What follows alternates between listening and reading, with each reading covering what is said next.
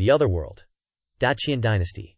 Imperial capital's Grand Palace. The late Emperor Qian Yuan Tu Tianjun has kicked the bucket, and his fourth son, Tu Ye, has seized the throne. Despite being an ignorant, debauched, hopeless good-for-nothing, utterly lacking the designated crown prince's approval, he ascended, thanks to cunning machinations. Tu Ye clutched a wine cup, his eyes glazed over, surveying the imperial grandeur before clutching his head. Surely that, useless Emperor Tu Ye, everyone's gossiping about isn't me? He thought in utter bewilderment. Just moments ago, I was a modern man, with gorgeous dancers by my side, casually critiquing the world from the comfort of my own home. Then, a mysterious question popped up on his laptop. If you could transmigrate to ancient times, which dynasty would you choose? His eyes blazed with the fury of 1,000 suns, fingers flying across the keyboard like a divine smith. He typed, "To all you transmigration fanatics, what part of, no Wi-Fi, no discounts, no beautiful dancers, and a 99% chance of a gruesome death don't you understand? You think you'll instantly be an emperor with a 3,000 beauty harem? Be grateful for modern life, you ungrateful wretches." He then smugly clicked, submit. Cut 2. The Imperial Palace. Tu Ye, now seated on the imperial throne with the stunning Zhao Shu beside him, raged inwardly. Oh, so this is payback? I call transmigration stupid, and the universe spitefully drops me into this demonic Qian Dynasty with this garbage starter kit of an opening scenario? Suddenly, a voice echoed from a wristband on Tu Ye's arm. The Nation-Annihilation Escape System has activated. Greetings, host. I am your AI system assistant, the escape wristband. You may call me De Ben. Tu Ye froze, petrified. What in the cosmic hell is a Nation-Annihilation Escape System, Da Ben? Are you seriously messing with me? He swore under his breath. Da Ben chirped. This system manifested from the host's deepest desire. Simply put, if you cause the Qian Dynasty to utterly perish, you can return to your reality. Good luck. I shall offer my full support. Zhao Shu, who had been covertly observing Tu Ye's utterly bewildered expression, mused. Why is this talentless fraud of a prince so utterly catatonic? And Tu Ye, still clutching his wine cup, was intensely pondering. Destroy the Qian Dynasty to go home? This has to be the most unhinged questline I've ever encountered. Zhao Shu, utterly baffled, mused. He usually leers at me with a vulgar grin. Today, something feels profoundly wrong. Abruptly, Tu Ye turned to look at Zhao Shu, making her jump. He stared intently. Hold on, what's this? Zhao Shu, adopted daughter of Zhao Zhuo. That crafty minister planted her in my harem as a concubine to keep an eye on me. A translucent HUD shimmered over Zhao Shu. Power, 32. Schemes, 71. Military prowess, 44. Conquest, 35. Seduction, 90. Rebellion potential, 45. Tu Ye internally screeched. Why am I seeing RPG stats for people now? De Ben replied. This is De Ben's heartwarming supplementary function for the host. For any character critical to your nation annihilation quest, you can instantly access their data. Know thy enemy. Win 1,000 battles. Meanwhile, Zhao Shu wondered. Was that merely an illusion? For an instant, His Majesty's eyes seemed to flash with interest. At this moment, Tu Ye gazed at Zhao Zhu with an unnervingly tender expression. Tu Ye rubbed his chin, thinking, so this beautiful woman is Zhao Zhuo's planted spy.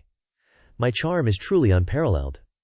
Zhao Zhu, seeing his gaze, concluded, my famed acting skills. His Highness must have seen right through them. Tu Ye then noticed another figure approaching, his gaze shifting. It was Li Tianyuan. Li Tianyuan bowed respectfully. Your Highness, you seemed rather pensive. Is something weighing on your mind? Tu Ye glanced downwards. These two below must be the treacherous schemers from my garbage starter kit. Good, I can see their stats too. Over Li Tianyuan, a HUD appeared. Li Tianyuan, Right Prime Minister of Daiqian, sworn brother to Zhao Zhuo, sees Tu Ye as a puppet for control, scheming to install him as emperor. Power, 94. Schemes, 90. Military prowess, 51. Conquest, 41. Seduction, 65. Rebellion potential, 76. Then, a HUD over Zhao Zhuo. Zhao Zhuo, left Prime Minister of Daiqian, sworn brother to Li Tianyuan, views Tu Ye as a puppet for control, scheming to install him as emperor. Tu Ye pondered. Li Tianyuan's power and scheme stats are practically heaven-defying. Meanwhile, Zhao Shu observed Tu Ye's unexpectedly cold expression, thinking, "This is the first time His Majesty has looked so terrifyingly indifferent. And it's rather exciting." Tu Ye continued, "Zhao Zhuo's stats are slightly lower, but still quite formidable. A true all-rounder." Zhao Zhuo, casually snacking below the throne on the left, waved a dismissive hand. "Old lie, I'm afraid. His Highness is merely concerned about how wobbly this throne will be once he actually sits on it, eh?" Tu Ye, still clutching his wine cup, thought, "Are you kidding? I wish this throne would actually collapse under me already so I could speedrun this nation's downfall." Zhao Shu observed Tu Ye, thinking, "To face such blatant disrespect from my foster father without a flicker of emotion. When did Prince Longye become so utterly unfathomable?" After all, the late emperor's last will clearly stated that Crown Prince Tu Su, currently leading troops outside the capital, should inherit the throne. Tu Ye thought, "Aha, so the previous emperor's designated heir is Tu Su. And conveniently, he's currently off playing war games outside the imperial capital." Zhao Zhuo continued, "We're openly defying the imperial decree to put His Highness on the throne. No wonder we two dare to swagger around the capital like this." He punctuated this by smugly tapping on a nearby pillar. "While he might not rise from his coffin to kill us," Zhao Zhuo smirked, "Crown Prince Tu Su is a different beast entirely." He then brazenly marched towards the throne where Tu Ye sat, continuing, "After all, the news of the late emperor's demise hasn't even been officially announced yet." Zhao Zhuo presented the Imperial Seal before Tu Ye. "The Imperial Seal is now ours. How about we preemptively issue a decree for Tu Jisu to attend the late emperor's funeral permanently?" "Of what? If I follow his plan and issue a decree to off Tu Su, will I even sit stably on this throne? No, I just delay my nation-annihilation quest and become nothing more than their little puppet." Qian Yuan Emperor's bones aren't even dust, and his most trusted ministers are already openly defying his will, scheming to prop up a talentless fraud of a prince who, coincidentally, is me, to manipulate the entire empire. I just transmigrated here, and I can't even enjoy the drama. Forget about having pretty girls to admire. I'm being played by two geriatric schemers. I wouldn't tolerate this life for another second." Tu Ye glared intently at Zhao Zhuo. What to do? A brilliant, unhinged idea suddenly sparked in Tu Ye's mind, perhaps inspired by the dazzling golden light of the Imperial Seal. "If they just execute me, won't that achieve the nation's downfall?" Action followed thought. Tu Ye promptly snatched the Imperial Seal from Zhao Zhuo's hand. Zhao Zhuo cried out in alarm, "Tu Ye! What in the realms are you doing?" Tu Ye defiantly hoisted the Imperial Seal high. "If I die, the Qian Dynasty falls. Excellent. Just execute me already." Zhao Zhuo, utterly bewildered by Tu Ye's suicidal stunt, roared, "Tu Ye, what exactly are you trying to do?" Tu Ye, holding the Imperial Seal aloft with one hand, used the other to fend off Zhao Zhuo's frantic grab. "Now I am the emperor," he declared. "From this moment forth, the Imperial Seal is my responsibility, and who lives or dies will be my word." Zhao Zhu watched, utterly captivated. "So His Highness is truly a man of such courage, daring to confront my foster father head-on like this? This is truly a domineering speech." Tu Ye declared. "Who agrees? Who defies?" Zhao Shu, staring at Tu Ye, thought, such an incredibly emotional, powerful visage, his body language, brimming with gravitas. What an uninhibited, awe-inspiring man. At this moment, Tu Ye did the unthinkable. He placed the Imperial Seal squarely on his own head, instantly making Zhao Zhuo break into a cold sweat. Zhao Zhuo lunged to stop him, but Tu Ye casually swatted his hand away. Zhao Zhu, meanwhile, was utterly absorbed in the unfolding spectacle, observes Tu Ye, noting his entire demeanor is nothing but pure, unadulterated performance. Now, with the Imperial Jade Seal in his hands, he's found the perfect role for his theatrical talents. His foster father, on the other hand, is completely unwatchable. Zhao Zhuo, his face a furious red, bellows, "Insolent child, you haven't even warmed the dragon throne, and already you exude such arrogance? Remember, I who helped raise you can just as swiftly send you to your grave." Tu Ye, wearing an absolutely despicable smirk, licks the jade seal, deliberately provoking Zhao Zhuo. "Go on then, hurry up and finish me," he taunts. Internally, he muses, "Just a pawn of certain value. A mere Hanwu version 77. Don't disappoint me." Zhao Zhuo, predictably, takes the bait. He strides towards the dragon throne, reaching for Tu Ye. "Very well then, watch as I crush you," he snarls. Zhao Zhu, ever the voice of reason, instantly throws her arms around Zhao Zhuo. "Foster father, please, compose yourself." Li Tianyuan intervenes, his voice a calm balm to the volatile air. "My lords, please, cease this commotion. We all share a common objective. Perhaps a moment of composure is in order?" Tu Ye, eyes narrowed, observes Li Tianyuan. Li Tianyuan, he remarks, your composure is quite commendable as well. Tunye's lips curl into a knowing smirk. It appears, he muses, I must dial up the chaos even further. With that, Tunye casually releases his grip, sending the jade seal plummeting. Li Tianyuan, mid-sentence, still trying to suggest, perhaps we could. Upon witnessing the sacred jade seal descend, Li Tianyuan, still fumbling with, perhaps we, watches his face drain of all color. Crash! The sound of the jade seal shattering reverberates through the hall. Tug Ye feigns a dramatic sigh. Oh, dearie me. Zhao Zhuo's jaw, meanwhile, hits the floor in stunned horror. Words, apparently, have abandoned him. Tug Ye adopts an expression of pristine innocence. Oh dear, clumsy me, he chirps. And here I thought the Imperial Jade Seal held some minor significance to a nation. The seal of the nation, mind you, embodies the very destiny and supreme authority of Great Qian. It is, after all, the sacred artifact by which an emperor commands his myriad officials and reigns supreme over all under heaven. It was the very symbol by which the great Qian Dynasty could endure for 10,000 generations, bestowed by the heavens themselves. And, as everyone knows, shattering the Imperial Seal is a capital offense. I simply cannot believe you people will tolerate this level of provocation. Surely you'll execute me on the spot now, won't you? So I can finally complete my glorious mission to hasten this nation's demise. Zhao Zhuo, thoroughly flustered, points a trembling finger at Tunye, sputtering, You! Li Tianyuan, however, quickly intervenes, cutting him off. Your Highness, no. Your Majesty jests, of course.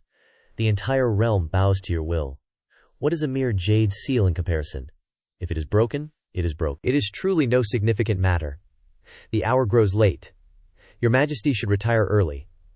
All other concerns can be addressed another day. Hearing Li Tianyuan's shockingly casual dismissal, Tunye's face takes on an expression of utter bewilderment. Following this, the two ministers bowed deeply and made their swift exit. Tunye calls out, his voice echoing, Wait! He points at himself. He exclaims, Isn't it widely known that when an emperor commits a crime, their punishment should be that of a commoner?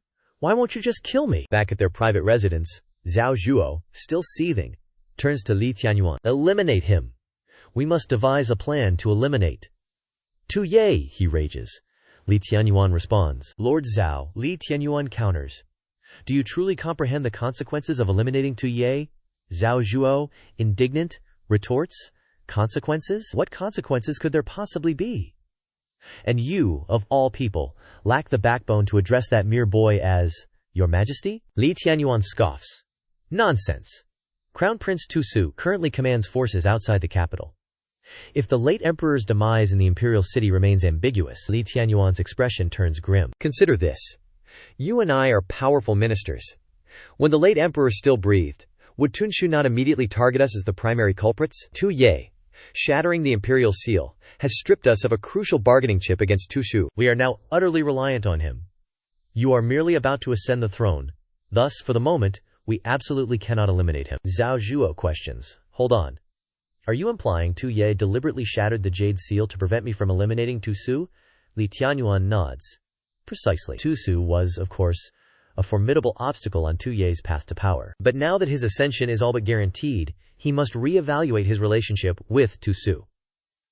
On this vast and perilous continent, where countless nations vie for dominance and common folks suffer untold calamities, the great Qian Dynasty ultimately pacified one entire region, unifying the northern lands. Beyond Tusu, who commands the military, there are other forces that demand caution. Tunye, specifically, must be firmly controlled within the imperial court. Tunye. If we press him too hard, he will simply allow Tugsu to march into the capital, creating a mutually destructive stalemate that we absolutely dare not risk. Tunye is cunning enough to exploit this three-way power dynamic to ultimately control us. Zhao Zhuo scoffs dismissively. Old lie, you're surely overthinking things. That mere youth couldn't possibly possess the mental prowess to scheme to such a degree. Li Tianyuan retorts. When the Son of Heaven commits a crime, his punishment is that of a commoner. Do you know whose profound words those are? They were uttered by Lord Wei Jinglu, the great Chilean prime minister of a century past. In his time, Lord Wei was profoundly trusted by King Qian, spearheading new reforms. His power was immense, truly, one man above 10,000. But precisely because of this, he lost the king's favor, and was ultimately torn apart by 5 horses. Li Tianyuan, eyes unfocused, pictures Tu Ye casually crushing both him and Zhao Zhuo with one hand each. Zhao Zhuo, still completely unyielding, declares, "I am no Wei Jinglu. I shall absolutely not bow down to that mere youth. He relies solely on military might, nothing more." Upon hearing Zhao Zhuo's resolute words, Li Tianyuan offers no immediate retort. Instead, he merely muses to himself. Our initial decision to support Tu Ye was based on the premise that, among the late emperor's numerous descendants, he appeared to be the most easily manipulated. However, it now appears, with that thought, Li Tianyuan lets out a bitter, sardonic laugh. "Oh, late emperor," he mutters, "your descendants are proving to be exceptionally engaging." Meanwhile, back in the emperor's opulent bedchamber, Tu Ye was, of course, fast asleep on the grand imperial bed. Suddenly, his eyes snap open. He sighs dramatically. "Ugh, I'm so bored. Food has no flavor, games hold no joy, and I'm forced to pretend to read these incomprehensible court memorials. This isn't available, that isn't available. Truly, a dull and desolate era this is." Tuo Yi clutched his head in exasperation, declaring, "No phone, no laptop? I'm practically dead already." Just outside his chambers, Zhao Shu's arrival paused Tuo Ye's desperate head clutch. He turned, eyes falling upon her. Zhao Shu, blushing furiously, demurely stated, "Your Majesty, I wish to attend to you this evening." Tu Ye's face flushed crimson, a trickle of drool escaping as he mused, "All right, I officially retract all previous statements." The following day, sunlight streamed into the emperor's imperial chambers. Within, the very air hummed with spring's essence. Tu Ye, face still flushed, held a sleeping Zhao Shu, exhaling a puff of smoke. "Cannot control it," he thought. "Absolutely cannot control it." Next, Tuo Ye stepped off the bed, pondering, "It's all just for the mission after all. Begging your pardon, Zhao Shu." Tu Ye picked up a wineglass. A new thought brewing, a profound realization dawned. Who would have thought this very goblet would become the crucial prop for Tu Yi to complete his nation-destroying mission and return to the modern world? With a smug expression, Tu Ye took the wine flask and poured it into the glass. Tu Ye brought the glass to his lips, then called out to Zhao Shu, saying, "Truth be told, you're merely a spy sent by Zhao Zhuo, aren't you?" Zhao Shu's mind reeled in panic. "Exposed? How could this be?" she stammered. Your Majesty, what are you saying?" "Shulayer doesn't understand." Tuo Ye replied, "Relax. I couldn't care less about you colluding with Zhao Zhuo." Tuo Ye set the wine glass down. He then turned to her, stating, "Didn't he plant you here to monitor and control me? What's wrong? Exposed on the spot, are you in a hurry now? I quite enjoy playing this little game with him. Otherwise, being an emperor would be utterly dull." Zhao Shu collapsed onto the bed in fear, thinking, "My foster father went to such lengths to send me here, and he just sees it as a game?" She clenched her fists, suspiciously wondering. He's shown his hand. Does this mean he's tired of the game? Tuo Ye took another sip of wine, yawning. This wine is a bit potent. He then slumped face down on the table, internally urging, "Don't say I didn't give you a chance. Go on, make your move." Zhao Shu, still on the bed, formed a desperate plan.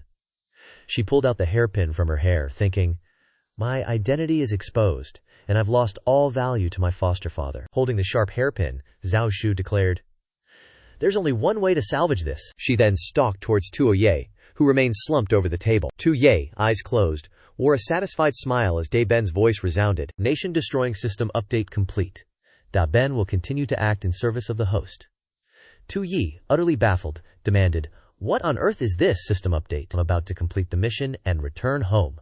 This update is utterly meaningless," Da Ben explained. To make the host's objective clearer, this update adds a national PowerPoint system. This system consolidates Qinian nation's political, military, economic, and cultural criteria into points. The host merely needs to reduce the total points to 0 to complete the nation-destroying mission. A quick reminder, current points, 1,000. Tuo Yi thought in bewilderment. Wait, so even if I get assassinated right now, as long as the national PowerPoints aren't 0, it still counts as a mission failure? Da Ben continued. Given the host's current status, even death will not reduce the points to 0. At this moment, Zhao Shu, her face radiating murderous intent, was almost upon him. Tuo Yi, utterly terrified, cursed internally. "Damn it! Why didn't you tell me sooner? And seriously, why is my life so utterly worthless?" Zhao Shu lunged, aiming the hairpin at Tuo Ye, thinking, "His Majesty is most likely testing me again, but I have no retreat now. I can only gamble." Tuo Ye suddenly sprang up, seizing Zhao Shu's hand, just as she was about to strike. Zhao Shu's face flushed, her eyes welling up with tears. Zhao Shu thought, as expected, I'm just being toyed with by His Majesty's acting skills again. Tu Yi, however, trembled internally, thinking, that was too close. I almost played myself into an early grave. Zhao Shu, pushed into a corner, decided to take a desperate risk, yanking her hand free from Tu Ye's grasp. There's still a chance, she thought. I will strike. Zhao Shu, hairpin in hand, suddenly thrust it towards Tu Ye. Zhao Shu stumbled and fell, her face reflecting absolute panic as her attack failed. She crashed heavily to the ground, weeping in utter unwillingness. Tu Yi thought cheerfully, with a combat rating of only 55. My dear sister, failing to steal and then attempting murder is quite the adventurous career path, wouldn't you say? Tu Ye took the hairpin from Zhao Shu's hand, saying, Zhao Shu, you're far too impatient. A few words from me were enough to ignite your murderous intent. He then cupped Zhao Shu's chin, declaring, this is hardly the mark of a competent spy. Upon hearing this, Zhao Shu burst into tears, thinking, assassination failed. Am I going to die now? Zhao Shu knelt in a corner, rubbing her head, wondering, where am I? Didn't His Majesty? Suddenly, Zhao Zhuo's voice boomed. Shu Prower, have you properly handled the matter I entrusted to you? Zhao Shu fearfully replied, foster father. Zhao Zhuo's eyes glowed red as he furiously retorted, you can't even handle such a simple task? Your foster father will have to punish you now. Zhao Shu threw up her hands defensively, cried out, no! Zhao Shu shrieked, bolting upright like a startled cultivation beast. It was all just a dream. Tu Ye turned his head and asked, what's wrong? Nightmare-induced cultivation deviation? Zhao Shu huddled into her blanket, fearfully stammering, Your Majesty, you want to kill me? Tu Yi casually shrugged, saying, I told you, this is just a game. Not only will I not kill you, I'll even pretend not to know anything, letting you spread the news. Tu Ye walked to the table, took out a brush and paper, saying, after all, that's what makes the game more interesting, right? Tu Ye mused to himself, for example, I must now concoct a truly interesting imperial edict. With that thought, he immediately began writing with a flourish, his movements radiating inexplicable power. Zhao Shu thought, His Majesty is showing such a terrifying expression. Beside the imperial desk, Tu Ye wrote, audibly gritting his teeth. Zhao Shu broke out in a cold sweat, thinking, he must be preparing to make a move against Godfather again, right? Tu Ye's face was stern, beaded with sweat, as he cursed under his breath, damn it, writing with a brush is really hard. Time passed. Tu Ye put down the brush and sighed in profound relief. Seeing this, Zhao Shu thought, he's finished writing. So fast. Before Zhao Shu could finish marveling, Tu Ye extended his hand and declared, Zhao Shu, you write it for me. Zhao Shu shrieked in alarm. Then Tu Ye, looking thoroughly exhausted, went to Zhao Shu, grasped her shoulders, and led her to the imperial desk. Zhao Shu exclaimed, why has it come to this? Zhao Shu fearfully said, no. I don't know what kind of edict Your Majesty wishes to write. Tu Ye dictated to Zhao Shu, write this. All descendants of the Tu clan, including Tu Su, shall have their surname Tu stripped and be demoted to commoners. Hearing Tu Ye's words, Zhao Shu's face broke out in a cold sweat. She thought, His Majesty stripping all his own relatives of their status. I don't understand. Zhao Shu bravely asked, Your Majesty, this servant presumes to ask, why do you wish me to write such an imperial edict? Tu Ye, beside her, was lost in thought. He mused, I asked the system earlier. Weakening the influence of the Imperial Tu clan is the simplest way to reduce my accumulated points right now. Demoting the Tu clan descendants to commoners not only subtracts points, but also creates an image of a cruel, tyrannical ruler to the outside world. It's simply too perfect to be able to devise such a plan. I truly am an outstanding talent among tyrannical rulers. With that thought, Tu Ye narcissistically chuckled to himself. Seeing Tu Ye's smile only further bewildered Zhao Shu. Tu Ye looked at Zhao Shu and said, you ask me why? Before Tu Ye could finish, Zhao Shu immediately bowed her head and said, this servant has spoken too much, please forgive me, Your Majesty. Tu Ye chuckled. Naturally, it's to increase the difficulty of the game. Tu Ye leaned down, cradling Zhao Shu's face, making her blush. He said, once this imperial edict is issued, I will not only become a solitary orphan, losing my clan's support, but also be branded a bloodthirsty, tyrannical ruler. I had you write this edict so you can tell Zhao Zhuo this good news. He's sure to be very pleased, isn't he? He then embraced Zhao Shu, saying, consider this piece of intelligence my gift to you. Zhao Shu thought, a gift for me? I've never received a gift my entire life. Tu Ye cupped her chin, lifting her face, thinking, You absolutely must not let me down. Zhao Shu mused internally. I clearly know His Majesty is tricking me, but why am I so happy? At Zhao Zhuo's manor, Zhao Shu knocked on the door of Zhao Zhuo's study. After the knock, Zhao Zhuo walked over to open the door and asked, "Why are you only just arriving?" The two then entered. Inside the room, Li Tianyuan was already present. Zhao Shu said, "Shunir has come this time with important intelligence. His Majesty Tu Ye has decreed that all Imperial Tu clan members shall be demoted to commoners." Zhao Zhuo was stunned by this news and cried out, What? Li Tianyuan also froze in surprise. Zhao Zhuo said, "Old Lai, you just plan to enthrone a new king from among the descendants, so that Tu Brat is clearly targeting us." Li Tianyuan, beside him, stroked his beard in thought. Next, Li Tianyuan and Zhao Zhuo sat down. Li Tianyuan said, "Such important intelligence. How do you know?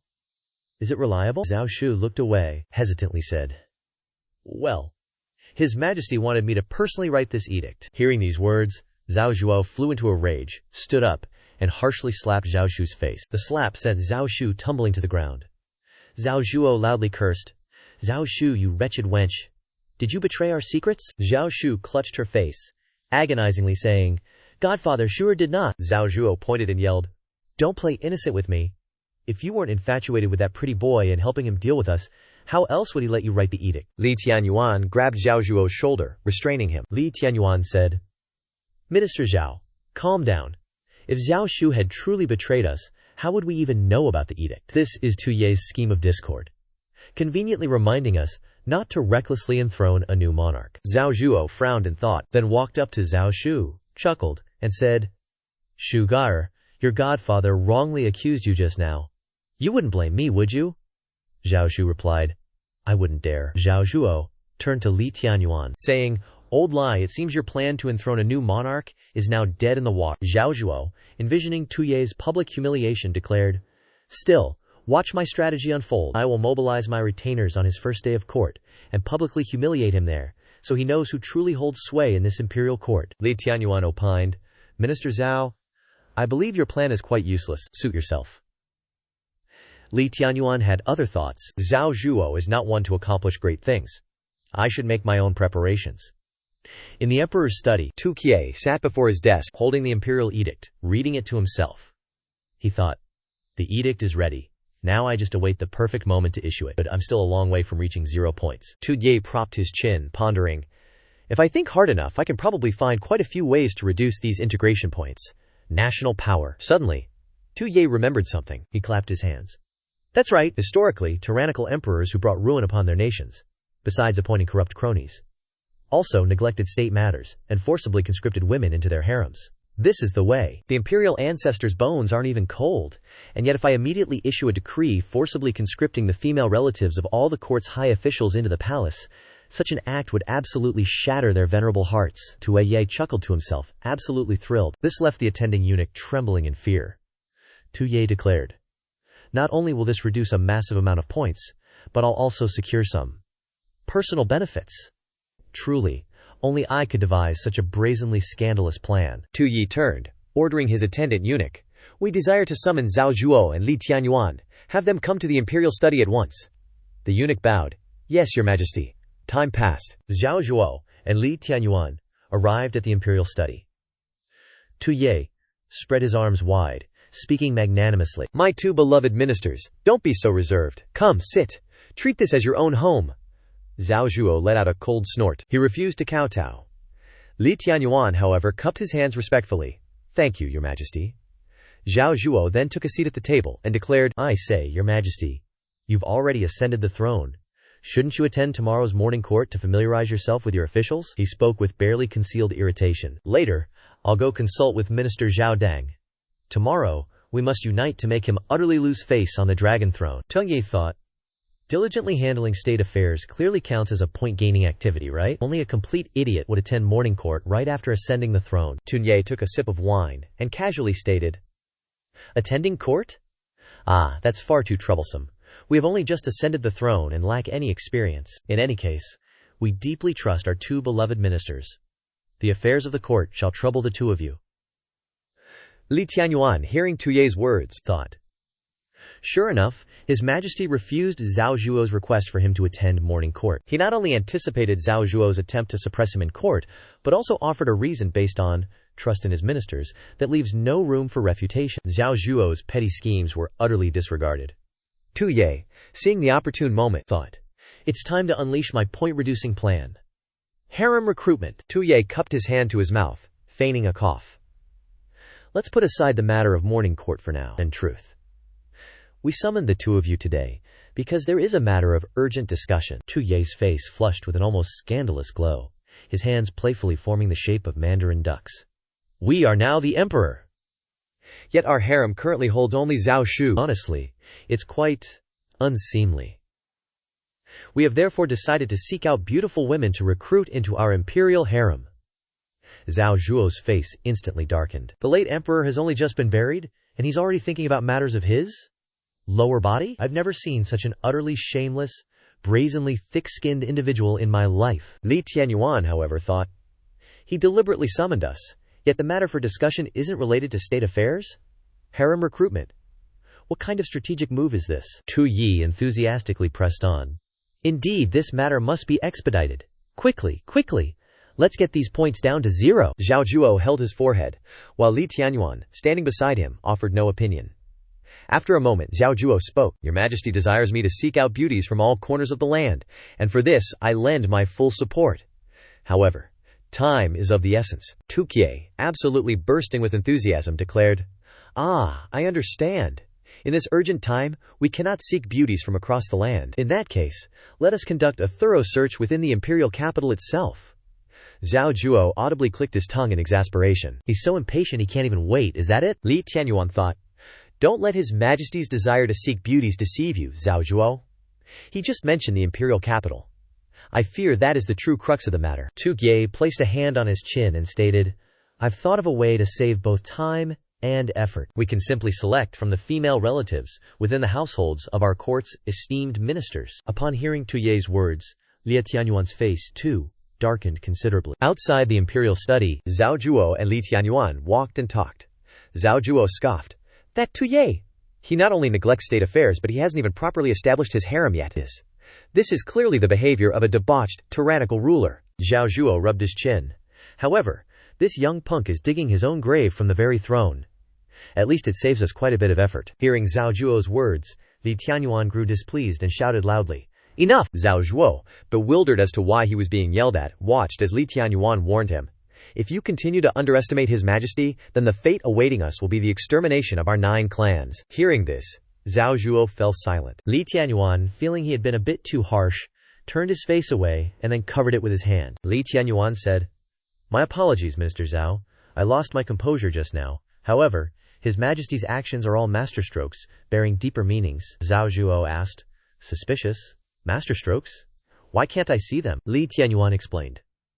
"The moment you devised a plan to make him lose face in court, he effortlessly dismantled it. This proves he knows our intentions like the back of his hand," Zhao Zhuo argued. "But that plan was just decided, and then we were immediately summoned to the palace. There was fundamentally no possibility of the information leaking out," Li Tianyuan insisted. "This only proves he calculated it all in advance. That is the terrifying aspect. Not only that, but besides neglecting court, he's also recruiting for his harem. On the surface, these actions appear utterly debauched and unrestrained, but they are, in fact, all aimed at us. A meticulously linked chain of schemes, forming a single, unified strategy." The two men had now exited the emperor's palace. Zhao Zhuo hesitantly asked, "A chain of schemes? What do you mean?" Li Tianyuan explained. "He doesn't need to attend court, because he is confident that he can control all court affairs, even without attending. By recruiting the female relatives of our ministers into his imperial harem, he can directly sway these officials through marriage alliances, subtly undermining our power base within the court." Zhao Zhuo asked, "Then, what do we do?" Li Tianyuan sighed. "What else can we do? He is His Majesty. He needs to pass down the imperial bloodline, so expanding the imperial harem is only natural. We are his ministers, and as his ministers, naturally, we must ensure his satisfaction." A few days later, in the Fuwang Palace Hall, Li Tianyuan followed behind Tu Ye and reported, "Your Majesty, as per your command a few days ago, all the royal descendants of the Tu clan have been demoted to commoners. Only First Prince Tu Su, currently stationed outside the capital, has not yet received the imperial decree. Du Ye raised a hand to halt Li Tianyuan, declaring, "None of that is important. We can discuss trivialities later." With a telltale blush creeping onto his face, Du Ye turned to Li Tianyuan and asked, "So, about that imperial harem selection you were handling earlier?" Li Tianyuan gave a discreet cough, then bowed respectfully. "Your humble servant has, by grace, managed not to disgrace himself. However, time was brief. I beg His Majesty's indulgence." Without further ado, Li Tianyuan clapped his hands, summoning, "Step forth, all of you, for His Majesty's appraisal." Du Ye's face immediately turned a furious shade of red. An expression of pure, unadulterated yearning plastered across it. An entire battalion of stunning beauties then emerged, arraying themselves before Du Ye. Du Ye practically started drooling, his eyes shining with such fervent intensity that Li Tianyuan was struck utterly speechless. Du Ye thought, Is this truly the Western paradise of ultimate bliss? The bevy of beauties then respectfully knelt. The beauties chorused, "Your humble servants greet His Majesty." "Dispense with the formalities," Du Ye blurted out. Du Ye cleared his throat, then sidled up behind Li Tianyuan, grasping his shoulders with both hands. He conspiratorially whispered, "Li A King, amongst this distinguished recruitment for the imperial harem, are there any who are, shall we say, especially captivating?" Li Tianyuan, however, feigned complete ignorance. "Your humble servant is quite befuddled by the implications of His Majesty's captivating inquiry." Du Ye's lips twitched as he thought, "This old fox Li Tianyuan is truly a master of pretense. Even if he's never heard of immersion play, or merging the dualities of heaven and earth in the classics, surely a man understands the concept of cultivating the yin-yang of the imperial heart." Seeing Du Ye's knowing expression, Li Tianyuan then assumed Du Ye was becoming suspicious. This time, the concubines entering the palace were mostly noblewomen from families without overt political influence, which seemed perfectly reasonable and devoid of complications, except of course for these two, Fan Taozhu and Zhu Geige. Li Tianyuan's mind drifted back a decade, to when the two great noble clans of the Qian Dynasty, the Fan and Zhuge families, had incurred the wrath of the Qianyuan emperor. 3 generations were summarily beheaded. I, myself, personally oversaw the executions. Yet, in a rare moment of inspiration, I secretly rescued 2 little girls from the carnage. For years, I concealed their identities, raising them personally, grooming them for a future purpose. And lo and behold, they each inherited the formidable talents of their ancestors, blossoming into crucial pawns in my grand scheme. Back in Li Tianyuan's private study, he summoned, "Chu, Jie." Fan Taozhu and Zhu Geige knelt. Li Tianyuan's voice cut through the silence. "The Qianyuan Emperor Du Tianjun utterly eradicated your clans. They are all dead." At his words, both Fan Taozhu and Zhu Geige's expressions hardened. Li Tianyuan pressed on, "But you cannot personally seek revenge yet, can you? Are you truly resigned?" There is now an opportunity to bring about the destruction of the Du clan. However, this endeavor carries immense risk. The new emperor, Du Ye, is not merely deeply cunning, but even more depraved and tyrannical than the late emperor Du Tianjun. You could say, it's a mission with a 90% chance of utter annihilation. Fan Taozhu declared, "So long as Chu can avenge her family, 10,000 deaths will not deter her."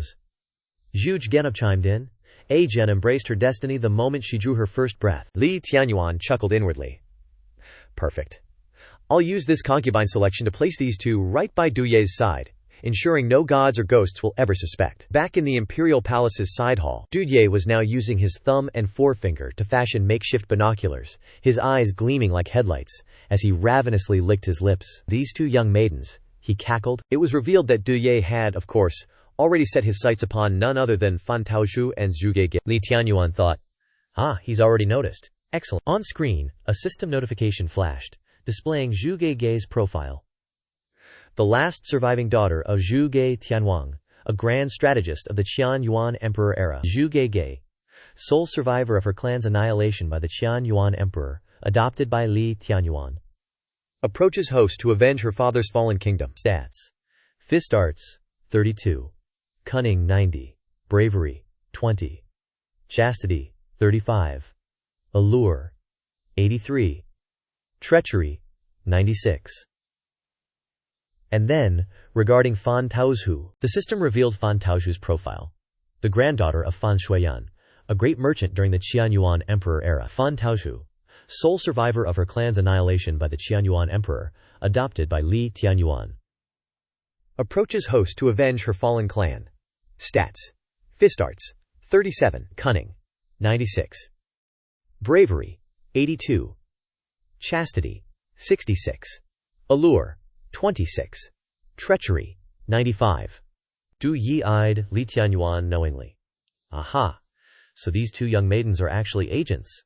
Li Tianyuan, you've orchestrated this beautifully. Venomous beauties sowing discord in the harem. This is the quintessential blueprint for an emperor losing his empire. Du Ye stroked his chin thoughtfully.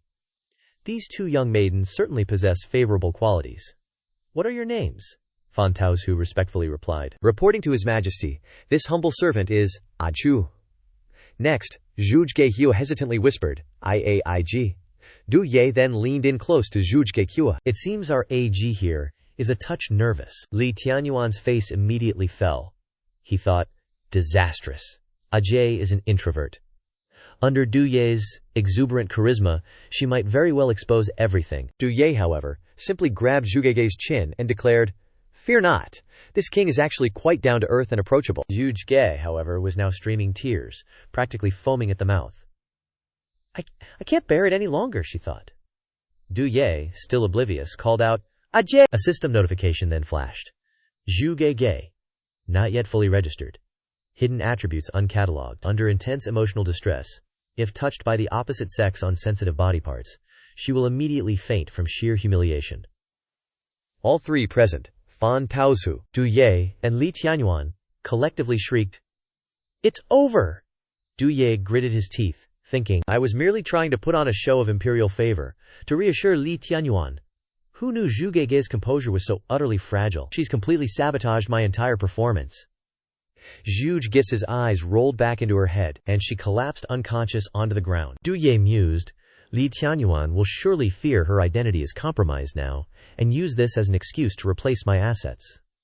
Seeing this chaotic display, Li Tianyuan immediately dropped to his knees, proclaiming, Your humble servant's oversight in selecting this delicate maiden has led to an unforgivable offense before your majesty. This servant deserves 10,000 deaths. I shall immediately remove this maiden. Du Ye, however, raised a hand to halt Li Tianyuan, declaring loudly, No need.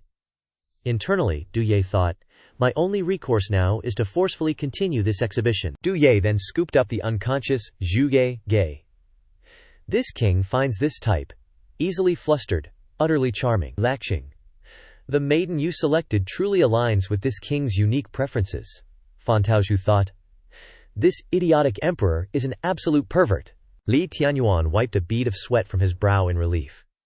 Thank your majesty. Du Yi then stated, It is decided. Tonight, young maiden AG shall grace this king's bedchamber. Fan Taozu again thought.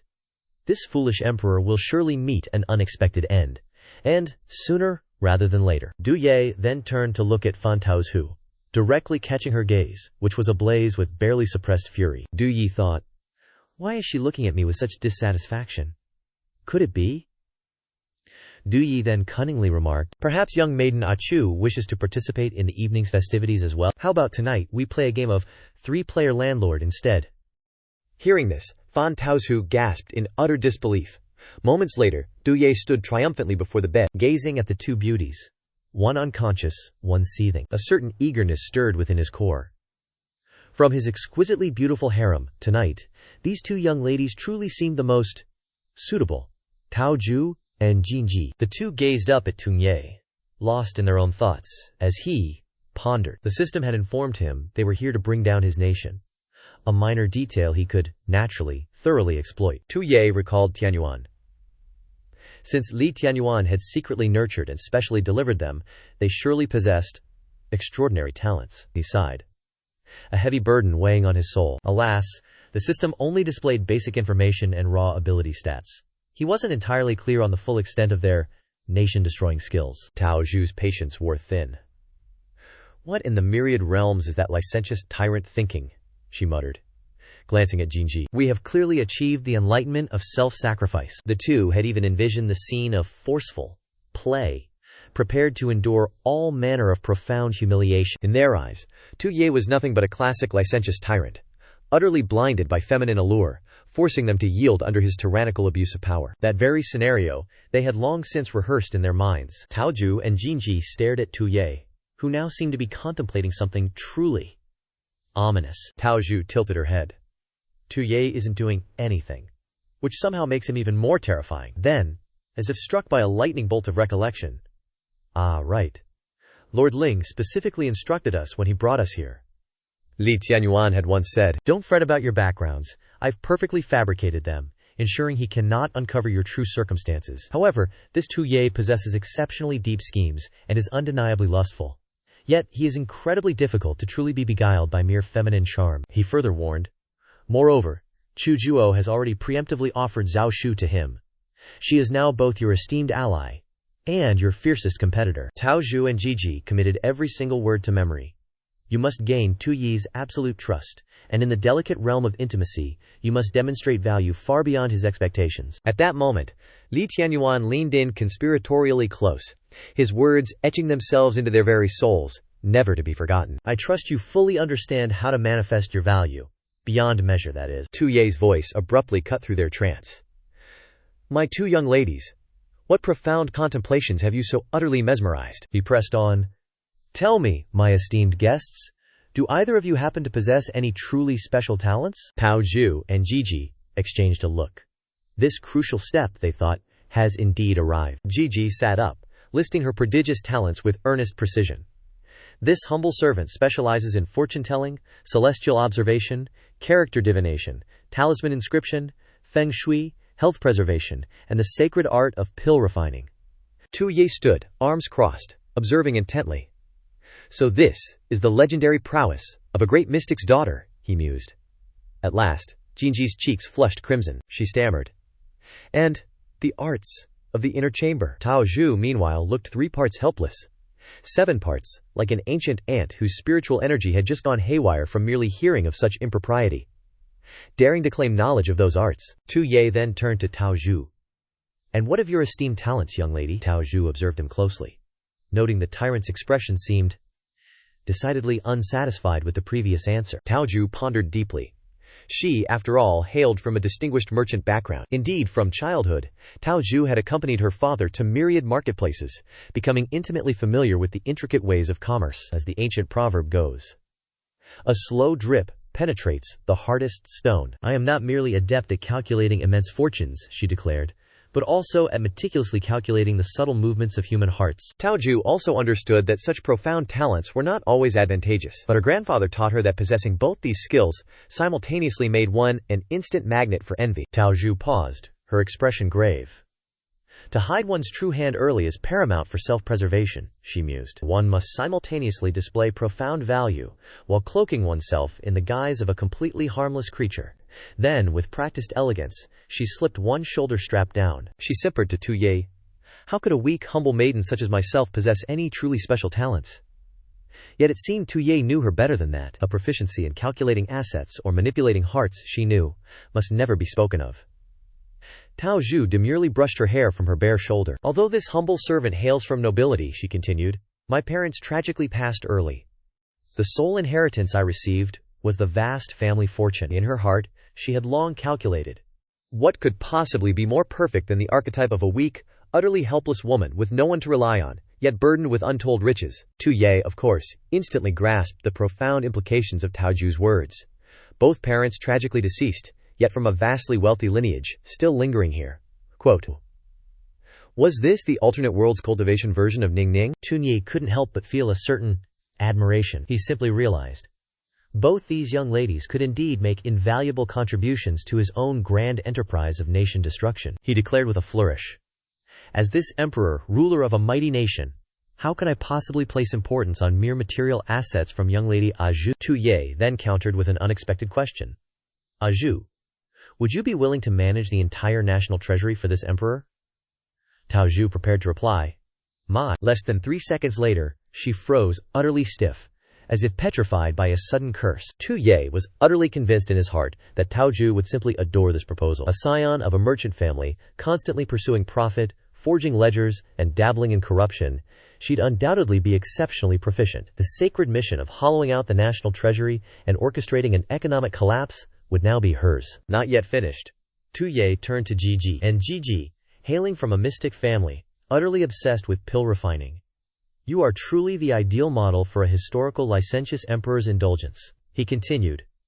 "Ji, With such a vast array of talents, I hereby appoint you as the female imperial advisor, and, conveniently, you shall also manage the Imperial Medical Institute, responsible for concocting my precious longevity elixirs." Gigi heard this, and it struck her like a clap of divine thunder, leaving her utterly, completely, thoroughly stunned. Tu Ye, meanwhile, was exceedingly satisfied with his ingenious plan. The heavy responsibility of maintaining his very physical foundation was now, indeed, entrusted to Agu. Tu Ye suddenly remembered something, snapping his fingers. "Ah, right. I almost forgot a truly crucial detail.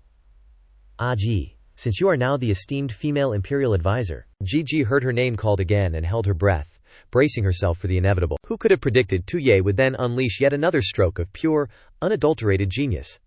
"From now on, whenever you encounter this emperor, you shall wear Taoist robes. Here. It's the grand cosplay technique," he then pondered. Just imagining an entire harem in matching cosplay. Tu Ye was so utterly delighted by the vision, he immediately suffered a triumphant nosebleed. If one must cosplay, one might as well go all in. Later, that quiet, secluded night, within the study of the Zhao mansion, Zhao Zhuo was gleefully, meticulously forging an imperial decree. His machinations were truly diabolical. Zhao Zhuo picked up the golden Imperial Seal, his sinister face twisted into a terrifying grin. "That brat Tu Yi refused to issue this decree? Then I shall do it personally. This Imperial Jade Seal, as long as this esteemed official agrees, can be wielded at any moment." At this moment, Chu Zhuo was consumed by a feverish impatience. Tu Su, though capable in leading armies, possesses a mind that is less than agile. Indeed, he is somewhat foolish. Even if this imperial decree orders his demise, he will obey without hesitation. Once Tu Su is eliminated, Tu Ye will be stripped of his greatest general.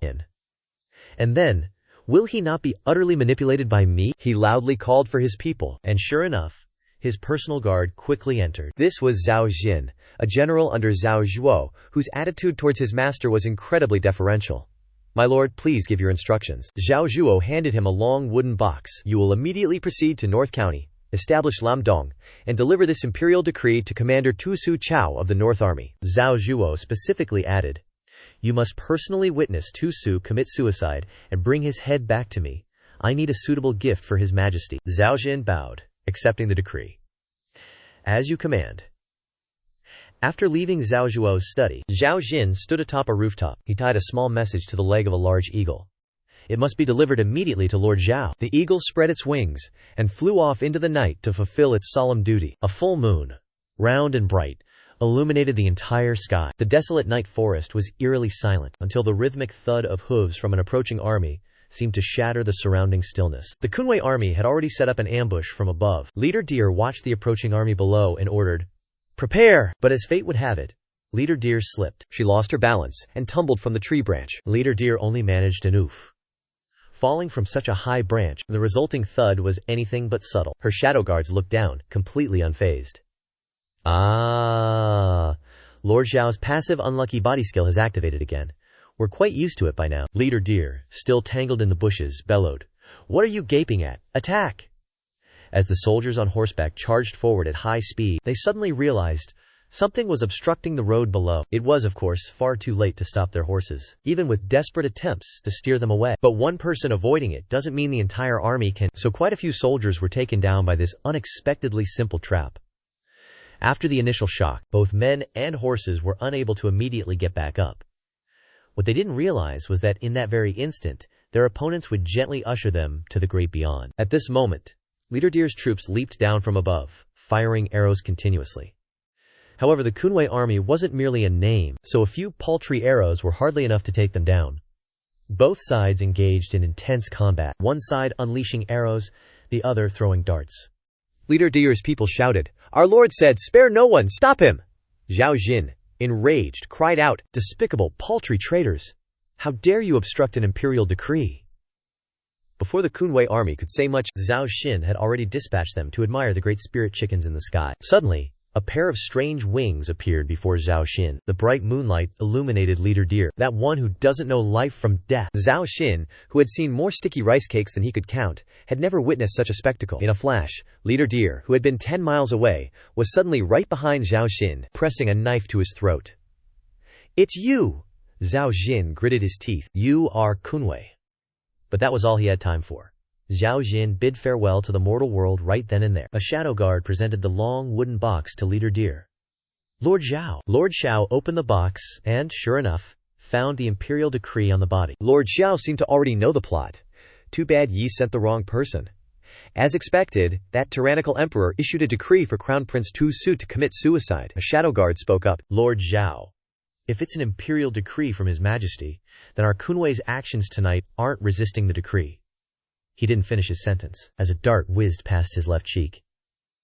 Leader Deer said, have you forgotten our Kunwei's original purpose after only a few days of peace? She reiterated. Where there is light, there is shadow. Only Qian can give birth to Kun. We, Kunwei, act in the shadows to protect the immortal emperor Qian Yuan. Kunwei is the immortal emperor's capable left hand. We can act sinisterly, with bloody methods, no matter how many cruel schemes and poisonous plots we must employ, but never forget that the object of our loyalty is the immortal emperor. Kunwei lives in darkness, walks in darkness, and acts in the shadows. Leader Dekir clutched the imperial decree. When he was alive, the immortal emperor established Tuxu as crown prince. Now that the immortal emperor is gone, we must naturally obey his last wishes and support Tuxu. Currently, Tuxu Ye not only schemes for the throne, but also seeks to harm the crown prince. The imperial decree immediately exploded, shattering into countless fragments. Leader Hiu continued, then he is an enemy we must eliminate. She didn't linger, and before leaving, instructed her subordinates, clean this place thoroughly. Leave no trace. Indeed, Crown Prince Tuosha, currently in the northern reaches, would take at least 4 days to return to the capital, even if his steed never rested. For these 4 days, Tuoye wouldn't detect the abnormal imperial edict. It seemed Leader Hiu had already made her calculations. At that time, I will personally kill Tuoye. She bit out the words, almost a growl. Meanwhile, somewhere, Tuoye let out a mighty sneeze. He rubbed his nose. Which beauty is thinking of me so passionately now? 5 days later, at Zhao Zhuo's residence, he paced frantically. That fool Zhao Xin, 5 days and not a single word back. Just then, Li Tianyuan entered. Lord Zhao, what are you waiting for? Zhao Zhuo jumped. Li Tianyuan? He seemed flustered. Nothing. Not waiting for anything. Why are you here so late? Li Tianyuan maintained his perfectly serene demeanor. I'm here to deliver some good news to Lord Zhao. And also, some bad news. Zhao Zhuo raised an eyebrow, perplexed. Bad news? What bad news could there possibly be? Li Tianyuan smirked, his polite facade dropping completely. Your little plan to forge an imperial edict and eliminate Tuo Su? It failed. Zhao Zhuo froze. He couldn't believe his own ears. Or hands. He instantly grabbed Li Tianyuan's collar. You're spouting nonsense! Li Tianyuan, utterly disgusted, casually swatted his hand away. Lord Zhao, we share the same agenda. There's no need for denial. Li Tianyuan had likely already deduced the true perpetrator. He stated, Zhao Xin was killed just outside the city 5 days ago. The culprit was none other than Leader Hiu of the Kunwei Guards. Zhao Zhuo recalled. Kunwei Guards? The clandestine military branch directly controlled by the former emperor? How could they possibly? Li Tianyuan cut him off. Hold that thought. Does Lord Zhao still wish to hear the good news? He then revealed. Although Hiao eliminated Zhao Xin, she mistakenly believes that imperial edict came directly from Tuo Ye. Her next target? Tuo Ye himself. And wasn't this, by sheer coincidence, exactly what Zhao Zhuo wanted? Excellent! This is incredibly satisfying. But suddenly, a creeping realization dawned on him. Something was terribly wrong. Zhao Zhuo, standing behind him, abruptly commanded, Wait! The Kunwei Guards operate in strict secrecy. How could you possibly know such crucial information? Li Tianyuan calmly replied. I have my own methods, Lord Zhao. You needn't concern yourself. Then, with his back already turned, Li Tianyuan mused, Lord Zhao's luck isn't half bad this time. It seems misfortune has brought forth blessing. His gaze was fixed outside the window. Next, we can use this incident to shatter the emperor's delicate balance between Tuzhou Su and us. Tonight, His Majesty hosts a grand banquet for his harem at Qianyuan Palace, amidst a complicated throng. Above the ancient rooftops, already cloaked in shadows, traces of intruders suddenly appeared. If Hinyu intends to strike at His Majesty, tonight is her golden opportunity. A masked figure glided past in the moonlight. Precisely because of this subtle manipulation, the palace guards' vigilance was considerably relaxed tonight. Now Hiyu of the Kunwei Guards, ostensibly representing Tuo Su, would have to bear the grievous crime of regicide. Li Tianyuan, still calculating, allowed a smug smile to spread across his face. He will lose his righteous standing, Even with control of the army, he'll no longer be formidable. Zhao Zhuo, overhearing these cunning machinations, burst into triumphant laughter. Brilliant, old Li! A single stone to kill 2 birds! No. Not only will Tuo Yi be eliminated, but Tuo Su will bear the infamy. Your deceit knows no bounds. But then, Lia Tianyuan promptly clarified. However, what I just described is merely the ideal scenario. The final outcome still rests with the will of heaven. Suddenly, a worried expression clouded Zhao Zhuo's face. Old Lai, what do you mean? I thought this plan was 90% foolproof. How could there still be problems? Li Tianyuan abruptly turned his back and walked away. I merely came to inform Lord Zhao. Forgive me, I must take my leave. His footsteps echoed softly down the wooden stairs. Yet, his mind was still filled with complex thoughts. In this entire grand scheme, the only variable I cannot predict is His Majesty. Li Yazhu and Aisha harbor a bone-deep hatred for the Tuo clan. Yet, in Li Tianyuan's memories, Tuo Ye and those 2 girls were always inseparable, as if no animosity ever existed. Tonight, at Qianyuan Palace, they would seize the chaos to act against His Majesty. A faint, unreadable smile played on Li Tianyuan's lips. Though they are intelligent and cunning, when it comes to true scheming, could they truly be a match for His Majesty? He continued his descent, the staircase seeming like a bottomless abyss swallowing everyone. He still hoped his worries were merely overthinking. Meanwhile, at Qianyuan Palace, Tuo Ye's long-anticipated harem cosplay event was finally underway. Inside, countless beauties gathered. A girl cosplaying a black cat suddenly chirped, "Look, sister! No matter what I wear, I can't compare to you." Another chimed in, "Sister is like dazzling starlight. Tonight, His Majesty will surely call for you to serve him, won't he?" "Oh, little sister, you flatter me so." Yet, other girls harbored far more insidious intentions. "A bunch of gaudy, flashy women. You stand no chance. You're already clinging to female relatives, and lack noble family backing. Do those Asura-like senior concubines vying for favor in the harem really think cooing in high-pitched voices will capture His Majesty's attention? How utterly naive. Tonight, His Majesty's card will undoubtedly be mine." Suddenly, that woman mentally cursed. "Damn it, this outfit has way too little fabric." A miscalculation indeed. A woman with flawlessly pale legs slowly approached. This was Captain Zhao of the Imperial Guard, her sumptuously sculpted physique visible through a scandalously revealing outfit, complete with a face veil. As she walked, she inwardly cursed. This tyrant Emperor Tu Ye is truly debauched beyond measure, allowing his concubines boundless vanity. But what was wrong with these people? They clearly possessed no martial cultivation. The group kept glancing at Zhao as if they'd seen a ghost, but she ignored them. A few new calculations formed in her mind. Yet, I can unleash such fierce killing intent? How remarkable. The tyrant emperor's harem truly is a terrifying place. Suddenly, 2 girls nearby whispered, "Who is that girl? So indecently dressed, I've never seen her before. Surely not some palace maid driven mad by ambition, trying to claw her way to the top?" Zhao silently mused. I heard every word. Then, one turned to Zhao, ready to stir up trouble. "My dear sister, your outfit certainly has style. But in this harem, it's all about strength and background. What good is mere style?" Zhao's face, however, remained utterly blank. She reminded herself, "Endure. I must endure. The main mission is paramount. I cannot engage with these outsiders." Target acquired. Just then, everyone cried out, "His Majesty has arrived!" Zhao glanced over with a cunning expression. "He's here." Tu Ye strode into view. 2 beauties trailed by his side as he cheerfully exclaimed, "Hello, everyone." He then blew them a dramatic kiss. And, with unbridled abandon, he shouted, "I love you all!" The other palace women immediately squeezed Zhao into the middle, shrieking, "I can't take it anymore." "Oh, Your Majesty, I love you too. Your Majesty, I want to bear your children." Tu Ye, however, simply fixed his gaze on a single spot, utterly perplexed. Then, information scrolled before his eyes. Zhao, formerly a guard for Geng Huan, Tu Tianyuan, a cunning leader specializing in ambushes, theft, and assassination. Currently loyal to Crown Prince Tu Su, she aims to assassinate Tu Ye, to aid Tu Su's ascension. At that exact moment, Zhao's gaze also flickered towards Tu Ye. What was with that tyrant emperor's gaze? Is he noticing me? She drew the blade hidden on her person. Then, in a flash, she lunged towards Tu Ye, shouting, "Tyrant Emperor, die!"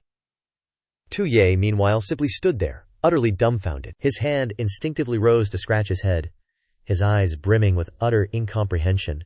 as if he hadn't quite processed the unfolding chaos. Suddenly, a masked maiden appeared, her eyes as sharp as blades, clutching a dagger as she lunged straight for him. She shrieked with bloodthirsty intent, "Tyrant Emperor, face your death!" Below the dais, the crowd of palace maids and officials erupted in panic.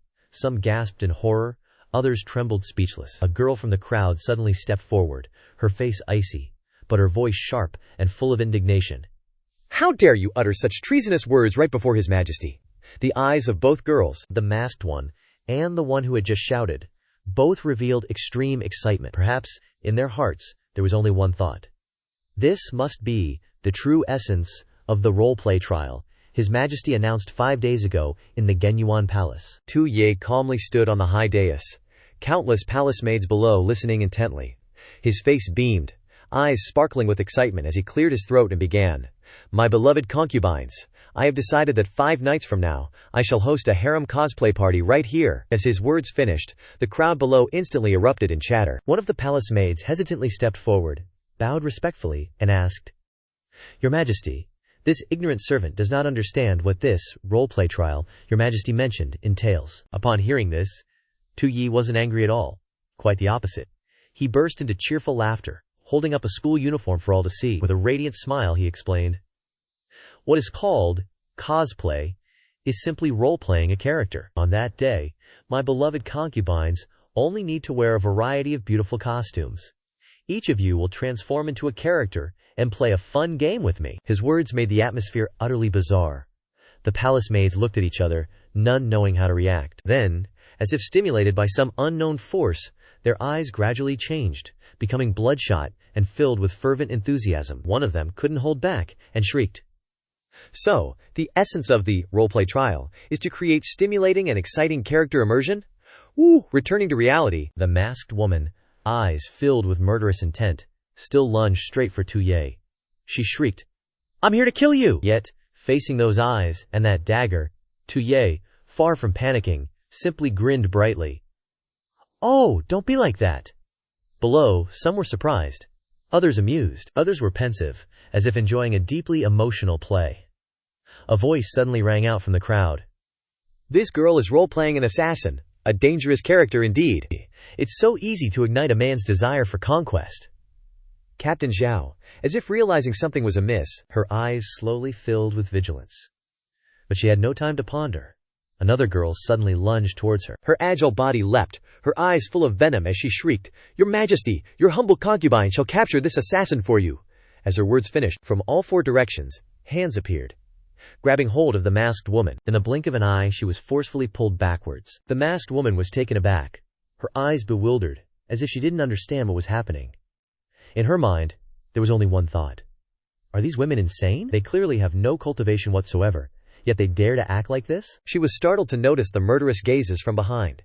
A chilling aura enveloped the entire harem, every fiery gaze seemingly wishing to burn her alive on the spot. Is this what they call character immersion? Before she could collect herself, the palace maids behind her immediately rushed forward, forming a menacing wave. All of them shrieked in unison, their voices tearing through space, "Don't let that little girl steal the spotlight!"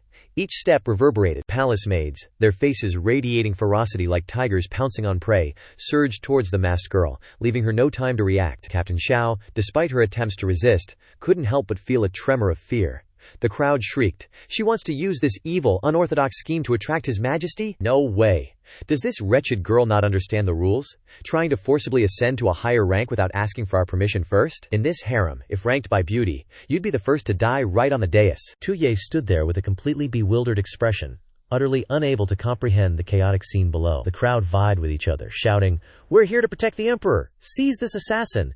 Don't let her approach His Majesty. If you want to kill His Majesty, you'll have to step over my corpse first." The masked girl was drenched in sweat, cold beads rolling down her forehead. Thoughts swirled in her head, each word a knife cut. This tyrant emperor is debauched and cruel, yet these harem concubines are willing to die protecting him? What's so good about him that others don't have?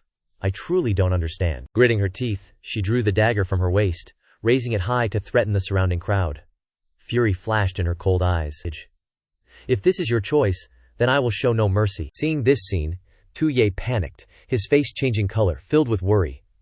"Oh no! This harem is a crucial human resource for me to play the role of the tyrant emperor and complete my mission to destroy the kingdom. If they get killed, What will I do? When the masked girl's sharp blade was pressed against a palace maid's throat, Tu Ye could no longer stand by. He lunged forward, his voice filled with determination. "Stop! Spare them!" Tu Ye's unexpected action made the masked girl pause. Her cold eyes gleamed with surprise, her thoughts swirling. This tyrant emperor isn't using this chance to flee. Instead, he's begging for the concubines' lives? What in the world is he thinking? The palace maids below, as if empowered, turned to look at Tu Ye with eyes filled with emotion and admiration. Unable to control their emotions, their voices faltered. His Majesty actually confronted an assassin to protect us. This humble concubine is so touched. I wouldn't regret dying, as long as my name remains in His Majesty's heart. The masked girl looked at the palace maids shrieking for their emperor, then at the blade in her hand, unconsciously tightening her grip. Twirling the sharp dagger in her hand, she secretly wondered, this tyrant emperor, just what kind of person is he? He approached, a confident half-smile playing on his lips. Is your goal not to kill me so Tu Su can ascend the throne? Those words made the masked girl feel as if she'd fallen into an ice pit, each syllable echoing in her mind, making her dagger-wielding hand tremble. What? My identity. My objective. He knows everything? Could this be a trap? Captain Zhao frowned, her eyes full of doubt and scrutiny. Her cold voice rang out. What are you trying to do? What exactly is your objective? Tu Ye looked down with a calm gaze, as if everything was already part of his grand plan. A mysterious smile slowly bloomed on his lips. He didn't rush to answer. He gently raised his hand. Tu Ye's voice rang out, each word emphasized with profound meaning. Time to show my hand. I'm not acting anymore. Immediately after, to everyone's surprise, Tu Ye suddenly plopped down on the ground, his voice indifferent and unpredictable. My objective, you ask? Actually, I just want to be a deadbeat tyrant emperor who eats and waits for his demise. What's so interesting about an emperor's throne? How can it compare to the boundless delights of the harem's beauties? I have no talent for governing, nor any ambition to be emperor. This throne, if not for sheer necessity, I would have long ago gifted to some other unfortunate soul. These words exploded like a thunderclap in the silent hall, leaving everyone utterly astonished. Within the imperial harem, faces contorted in disbelief, eyes wide as if the very fabric of reality had just ripped. And then, the system's chillingly deadpan voice resonated in his mind. System alert. Host's actions have officially triggered the nation-destroying Chen Chao incident, a historical repeat from World A. The system then explained. Historically, Taizu Zhao Kuangyin, an ancestor of Tu Ye, was a powerful general, wielding significant military might during the later Zhao Dynasty. He launched the Chen Chao mutiny, forcing Emperor Gong of Zhao, Chai Zongxun, to abdicate. Now the conditions to reactivate this Chen Chao incident were 1. A general must hold significant military power outside the capital. 2. The host must be threatened into abdicating in favor of said general. If the abdication succeeds, the event completes, and a penalty of 1,000 national strength points will be deducted from the host. Tu Ye frowned, his mind now officially spiraling. His genius plan to merely consolidate power within the harem had accidentally triggered a nation-destroying event, instantly deducting 1,000 national strength points. Clearly, retaining anything was no longer an option. He silently pondered this cosmic irony, an undercurrent of panic rising, yet desperately tried to maintain his imperial composure. The dear commander, however, merely furrowed her brow. Her eyes, filled with profound confusion, bore into Tu Ye. His actions were utterly illogical. Is there anyone in this world who genuinely dislikes power? Quote, she pondered internally. His felt less like incompetence, and more like a masterful feint. In her astute perception, Tu Ye simply couldn't be that utterly useless. Her face hardened with suspicion. Without a hint of hesitation, she declared, whether this is a genuine desire to abdicate, or some convoluted ploy, you will yield the throne to Prince Tu Su. I'll simply kill you myself, and he can still ascend. The end result is precisely the same. Tu Ye slowly looked up at her, a flicker of something unreadable in his eyes. A glimmer of strategic calculation, or perhaps just frantic hope, flashed in his eyes. He seized the opportunity. His serious voice cut through the air. If you kill me now, Tu Su will be branded a regicide. Even if he seizes the throne, his rule will be utterly illegitimate, he continued, his tone miraculously softening, yet dripping with feigned sincerity. No, no, my dear lady. I am doing this for my beloved Crown Prince, elder brother. She fell silent, her brows subtly furrowing.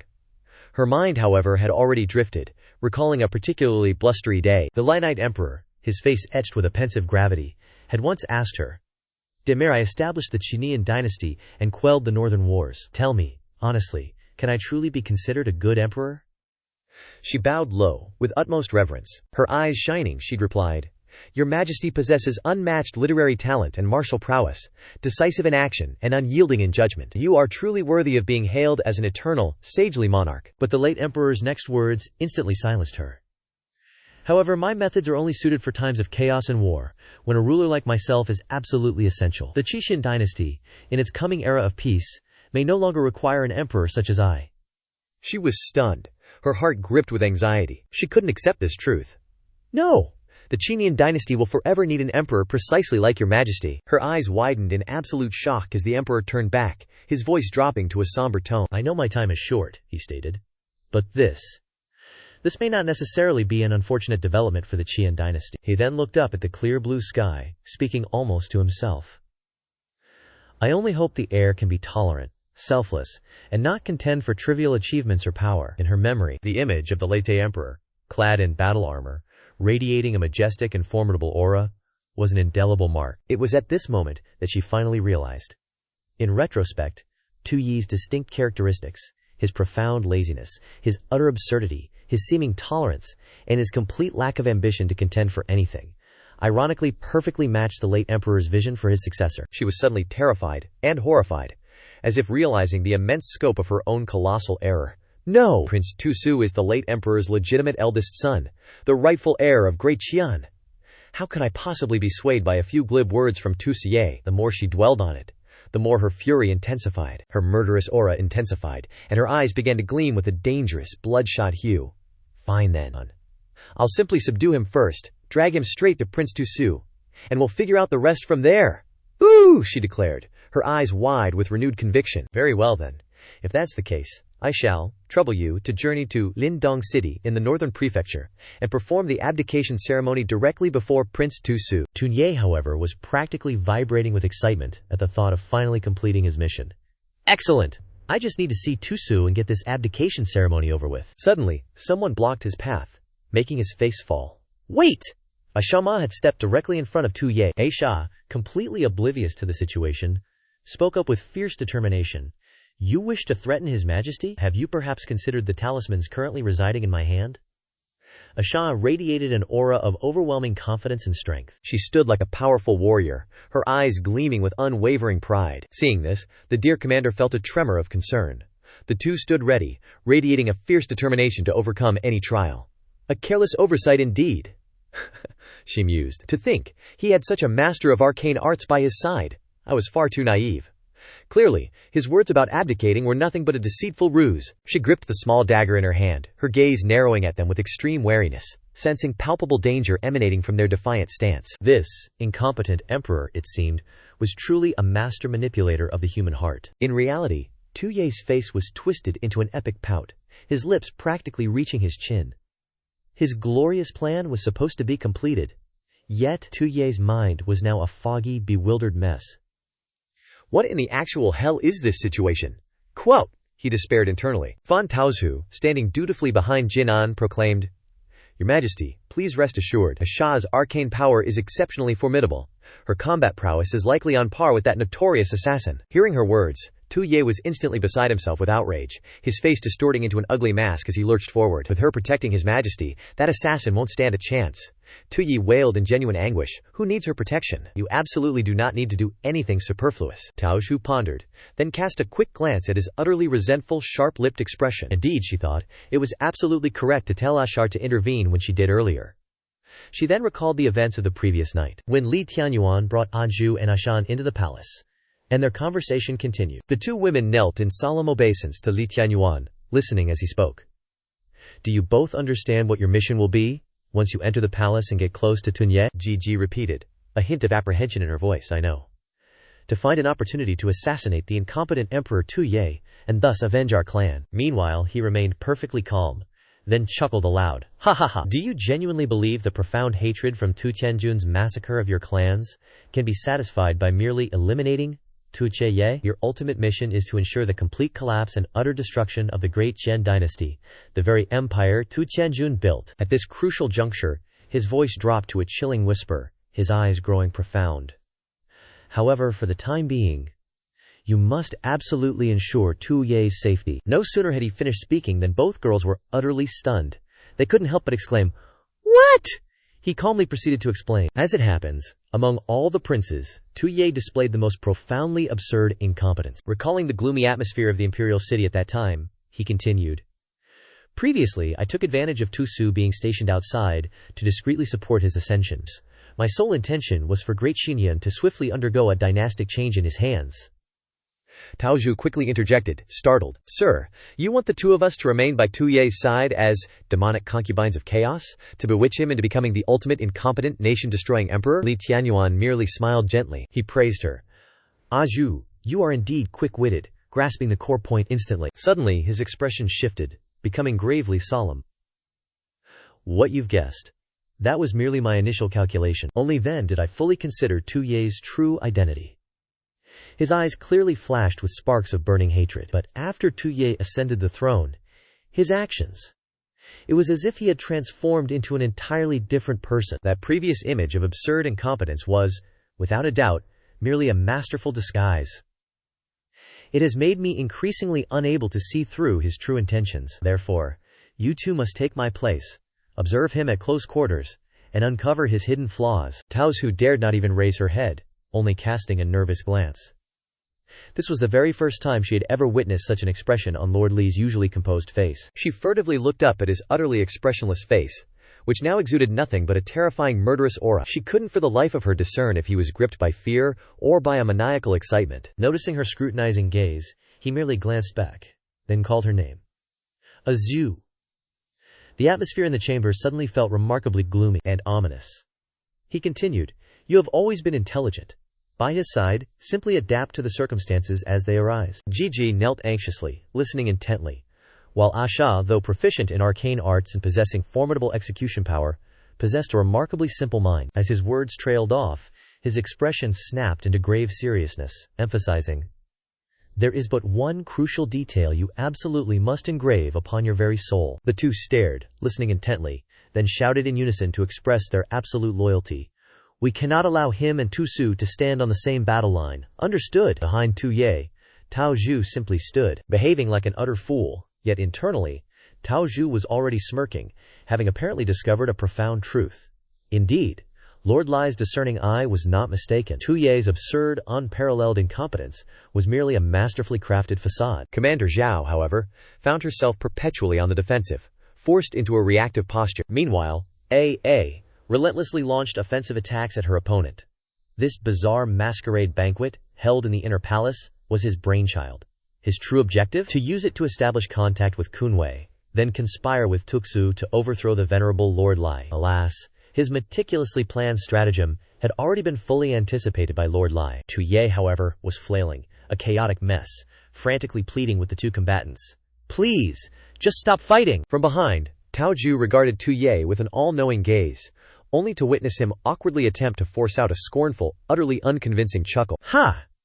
Suddenly, a flicker of realization crossed Tu Ye's mind, and he cautiously spun around to investigate. Witnessing this, Tao Zhu instantly feigned intense interest in a distant wall, pretending to be utterly oblivious to recent events, though a tiny flicker of worry sparked in his mind. His momentary smugness had almost led to his downfall. Tu Ye's face paled. Only now did he realize, "I almost forgot. Both Achu and Aa are subordinates of Li Tianyuan." Watching the two of them engage in a seemingly endless skirmish, he was forced to rack his brains for a way to finally end this ridiculous farce. "Li Tianyuan is clearly treating me like a mere puppet. He'll definitely prevent me from abdicating the throne to Tu Su. I must control Asa's actions to successfully complete this Chen Chao reenactment event." Suddenly, the system blared its notification. "Warning! A general, wielding the formidable Lingjun army is outside. Host is threatened to abdicate to the general. Successful abdication will complete the event, deducting 1,000 national power points from the host." Upon hearing this, our protagonist's eyes lit up as if he'd just stumbled upon the bargain of a lifetime. He flashed a devious, utterly shameless grin. Watching Zhu Jade continuously dodge and attack, he suddenly slapped his forehead in realization. That's right, how could I have almost forgotten AA's unique weakness? Without a moment's hesitation, he strode forward and casually slung an arm around AA's neck. His other hand, with zero hesitation, brazenly wrapped around her waist. Then, with one hand, he gently, yet deliberately, lifted A's chin, gazing at her with such feigned adoration that she instantly flushed crimson. You see, a touch from a man on any sensitive spot, such as, say, her chin, would plunge her into an instant personality collapse state.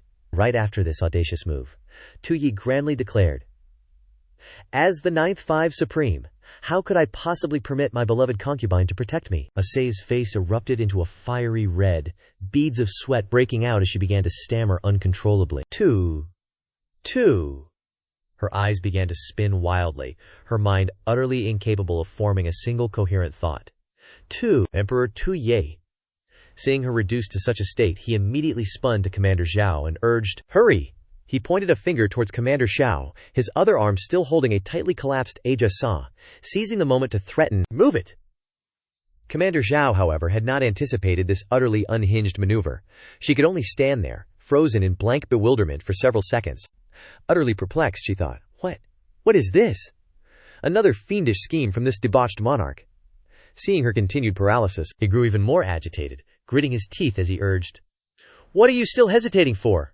If you wait for the Imperial Guards to arrive, it will be far too late." Perceiving the situation was rapidly deteriorating, she reluctantly complied with his frantic demands.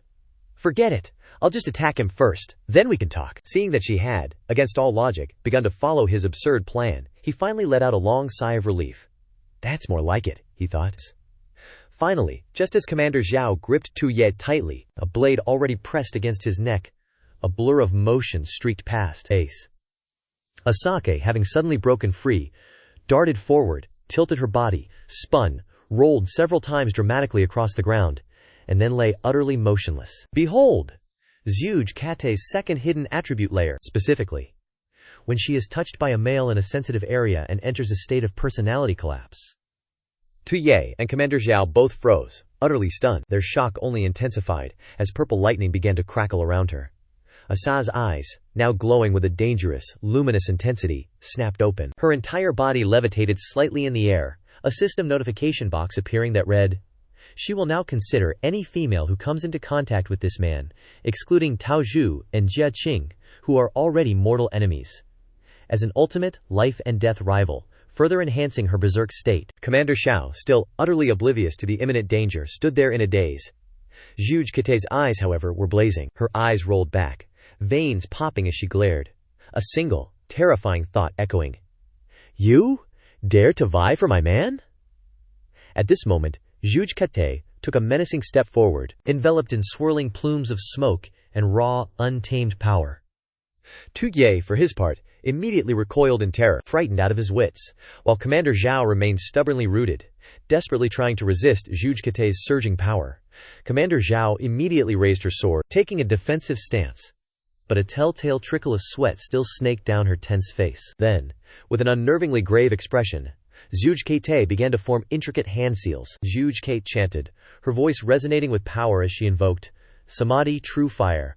Fiery path incantation." Her fingers danced with lightning speed, weaving complex hand seals. Then, Zhuge Kate raised her hand high above her head, gathering volatile energy at her fingertips. Her gaze fixed menacingly on Commander Zhao. Commander Zhao, now gripped by genuine terror, cast a frantic, bewildered glance at Zhuge Kate. Even Tao Zhu, on the sidelines, was equally bewildered, fearfully falling to his knees and looking up. Tu Ye, however, was wide-eyed, jawed agape, snot streaming freely from his nose. Suddenly, a voice cut through the chaos. If Commander Zhao is annihilated, the Chen Qiao reenactment event will be a complete failure. Tu Ye's eyes snapped wide open, a rare, genuinely serious expression gracing his face. Then, Tu Yi let out a desperate shout, dashing towards Commander Zhao. Quickly, he extended both hands towards Commander Zhao, bellowing, "Quickly! Move out of the way!"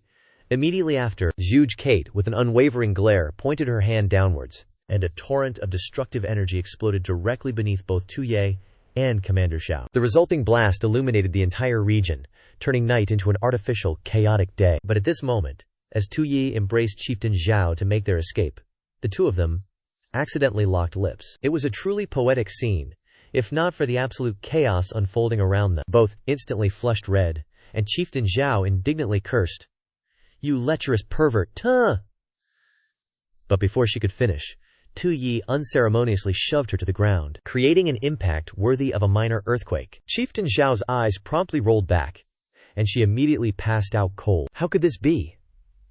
Just then, Zhugeji's lone figure materialized as Tu Ye and Chieftain Xiao dramatically tumbled out of the dissipating smoke. Chuba immediately clapped a hand over his mouth, as if witnessing something utterly scandalous, just as Tu Ye's figure emerged from the slowly clearing smoke. Tu Ye, at this very moment, simply froze, utterly bewildered. Tu Ye was then abruptly blindsided by a system notification. Host's actions have caused the Chen Xiao Kingdom reenactment event to fail, concurrently activating the Exterminating the King of Nations event.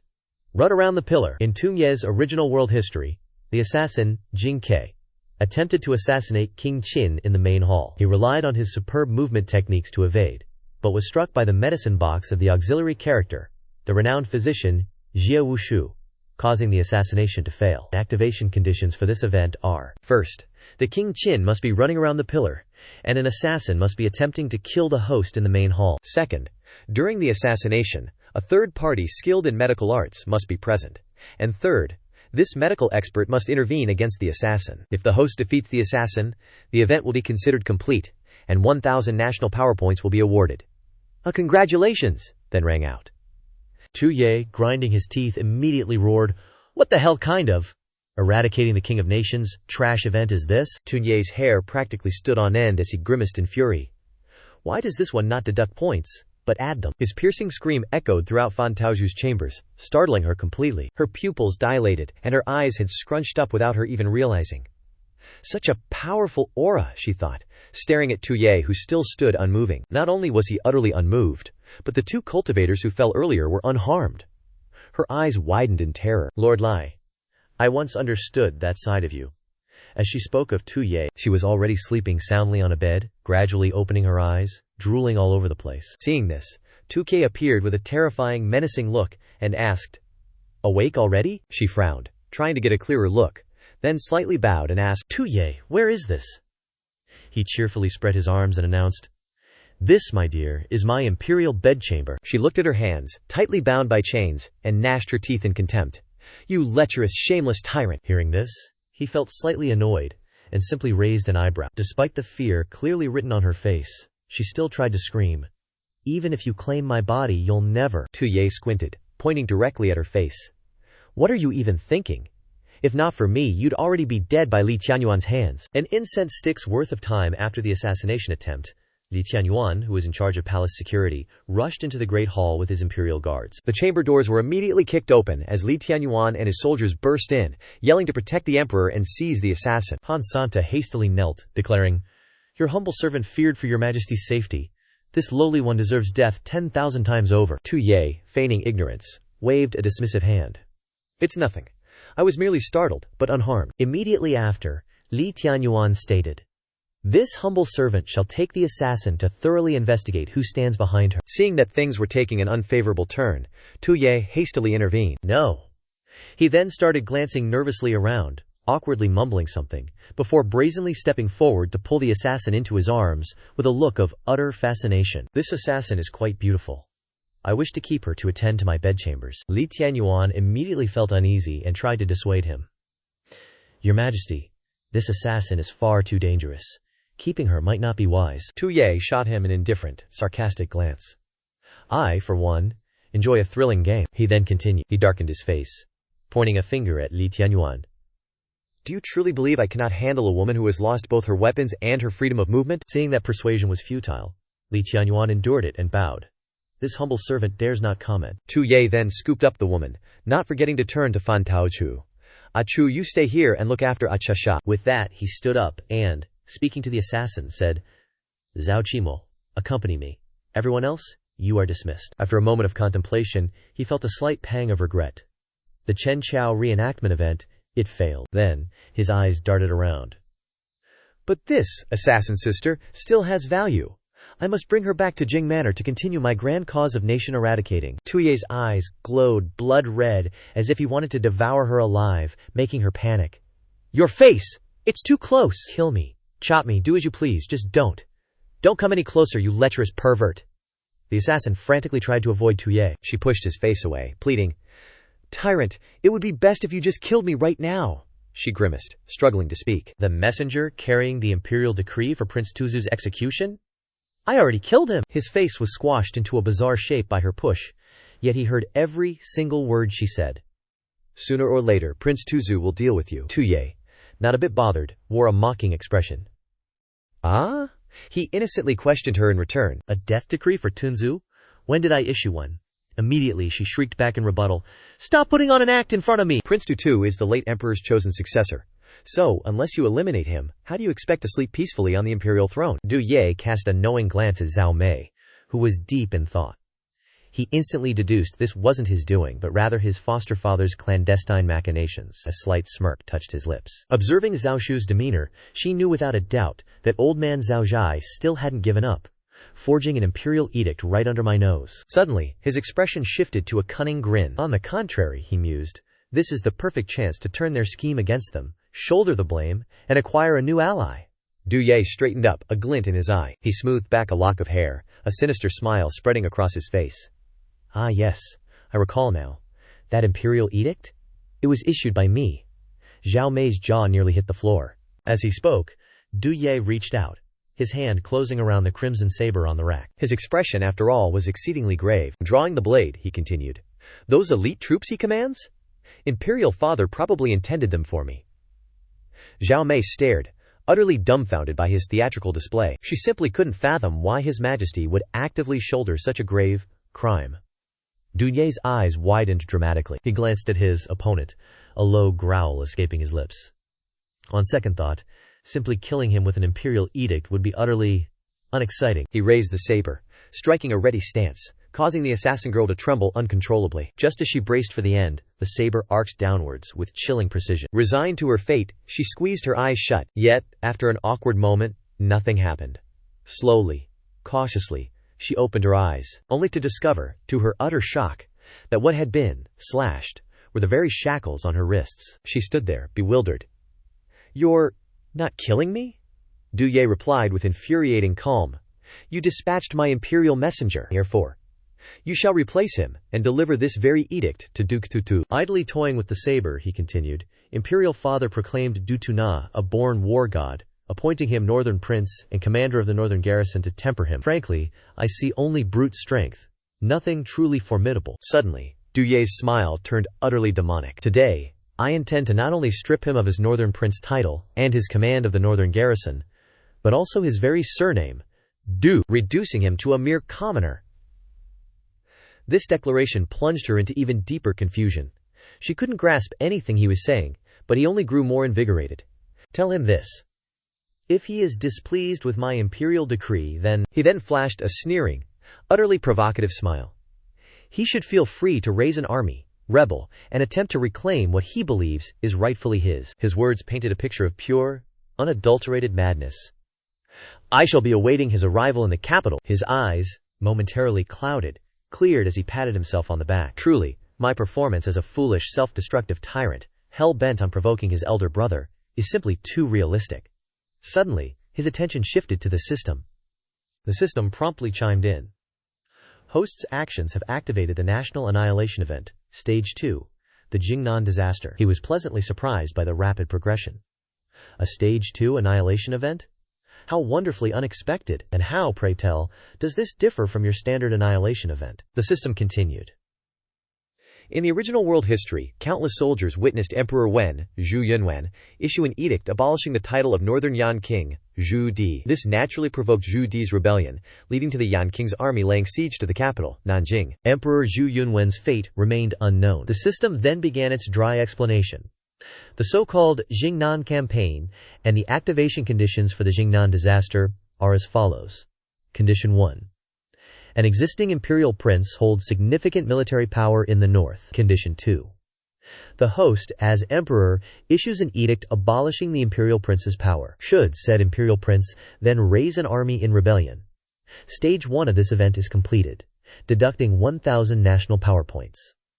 If the imperial prince mobilizes troops to attack the imperial capital. Stage 2 of this event is completed, deducting 3,000 national power points. He beamed with utter delight. Ha! Truly befitting a Stage 2 national annihilation event. If both stages are completed, my national power points will undoubtedly plunge into the negatives. Watching Du Ye's grin widen with such maniacal glee, she couldn't help but conclude that this, tyrant was, perhaps, mentally unmoored. She frowned, contemplating. Still, this might be a blessing. Prince Tutu, at least, will have a chance to reclaim the empire. He grinned with renewed delight, his eyes glinting with mischievous intent. Truly, a Stage 2 national annihilation event. If both stages are completed, my national power points will undoubtedly plunge into the negatives. As Du Ye's laughter grew even more fervent, she subconsciously reiterated her conviction. This tyrant was definitely not playing with a full deck. She couldn't help but frown in deep contemplation. Still, this might be a blessing. Prince Tutu, at least, will have a chance to reclaim the empire. As she departed through the door, he happily waved goodbye, his smile deepening to an almost unsettling degree. Only Zhao Mei, standing nearby, remained utterly baffled. Why would His Majesty not only release an assassin, but deliberately shouldering a crime for his foster father, using her to provoke Du Tutu? What grand, unfathomable scheme was this? Suddenly he froze, as if struck by a sudden, brilliant realization. Innumerable thoughts cascaded through his mind. I'm betting everything on this breakthrough event. Given the system's usual, dog-like temperament, if I don't execute this perfectly, it'll undoubtedly burden me with more tasks, transforming my minus points into, well, still more minus points but with extra steps. To truly complete this national annihilation mission, he mused, I'll need to leverage some of the other treacherous officials at my disposal. Suddenly he spun around, fixing his gaze on Zhao Mei, startling her. A cunning smile spread across his face, his eyes gleaming with malicious intent. Ah yes, behind her lies Zhao Zhuo.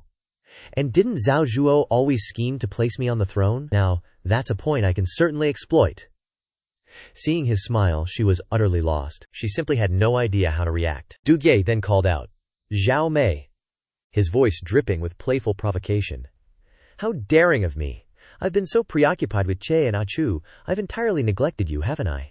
My deepest apologies, Zhao Mei. Upon hearing Du Ye's words, she immediately dropped to her knees, her voice trembling as she pleaded. Your Majesty, your words strike untold fear into this humble servant's heart. He moved to help her up, but not before adding, There's no need for alarm.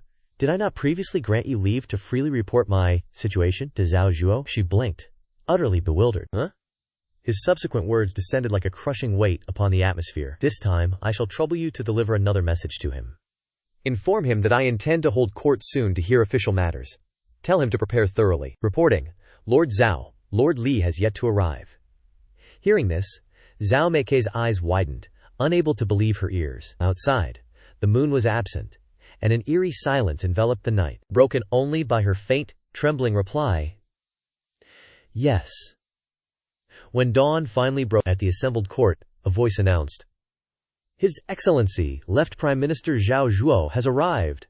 A figure entered, everyone bowing deeply. Lord Zhao. A rather portly gentleman waddled in, dismissively waving a hand. Excellent, excellent. No need for such formalities, everyone. Yet many still clamored. Greetings, Prime Minister. Observing the beaming faces of the assembled officials, a slight furrow appeared on his brow. Observing that particular empty seat, he inquired, Has Lord Lia still not graced us with his presence? A nervous attendant scurried behind him, whispering, Reporting, Lord Zhao. It seems Lord Lika mentioned feeling a bit under the weather earlier. His face contorted in a sneer, grinding his teeth. HMPH. Li Tianyuan still dares to openly disrespect my meticulously crafted schemes. Instantly, his face morphed into a picture of genial concern.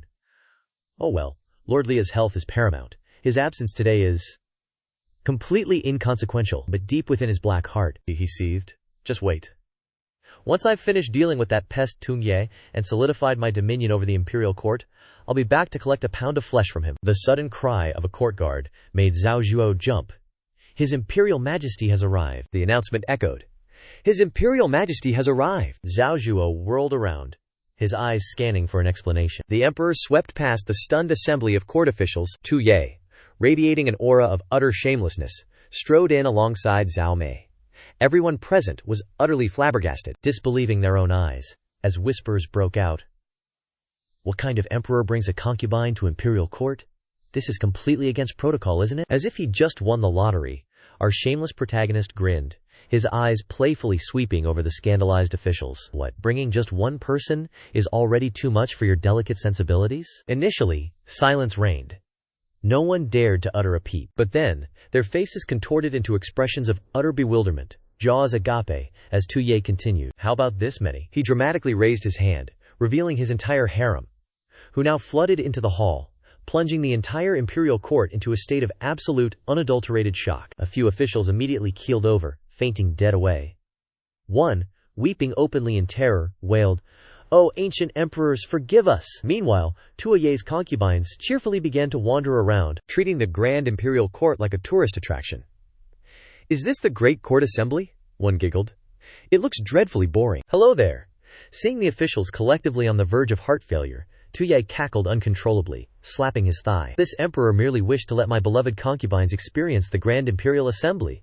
Surely none of you have any objections, do you?" Zhao Zhuo stared, dumbfounded, utterly unable to comprehend the unfolding disaster. Is this man completely insane?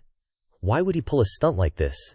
An exasperated official clutched his head, groaning. "My family's utterly untalented concubine, whom I sent to the palace earlier, is also up there. How utterly humiliating. I only sent her in because Lord Ligay advised it," he bellowed, his eyes wide with a horrifying realization. Is His Majesty deliberately parading his harem here to publicly humiliate us?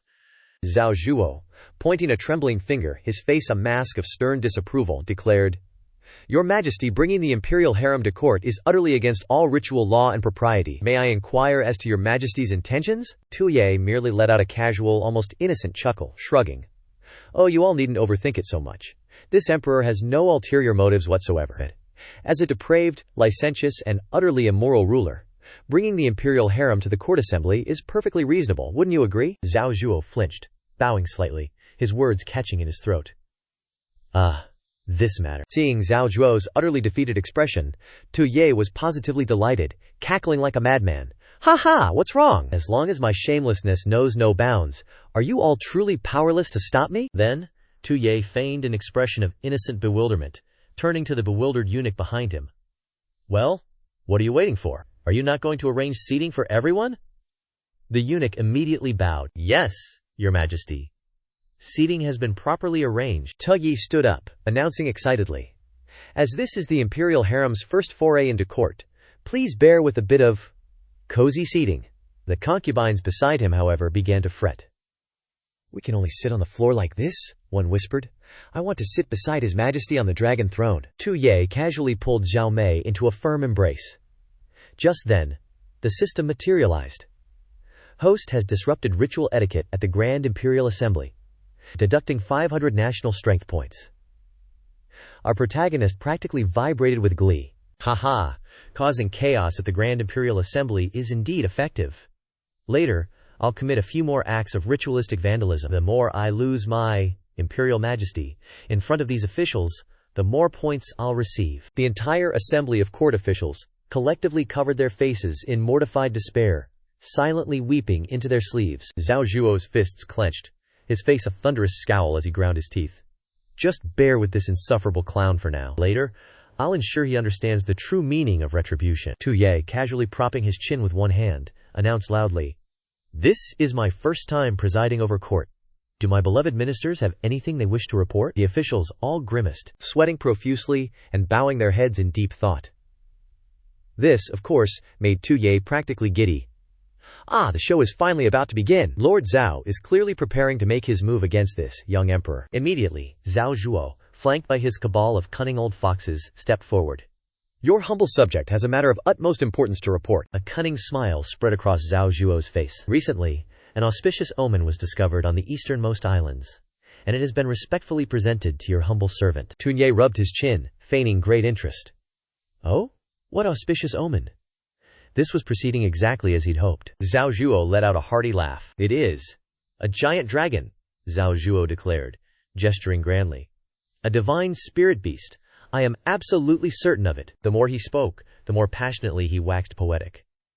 "Your humble subject believes this wondrous creature symbolizes the future prosperity of our great Qian Dynasty. Therefore, I humbly present it to your Imperial Majesty today." Hearing this predictable sycophancy, Tuye looked utterly bored. Right. Great Qian prosperity, how riveting. Zhao Zhuo, seeing Tuye's utter disinterest, felt a sudden pang of unease. Why isn't he delighted by such an auspicious omen? Has he Has he seen through my master plan? Panicking, he quickly doubled down on the flattery. Regardless, Your Majesty, please, simply gaze upon this magnificent auspicious spirit beast first. Without further ado, he clapped his hands, leaning forward dramatically. Bring forth the auspicious omen! The air crackled with tension as a bizarre greenish foot, adorned with strangely long toes, abruptly poked into view. The entire hall seemed to hold its breath.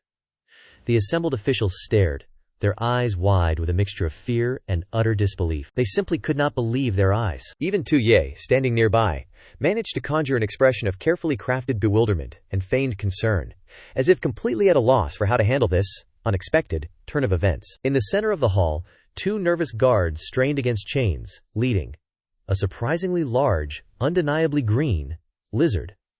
The tension was palpable. Staring directly at the Yeka spirit beast, Tu Yi went utterly still. Then, a wild, unhinged cackle burst from him. Holy Mother of Cultivation! So this is the divine beast Kang Long? The gay, divine beast, with its vacant stare and foolish grin, left Du Ye utterly disappointed. In his past life, this was just a Komodo dragon. What kind of forsaken eastern island is this anyway? While the small, foolish dragon just sat there, Zhao Zhuo was already showering it with exaggerated praise. Behold, Your Majesty, the overwhelming might of this divine beast Kang Long. Oh, he certainly did. Zhao Zhuo was secretly overjoyed, convinced he'd now truly understood Du Ye's intentions. So, Your Majesty, how do you intend to deploy such a magnificent creature? While Du Ye was still lost in thought, the system piped up. System notification. The actions of Zhao Zhuo, a key figure in national destruction, have triggered a nation-destroying event. Pointing at a deer and calling it a horse. Witnessing this, Du Ye only grew more skeptical of Zhao Zhuo's intelligence. So that's how it is. Breakthrough events aren't always self-activated. System notification. Historical context. During the second emperor of Qian Dynasty, Prime Minister Zhao Gao presented a sika deer to the court, then brazenly declared it a horse, and the courtiers all agreed. From then on, Zhao Gao's power grew unchecked. Conditions for triggering: pointing at a deer and calling it a horse. 1. A powerful minister presents an animal to the reigning lord in court. 2. Said minister brazenly lies, declaring the animal to be something else. 3. Arbitrarily swaying officials within the imperial court, compelling them to acknowledge the deception. If all present agree with the powerful minister's declaration, the event is deemed complete, and 2,000 national power points will be deducted. Du Ye chuckled inwardly. Zhao Zhuo truly is a man who never fails to bring surprises to my perfectly chaotic existence. That smile grew increasingly twisted. Ah, is it time for another theatrical performance? The colossal dragon, supposedly fierce and vibrant, opened its gaping maw to roar, attempting to create an aura of tension. Instead, it merely drooled an unholy stream of disgusting saliva. Du Ye, seated on his throne, maintained a perfectly solemn, utterly indifferent expression, causing even the dragon to flinch. The dragon, suddenly feeling quite flustered and scared by the unexpected attention, was met with contemptuous whispers from the surrounding officials who were now gossiping about him. Du Ye, scratching his head, gave an awkward laugh. Lord Zhao, it seems to this humble servant that this precious creature doesn't quite match the auspicious divine beast Kang Long. Am I mistaken? Zhao Zhuo, however, merely grinned sinisterly, convinced he had snared his prey. HMPH, this brat has fallen right into my trap. Now watch me twist him around my finger. He then feigned a thoughtful rub of his forehead, and began, Oh my esteemed ministers, does anyone here possess knowledge of this magnificent spirit beast? Pray tell, is this truly the divine beast Kang Long? The sycophants below immediately scrambled to outdo each other with elaborate lies. Indeed, this is unequivocally the divine beast Kang Long. I distinctly recall seeing one just like it on my travels to the East Sea. Lord Zhao truly possesses unmatched sagacity from the deepest oceans and highest mountains to procure such a creature. It is indeed the Kang Long, Your Majesty. What auspicious fortune! Zhao Zhuo's face darkened with pure, unadulterated joy. He reveled in his success, thinking, I am brazenly usurping imperial power, acting with such rebellious depravity. Du Ye, however, wore a genuinely joyful smile. Excellent. Not bad at all. You all play along splendidly, he thought inwardly. But his joy was short-lived. Suddenly, someone pointed a finger directly at the Bessus divine beast, and shrieked, This monster is absolutely repulsive. He flinched, his bloodshot eyes immediately sweeping a sharp, murderous gaze across the crowd. It felt as if a bucket of icy water had been dumped into his very soul. He roared, Damn it! Who just spoke? But upon realizing the words had come from his own imperial concubines, Du Ye stood rooted to the spot, eyes wide and mouth agape in sheer astonishment. My imperial harem. How did it come to this? He internally wailed. One of the concubines continued loudly. Something this hideous couldn't possibly be the auspicious divine beast Kang Long. Du Ye unconsciously broke into a cold sweat, clenching his hands and biting down hard on his arm to maintain a semblance of calm. A complete blunder. This is a total, utter blunder, he screamed internally. But then, as if a sudden ray of light pierced his despair, Du Ye abruptly released his hand, a strange smile gracing his lips. It's fine. There's still a way to salvage this, he immediately spoke, his voice majestic, yet laced with a dangerous sharpness. Zhao Mei. Du Ye turned, his gaze locking onto her. He extended a hand towards her, his expression stern. Do you have nothing to say? The unexpected question made Zhao Mei freeze, her eyes wide with bewilderment. She unconsciously pointed at herself, stammering, Huh? Say what? Du Ye frowned, his expression growing even more severe. I want to hear you speak before all the imperial officials here. He stared straight at her. Tell me, is that thing down there truly the auspicious divine beast Kang Long? Zhao Mei stared intently, then blushed, deep in thought. Clearly, His Majesty knows I am my adoptive father's spy, yet he always keeps me by his side. Meanwhile, Du Ye merely gazed forward, propping his chin on his hand. Zhao Mei mused. He still wants me to declare my stance here. Thinking it over, he's just incredibly confident in himself, believing I pose no real threat to him. She placed a hand over her mouth, calculating. No, on the contrary, he has always given me a chance, waiting for me to choose between him and my adoptive father. She recalled every gesture, every fleeting touch Du Ye had offered her. However, images of Du Ye casually flirting with other women gradually began to intrude. Zhao Mei pressed her lips tightly together, a decisive glint in her eye. I know exactly how to choose now. While Zhao Zhuo stood below, smugly awaiting his victory, Zhao Mei rose to her feet, speaking with a defiant air. Zhao Zhuo, a sinister smile blooming on his face, inwardly mused. Perfect timing. This will show that puppet emperor his true weight and reveal who truly holds power now. But contempt flashed in Zhao Mei's eyes as she declared, How could such a hideous creature possibly be the divine beast Kang Long? Zhao Zhuo's eyes widened in utter disbelief and confusion. What? Then, she sharply reprimanded him, Lord Zhao, are you attempting to commit treason and toy with imperial authority? Fear visibly flashed across Zhao Zhuo's face, yet he still gritted his teeth, seething with indignation. You! Zhao Zhuo's eyes bulged, bloodshot, as he roared furiously. You dare betray me? Du Ye, meanwhile, clutched his face in feigned distress, internally screaming, But you're not betraying me! She subtly glanced at Du Ye and nodded. Du Ye, however, was still utterly bewildered, thinking, What in the cultivation world is Zhao Mei doing? I told you to help Zhao Zhuo betray me. You've picked the wrong target for betrayal. Then Zhao Meishai turned to the other imperial concubines, instigating them. Sisters, tell me, am I not speaking the truth? Du Ye tried to cover his eyes. Precisely. This is clearly some four-legged snake, not a divine beast Kang Long. Another concubine chimed in. Zhao Mei enthusiastically added, Right. What kind of dragon is this hideous? The others eagerly joined the chorus. Zhao Zhuo has committed treason. Your Majesty should exterminate his entire 9 generations. A completely blank expression had settled on Zhao Zhuo's face after the casual suggestion of exterminating his entire 9 generations. Exterminate 9 generations? He immediately spun around, frantically searching for a life raft. Lord Xia, the concubine who just demanded the extermination of my 9 generations. That would be your second daughter, wouldn't it? How exactly do you educate her usually? Lord Xia, upon hearing this, immediately rolled up his sleeves, apparently ready to personally fight the emperor. He pointed directly at the throne and roared, Impudent! After all I've taught her, how dare she be so disrespectful to Lord Zhao? At this point, Du Ye roared back, No, you are the impudent one. Another concubine pointed towards them and declared loudly, Does this entire realm belong to His Majesty, or does it belong to Zhao Zhuo? You disregarded His Majesty when he first ascended, then used me as a convenient scapegoat for the palace. From that moment, any bond between us was utterly severed. Minister Xia's face, however, instantly petrified, rendering him utterly speechless. Suddenly, another high official glanced around nervously, then hesitantly prompted, Minister Xia, you rebellious fool! She turned, grasping him by the throat, spewing curses. Guards! Minister Xia is coughing up blood. The other women, previously lurking in the imperial harem, exchanged knowing glances. A silent agreement passed between them, and one began to speak up. Your Majesty, This concubine also wishes to report that my own father callously disregarded the lives of the common folk, embezzling critical relief supplies. Another woman quickly chimed in.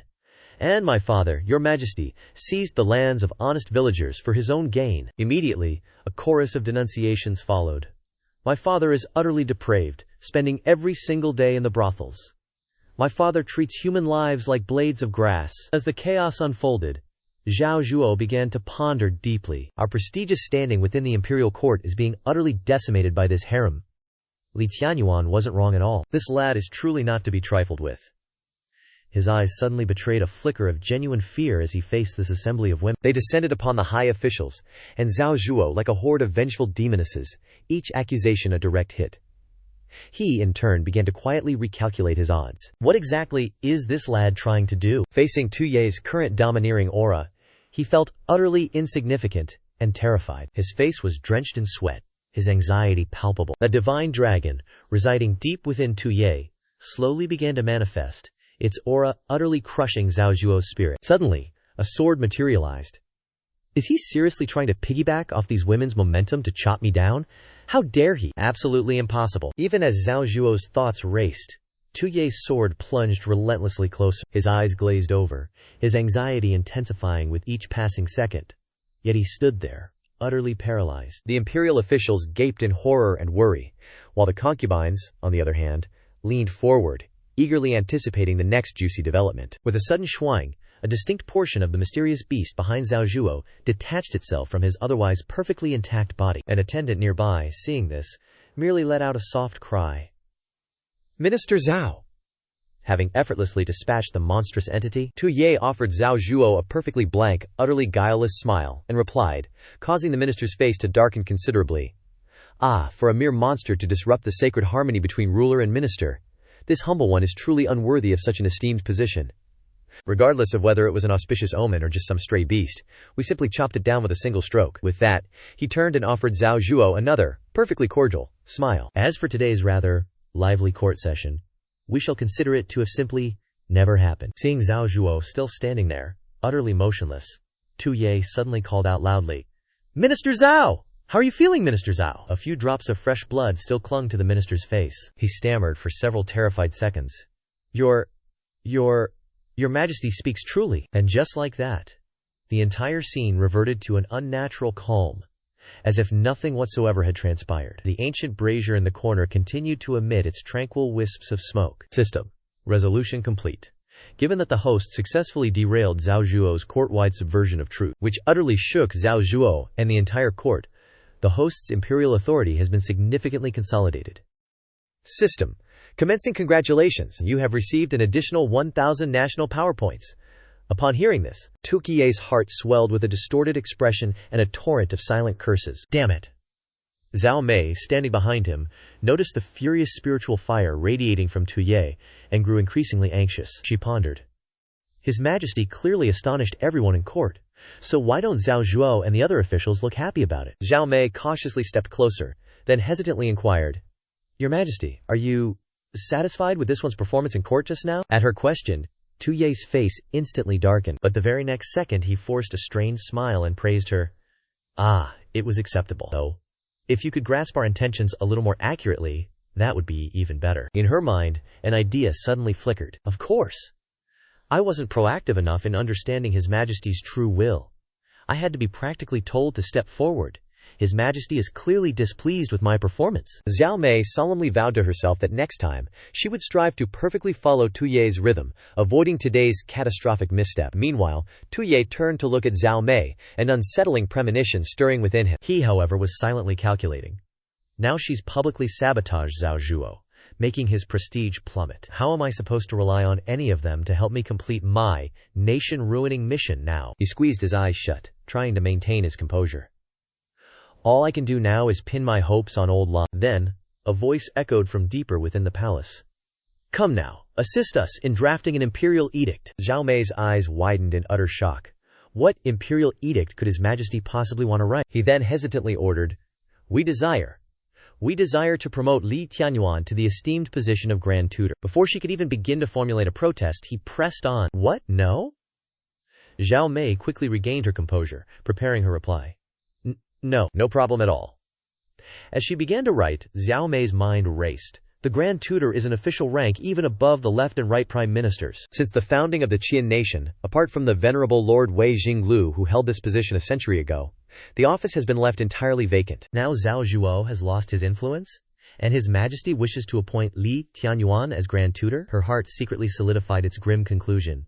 He intends to make a move against both Li Tianyuan and Zhao Zhuo. Her gaze remained fixed intently on the paper. Even as Xiao Mei's frantic thoughts reverberated in her mind, Tu Ye had already produced the Imperial Seal. So he's using this Imperial Edict to divide and conquer them? With swift precision, he slammed the Imperial Seal down onto the decree Xiao Mei had just penned. His hand remained firmly clasped around the Imperial Seal. System. Due to the host's meticulous arrangement, the northern commander, Tu Su, has raised an army in Beijing, completing the first phase of the pacification campaign, deducting 1,000 national power points from the host. At this moment, Tu Xie's heart was practically doing a full cultivation breakthrough out of pure joy. The points gained from the Imperial Court, aren't they back now?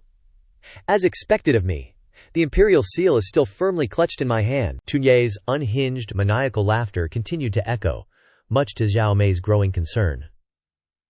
Meanwhile, outside the battlefield, the bodies of countless soldiers lay strewn across the ground. Half a month later, Nangxia's Zhenbei army suffered a crushing defeat at the hands of Tianjing City's Longxiang Guard. 80 lying north of Tianjing City, countless carts laden with military provisions were seized. Suddenly, a soldier plunged his knife into one of the supply crates. From within, a steady stream of pure white rice slowly poured out. The soldier, beaming with joy, announced to his comrades, "It's all military rations. This time, we won't have to worry about reinforcements." Just then, an unfamiliar man suddenly appeared beside them. This was none other than Deputy Commander Wang Zhan of the Zhenbei army. Approaching, he respectfully saluted. "Your Royal Highness." His eyes alight with determination, he began his report. "Our army has been marching south for over 10 days, encountering no royalist forces along the way. The advance has been smooth. However, in the recent battle with the Longxiang Guard, our victory was far too easy. This general cannot help but suspect a deeper plot at play." The recipient of the report raised an eyebrow, a hint of surprise in his voice. "Why is it so perplexing?" Wang Zhan continued his detailed analysis. "The Longxiang Guard's responsibility is to protect Tianjing, and their daily command rests with Li Tianyuan. Although their combat strength cannot compare to our Zhenbei army, they can certainly be considered elites. Yet just now, before even truly engaging with our forces, they abandoned their provisions and heavy supply carts, fleeing as if on cue. It's clear they deliberately orchestrated their defeat." At this, the man offered a nod of praise. "General Wang speaks no falsehoods. That Tu Ye, he's a sinister and despicable schemer. He and Li Tianyuan must have colluded. There's undoubtedly a plot unfolding here." A slight, knowing smile played on his lips. "Of course. I already knew it was deliberate. As if I wouldn't understand the machinations of my own little brother." Meanwhile, within the Imperial Palace, an eerie calm prevailed. The man sitting opposite suddenly spoke up. "To have friends come from afar." "What's the next line?" Tu Su stammered in response. "To have friends," and then the young lad just kept humming and hawing, unable to complete a single coherent sentence. "To have friends. To have friends from afar." The man's expression remained as deep in thought as before. Then the young lad suddenly blurted out some highly questionable poetry. "I remember now. To have friends come from afar, very far. Also, kill them." These words caused the man to practically spit out the water he was drinking, in a fit of rage. The man continued to scold him. "You are the crown prince, yet your brain is as useful as a broken spirit stone. How can I entrust the great Qian Empire to you?" However, Tu Su calmly retorted with an infuriating smirk. "Imperial father, there's something you don't know about brains. My brain is actually quite excellent. Just yesterday on the training grounds, I used my head to headbutt several Longxiang guards until they fell over." The man abruptly turned his back, issuing a punishment. "No dinner for you, and you will copy that day's lesson 100 times. Inside the study, Tu Su was currently slumped over the table, radiating pure boredom. As he lay there, he whined, "So hungry. I want to eat so badly." Just at that moment, a pebble flew in from nowhere, striking Tu Su directly on the forehead. Another young lad scaled down from the rooftop, calling his name. The boy then confidently perched himself on a bookshelf. "Oh, look who it is. Getting lectured by the old man again? I really don't get it. You're clearly the crown prince. Yet you live a more exhausting life than even a talentless fraud of a prince like me." Tu Su looked at Tu Ye with an envious gaze. "That's why I truly admire you. You see, Imperial Father has extremely high expectations for me. He wants me to become a wise ruler whose name is remembered for eternity. And that's why." Tu Ye calmly swayed on the bookshelf and cut him off. "If you can't even properly indulge in food and drink, or enjoy life, then being an emperor isn't worth it anyway. Tu Nisu remained in his spot, his face etched with profound sadness. I don't understand anything about governing a nation. I only want to lead armies into battle. But who decided my surname had to be Tu? As the legitimate eldest son of the Tuga clan, as the crown prince of the Qian kingdom, I fundamentally have no choice. Tuga suddenly pondered something deeply. Then a daring idea abruptly popped into his head. Tuga simply stated, "In the future, I'll just steal your position as emperor." At this, Tuga-su slowly turned around, staring intently at Tuga, not daring to even blink. Tu declared brazenly, in a tone of utter unconcern, "I even want to erase your surname, Tu, so you can experience the life you truly desire." Snapping back to reality from his immersion in memories, Tusu roared in fury, "You imbecile! All troops heed my command!" Advanced directly towards Qianjing city. Night had begun to fall. Within the imperial palace, flickering lights cast long shadows. At this moment, Zhao Mei was politely ushering a guest out. "Minister Li, please leave. His Majesty finds it inconvenient to meet you right now." Hearing this, Li Tianyuan voiced his displeasure. The Zhenbei army departed Beijing 5 days ago heading south.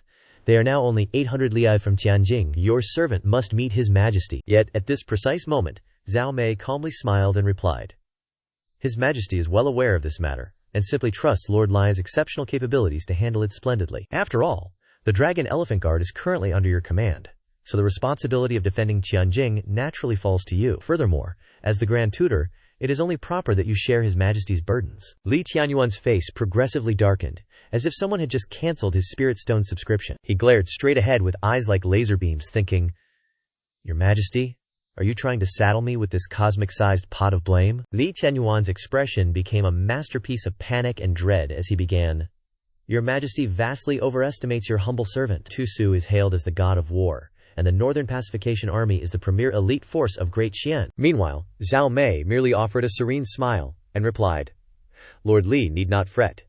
His Majesty is well aware of the Northern Pacification Army's formidable combat prowess. He decreed that you may remain behind the front lines, strategizing and plotting, with no need to risk your precious self on the battlefield. Furthermore, as long as our Dragon Elephant General displays a heroic stance before the enemy, even if they cannot contend and must retreat, it will be a glorious defeat." These words landed in Li Tianyuan's ears, making his face even more bewildered, and in his heart, a sudden calculation began. As long as the Dragon Elephant Guard goes out to battle, victory or defeat doesn't matter. What exactly is His Majesty's intention with this maneuver? Zhao Mei walked forward, then shot him a quick glance, reminding him, "His Majesty eagerly awaits Lord Li's good news," before returning to her chambers. Zhao Mei firmly closed the door. Then, she began to stretch her body, sighing. Playing this theatrical charade in front of that old fox, Li Tianyuan, is utterly exhausting. She turned to find Tu Ye calmly enjoying his meal, wondering aloud, "Has Zhao Shu finished dealing with that old scoundrel yet?" Observing his majestic apple-munching stance, she immediately replied, "Your Majesty, your humble servant has carried out your command, not only stalling Li Tianyuan, but also ensuring he leads the Dragon Elephant Guard out of the city to intercept the Northern Pacification Army. However, your servant does not comprehend. Once the Northern Pacification Army reaches Tianjing, the consequences will be utterly unimaginable. With such peril imminent, how can your Majesty rest easy letting Lord Li lead troops out of the city? And you claim victory or defeat doesn't matter?" The moment these words left her lips, Tu Yi burst out laughing, retorting, "Victory or defeat? Of course I care!"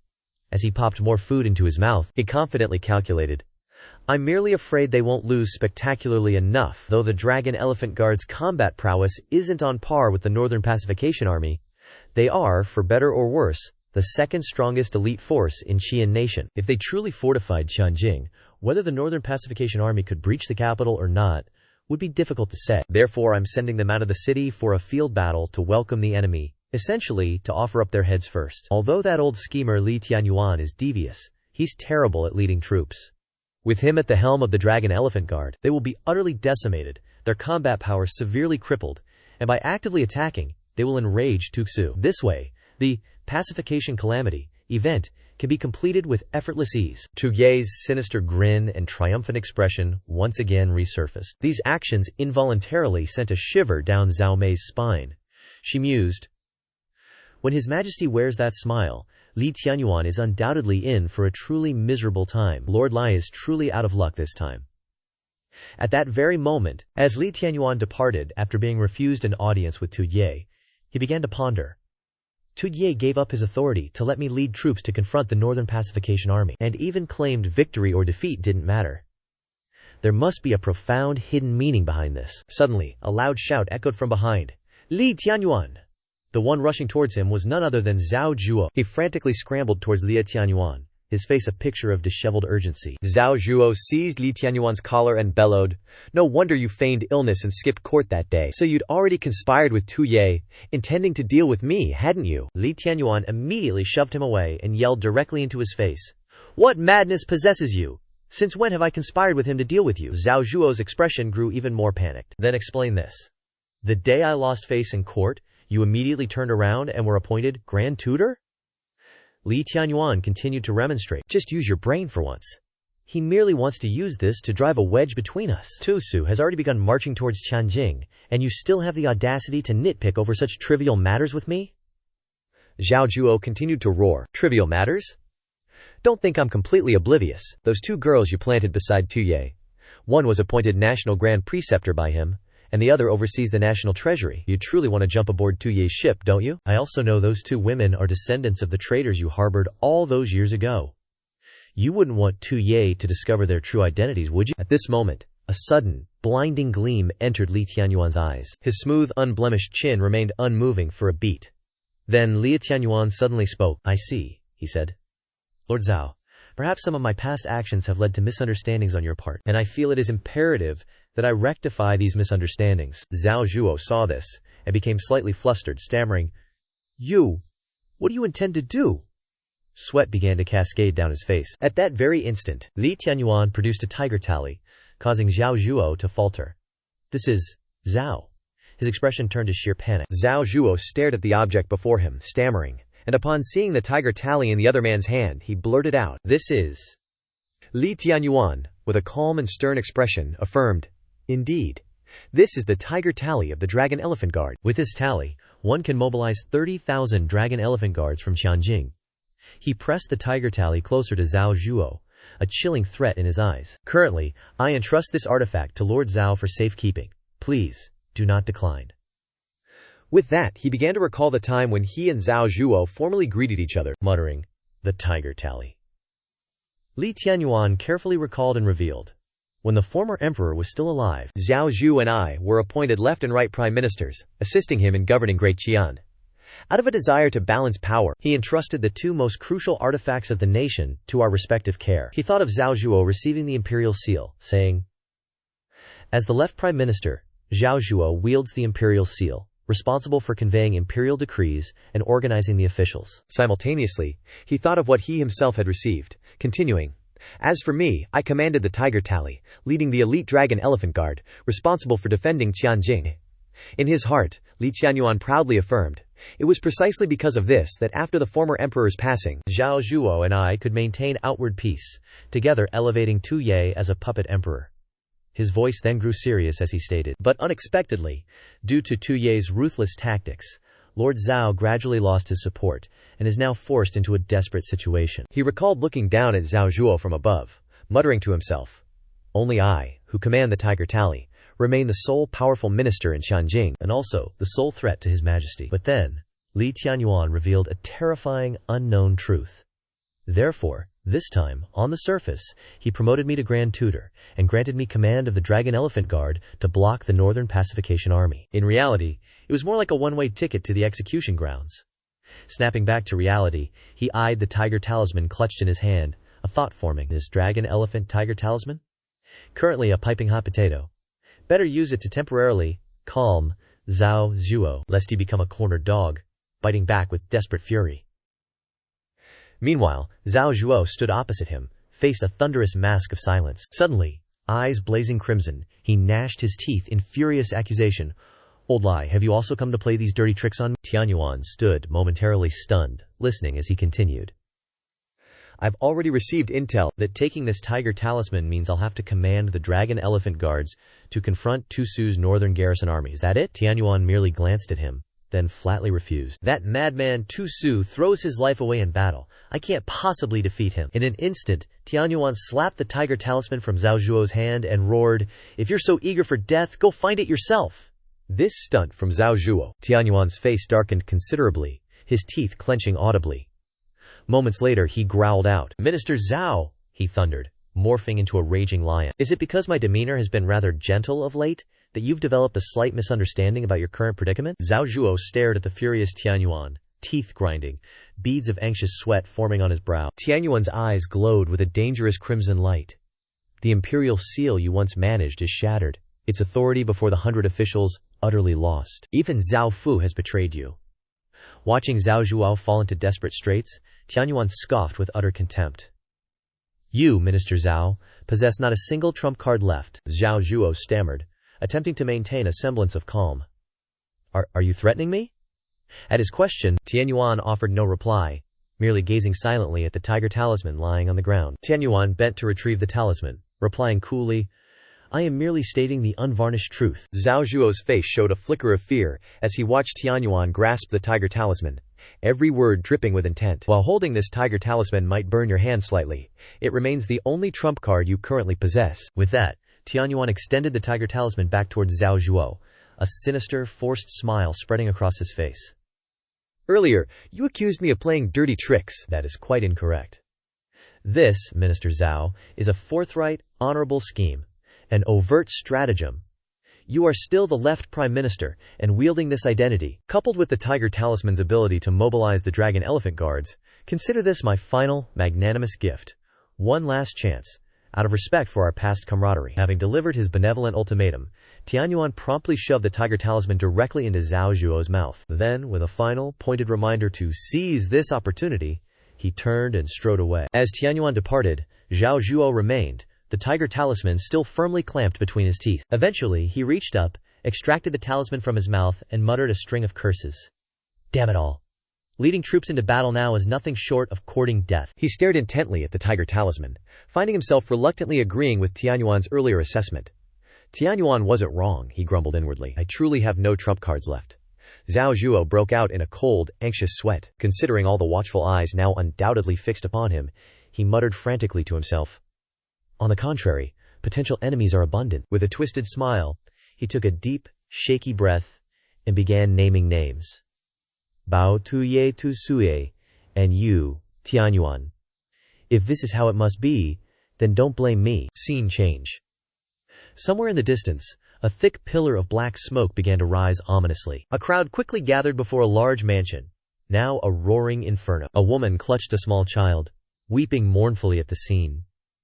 From amidst the blaze, a detachment of soldiers, faces grim, torches in hand, and sacks of grain slung over their shoulders, marched away. Days later, the villages surrounding Tianjing lay thoroughly plundered by Zhao Zhuo and his dragon elephant guards. None were spared this absolute robbery. At this moment, a villager clung to a soldier's leg, begging loudly, "Honorable soldiers! Without food we won't survive the winter! Please, leave us even a little!" Scene change. Not far off, inside a lavish carriage, Zhao Zhuo pressed a hand to his forehead, shouting in exasperation. "Such sluggishness! And the dragon elephant guards can't even manage this simple task." His voice dripped with annoyance and contempt. "If I hadn't ordered them to set the villages ablaze, who knows how long it would take to requisition this military grain." Just then, a general approached him, reporting, "Minister Zhao, the military provisions have been fully requisitioned." The man was Yuan Tianqua, commander of the dragon elephant guards. He bowed, a worried expression clouding his face, and hesitantly voiced his concerns. "This humble general dares to report, we are meant to meet the rebel army in battle. Yet before a single skirmish, we have already plundered the grain around Tianjing." He suddenly faltered, letting out a small, choked gasp. Immediately, gathering every ounce of courage, Tianqua declared in a louder voice, "These requisitioned provisions are the winter food supplies for the citizens of our great Qian. This matter tarnishes your esteemed reputation, minister, and utterly devastates the morale of the dragon elephant guards." Hearing these bold words, the dragon elephant guards stood in stark, silent agreement. Abruptly, Zhao Zhuo swept aside the carriage curtain, calling out, "Commander Yuan!" Tianqua, a flicker of apprehension and guilt in his eyes, looked at Zhao Zhuo, unable to utter a single sound. Zhao Zhuo stepped forward, his presence radiating an undeniable aura of authority. "Are you questioning this minister's decision?" Tianqua immediately lowered his head, stammering, "This humble general would not dare." Zhao Zhuo turned, continuing, "You spoke of morale just now. But even if your dragon elephant guards possess the highest morale imaginable, Zhao Zhuo, turning his head to emphasize his point with an arrogant flourish, posed a rhetorical question to Tianqua. Could you possibly defeat Tung Su's northern garrison army? Hearing his question, Tianqua's face went utterly pale. He quickly stammered. This humble general would not. Zhao Zhuo cut him off before he could finish. Zhao Zhuo pressed on with his enlightenment. Therefore, this minister is merely devising a few strategies to increase your chances of victory. As long as we avoid the rebels, frontal assault, and then cleanse and secure the region around Tianjing, cutting off all enemy provisions and prolonging the struggle, Tu Su will eventually perish. Tianqua stared at the increasingly ferocious flames engulfing the civilian homes, and still, he tried to reason, gently reminding. Minister, the targets of your cleansing and securing are our own great Qian citizens. Zhao Zhuo immediately waved a dismissive hand, bellowing his twisted logic. Precisely because they are citizens of Great Qian, they must possess the awareness to sacrifice for His Majesty. Tianqua's face grew even more horrified, silently watching as Zhao Zhuo forcefully declared, This is their glory. At this moment, a carriage slowly rumbled through the deepening night. Inside the carriage, Zhao Zhuo smirked with self-satisfaction. Tianyuan, thank you for your dragon elephant guards. However, leading them to confront Tu Su? Absolutely not. I have secured sufficient provisions and skillfully avoided the rebels' vanguard. As for that chaotic mess called Tianjing, I leave it to you all. Fight amongst yourselves to the death for all I care. He swelled with malicious delight. He plotted within his heart. The Qian Chao lands are so vast, surely there's some corner for me to prosper? From outside, Tianqua glared at the carriage, scoffing with a booming laugh. The Qian Chao lands are so vast, is there truly nowhere for you to hide? Upon hearing this, a soldier cautiously approached, asking, Yuan Tongling, what shall we do now? He fell silent, slowly deliberating before replying, Master Zhao holds the tiger seal. We cannot openly defy his orders, but then, he leaned close to the soldier's ear, whispering, You just need to do this. Moments later, the scene shifted to a suspiciously dark forest. A familiar shadow zipped through, soaring effortlessly from branch to branch. Upon reaching a particular branch, her swift movements ceased. Perched high, her gaze fixed on the violently burning village below. Commander Xiao's brows furrowed. This must be the handiwork of that tyrannical ruler, she muttered inwardly. Her fury was palpable, manifesting as her hands clutched tightly onto the tree trunk. Suddenly, a suspicious rustling sound echoed from a nearby bush. A soldier promptly sprang from the bush, startling her into a surprised yelp. The soldier raised his hands in a gesture of peace, hastily reassuring her. Du Miao? Are you a scout from the Zhenbei army?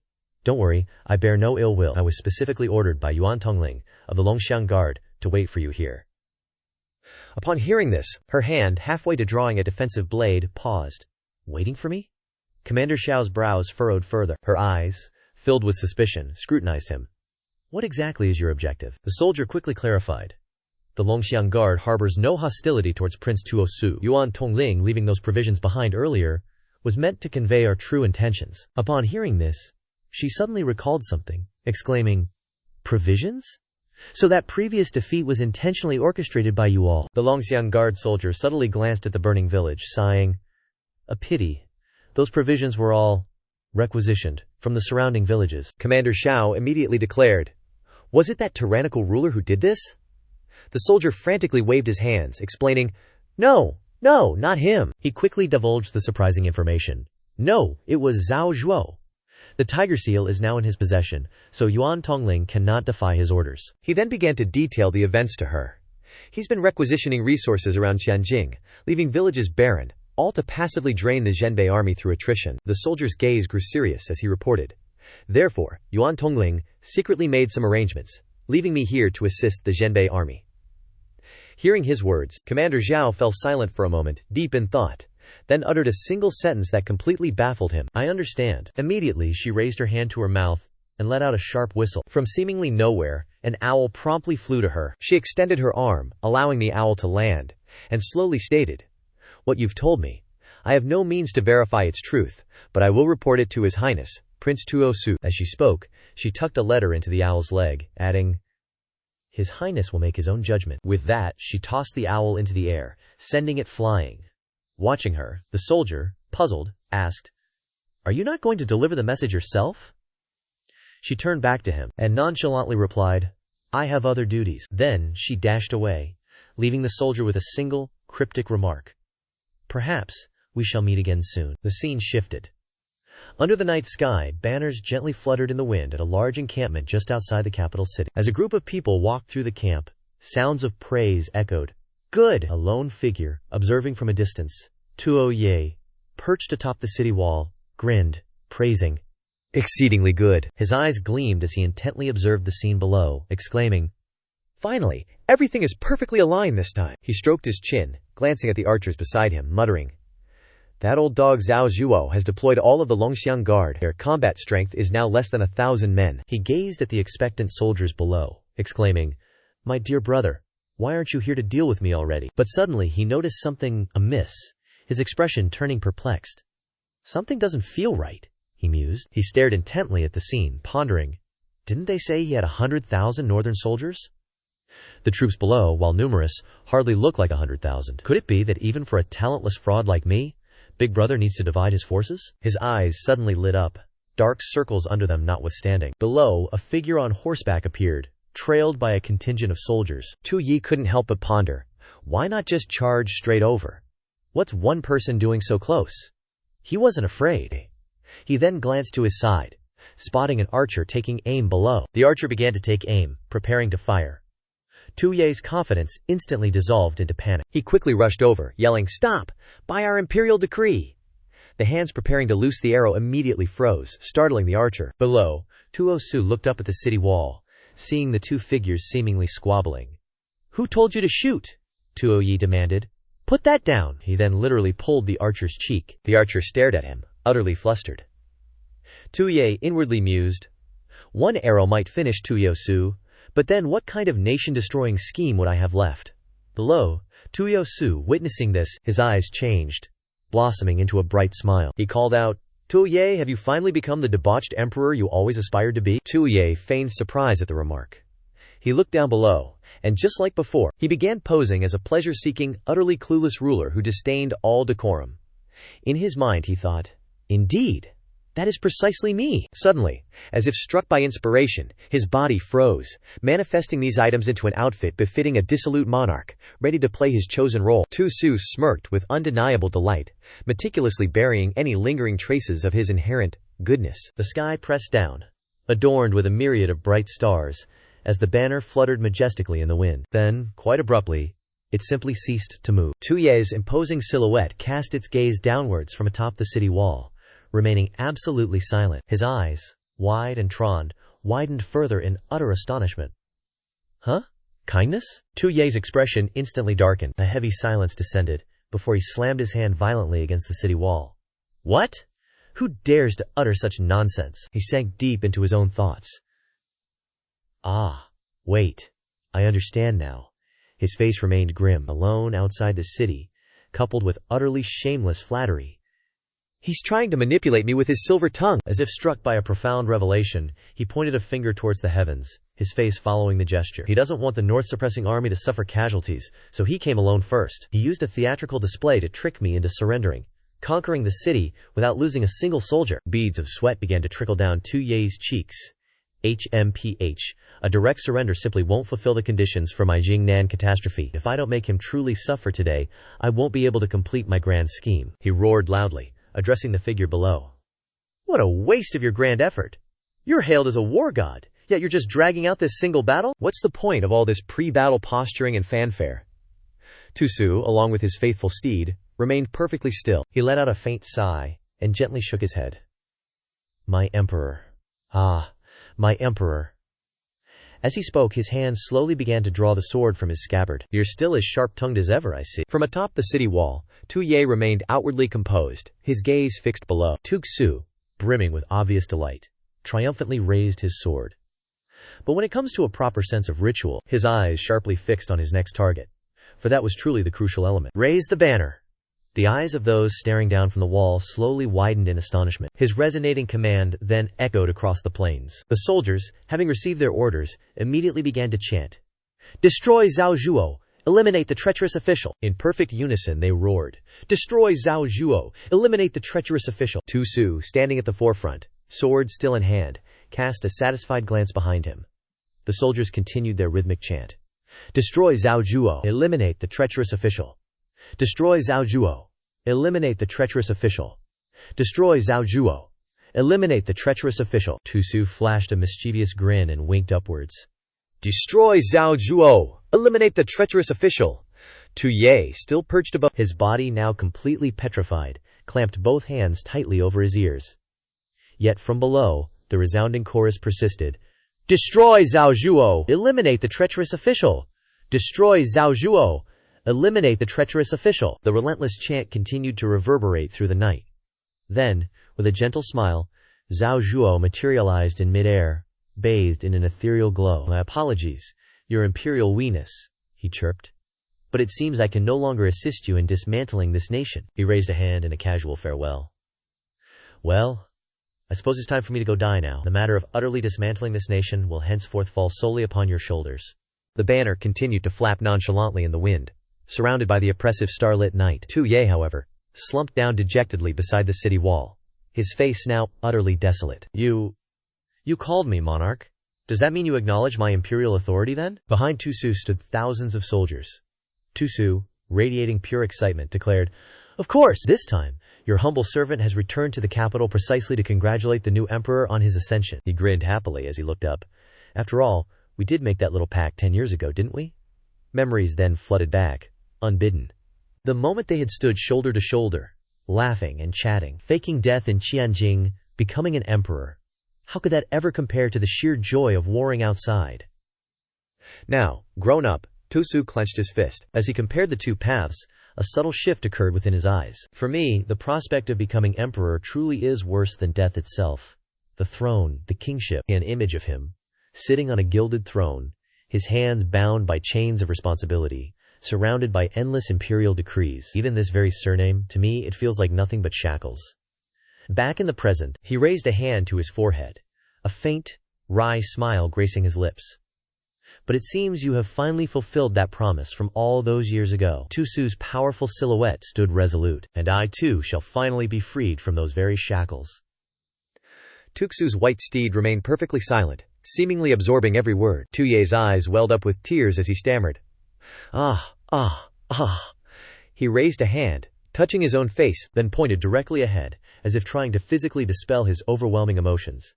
That wasn't me. I didn't exist back then. Don't pin such blame on me. Let's put that aside for now. Tu Ye then recoiled in fresh horror. You actually want to kill Zhao Zhuo? Upon hearing these words, it was now Tu Su's turn. He simply could not suppress his laughter any longer. Ha! Tu Ye stood on the city wall, looking down at the spectacle below. Tu Su's expression immediately shifted, his eyes now overflowing with theatrical hatred. Of course! He bellowed, feigning righteous fury. Zhao Zhuo forged an imperial edict, conspired to harm me, and even stole General Long's military talisman, harboring the most treasonous intentions. Tu Su clenched his fist, his face a mask of indignation. I have already commanded my subordinate Wang Zhan, who leads a mighty 80,000 north-suppressing army troops, to divide his forces and launch a punitive expedition against Zhao Zhuo. He gnashed his teeth with theatrical hatred. And at that time, we shall present Zhao Zhuo's head as a most auspicious coronation gift for your majesty. Having finished his dramatic pronouncement, he looked up at the city wall, his face now a mask of pure bewilderment. Huh? Where'd everyone go? On the city wall there was now only an expanse of empty space. Not a single soul remained. HMPH.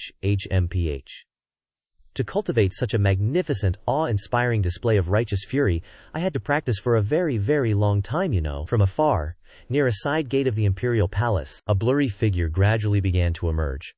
Tu Su was left both utterly astonished and completely bewildered. Then, quite abruptly, Tu Ye galloped past him on horseback at breakneck speed, leaving Tu Su spinning around in wide-eyed shock. Sitting atop his magnificent steed, Tu Ye thought to himself with unbridled excitement, me, my swift horse, and a shortcut past Wang Zhan? Who can even begin to challenge my unparalleled mobility? His face contorted, a fierce declaration escaping his lips. No one shall claim the life of old Zhao. Under the glittering night sky, a full moon casting its majestic glow upon the palace, Tu Ye galloped forth. Zhao Zhuo's life, he declared to the wind, is rightfully mine. Just then, an ominous gathering of clouds began to obscure the heavens, slowly but surely, engulfing the entire sky. Amidst overgrown trees, a secluded house glowed eerily, emanating distinct and rather unsettling noises. The soldiers below, growing visibly agitated, squinted their eyes and sharply tapped their halberds against the ground, a clear signal of their burgeoning impatience. Their esteemed commander, however, was conveniently elsewhere. Zhao Zhuo, in a rather jovial mood, brandished his whip. "He's been dangling there for half a day without so much as a peep," he mused. "Truly a stubborn brute, isn't he? But secretly conspiring with Tuo Su's faction?" He continued his vigorous interrogation, with a powerful whip crack against the suspended figure, who stoically endured the assault, ignoring Zhao Zhuo's relentless blows, enduring the accusations, feasting on the empire's bounty, yet plotting with its enemies, colluding with rebels. The more he spoke, the more animated he became, his whip striking with renewed, furious vigor. "You betrayed Dagon!" he roared. "You spat upon His Majesty's sacred trust. This is a crime punishable by the obliteration of 9 generations of your entire lineage." Suddenly, a frantic soldier burst in, gasping, "See, Commander!" Zhao Zhuo merely let out a soft, self-satisfied HMMPH, a subtle smile playing on his lips. He turned slowly, a smug glint in his eye. "Ah, so you finally couldn't restrain yourselves, could you?" Yuan Hu, panting heavily, stumbled into the chamber. "Is this a place you can just casually waltz into?" Zhao Zhuo asked, a gleeful, almost menacing, smile spreading across his face. "Commander Yuan, your subordinate has brazenly intruded upon a critical military stronghold." "No, wait. Perhaps he intends to murder me and seize control of the entire camp, wouldn't you say?" The dragon general, despite being the guest of honor at Zhao Zhuo's personal whipping session, grunted softly, sweat beading on his brow. He struggled to speak. "Yuan Hu, this is no place for you. Begone." Zhao Zhuo, overhearing this, turned his gaze to Yuan Hu. The young man stammered, "But, Commander, he—" The dragon general, still suspended, heard this. Clenching his teeth and squeezing his eyes shut, he declared, "As a dragon general, to see the tiger tally is to see His Majesty himself. Do you truly wish to commit treason?" Faced with the dragon general's solemn pronouncement, Yuan Hu's expression shifted from panic to utter bewilderment. Zhao Zhuo, with a triumphant grin, then happily produced the tiger tally, brandishing it before the stunned soldiers. "Precisely," he crowed. "The tiger tally is in my hand, so to defy me is to defy His Majesty himself." The dragon general, his voice heavy with despair, added, "Now that you understand, get out!" Suddenly, the dragon general's eyes widened as if struck by revelation, a trickle of blood beginning to seep from his forehead. "Wait!" he rasped. Zhao Zhuo's face, however, darkened considerably. "And you think you can just leave now?" Zhao Zhuo purred. "Did I give off the impression of being someone easily reasoned with?" Yuan Hu, fists clenched in righteous fury, retorted, brazenly intruding into the inner camp, assaulting a superior officer, plotting malfeasance. "By imperial decree, such a crime is punishable by death, right?" Zhao Zhuo prompted with a cruel smile. Upon hearing this, Yuan Hu's face rapidly transitioned from furious red to a rather alarming shade of purple. Zhao Zhuo continued to stare at him, letting out a dismissive penaft. "So, what shall it be then?" he mused. "Let me consider. Death by 1,000 cuts, perhaps?" Yuan Hu's teeth ground together, cold sweat beading on his temples. "Perhaps. Cannon execution?" The dragon general's face twitched. "As expected, it's still." Zhao Zhuo raised his sword high, his eyes fixed on Yuan Hu. "Or perhaps a simple beheading." Suddenly, a hand clamped down on his wrist. Zhao Zhuo spun around, bewildered. Yuan Hu, equally bewildered, looked up at the suspended dragon general. The dragon general, no exception, also twisted his head to gape at Zhao Zhuo, his brow furrowed in utter astonishment. The newcomer strode closer, panting heavily, teeth gritted. "Zhao Zhuo," he gasped, his mouth wide open. "You." Before he could finish, the newcomer abruptly shimmered and transformed into a magnificent golden dragon, radiating an intensely powerful aura. "Cease this incessant courting of death." Zhao Zhuo furtively glanced at the general's sweat-drenched face. The dragon general stammered, his voice thick with disbelief. "You saved my life." The golden dragon's hand gently, yet firmly, touched the general's face. The golden dragon then adjusted the general's face to gaze directly into his own. "Esteemed Lord Zhao," he intoned. He then gently but purposefully turned Zhao Zhuo's head forward. "Pray tell, what do you see approaching directly ahead?" "Do you see anything?" the dragon pressed. Zhao Zhuo, still held firmly by the face, stammered, "See what?" 80,000, the dragon declared, his grip tightening. 80,000 of the Zhenbei army are currently marching to end you. Do you know what joyful slogan they're currently chanting? He then bellowed, mimicking the distant cry, "Exterminate Zhao Zhuo! Cleanse the mortal realm!" Zhao Zhuo's smug expression slowly but surely began to morph. "Have I just expertly orchestrated my own spectacular downfall?" Suddenly, a sword flashed, appearing dangerously close to the rope suspending the dragon general. At such a critical juncture, to chill the very hearts of your loyal troops, a voice chided. Dragon General, your unparalleled talent for self-destruction truly knows no equal. Tuo Ye, currently attempting to sever the general's ropes, shot an exasperated glance at Zhao Zhuo. If I hadn't arrived in the nick of time, you would truly be beyond saving, he muttered, his face darkening. No, the sword was still trying to sever the rope. Impossible! Zhao Zhuo's eyes grew even angrier. He stared at the rope. No way! No way! The sword had already cut that rope. Suddenly, he broke into a wide, proud smile. Tun Ye, utterly bewildered, turned to look at him. Ah, I see. You almost had me fooled. He cackled sinisterly, sword still in hand. You'd be so kind as to save me, you say? Clearly, Qianjing was breached, and you just escaped, which is why you're here. Tu Ye and General Long stared at him, utterly blank-faced. Zhao Zhuo was still ecstatic, even declaring he would purge corrupt officials, speaking as if it were absolute truth. He angrily swung his sword, intent on killing, when Tu Su also rushed forward. I'll kill you first! Seeing this, both men became frantic. Yuan Hu quickly ran to embrace him. General Long, disbelieving, called out desperately. Yuan Hu! Zhao Zhuo glanced back at him, his face scowling, courting death.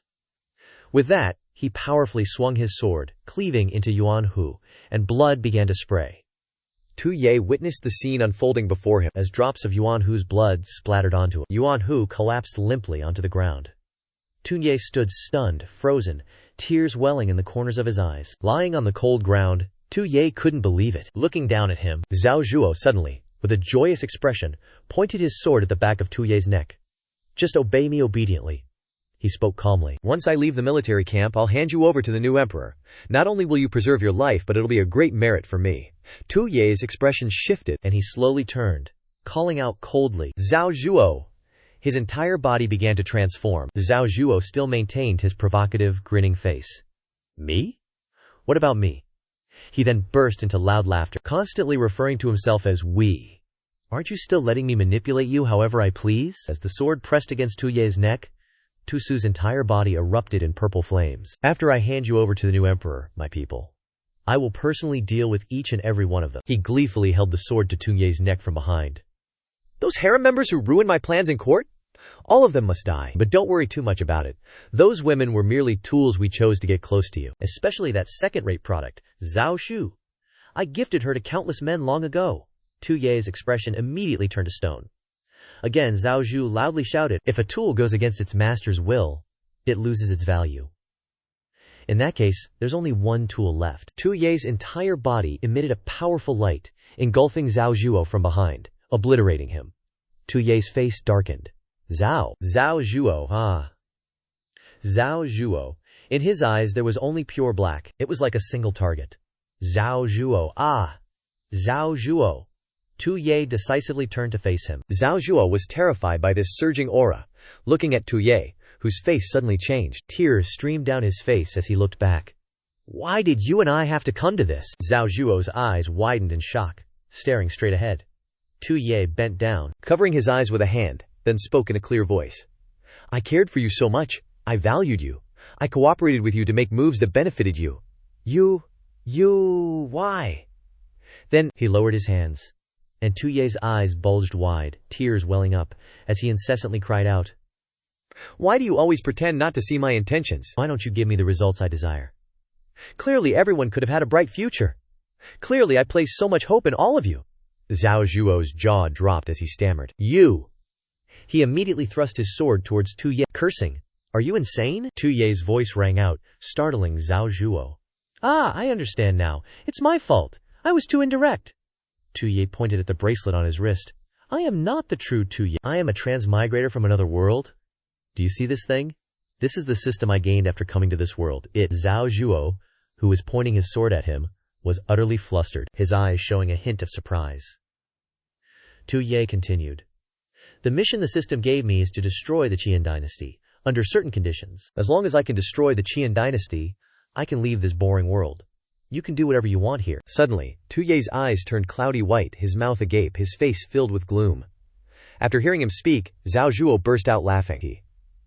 He looked at Tu Ye and spoke with contempt. You only have that much capability? Tu Ye, the incompetent and shameless one. You have no grand ambition. Every word he spoke pierced Tunye's heart like a sharp knife. Common trash. Worthless. He continued to insult him without mercy. Useless. Inherently lazy. Someone like you should obediently be a puppet emperor for big shots like us. Tu Ye could no longer endure it. He swung his fist and punched Zhao Zhuo straight in the face, causing his cheek to swell, and a mouthful of blood to gush from his mouth. He slowly fell backward. Zhao Zhuo reached up to touch his face as drops of liquid cascaded down. Blood from his mouth and nose running along his chin. Tu Ye's eyes blazed crimson as he clenched his fists, grinding his teeth. This utterly shameless swine, whether it's his words or his deeds, everything about him is outrageously offensive. Tu Ye's jaw visibly tightened even further. His words were heavy, dripping with menace. Zhao Zhuo, you are truly asking for it. Zhao Zhuo, for his part, made no sound, merely trying to shift his battered body. He effortlessly hoisted Zhao Zhuo's body upwards. Tu Yi glared down at him, then bellowed, "To hell with this transmigration nonsense." Then, Tu Yi swung his fist into Zhao Zhuo's face yet again. And next, "To hell with this mission." He delivered a swift, impactful kick, straight to Zhao Zhuo's nether regions. "To hell with this system!" Zhao Zhuo screamed in agonizing pain. Zhao Zhuo crumpled to the ground. He clutched his injured area, rolling back and forth while an endless cacophony of screams escaped his lips. His eyes were wide with shock, his mouth hanging agape in a silent, "Oh." Tu Ye, now slowly removing his outer robe, spoke. "What was it you said earlier, A tool that fails to satisfy its master's will should be..." As his robe fell, Tu Ye revealed a powerful, muscular physique, his eyes now glowing with two red streaks. He rubbed his hands together, a chilling smile forming. "Destroyed." Suddenly, a voice boomed from within the tent. Seemingly Tu Ye's own inner monologue, externalized. "For fear of leaving descendants, which would prevent me from toppling nations, I can only rely on daily exercise to train." With perfect, brutal comedic timing, Tu Ye delivered a soul-shattering slap across Zhao Zhuo's face. The two guards standing watch outside were so paralyzed with fear, they dared not twitch a muscle. Tu Ye's booming voice echoed out from the tent. "Because for this cosplay, I went 3 sleepless days straight designing elaborate costumes." He punctuated his point with another brutal punch to Zhao Zhuo, declaring unequivocally, "And I even had to learn this world's entire written language." Zhao Zhuo's cheeks were already a grotesque tapestry of purples and blues. Tu Ye prepared to bestow upon him yet another gift. "To treat me like this? Can you even be considered a talentless fraud?" Tu Ye's ensuing punch erupted like a volatile flame. It sent Zhao Zhuo hurtling mercilessly out of the tent. Blood gushed from his nostrils like twin crimson rivers. Zhao Zhuo slammed headfirst onto the unforgiving ground, his entire body unable to move, leaving him only able to lie there and scream. Zhao Zhuo's face was now a gruesome mosaic of bruises, blood endlessly streaming from his nose, eyes swollen shut, and his mouth mumbling incoherently. But what in the cultivation heavens was he even trying to say? Suddenly, his eyes flew wide open. Several soldiers approached Zhao Zhuo, their hands clasped behind their backs, their gazes unsettlingly dark and heavy. Zhao Zhuo, in his pain-addled mind, assumed they were here to serve him. He bellowed, "What are you staring at?" They looked at him with eyes brimming with indignation and hatred. Yet, Zhao Zhuo, still smugly delusional, scoffed, "Why aren't you protecting me already?" The soldiers remained utterly indifferent to Zhao Zhuo's pleas, pointedly shifting their gazes elsewhere. Seeing their unified expressions of disdain, his entire body began to tremble, cold sweat pouring from him in earnest. Tu Ye slowly emerged from the tent. A dazzling, almost divine aura emanated from him, causing the soldiers to instinctively part into 2 neat rows, forming a respectful path. Zhao Zhuo furrowed his brow, his swollen eyes fixed on Tu Ye as he slowly approached him. Tu Ye's bloodshot eyes glowed with an immense, palpable killing intent, his mouth twisting into a grotesque sneer. Zhao Zhuo, gathering every ounce of strength left in his battered body, finally spoke. This humble subject was wrong. He immediately kowtowed at Tu Ye's feet, his mouth a continuous stream of desperate pleas. This humble subject knows his errors. At this, Tu Ye's left eye glowed ominously red. "You are wrong. Oh, you are so very wrong." Zhao Zhuo, still kowtowing below him, was drenched in sweat, his voice trembling and faltering slightly. I should not have taken command of the troops without permission." Tu Ye extended a hand, gently touching Zhao Zhuo's head, causing him to flinch violently. Tu Ye's eyes grew even redder, the crimson deepening. He stared intently at Zhao Zhuo, who continued to speak, now trembling visibly. "That matter. I should not have avoided battle." Tu Ye gripped Zhao Zhuo's hair, pulling his head back sharply. Tears streamed down Zhao Zhuo's cheeks.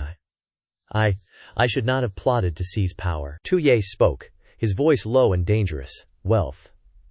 Zhao Zhuo's face was now so mangled he was practically unrecognizable. Power. The soldiers stood utterly motionless, gazing blankly up at the sky, as if pondering the deepest mysteries of the universe. The army still holds its proper positions. Tu Ye raised a hand high, a theatrical gesture. None of these things truly matter to me. Zhao Zhuo's tears continued to fall endlessly, his face a mask of utter helplessness and despair. He continued, his voice heavy with mock betrayal.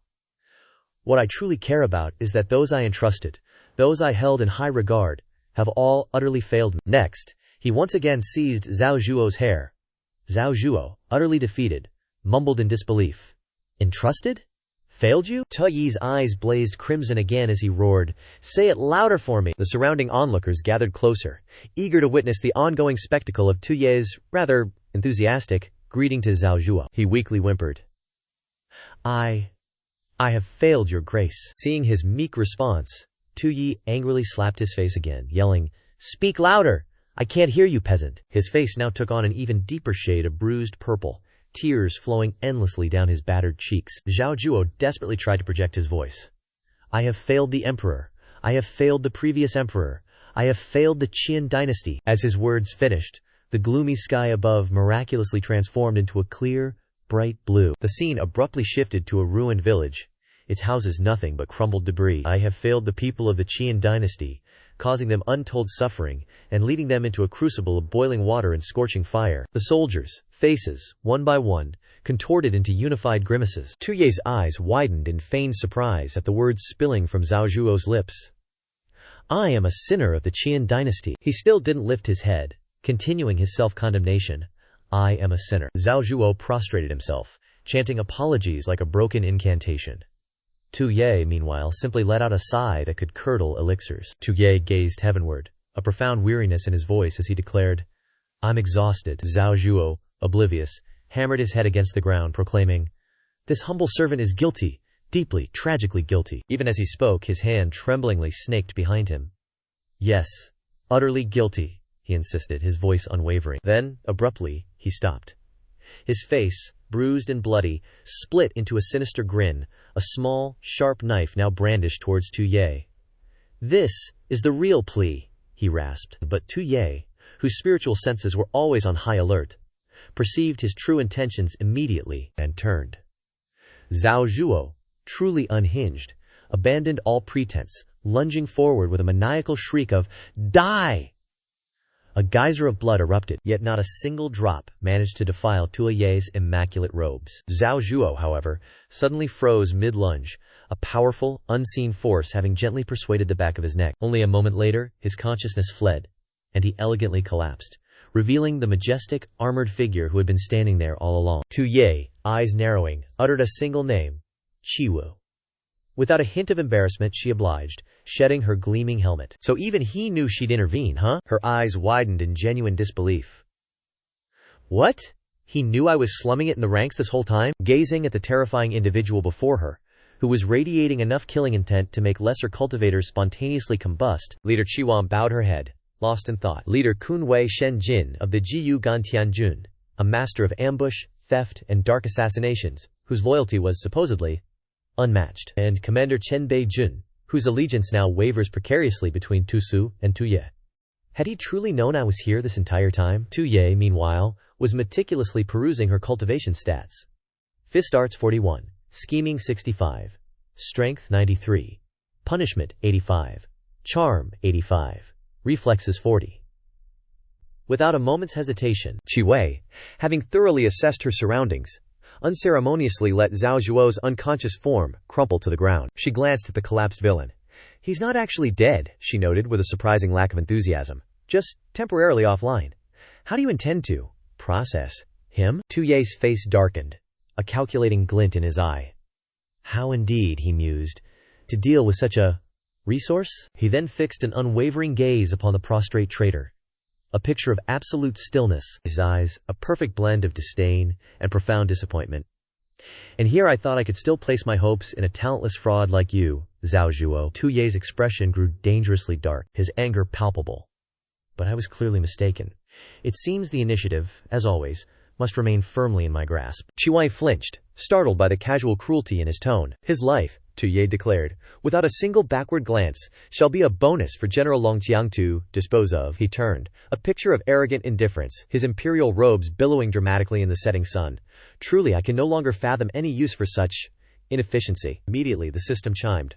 Host has successfully eradicated key figure Zhao Zhuo of the nation-shattering faction. Nation power plus 5000. Chiwei stared, utterly flabbergasted, as he departed. He had strolled in alone, subdued Zhao Zhuo, effortlessly reclaimed military authority, and casually averted an entire civil war. Just another Tuesday. The system, ever so diligent, chirped again. Current nation power, 10,900. Chiklu, unable to contain her mounting bewilderment, muttered, Tu Ye, just what exactly are you cultivating? The enemy forces, currently in the process of pouring in, paused their inevitable advance. A soldier gestured wildly, shouting, Ahead lies Zhao Zhuo's glorious army. Prepare for battle formations. Suddenly, a different soldier, looking rather less composed, shrieked, General Wang, look! He obediently swiveled his head in the direction indicated, only for his eyes to widen to the size of spirit stones upon comprehension. In the distance, a rather prominent display. A body, swaying gently from a high perch. It was none other than Zhao Zhuo himself, thoroughly pummeled and suspended aloft, prompting General Wang to gasp. Zhao Zhuo, the name, a chilling phantom, echoed relentlessly in her mind, each syllable a scream that seemed to resonate just inches from her ear, flooding her with an unbearable dread. Zhao Shu gritted her teeth, her footsteps quickening into a frantic scramble, desperate to outrun the horrifying crescendo building in her mind. She fled in a desperate sprint, so terrified she dared not cast a single glance behind her, convinced something unspeakable was gaining. But then, a withered hand erupted from the shadows, clamping down on her ankle. Zhao Shu lost all semblance of balance, plummeting face first into the unforgiving, cold earth. The searing pain paralyzed her, leaving her only to tremble as she lifted her head, every inch of her body slick with cold sweat. Her eyes, wide with unadulterated horror, were fixated. That voice, still ringing in her ears. Sister, why did you forsake me? Before her, a bleached white skeleton, adorned with a few pathetic wisps of hair, shambled closer. It was a vision of pure gloom and terror, its empty eye sockets boring into her very soul, a portal to cosmic dread. Zhao Mei, the apparition rasped, have you forsaken us? As it spoke, the skeletal horror pressed closer, its voice a chilling symphony of vengeful spirits from the netherworld. Why? Why have you not yet enacted our vengeance? Zhao Shu thrashed wildly, a trapped animal. She tried to scream, but her throat was a knot of terror. She tried to retreat, but from the encroaching shadows behind her, a chorus of spectral shrieks erupted, growing ever louder. Slay Zhao Zhuo! Slay him! One by one, skeletons began to crawl forth from the abyss of darkness, encircling her, piling upon piling, as if intent on crushing her beneath a grotesque mountain of bleached bones. Zhao Shu scrambled frantically, a hapless moth entangled in a spider's web. Her eyes, wide with unmitigated terror, her pupils dilated to black voids, blood vessels throbbing visibly, reflecting a horror so profound it threatened to shatter her very spirit. And then, a towering, inky shadow coalesced before her. It was a monstrous doppelganger of Zhao Zhuo himself, its teeth bared in a predatory grin, eyes blazing with malevolent scarlet light, a grotesquely long tongue snaking subtly in her direction. Zhao Shu, it rasped, its voice a chilling echo from the abyssal depths. You have betrayed me. The inky revenant advanced, one deliberate, soul-chilling step at a time, a grim arbiter, arriving to claim her very essence. In that precise, agonizing moment, it tore its maw open, letting loose a guttural shriek. Traitorous tool of its master, your fate shall be precisely as theirs. Suddenly, a blinding flash of divine light erupted. Zhao Shu blinked, her vision momentarily white. She only registered the skeletons behind her being violently flung backward, exploding into countless fragments of bone. Frantically, she whipped her head around, desperately trying to shield her eyes from the roiling cloud of dust and bone fragments churned up by the blast. When her vision finally cleared, she saw a gleaming, impossibly sharp dabo impaled directly through the skull of the abhorrent monster. It froze, a portrait of bewildered cessation, before crumbling into a wisp of malevolent black smoke. Zhao Shu, utterly dumbfounded, slowly raised her head to behold her unexpected savior. Standing there was a towering, majestic figure, radiating an aura of divine authority, as if a true war god had just ascended to the mortal realm. Your Majesty, she gasped, her voice trembling with awe and relief. But before she could finish, another voice, an echo of terror, called out again. Sister! Sister! She spun around, tears streaming down her ashen face. Before her stood a small girl, cautiously approaching. "Sister," she whispered. "Your Majesty has returned safely. He's preparing to summon all the military ministers to the grand audience hall." The little girl smiled brightly, as if everything that had just happened was merely a nightmare. What's more, Zhao Zhuo has already been executed by His Majesty. Zhao Shu was stunned. She listened, as if unable to believe it. Had everything finally come to an end? Unable to hold back any longer, she burst into tears. One day later, after dealing with Zhao Zhuo, Tu Ye returned to Ganjing, receiving formal congratulations from the officials. Tu Ye sat upon the dragon throne, his sharp gaze sweeping over each person. Destroying nations. Destroying nations. What have I destroyed lately? Gazing at the long line of neatly standing officials before him, he furrowed his brow in thought. Zhao Shu, however, merely bowed her head, her eyes quietly watching him, which he found a little perplexing. My internal affairs are now single-mindedly loyal to me. There are no more opportunities for a femme fatale disaster. He glanced at Tu Su, his eyes full of contemplation. I must protect my imperial clan. His gaze then shifted to Li Tianyuan. After Zhao Zhuo's death, Li Tianyuan had completely withdrawn, no longer daring to stir up trouble. The court was temporarily stable, but Tu Ye still felt something was amiss. He frowned deeper, coldly observing the entire grand hall. My national power has increased by 15,000 units, but the most important question surfaced in his mind. Can I still rely on these people to destroy the Yu kingdom? Li Tianyuan thoughtfully watched Tu Ye on the throne, and couldn't help but wonder, Zhao Zhuo has just been eliminated, and Tu Su has sincerely submitted. Why is there no joy visible on his face? His face clearly showed the hidden melancholy in his heart, but he seemed to sense something. Slowly, he turned his head. Tu Su's eyes, sharp and filled with gloom, stared at him and sneered, drawing a finger across his neck as if delivering a silent threat. Li Tianyuan broke out in a cold sweat, suddenly very aware of his own mortality. The delicate three-way balance that had emerged had finally completed its cycle. It flashed in Li Tianyuan's mind.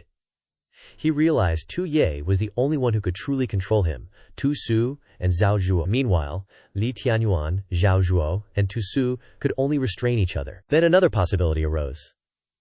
As for Tu Su, he quite liked Tu Ye, but seemed to dislike Li Tianyuan and Zhao Zhuo. And, as for the feelings between Tu Ye and the other two, they were still ambiguous. The one with an unclear, fluctuating attitude towards the new emperor was himself, Li Tianyuan, who had now become an unknown factor, and also an object Tu Su wanted to eliminate. Li Tianyuan's face turned thoughtful as he watched Tu Ye on the throne, and Zhao Shu, both seeming indifferent and lost in thought. It's time to show my stance. His voice rang out, attracting Tu Ye's attention. Li Tianyuan stepped forward, respectfully speaking. Your humble servant heard His Majesty displayed divine might, personally slaying the national traitor, Zhao Zhuo. He offered an enigmatic smile, his eyes unclear. Truly, it brings joy to the people's hearts. But immediately after, his face changed rapidly, his lips pouting slightly. However, Zhao Zhuo stole the military seal from your humble servant's residence to go out and cause disaster for the common people. Your humble servant was negligent in defense and also bears guilt. Having said that, Li Tianyuan feigned regret and guilt, bowing and deliberately showing eyes full of pained thought. Your humble servant is willing to accept punishment, but hopes His Majesty will spare your humble servant's grand tutor position as a warning. Before he could finish, Tu Ye's face hardened. He quickly stood up, raised his hand, and flatly stated, "Stop. This emperor is not in the mood to hear this from you right now." This emperor has been truly exhausted lately. But deep down, he had already seen through this old man. Damn! The art of instantaneous betrayal, and the skill of flipping the script, pinning it all on the dead with lightning speed. Anyone can tell this old fox has been cultivating these schemes for decades. Tu Ye bowed his head, rubbed his hair, and declared his decision to go on a disguised tour of the Gang Kingdom. As for this matter of your position, we'll talk about it after I return. Seeing this, Li Tianyuan clearly showed his shock, blocking the way. Things just stabilized. What trouble does he want to stir up now? He broke out in a cold sweat, bowed, and said, I beg your Majesty to reconsider. As soon as he finished, Tu Ye's face hardened. He clenched his fist and resolutely said, Are you trying to teach me how to do my job? Seeing his seriousness, Li Tianyuan's face turned pale, and he stammered, No, I wouldn't dare, although it was only a temporary measure. Tu Ye also had some concerns, bit his finger, and pondered with difficulty. To rely on the civil and military officials in court to destroy the nation is hopeless. Fortunately, there are quite a few external forces to help. The Kanglang tribe on the northern grasslands had repeatedly invaded the northern border of Gang Kingdom. Even Prince Su, who guarded the north, had clashed with them several times, and, in terms of combat power, could only fight to a draw. Scene change. Large fleets bobbing on the sea. In the south there was the Jing Kingdom, separated from Gan by a river.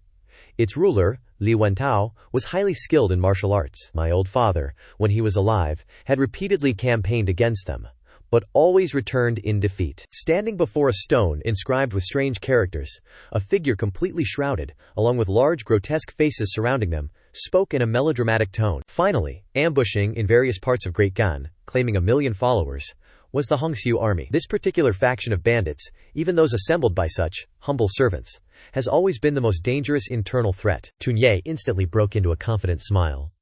The previous two forces are too far. The main goal of this disguised tour is to connect with the Hongxiu army and borrow their strength to destroy the nation. Li Tianyuan stood below, observing his every gesture and state. The Gan Kingdom's emperor acting as an informant for rebels to destroy my nation? Like this script? Li Tianyuan was completely dumbfounded. He couldn't comprehend what Tunye was thinking. He's smiling again. In the dark night, torches flickered, casting faint light. A wide path led to a deep, large cave entrance, the headquarters of the Hongxiu army within. Strange sounds constantly emanated. Peculiarly masked figures were dancing inside. In front was a person of unknown gender, seated within. Hearing their subordinates report, "Bad news! Bad news!" that person remained motionless. The other one continued.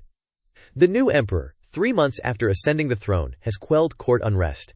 It seems the Gan Kingdom's fate is not yet sealed. It turned out to be a girl. With an expressionless face, she turned and asked, "Wu Dongshuan, then what is the bad news?" A vast landscape unfolded with a cerulean sky and gently drifting white clouds, creating an atmosphere of peace. This scenery was adorned with ancient houses of distinctive architecture and elegant colors, making viewers feel the beauty of time. However, within this scene, coupled with the judging gaze of the common people, the atmosphere grew ominous. Tu Yi wore a dark cloak, standing steadily with a solemn gaze. Beside him stood a woman with sharp and cold features.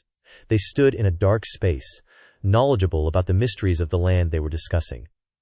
Tu Ye spoke seriously. The northern grasslands bordered the Longxiong region, an extremely vast area, and even Prince Su found it a major headache. Tu Ye continued to emphasize caution. He simply nodded, confirming he got it. But when Yedutang has drilled, "Be careful," into you 300 times, it's less about concern and more about a region with a history so volatile, even the air holds its breath. As he walked, he pondered a most perplexing anomaly.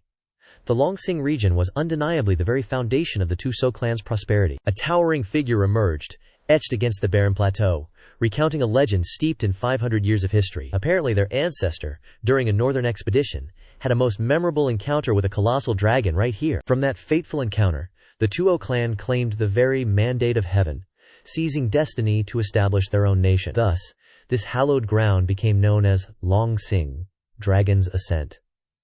All eyes, naturally, fell upon a strategic map unfurled with dramatic flourish. Tuo Ye, with a gravitas usually reserved for ancient prophecies, pointed out, "This region nominally falls under Daqian's divine decree, yet it's been thoroughly infiltrated, particularly by the Hongju army, who've audaciously built entire settlements here." He internally grumbled, "By all accounts, both that old man and my utterly unhinged brother should be clutching their pearls over this territory." But despite his supposed iron-fisted methods, he just let the Hongju army build a formidable base right under his nose.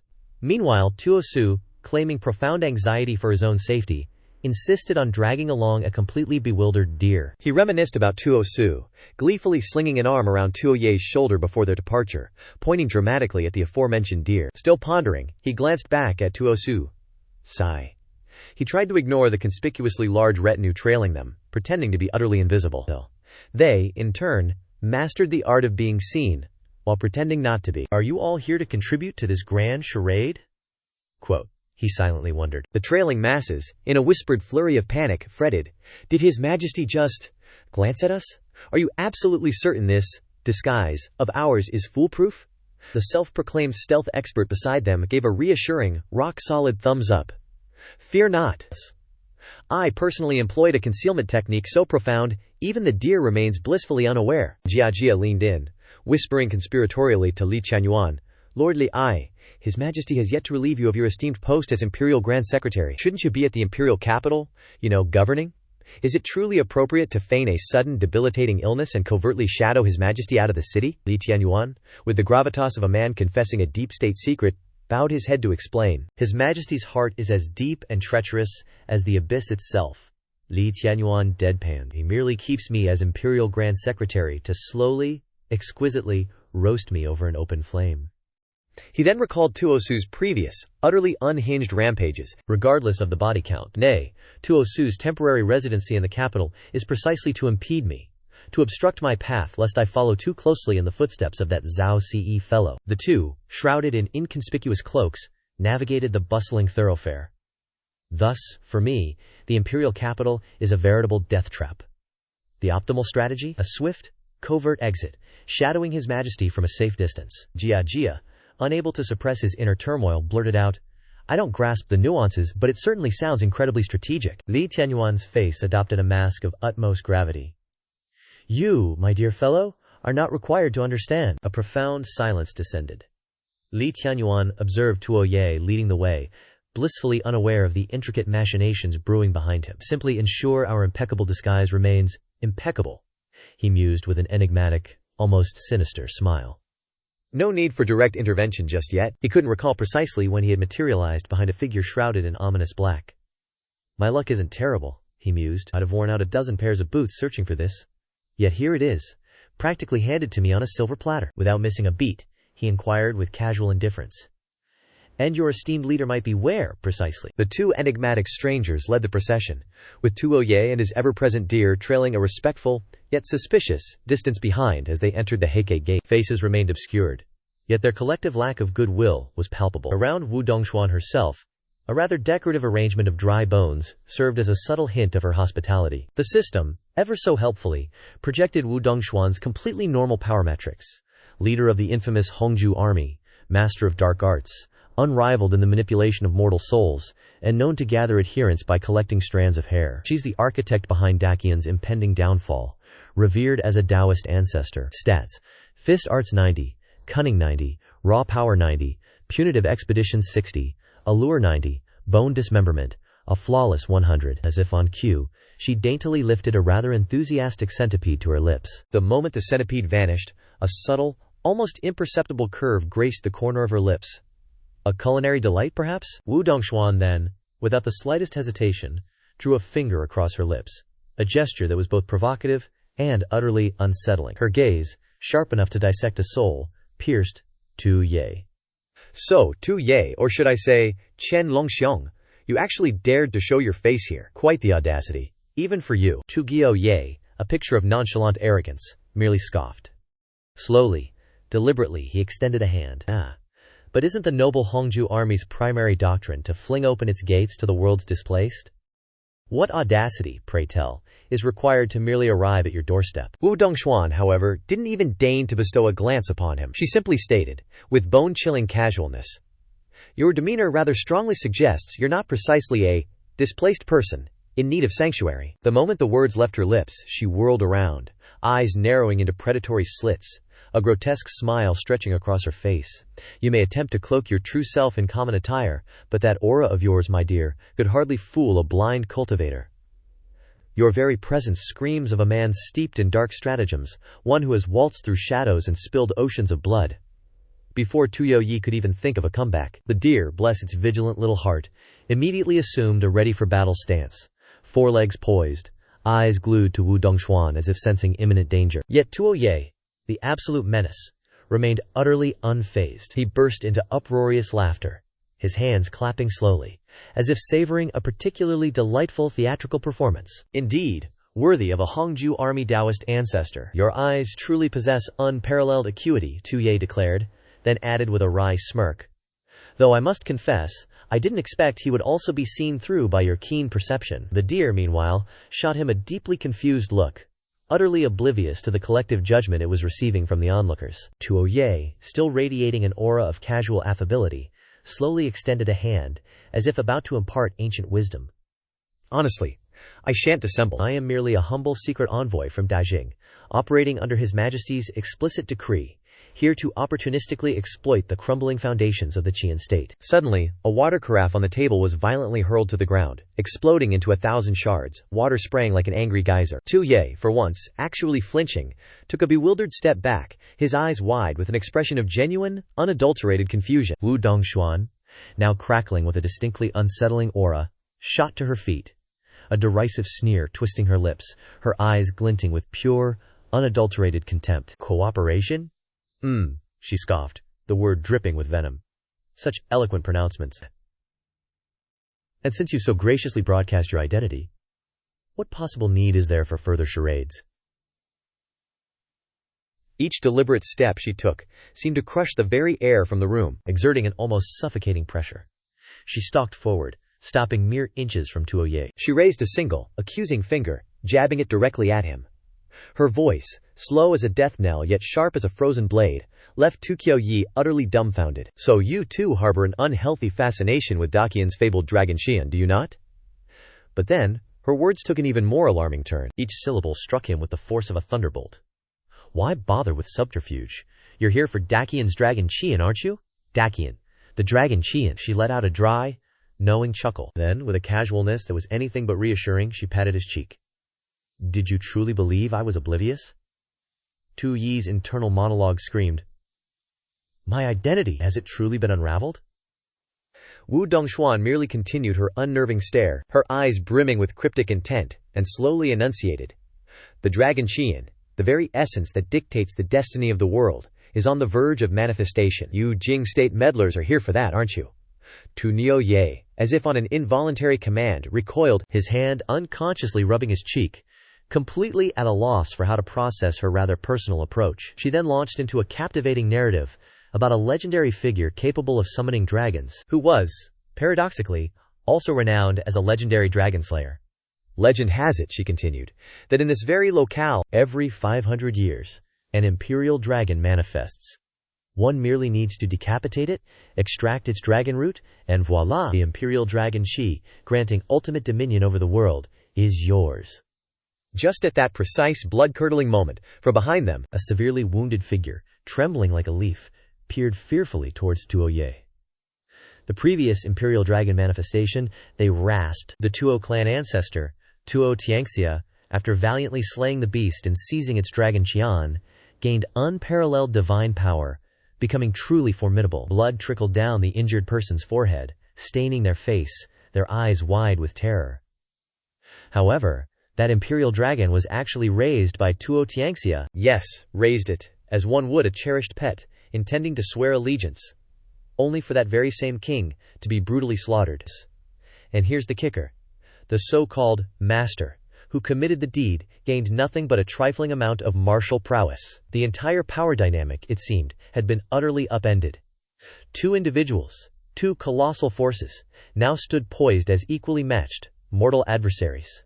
This compels me to believe, the wounded figure continued, that this time, those who should be misunderstanding each other to the death, have now reached a final, cataclysmic impasse. After these two estranged figures established their own warring nations in the north and south, they plunged the realm into an epic chaos of heroes, all vying for supreme dominion. The strategic map, once a predictable patchwork, had just become a narrative overflowing with explosive variables. Wu Dongshuan, embracing the chaos, spread her arms wide, her eyes blazing with an almost manic excitement. She launched into a fervent exposition of her vision. The world, empowered by the ancient imperial dragons Qi, allowed the Qian state to conquer and unify the entire north, vastly expanding its dominion. Though the Tukang clan did manage to consolidate the southern Mulong River, their meager national strength was a mere whisper against Qian state's roar. They could only cling desperately to the Mulong River, hoping to endure. But now, the auspicious 500-year cycle has concluded.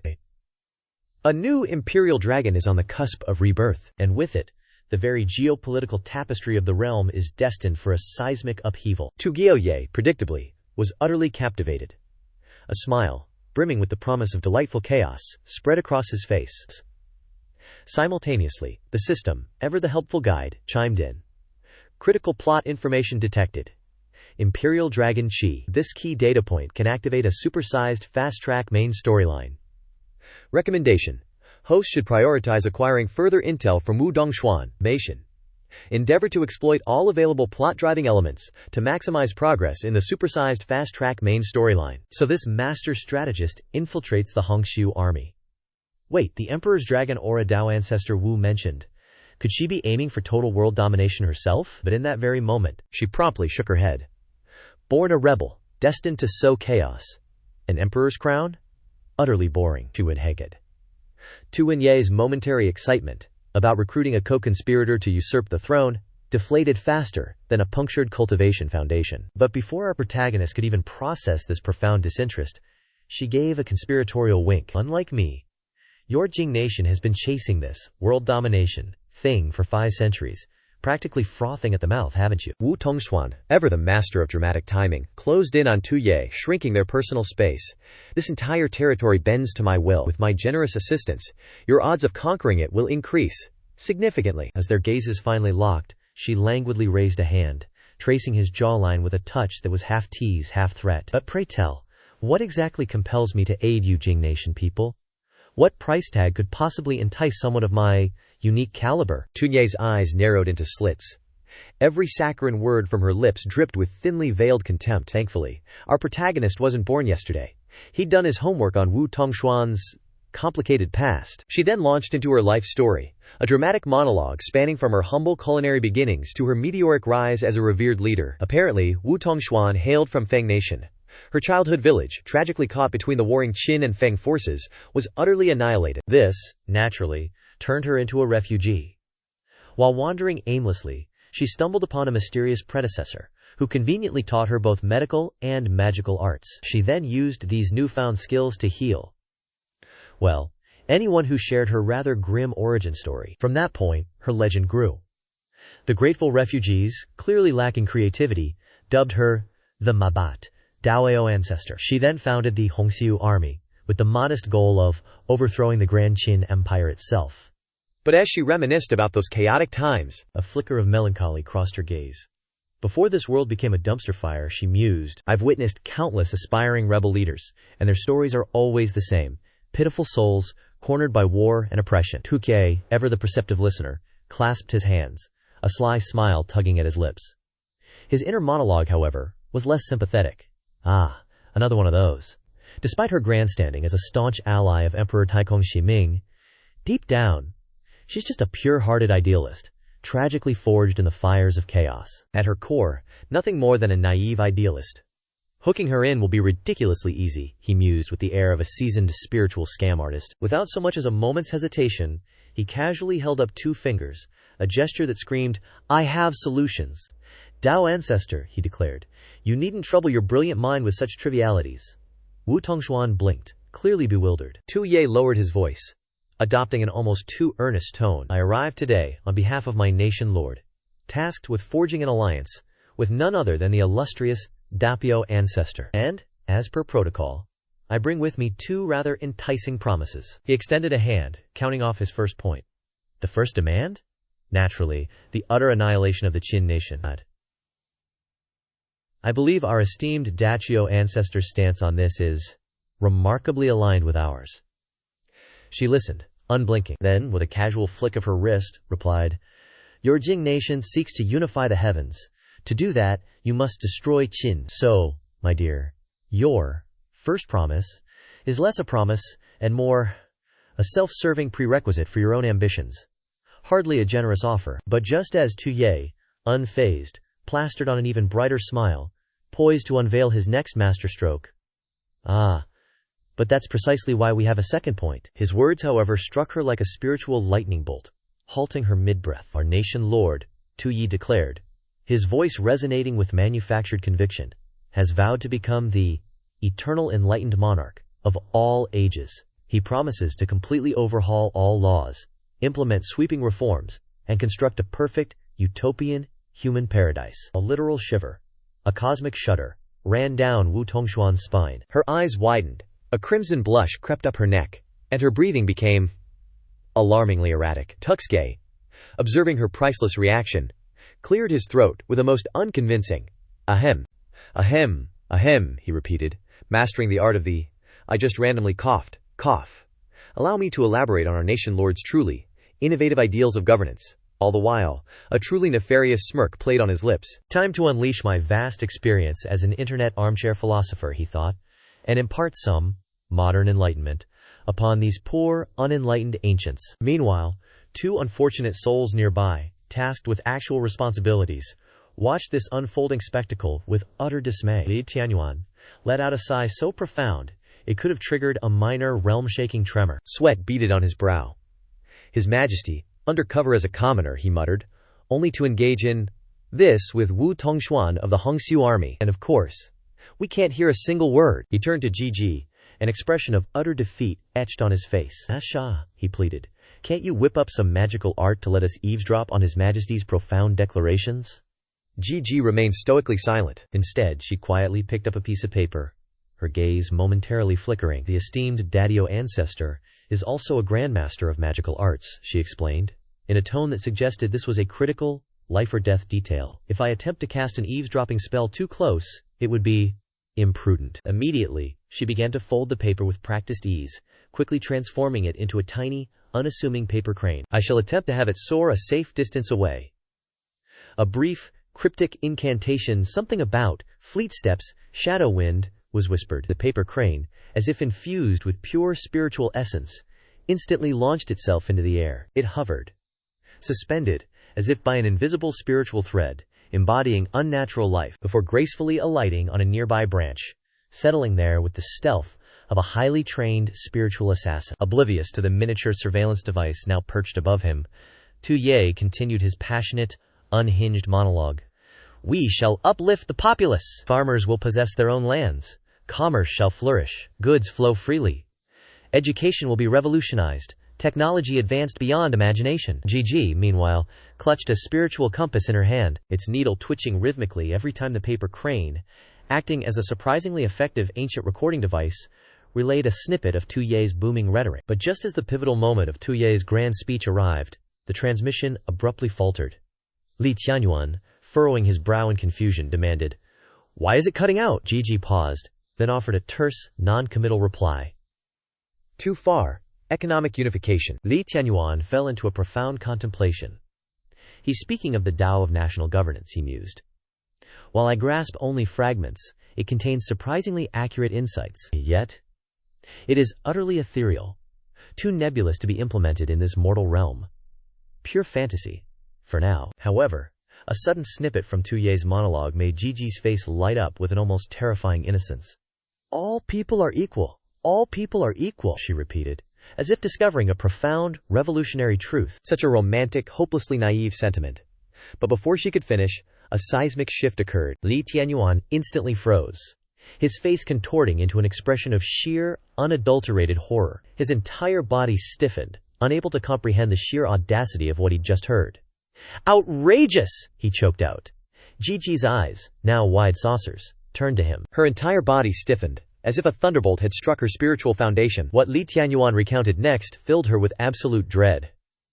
That year, Wei Jinglu merely interacted with the privileged elite. Nothing more, and he was torn apart by 5 horses for it. If Our Majesty dares to proclaim that all under heaven are equal, then 100 Wei Jinglus wouldn't be enough to satisfy the executioners. The horrifying mental image of colossal figures tearing a small man limb from limb flashed before her eyes, a grand city being obliterated with a single strike. Yet now, His Majesty was actually speaking these words. If he fails, Li Tianyuan continued, his voice trembling, there won't even be a chance for a convenient scapegoat. One misstep, and the Grand Qin Empire will plunge into an abyss of no return. Li Tianyuan frantically recounted the historical precedents, his eyes nervously flicking towards Tu Ye, who, at this very moment, was still blithely chatting up the local populace as if discussing the weather. It really is him, Li Tianyuan thought, staring at his oblivious emperor for an unnervingly long time. But the more he stared, the more apparent it became. Tu Ye possessed precisely 0 self-preservation instincts. How shameful, Li Tianyuan suddenly muttered, a strange realization dawning. His gaze dropped, and he whispered to Gigi. While Zhao Zhuokun and I were squabbling over paltry scraps of influence and power, His Majesty's true vision, his very cultivation realm, has long encompassed the entire world. He seeks to establish a truly egalitarian society. How utterly shameful. He then turned his gaze back to Tu Ye, who was, at that precise moment, joyfully mingling and cheering with the very common folk he sought to equalize. After this rather unconventional negotiation concluded, Tu Ye let out a dramatic sigh, wiping a bead of sweat from his brow, a clear sign of the immense effort he'd expended. He wore an expression of profound weariness. Phew, finally finished that epic speech, he groaned. Exhausting work. Immediately, someone in the crowd raised a wine cup, prompting an eruption of enthusiastic applause and praise from those nearby. Please, noble sir, drink some water. Wu Tongxuan herself, the hardened rebel leader, could not help but exclaim, Your description, it truly stirred my Dao heart. If the Jing nation could genuinely govern in such a manner, perhaps a true human heavenly kingdom, an eternal paradise, could indeed be built. Seeing his master plan coming to fruition, Tu Ye flashed a triumphant grin. He courteously offered a hand to scratch his head. Of course. But the instant his fingers made contact, Dong Xuan's expression soured instantly. Her brow furrowed, a terrifying murderous aura oozing from her, eyes blazing with menace. Her voice, cold as glacial ice, cut through the air. I still harbor one minor doubt. Do you genuinely take me for such a fool that you dare spin such blatant lies to trick me? The Jing nation would never implement policies like that, nor would they ever issue such promises.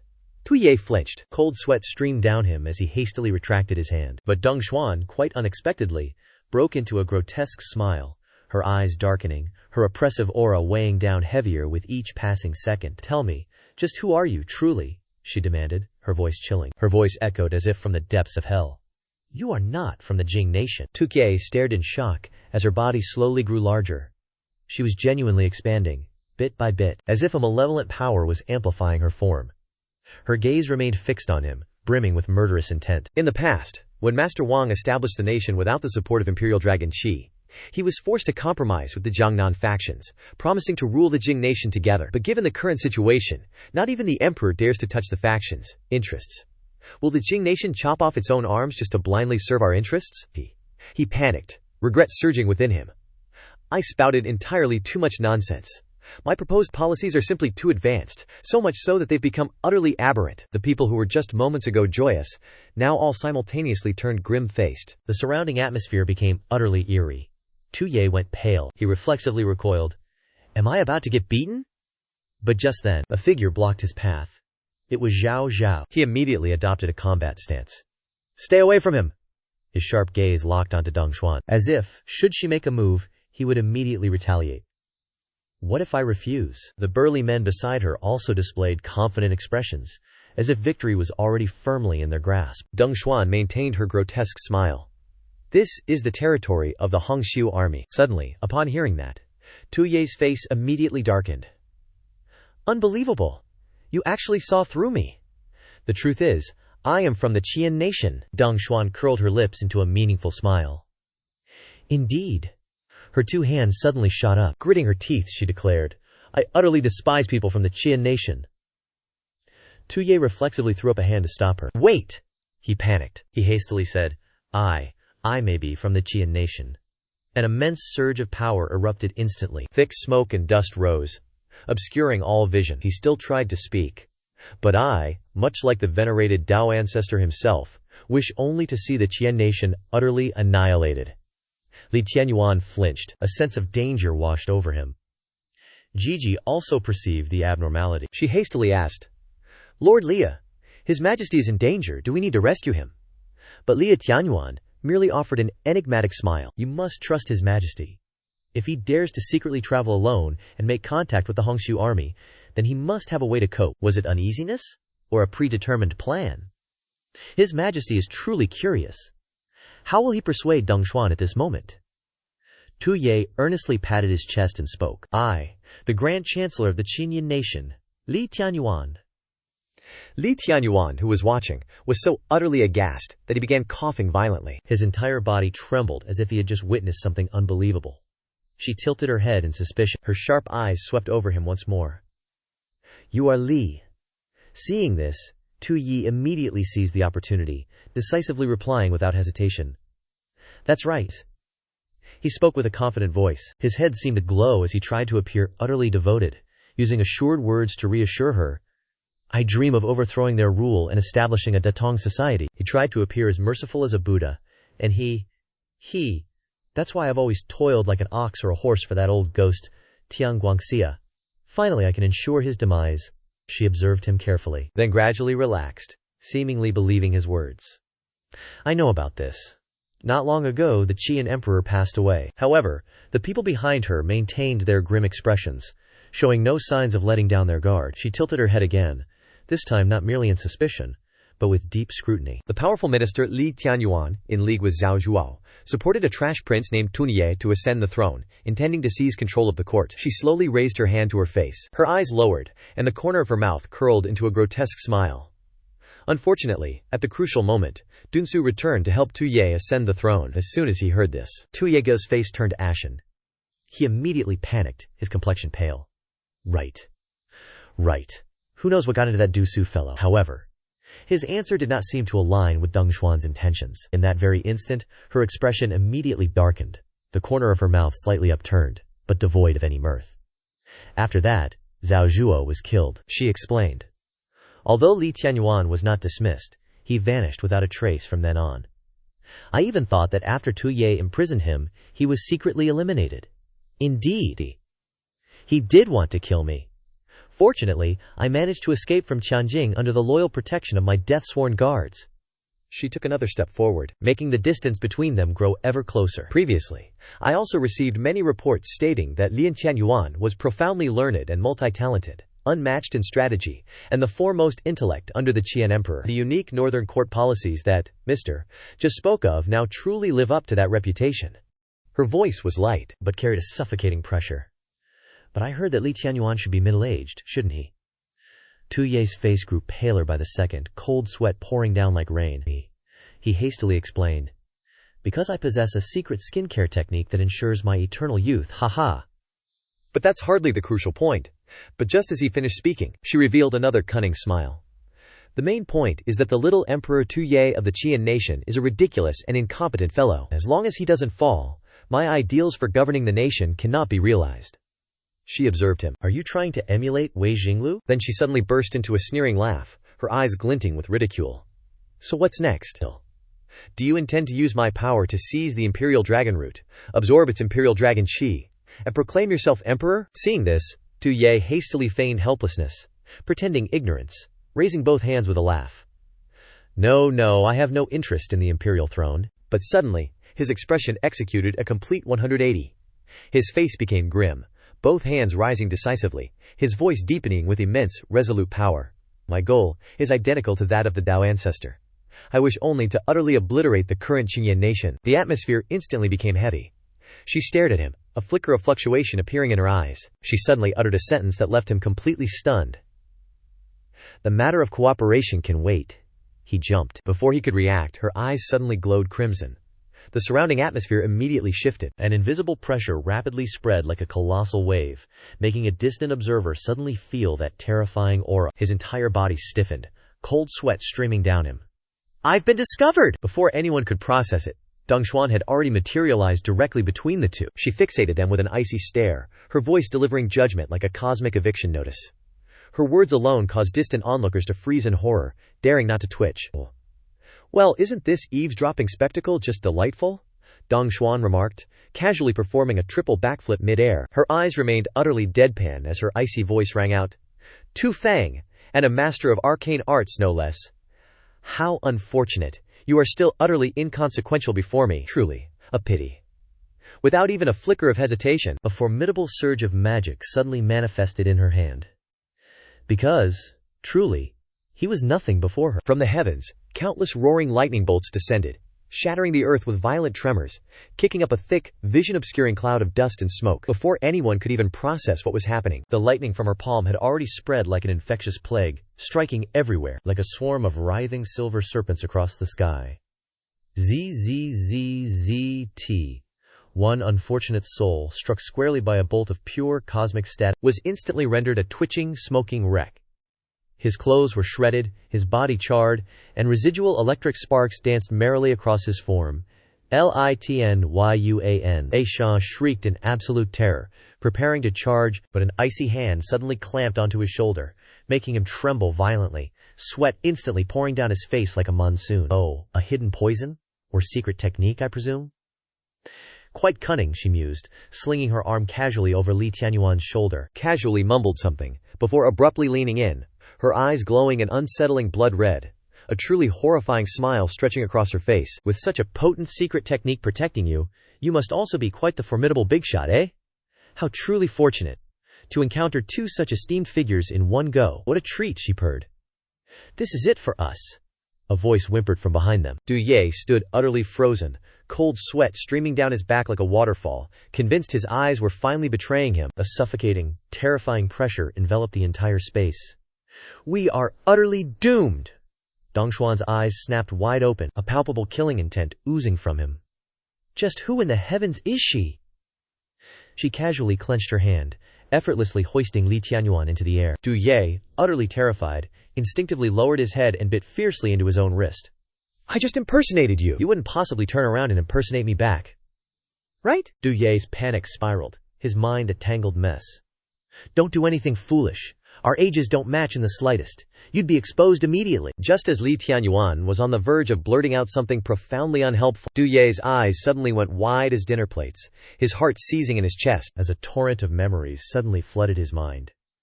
Years ago, when he was but a mere cultivation sprout, his father had addressed him in a grave, resonant tone, but young Tianyuan, as was his wont, merely listened in stunned silence. Tianyuan, my son, why is it exactly that you choose to read books? In young Tianyuan's mind, those profound words were nothing more than a particularly verbose gust of wind. My father, a scholar, the very first thing I ever befriended, since the dawn of memory, was books. But even though I diligently companioned myself with books day after day, the venerable old man droned on, and the more he spoke, the more Li Tianyuan's internal patience wore thin. He'd never truly pondered. Why read? He just found books incredibly entertaining. The concept of a koei, purpose, was quite foreign. He then ponderously expounded. To establish the heart for heaven and earth, to establish the destiny for the living, to inherit the peerless knowledge of divine beings, to create eternal peace for 10,000 generations.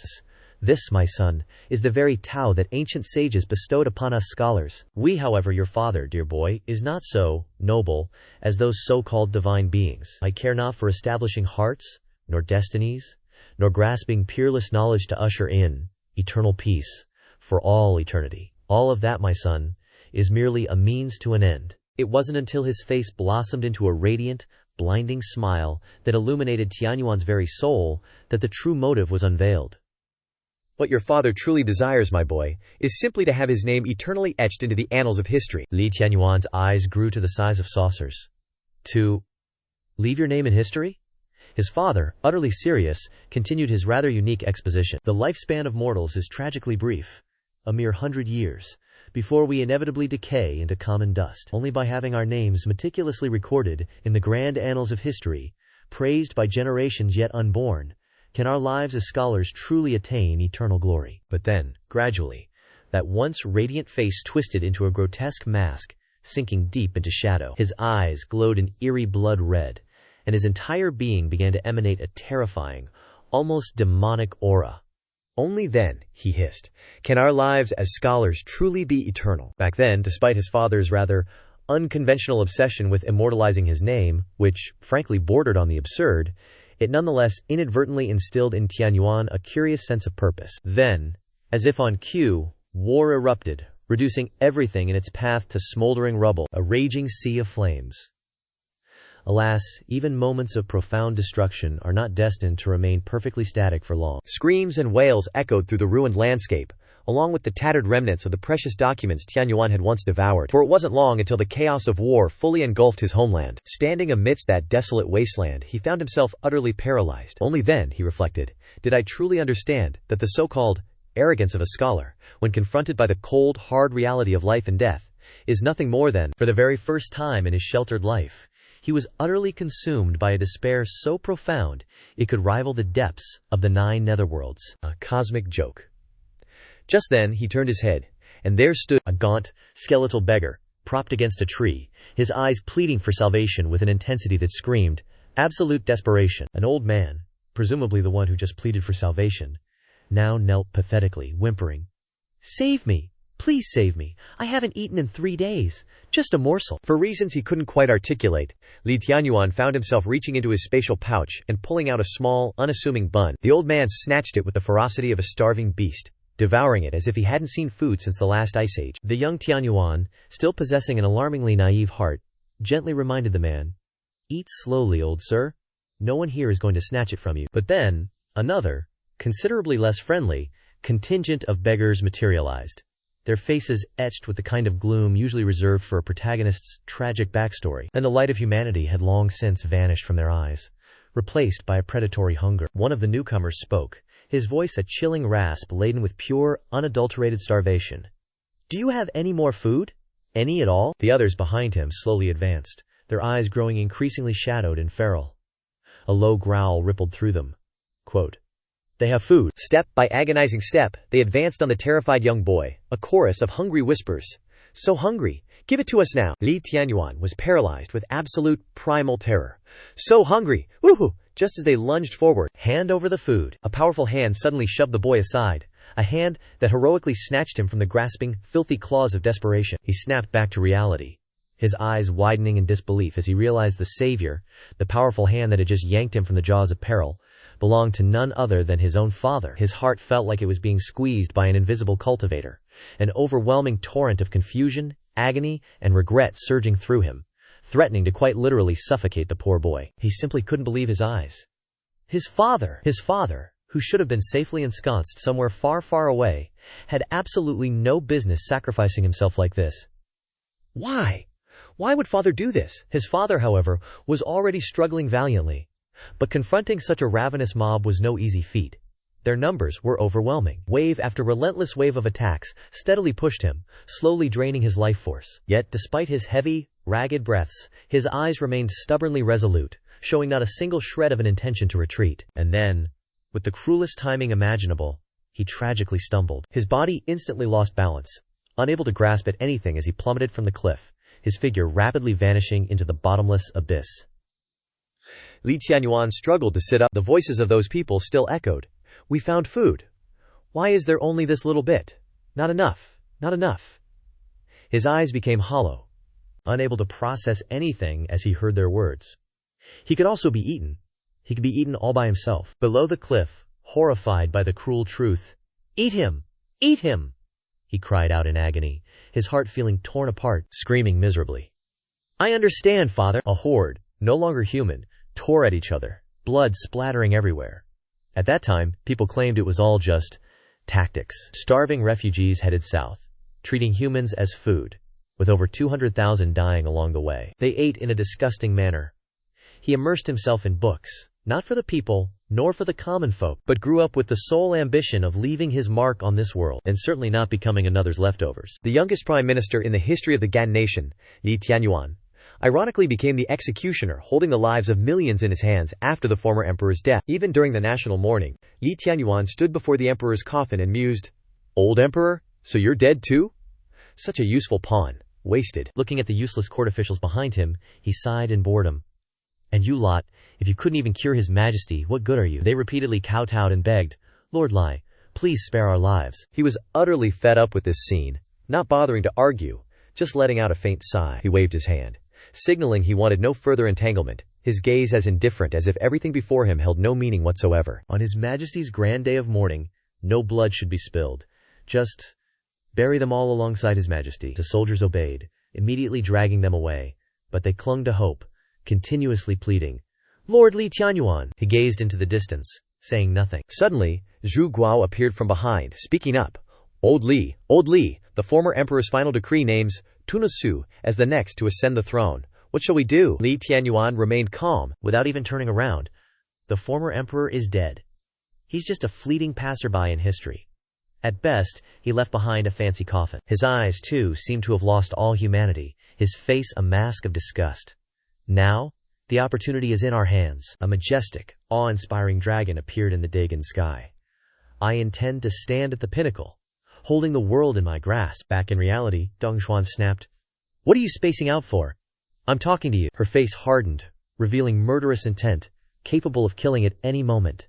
"Just who are you, really?" Tu Ye, terrified, bowed his head, biting hard into his wrist. "Him?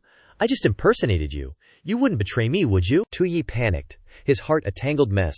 "Don't do anything foolish. The ages don't match up at all." Just as Li Tianyuan was about to blurt out something, "I am." Tu Ye's eyes went wide, his heart almost stopping as he heard him speak.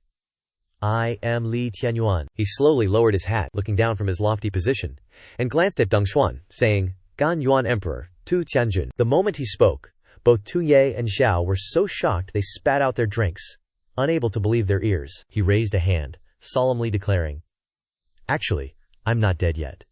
Tu Ye, hearing this, was utterly dumbfounded. For crying out loud, you're directly impersonating my father? Why not just say you're Qin Shi Huang while you're at it? Li Tianyuan secretly pondered. What if this isn't about helping me? He continued his thought. What if it's about helping him instead? Tu Ye looked bewildered, his eyebrows furrowed in confusion. Li Tianyuan warmly said to Fan Daozhu. After that whole rebellious son debacle, I've long grown disgusted with power. Fan Daozhu casually put his hands on his hips. What a load of crap. He placed a hand on his chest, closing his eyes, and declared, My greatest wish now, besides getting rid of those 2 good-for-nothing prodigal sons, is to entrust this empire to a trustworthy person. The crowd gathered around instantly chimed in. For example, Li Tianyuan is excellent. Tu Ye sat motionlessly, thinking, I'm just sitting here watching you all perform. Wu Dongshuan suddenly stood up, waving her hand. Haven't we been talking nonsense all day? I'm tired of playing. Come on, drag him away and feed him to the dogs. Seeing this, Li Tianyuan immediately said, Prove his identity, you say? Hearing this, Fan Daozhu turned back, full of questions. He muttered under his breath. This is easy. Then Li Tianyuan presented something, declaring, This is the Imperial Jade Seal of the realm. He continued, Everything should be handed over to my heir and the Empress Dowager. Li Tianyuan's previous words left Tu Ye so shocked his jaw dropped, while Wu Dongshuan was stunned, thinking, Their words. They were actually true? He was left speechless and drained of all words. He said, During the grand wedding ceremony, the wedding, suddenly, a hand appeared out of nowhere, completely by surprise, and that hand patted Tu Ye's shoulder, making him nervously break out in a cold sweat. Wu Dongshuan, from behind, flashed a mischievous smile. Not bad, not bad. It seems you've proposed a suggestion that satisfies everyone. Wu Dongshuan continued, I highly approve of the ideals of governance you presented earlier. You're worthy of being my man. Wu Dongshuan moved closer, putting her arm around Tu Ye's shoulders. Tu Ye beamed outwardly. In that case, there's no time to delay. Let's go straight to the bridal chamber. He broke out in a cold sweat, with clear panic in his eyes, screaming, Wait! Wait! Wu Dongshuan opened her round eyes wide, looking at him with suspicion. Wu Dongshuan landed a punch squarely on his body, causing him to uncontrollably vomit something white. Tu Ye fell to the ground beside the pile of fresh vomit, his face utterly pale and drained of color. Wu Dongshuan hoisted him onto her shoulder, intending to leave, when a man loudly shouted, Wait! Wu Dongshuan confidently replied, Don't worry, I won't mistreat your master. Wu Dongshuan even turned back to tease him. Or perhaps, you wish to join the bridal chamber as well? Upon hearing this, his face flushed crimson with an almost comical shyness. He then stammered out a single, scandalized syllable. Lewd. Meanwhile, Li Tianyuan was practically carrying a dead-drunk Tu Ye. Li Tianyuan pondered. Your Majesty, I've staked everything on you. Please, ascend and become the true dragon of this realm. He gazed skyward, then plunged back into intense contemplation. You must not disappoint me. You must surpass even the immortal emperor. Li Tianyuan observed the common folk, happily drinking together, and thought, A name in history must be forged tonight. The scene cuts as night falls, revealing a brilliant moon against a dark sky. Inside a certain unremarkable room, sounds of distress, or perhaps ecstasy, echoed. Calm down. You, calm down. Don't come here. No, don't stop. Suddenly, someone shrieked. Ah, lewd, utterly lewd. The scene then cuts to a rooster, triumphantly stretching its neck to crow. Outside, Chief Xiao, with eyes so deeply sunken they formed new dimensions, was nodding off while on guard duty. Wu Dongshuan emerged from the room, stretching languidly and stifling a yawn, which instantly jolted Chief Xiao awake from his slumber. Wu Dongshuan caught sight of Chief Xiao and offered a subtle, almost imperceptible, sneer. It seems that single sneer was enough to plunge Chief Xiao into a whirlwind of fury and utter bewilderment. Suddenly, a hand clutched the door threshold, piquing Chief Xiao's curiosity. It was Tu Ye, his eyes so dark they rivaled a panda's. His body, now resembling little more than skin stretched over bones, lay crumpled on the ground. He struggled to crawl upright, thinking, I almost got drained into a dried husk. But for the sake of toppling an entire nation, this minor sacrifice is acceptable. Tu Ye forced his eyes open, a strained smile on his face. That Li Tianyuan. He even dared to take the jade seal out of the palace, and then sold me off. What a promising future awaits. What a truly promising future. Wu Dongshuan then informed him, Enough reminiscing. Get back to the main headquarters. We need to discuss how exactly we're going to seize the dragon chief. Tu Ye asked, Is Wu Dongshuan not coming directly? What's there to discuss?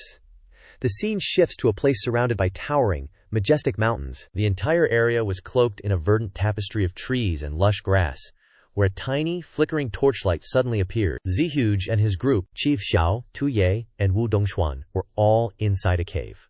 One of them declared, "It's right up ahead!" Ever the cautious one, Tu Ye thought, "I have a really bad feeling about this. Like, catastrophically bad." Wu Dongshuan, looking ahead, simply smiled faintly and said, "We've arrived." Tu Ye, Li Tianyuan, and the others were all utterly dumbfounded, staring blankly at what lay ahead. Ahead, countless tents were pitched haphazardly, varying in height, each proudly displaying a red flag. They exchanged bewildered glances. Is this the main headquarters of the Hongshu army? Nearby, a vast crowd of Jianghu vagrants had gathered, each brandishing spears and sporting expressions so fierce they could curdle milk. Next to them, burly men pounded iron into weapons with fervent dedication. Chief Zhao, growing increasingly bewildered and a little terrified, stammered, "No, this is too many people.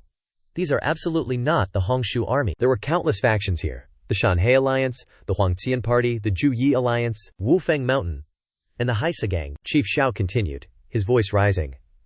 This place is full of major and minor rebel factions from all over the Qian nation. And many of them have been handled by us, the Kunwei forces. Upon hearing Chief Xiao's explanation, Tu Yi suddenly felt a surge of genuine panic. Oh dear, I've somehow stumbled into a veritable nest of rebels. He observed the terrifying expressions of the crowd and mused. Rebels, each one more fiercely rebellious than the last. A secret delight blossomed in Tu Ye's heart. These are all crucial resources for overthrowing the nation. Li Tianyuan, noticing Tu Ye's subtle smile, immediately thought, as expected of His Majesty. Even in the heart of the enemy camp, his steps are steady, and a look of delight graces his face. Truly the bloodline of an immortal emperor. Li Tianyuan's face twisted into an expression that hinted at an impending catastrophe. Could it be that he anticipated the convergence of all these rebels once the dragon veins appeared, and intends to subdue them all in one fell swoop? Tu Ye was slightly taken aback when he saw a tall, burly man slowly approaching him. The man, shirtless and practically glowing, greeted him warmly. "Brother, you're a new face. Which righteous army do you belong to?" Tu Ye casually draped an arm over Li Tianyuan's shoulder and quickly replied, "I am Prime Minister Li Tianyuan, exiled from the Qilian nation, and this gentleman," he gestured dramatically, "is Tu Tianjun, the former Qian emperor." The burly man burst into uproarious laughter, practically spitting from amusement. "Puffed! Ha ha! Brother, your joke is not funny in the slightest." It was then that Wu Dongshuan emerged from behind Tu Ye, calmly clarifying, "He's not joking. It's the truth." The man's eyes immediately bulged with shock. He and the crowd behind him instantly fell to their knees, respectfully proclaiming, "Greetings, Dao Ancestor." She then began an uninterrupted, elaborate speech, leaving Tu Yi utterly bewildered. What in the cultivation world is happening? He wondered. Are you perhaps a little disappointed? She asked him directly. Did you perhaps think that since we struck a deal last night, you'd receive the full backing of the Hongshu army to contend for the Dragon Qi? You didn't expect the Hongshu army wouldn't only support you, did you? I told you, I'm a businesswoman. And a businesswoman never puts all her eggs in one basket. Tu Ye stood there, utterly frozen. In his mind, he thought, she's totally freeloading off me. Wu Dongshuan, standing before the Hongshu army, spread her arms wide, and with a formidable aura, boldly declared, I do not wish to be emperor. But any who dare to sit upon the dragon throne, I am willing to wager upon. Let this contention for the Dragon Qi be the opportunity for all to freely compete. Li Tianyuan adopted a thoughtful expression. This woman is using the dragon veins as bait, gathering all the rebel forces. She wants to use this opportunity to select someone to annihilate the Qian nation. Wu Dongshuan, meanwhile, was smirking inwardly. No matter who wins in the end, I won't be at a loss. He then turned to Tu Ye, his face etched with worry. A woman of such intricate schemes and calculations. Can His Majesty truly contend with her? He replied with an air of complete nonchalance. She's perfectly fine. A few more competitors only make things more interesting. The venerable figure froze. On the surface, he confidently declared that, naturally, there could only be one definitive outcome. In his heart, however, he mused. Honestly, whoever brings about the demise of the Qian Dynasty, it's all the same to this one. Wu Dongshuan reached up and cupped his chin, then said excitedly, I truly appreciate that relaxed. If not I, then who? Pooh. Feeling you exude who are indeed worthy of my discerning eye. Having finished speaking, she turned to the crowd and declared, though there are many spare tires assembled here, perhaps no one can truly compete with you. I fear the only one capable of truly rivaling you would be someone from the Nankin faction. He asked curiously, Oh? Is Nankin truly going to wade into this particular murky pond? She slowly elucidated. When you so brazenly impersonated them before, did it never once cross your mind that the Xiu clan descendants truly felt no avarice for the Imperial Dragon Veins? Given the passage of time, the Nankin delegation should be arriving any moment. Wu Dongxuan's gaze drifted towards the cave entrance. Indeed, figures were approaching. It was none other than Chen Ximing's party. She immediately began to reprimand him. Chen Ximing, did I not dispatch you to receive the Nankin envoys? Why have you returned alone? He calmly replied. Receiving them was the Dao ancestors' personal decree. I would never dare to defy it. And indeed, I have brought the person back. Both observers froze, utterly stunned. In his hand, he held a man's severed head. He cheerfully asked, Is one head quite sufficient for everyone? Upon witnessing this particular scene, every single person present froze, utterly speechless and immobile. Chen Ximing casually swung his arm, sending the head tumbling to a stop at Tu Ye's feet. Our protagonist shrieked in genuine horror. Wait, that head belongs to Chu Xidao, the special envoy of the Nankin faction. His eyes were already rolled back, his mouth agape, and blood still trickled ceaselessly from the wound. Upon witnessing this gruesome sight, our protagonist immediately stumbled to the side, emptying his stomach of every last drop of bile. Meanwhile, Wu Dongxuan's face contorted with utter fury as she shrieked, Chen Ximing, I commanded you to assist the Nankin special envoy in contending for the Imperial Dragon Aura. Is this your idea of assistance? He merely chuckled, replying with disdain. One can hardly blame me for this. Who told him to be so utterly pathetic? As he spoke, he casually raised his foot and stomped on the severed head, sending a spray of crimson mist across the cavern. She lowered her voice, her tone laced with menace, and inquired, I am well aware you've always harbored discontent, coveting my position at the top, but instigating such chaos at this precise, critical juncture, isn't that just a tad premature? In his mind, our protagonist inwardly cheered, ooh, looks like another delightful round of court intrigue and power struggles is about to unfold. Upon hearing this, Chen Ximing immediately adopted an expression of feigned innocence, indignantly protesting, I am utterly loyal to the Dao ancestor. The Dao ancestor wishes to eradicate the Qijing kingdom and quell the raging conflicts, yet harbors no desire to crown himself emperor. As loyal subordinates, it falls upon us to select a worthy individual to unify all under heaven on the Daoao ancestors' behalf. The complexities. This Chu Xidao, the Grand Prince of the Jing Kingdom, who was he called? The foremost fierce general of Jiangnan, commander of the unstoppable wave-breaking battalion. He came representing the Jing Kingdom to contend for the Imperial Dragon Aura, only to have his entire contingent wiped out by some friends from the grasslands. Tun Ye, only now processing the implications, voiced his suspicion. Grasslands? The girl behind Chen Ximing quickly interjected. Oh, all of them were taken care of by my Aina. Tu Yi stared in astonishment. That Nankin Kingdom. PFFT. A bunch of utter weaklings. Aina, the saintess of the Northern Wilds Grasslands. The Black Crow war slave of the saintess of the Northern Wilds Grasslands. The distant crowd immediately began pointing and chattering amongst themselves. I once heard rumors of some saintess emerging from the Northern Wilds, who claimed divine powers connecting her to the grassland demons. HMPH. Just a bunch of wild dogs from the north, daring to slaughter people in my central plains? And they actually believe they can contend for the Imperial Dragon Aura? Such utter self-delusion. She retorted with a tone brimming with defiance. Are you implying we are wild dogs? The Black Crow war slave bared its teeth, letting out a low, guttural growl. She then mocked. Compared to the exquisite beauties of the Central Plains, we might indeed be slightly unrefined. However, I must ask, if the Central Plains are truly so formidable, then everyone's lives here must be perfectly happy and entirely blissful, no? Even her war slave echoed, indeed. While the entire crowd stared wide-eyed in stunned silence, she continued with utter disdain. So, you risk a death sentence? Raising the banner of rebellion? Simply because you enjoy cosplaying as traitors? At this, they erupted into an uproar. What do you mean? Demonic enchantment? What? Cosplay? What, traitor? Aina's eyes shifted to a deep, ominous purple, as if she were casting some malevolent spell upon everyone present. She slowly intoned, I came south to contend for the Imperial Dragon Aura, to end all division and strife, and to unify all under heaven, everyone present. If you wish to dedicate yourselves to this grandest cause of unification, you may consider joining our ranks. Wu Dongxuan appeared utterly manipulated, like a soul lost in a trance, her mind endlessly replaying Aina's words. Unify all under heaven. Quell the chaos. Li Tianyuan was hardly any different, the words resonating deep within his mind. Unify all under heaven. Achieve eternal renown. The entire assembly had succumbed to the same fate, thoroughly enchanted. They all fixated solely on the phrase, unify all under heaven, establish meritorious deeds. Tu Ye, however, merely glanced around and mused. What's wrong with them? Have they been cursed into speechless submission? No, that's not it. This girl. Why can't my system discern her attribute data interface? At this moment, her entire being exuded an aura of profound, almost demonic mystery. She then spoke. However, for those who wish to join, one must first undergo a rigorous assessment. Because we only accept the true elites. Before she could even finish her elegant sentence, our protagonist loudly interjected. And no trash allowed. She froze, then slowly turned to him, exclaiming in stunned surprise, Oh my! How did he know that line? Our protagonist, realizing his epic slip-up, panicked. Oh no! To line. That line was far too iconic.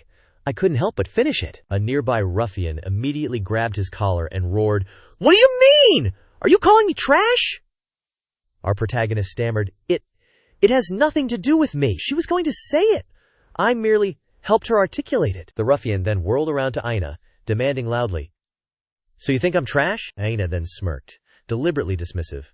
Oh, no, I wasn't targeting you specifically. I declare that every single one of you present here is nothing but trash. Upon hearing Ayna's declaration, the entire assembly erupted in furious shouts. Blasphemy! Arrogance! How dare she call us trash? Kill her! And with that, the mob swiftly charged towards her. She loudly commanded, Hey Ya! Oh, hey Ya! Allow me to take control of this situation. It let out a ferocious roar. The area immediately devolved into utter chaos. Everyone bewildered, still processing what exactly was happening, only hearing a succession of swish sounds. Swish. It then began to maniacally slaughter anyone unfortunate enough to fall within its gaze. Corpses were soon strewn across the ground. In a truly artistic display of carnage, one by one, every last soul fell. While the beast was distracted, Du Ye quickly herded everyone away, thinking, A wise man doesn't stand beneath a crumbling wall. A strategic retreat seems highly advisable. Ayna glanced over, immediately noticing his rather blatant attempt to flee. She swiftly shouted, Hey Ya! Prioritize eliminating that man first! Du Ye's face immediately blanched. A thought of pure terror flashed through his mind. This insane woman! I only accidentally received one kiss from you. There's no need to be so petty as to chase me to the ends of the earth, she pondered. Only you are unaffected by my abilities. In the grand script of me becoming the female lead, you're undoubtedly the strongest mid-game boss. Hey Ya then lunged towards Du Ye, unleashing a punch brimming with destructive force. Fortunately, Zhu Geiji and Hu swiftly intercepted, blocking the attack. From above, a thundering sound boomed forth. The beast, in turn, sensed something hurtling towards it. Wu Dongshuan descended from on high, delivering a single devastating strike that forced the beast to its knees. Then she loudly questioned, Ayna, to kill whoever you wish within the territory of my Hongshu army. Is to utterly disrespect my Dao. She feigned meekness and replied, Calm down. We are not enemies. Waiting for Wu Dongshuan to let her guard down, Ayna's eyes snapped open as she continued to unleash her bewitching evil technique. Her words, one by one, reverberated in both their minds. We share a common goal. Eliminate the Qian kingdom. Eliminate the Qian kingdom. Eliminate the Qian kingdom. Eliminate the Qian kingdom. Clutching his head, Du Ye looked at her with suspicion. My head is throbbing. That voice just keeps echoing in my mind. Is this that woman's ability? Wu Dongshuan, now fully under Ayna's control, ceaselessly mumbled, Eliminate the Qian kingdom. Eliminate the Qian kingdom. We must eliminate the Chuxian kingdom. First, we simply need to eliminate the former emperor of the Chuxian kingdom. She then turned to look at Li Tianyuan, who was currently playing the part of the former emperor. His eyes were now utterly filled with terror. Ayna secretly rejoiced. Well, what a pleasant surprise. The king of Qian is also here? This situation is rapidly spiraling into much more fun. It was then that Du Ye seemed to finally comprehend. He'd finally pieced together the saintess's true ability. Clutching his throbbing head, he understood the full scope of it now. He suddenly thought, every person harbors countless obsessions and fixations. He watched Dongshuan maliciously charging towards them. Du Ye mused, that woman's ability is to amplify the deepest obsessions within each person's heart, leading them astray with her words, turning them into puppets swayed by their own fixations. Ayna's lips curled as she continuously mumbled, Eradicate the Qian kingdom. The only way is to eliminate the Qian army. She was like a monstrous puppeteer, controlling the puppet that was Dongshuan, who powerfully roared, "Kill! Kill! Kill!" Her incessant mumbling continued to echo inside Duye's head, forcing him to clutch his head tightly against the intense pain. But I've already seen through her abilities. All her loopholes have been transparent to me for ages. She clenched her hands into fists, about to pounce and attack Tianyuan, when suddenly an arm reached out to block her. Dunye stood in front, shielding him, and declared loudly, "Wu Dongshuan, he is no longer the Qian emperor. Killing him won't eradicate the Qian kingdom." Hearing his words, Dongshuan froze, stunned. She slowly turned her gaze to him, her mouth softly mumbling something unintelligible. Duye looked at Dongshuan and thought, since her power relies on persuasive language, all I need to do is exploit a logical loophole within her words. He smirked, confident that her technique would then. Duye turned to Ay Na, surprised to see her gaze now filled with furious indignation. Her face was contorted with bitter resentment. Her eyes narrowed, and she ground her teeth with an audible K-E-K-K-E-K sound. Ay Na began to manipulate Dongshuan once more, shouting, "Wu Dao Zhu! Eradicating the Qian kingdom is your lifelong aspiration." She stood behind Dongshuan, each seductive word making her hesitate. "Your objective is right before your eyes. What are you still deliberating about?" "Has your resolve wavered?" she commanded. "Kill him!" Dongshuan's eyes glowed, and her face contorted with resentment as she roared, "Kill! Kill! Kill! Kill!" Duye and Tianyuan grimaced, clutching their heads once more. She pounced, punching both of them directly, sending them flying with a single strike. She screamed, "Kill!" Duye and Tianyuan sat on the ground, looking at Dongshuan before them. He thought, if I just pour all my strength into my powerful ability, I can unleash an even stronger killing intent. No. He braced his hands on the ground. Then he thought, alas, your ability still has its flaws. For the second time, he called out, "Wu Dongshuan, Dongshuan! If the entire Qian army is dead, will you truly be satisfied?" She froze solid the moment she heard him. Tuoye sprang up, pointing a finger directly at Dongshuan, loudly proclaiming, "What is your true heart's desire? Is it to annihilate the Qian kingdom, or to transform the Central Plains into a war-free utopia?" Dongshuan lowered her head slightly, struggling to utter, "A utopia." She clutched her head, mumbling, "Utopia. Burning." Yina, bewildered, immediately roared, "Wu Dongshuan, what in the blazes are you doing?" She stared at him, astonished. Tuye looked at her and elucidated. A person's core obsession isn't necessarily singular. Take Wu Dongshuan's obsession, for example. Then, he looked directly at Yingna, raising his hand to declare, while destroying the Qian kingdom is one obsession, the greater one is to build a flourishing golden age of peace. Her current state means she can't manifest a singular one. Right now, the desire for a peaceful age still burns strongest within her. Yina's eyes widened, proclaiming in utter disbelief, "How do you know my and Wu Dongshuan's inner workings so intimately?" Tuye suddenly spun around, covering his face with his sleeve in a dramatic flourish. Moments later, he pointed his finger directly at Dongshuan's face. His voice boomed, as if to rip her from manipulation. "Wu Dongshuan, if that woman controls you, forcing you to choose between northern barbarian invasions and the Central Plains, suffering masses, tell me, who will you save?" Tuyi grinned, thinking to himself, when two core obsessions clash irrevocably within one's mind. He watched her agonizingly clutch her head, her mouth still mumbling, "Kill! Kill!" He mused again. Her only choice will be. Dongshuan's eyes slowly returned to normal. She let out a soft, "Oh." Tuye's thought echoed once more, "Death!" Yina, seeing her return to normal, gasped in astonished panic. "What?" Dongshuan's entire body swayed, then collapsed. Tu Gioye reached out, catching her. Instantly, two streams of crimson blood gushed from her nose. A fiery vision of him embracing a keyboard flickered around Tuoye, his entire body blazing. He flicked his head, declaring, "When it comes to bragging, I am the strongest expert, dominating every online platform and forum known to man." Tuoye, one arm supporting Dongshuan, pointed his other finger directly at Yina's face, proclaiming loudly, "Yes, you! What right do you have to challenge me?" She remained motionless, uttering no words, a fact he found utterly perplexing. Suddenly, Heiya's two hands, still pressed against the ground, began to glow with dark magic. It used one arm to push itself up, its entire body radiating potent demonic energy. Yina, standing behind it, commanded, "You may spare the former Qian emperor for now. He will eventually travel south to the Central Plains, making him a useful pawn." She cast her gaze towards Tuoye, her expression devoid of emotion, her voice chilling. "As for you, no matter what, I will kill you today." Heiya stared at him, standing there with his arms spread wide. Yina thoughtfully observed them, musing inwardly. Though Wu Dongshuan can't be controlled, Her two great obsessions clashed, temporarily crippling her. Yina schemed further in her mind. If her fighting strength isn't hindered, I'll have to rely on Ajaya's power. In this place, no one can stop him. Cat and leader Zhao raised their weapons, positioning themselves protectively before Tuo Ye. Yina's eyes widened as she looked at him, muttering, "She's wildly overestimating herself. Killing you is as easy as reaching into a pouch." He Ya stomped its foot, then lunged forward, arms outstretched. Its mouth opened wide in a growl, then it pounced. He Ya's hand slipped through the gap between Cat and Tuo Ye, aiming for Tuo Ye's vitals. Its hand came closer and closer to Tuo Ye's face. He widened his eyes, stammering out, "Stop!" In a flash, before it could even touch his face, Leader Zhao had already plunged a knife deep into its arm. It let out a pained shriek. 3 talismans were swiftly plastered onto its face. The talisman on He Ya's head exploded, sending it flying as Cat chanted the incantation of Von Han San. The resulting explosion behind Yina stunned her rigid.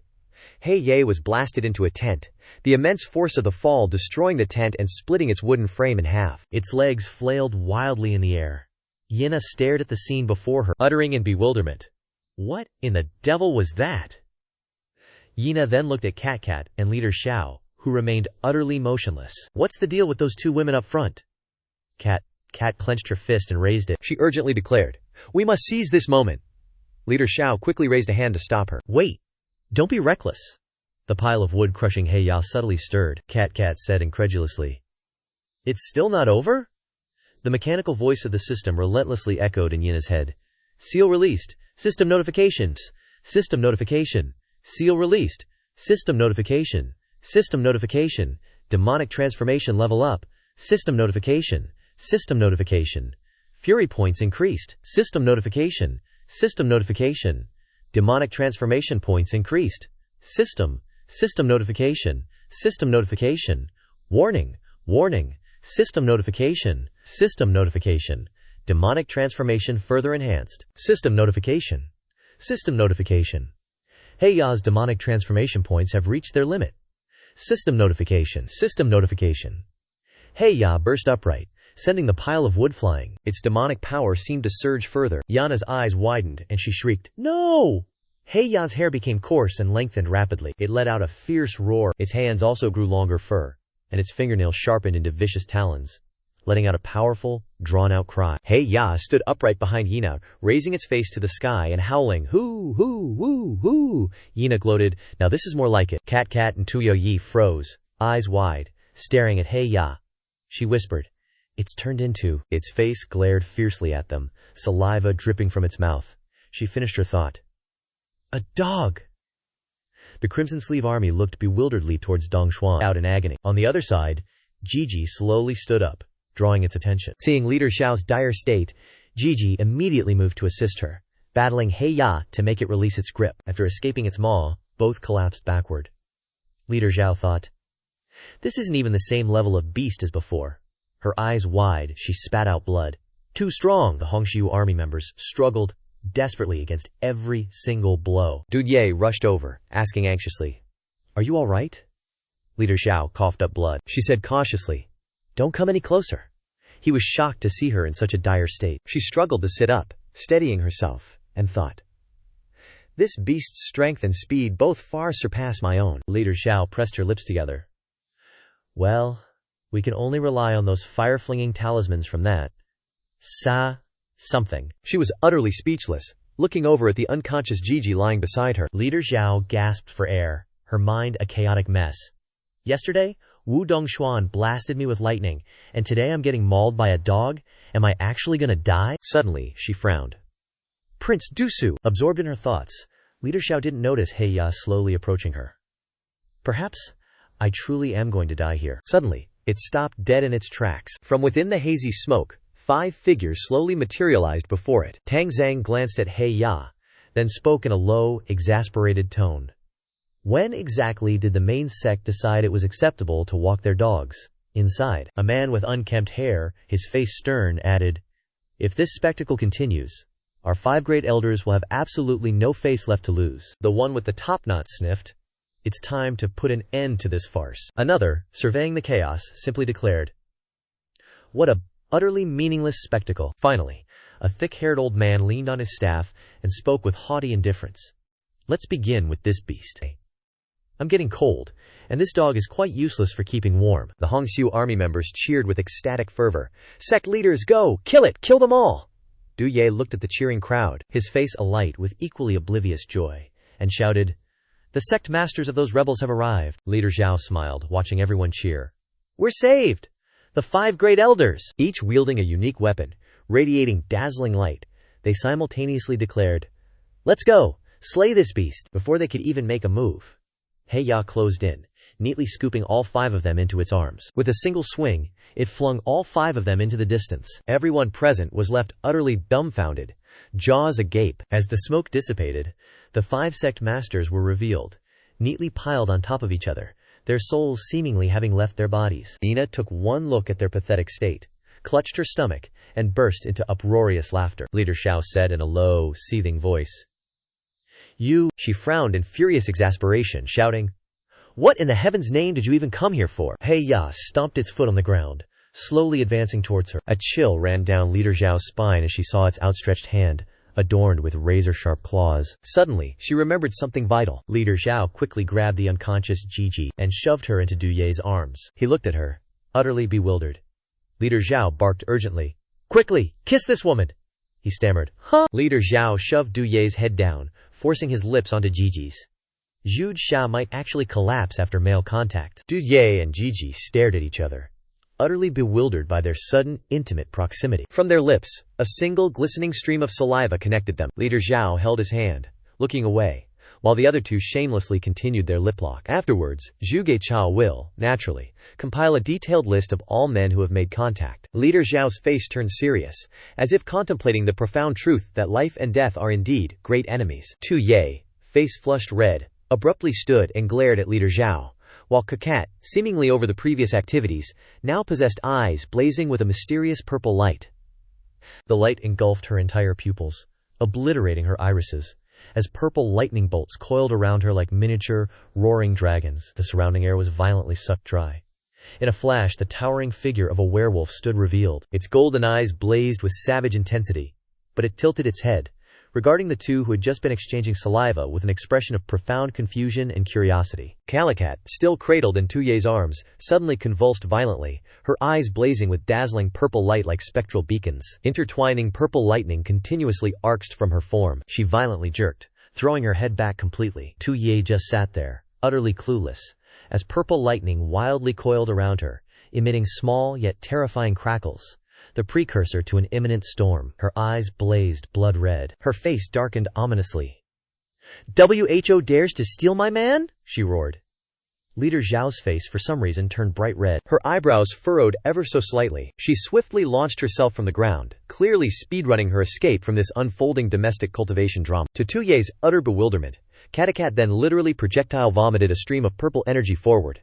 It was already impossibly close. The attack hurtled towards Leader Zhao, forcing her to whip her head around for a last-minute glance. Fortunately for her, however, she managed a frantic dodge, instantly turning the werewolf behind her into an unwitting, extremely unfortunate target. It had no time to react. Its eyes widened in pure, unadulterated shock, as space itself seemed to tear apart from the immense power. Arena stood amidst the chaos, the blast causing her hair to flutter elegantly as her beautiful face contorted with visible worry. Her voice rose to a high-pitched cry, "Hey ya!" Her large, glistening eyes frantically searched for someone. Just then, a blurry, ominous silhouette materialized behind her in the swirling smoke. As if sensing the universe was about to drop another catastrophe on her head, Ina instantly spun around. An incredibly potent and vibrant energy source materialized. A dark and bright purple energy vortex, punctuated by lightning bolts and minor energy streams coursing across its surface. The center of the vortex erupted with brilliant white light. The dark shadow from its core lunged out, attacking from behind and sending a chill down Aina's spine. "How dare you touch my man!" Catacat's face was utterly devoid of emotion as she mercilessly swung her hand. Die!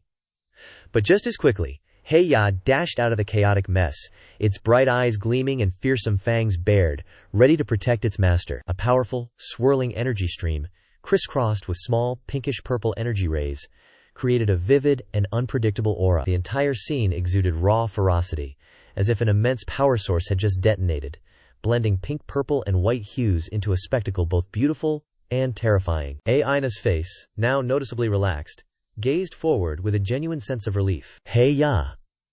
A massive purple explosion, brimming with ferocity and immense power, erupted. The epicenter blazed with dazzling white, as lightning bolts and small pinkish-purple energy streams danced wildly, magnifying its chaos and destructive force. Smoke from the explosion billowed upwards, carrying its characteristic purple hue and the faint, flickering light of residual energy aftershocks. As the purple smoke from the blast slowly dissipated, it revealed the chaotic scene below. Anna knelt, her shoulders trembling from exhaustion and panic.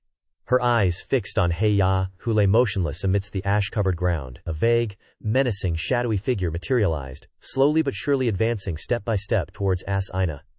The air grew perceptibly more suffocating. Aina simply stared blankly at the unfolding disaster before her. At that precise moment, a sharp blade was pressed firmly against Asiwana's neck. Leader Xiao, with surprising speed and efficiency, had subdued Aina.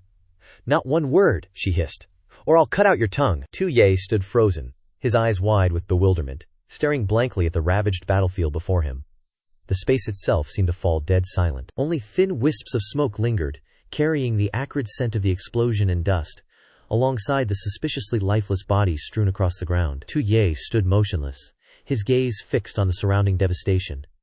The ground was scarred with deep cracks, disappearing into the thick, still-settling dust. The silent, ravaged space served as a painful reminder of the horrifying power that had just swept through.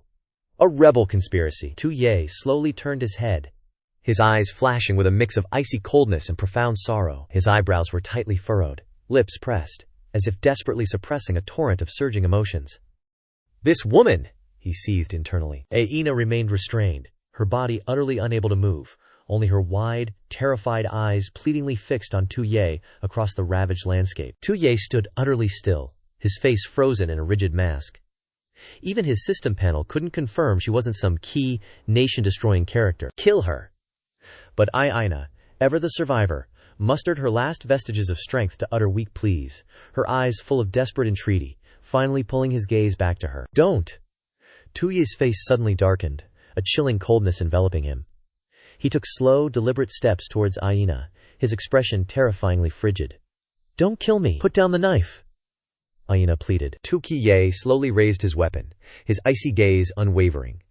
The faint blue light from the blade reflected eerily on his face, making him appear even more terrifyingly ruthless. Aina flinched violently, her body trembling uncontrollably. "Don't blame me!" she cried.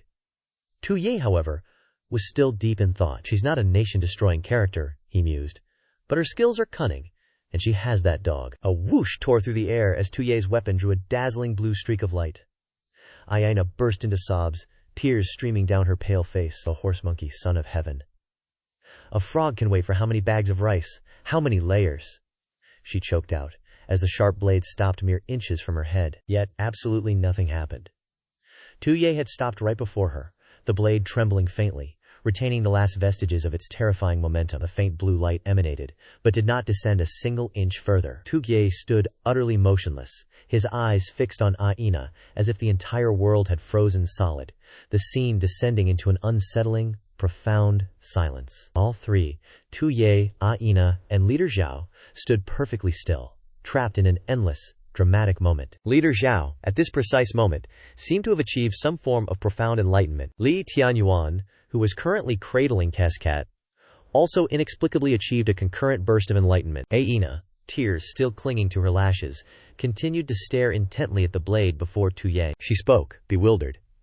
"The second dimension's focus is very high. Big brother. One family." Then, with astonishing enthusiasm, Aina lunged down and clung to Tu Ye's leg, sobbing as if she had never been allowed to cry a single tear in her entire life. I'm also a transmigrator who came here," she wailed, still clinging to his leg, tears flowing freely. Leader Zhao, apparently still considering some decisive action with her blade, was immediately stopped by Tu Ye. "It's fine," he said calmly. "Don't act rashly for now." His eyebrows raised slightly. Tu Ye was thoroughly bewildered. "Let me speak with her for a moment," he stated. "You explain precisely what, in the cultivation realms, just happened." Aina, still with streaks of tears on her face, subtly bit her lip, her beautiful features carefully arranged into a perfectly pitiful expression. Wu Dongxuan, meanwhile, lay utterly motionless on the ground, seemingly just taking a very long nap. And just like that, her eyes snapped wide open, as if on cue from a divine storyteller. Wu Dongxuan shot upright, surveying the surrounding chaos. What in the cultivation world did I miss? Her gaze, sharp as a spirit sword, immediately locked onto Li Tianyuan, and she instantly zeroed in on her prime suspect, who happened to be that guy. Wu Dongshuan, radiating pure indignation, pointed a trembling finger at a panicking Aina. You actually dared to manipulate my spiritual senses? Just as Wu Dongshuan was about to unleash a cultivation-grade interrogation, Dunye swiftly intercepted. Aina cowered, covering her head, while He Ya, the monstrous shadow behind her, bared razor-sharp fangs and hissed, "Hold on, her life is already reserved for my collection." Wu Dongshuan stared, bewildered, jaw practically scraping the dungeon floor. She pointed towards Aina, arguing with Duye. "Even a foreigner like her isn't off limits to you? We've already, dealt with her, so she's rightfully ours to process." Wu Dongshuan was clearly displeased, but, for once, decided to stew in silence. She turned away, pointedly ignoring Dunye. He, however, had a request. All right, you saved my life once, so let's consider our karmic debt nullified. Now, is there a soundproof chamber available? I need to have a very private conversation with her." Wu Dongshuan remained stubbornly turned away, momentarily speechless, though her scowl spoke volumes. She walked forward without a flicker of emotion, waving a dismissive hand over her head. A tacit agreement, and a truly ominous farewell. "I shall prepare something for you." Duye raised an eyebrow, rubbed his face, and let out a bewildered sniff. Is she actually jealous? He mused, completely oblivious. Meanwhile, in a realm of questionable interior design, a dark stone tunnel awaited, lit only by a few flickering, sad-looking torches.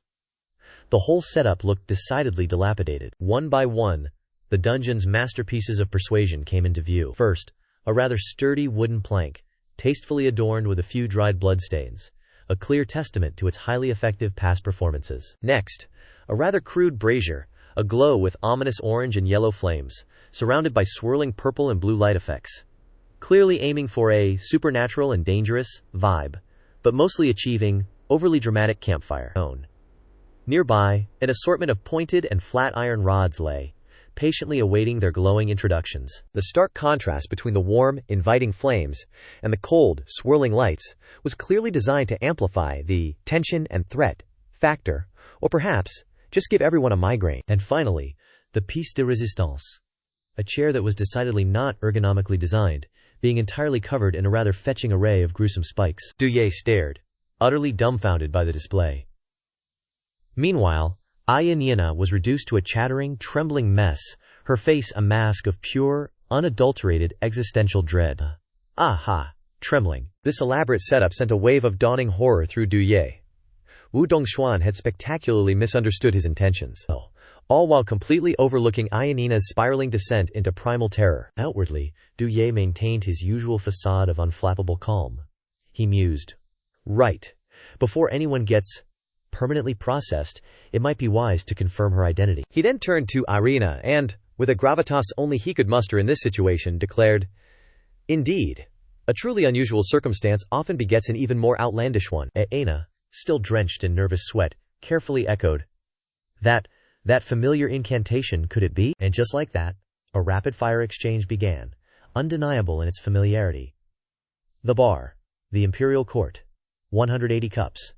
Do you not see the yellow river's waters descending from the heavens, surging towards the boundless sea of myriad purples and crimson? This old man, born a tempestuous youth, curing kidney quid deficiency, needs no sugar. Awoke in shock, nearly dead from ailments. Used up all my travel funds. Suddenly, a spring breeze blew. Guillotine, no cap. Ask me how many sorrows I bear. Super rap and basketball. Duye let out a long, dramatic sigh of relief, hand pressed to his forehead, a slight, almost comedic pout on his lips. Well, look at that. We're both transmigrators. And from the exact same digital wasteland, he beamed at the girl. So Duye began, extending a hand to Alina. How, precisely, did you manage to transmigrate here? What was your unique method of portal traversal? Aina's face immediately contorted into an expression of profound discomfort, dotted with fresh beads of sweat. That was quite a while back, actually. Somewhere, a faint, ominous thunder rumbled. That day, she began, I was simply posing a casual question online. Which glorious dynasty would you most like to transmigrate into? Cut 2. A girl, with short hair and oversized headphones, curled up on a chair in front of a massive screen. This was Aina, blissfully unaware, in her previous, significantly less perilous existence. Naturally, some absolute buffoon by the handle, Yi Zhidiwang, immediately roasted her in the comments. Seriously, he typed, modern life is peak cultivation. Anyone wanting to return to ancient times is clearly suffering from severe spiritual retardation. The comment text then zoomed into crystal clear focus. Immediately, the short-haired girl unleashed her legendary 9-finger typing technique, engaging in a furious online debate. I simply couldn't restrain myself, Akina recounted. I had to engage in a full-blown, no-holds-barred online verbal duel with that Yeji Diwang. However, her hand operations were perhaps too swift, too furious. In her keyboard-fueled rage, she accidentally knocked over her beloved milk tea right next to her. The girl clutched her head in panic as the entire world around her suddenly shorted out. The circuit breaker tripped! And then, immediately after, our fierce keyboard warrior was reduced to a helpless babe, lying in a cradle, her face a mask of utter, existential infant panic. Talk about a downgrade. Aina continued to ramble, completely oblivious to the rapidly darkening storm cloud that was Du Ye's face.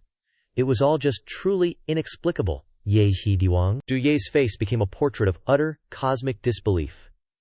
His hand trembled as he pointed a shaky finger to himself.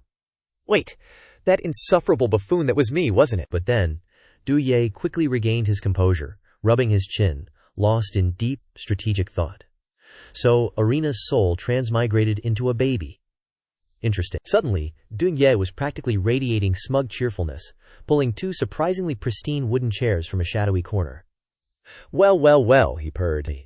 Aina, surprisingly docile, settled into one of the chairs. Aina, with newfound, utterly misplaced bravado, declared, You may have captured me, but everyone else in this entire cultivation world is absolute trash. Du Ye, for once, said nothing. He propped his chin, eyes closed in what appeared to be profound contemplation.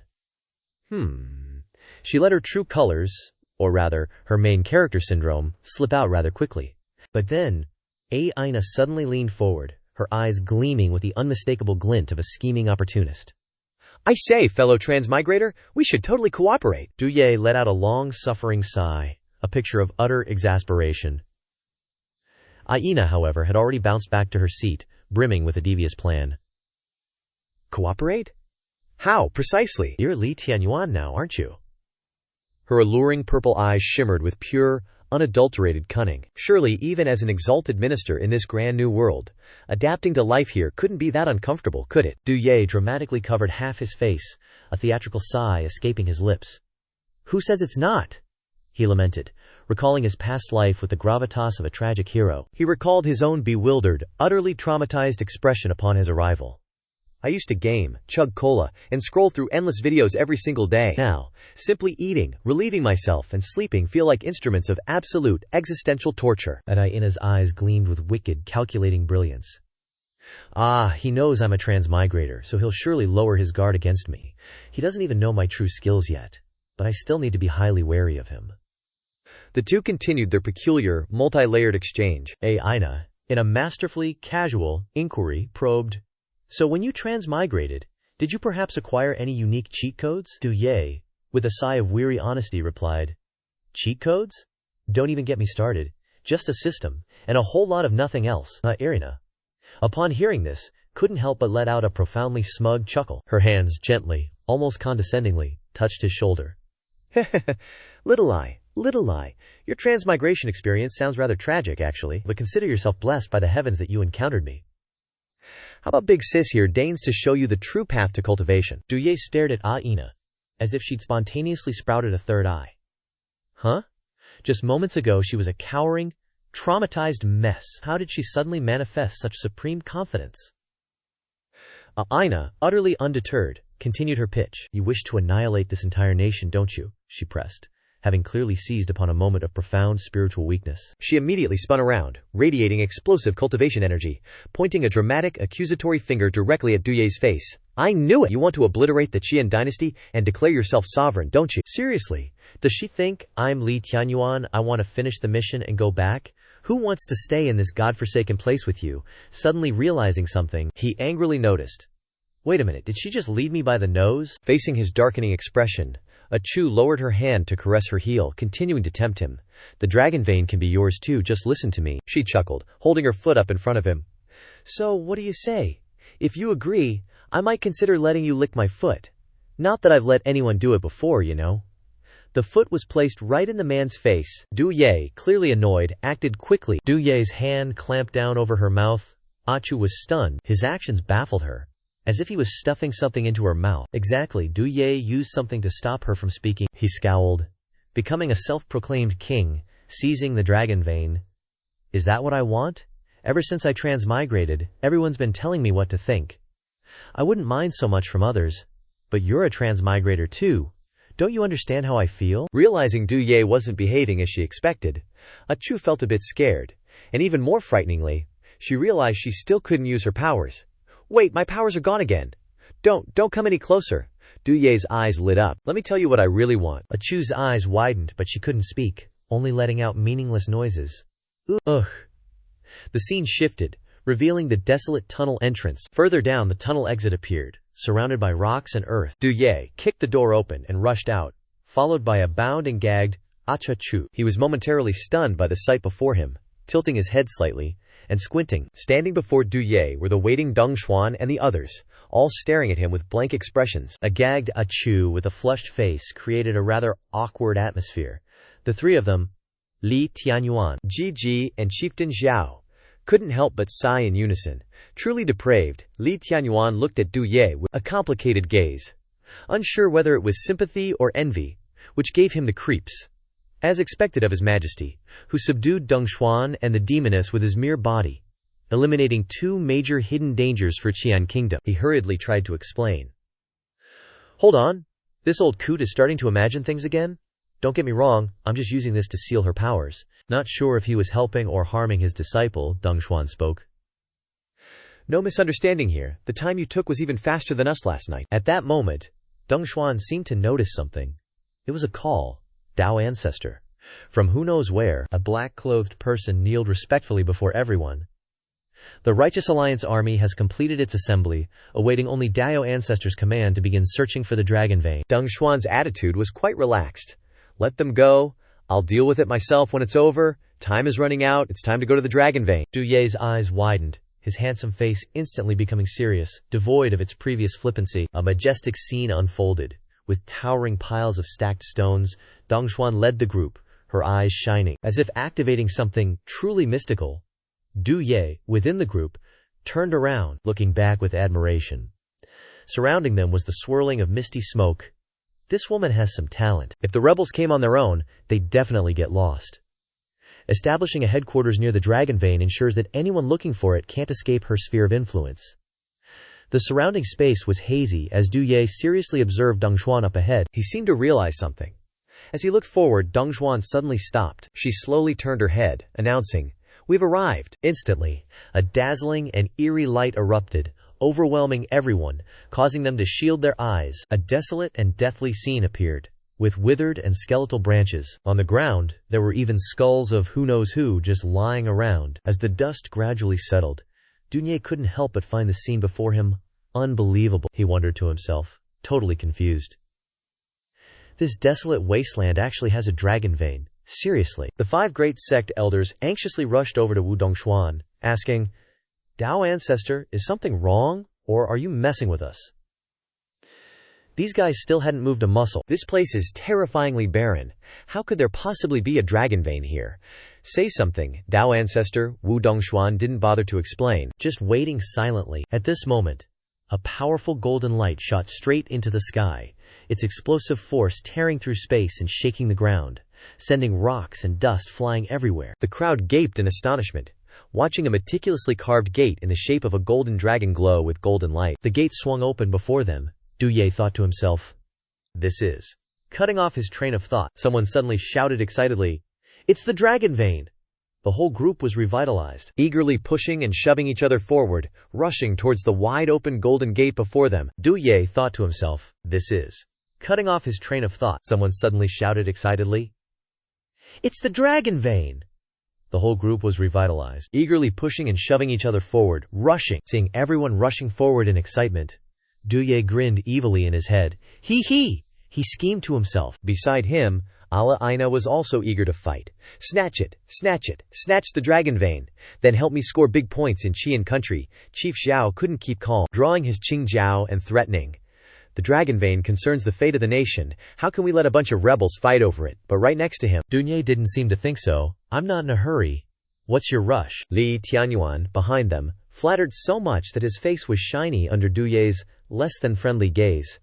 That's right. Going in recklessly now might trigger some mechanisms.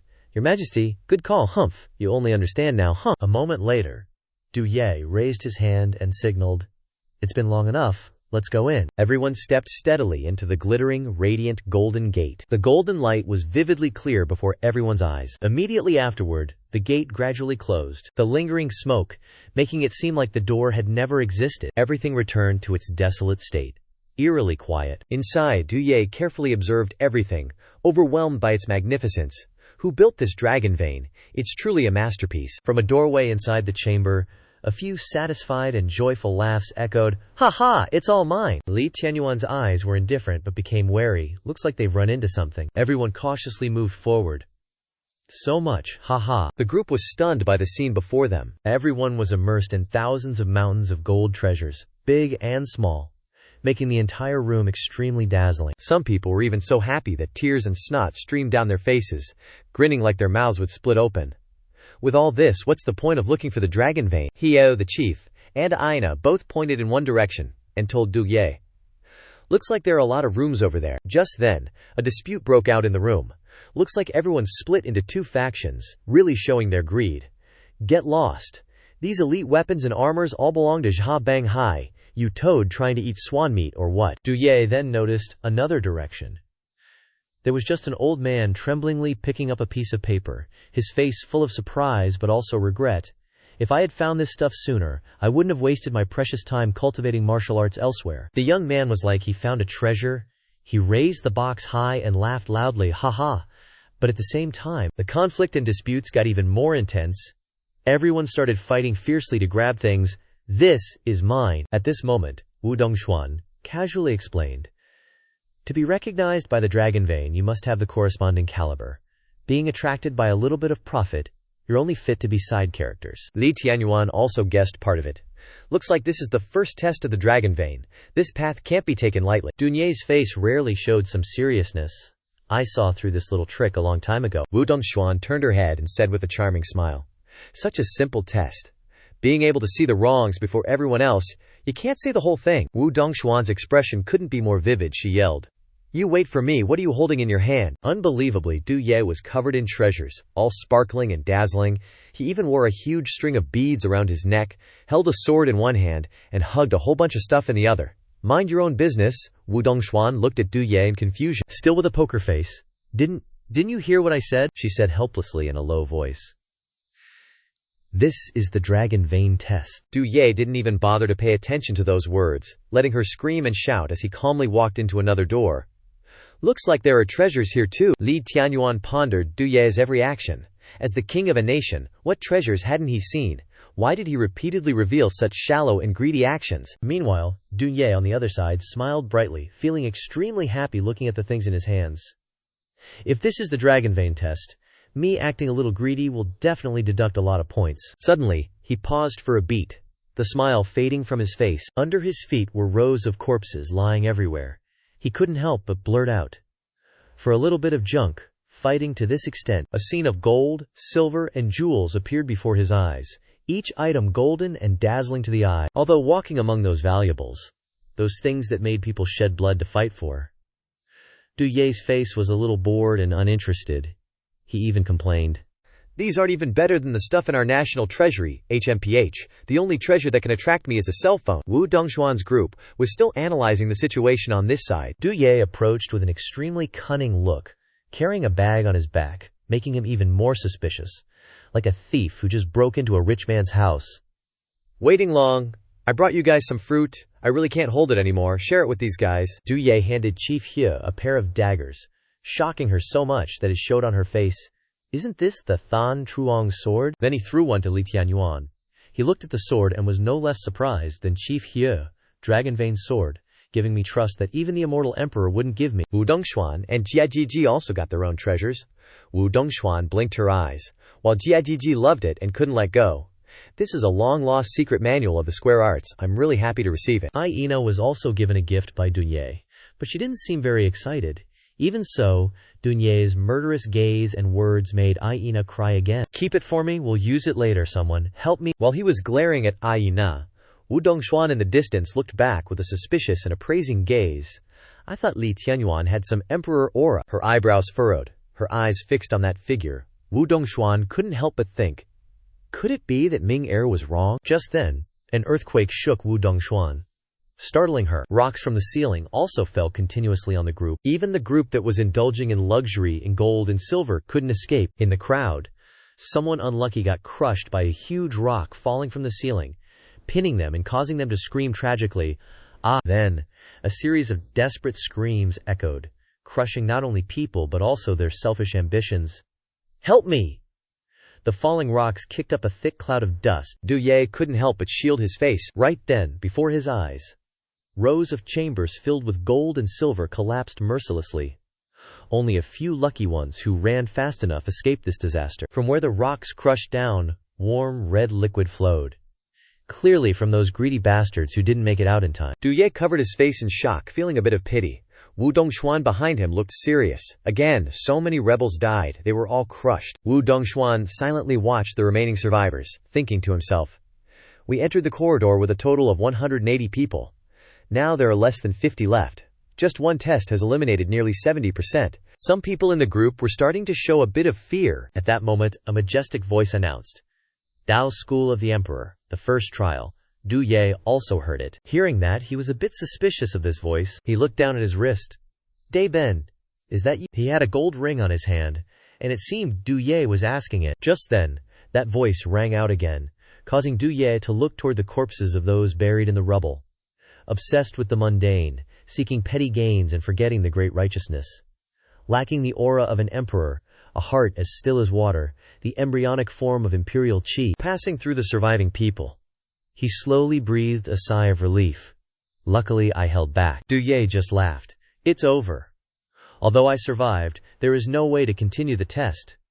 Are you going to kick me out, or do I leave myself? Without making him wait long, the announcement came.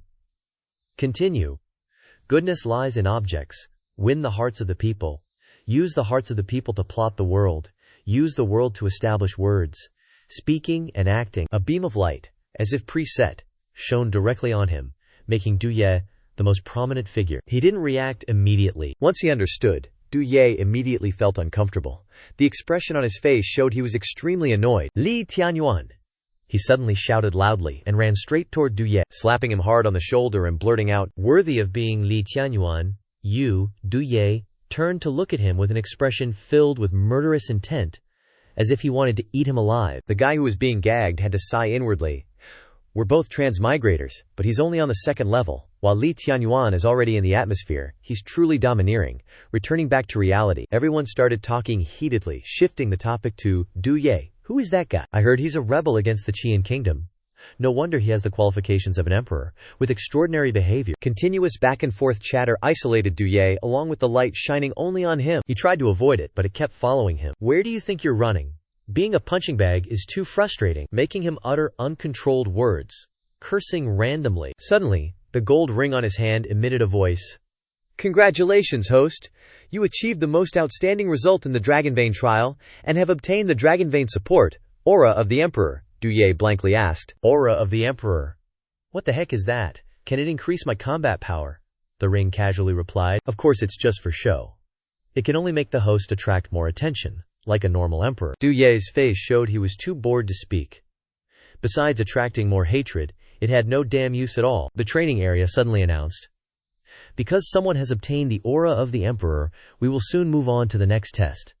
The Dao School of the Emperor, the 6th examination of strength, the official exam begins. The moment the voice finished speaking was the exact moment Du Ye opened his eyes. He was clad in a suit of iron armor, looking every bit the general, and the room he stood in was extravagant and luxurious. Someone entered the room from outside, and the first thing he said was, Marshal, please begin assembling the 3 armies immediately. Then, the voice chimed in, pointing out the objective of this exam.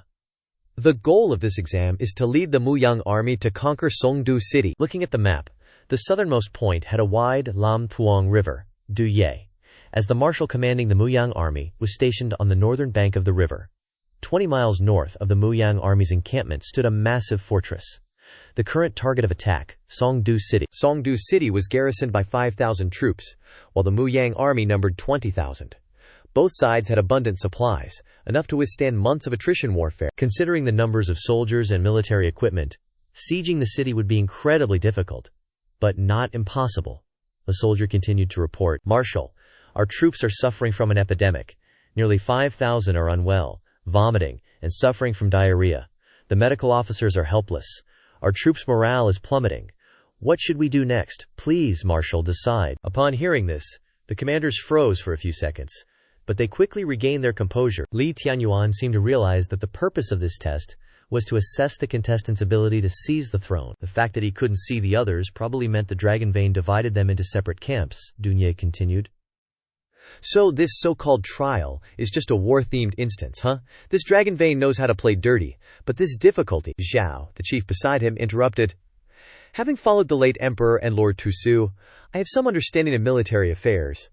If we want a stable siege, the defense has to be many times stronger than the offense. Our current military strength is already strained, and now with the rampant epidemic, the situation is even more unfavorable. Duye sighed, appearing frustrated with the current situation, but inwardly he was ecstatic, as happy as if he'd struck gold.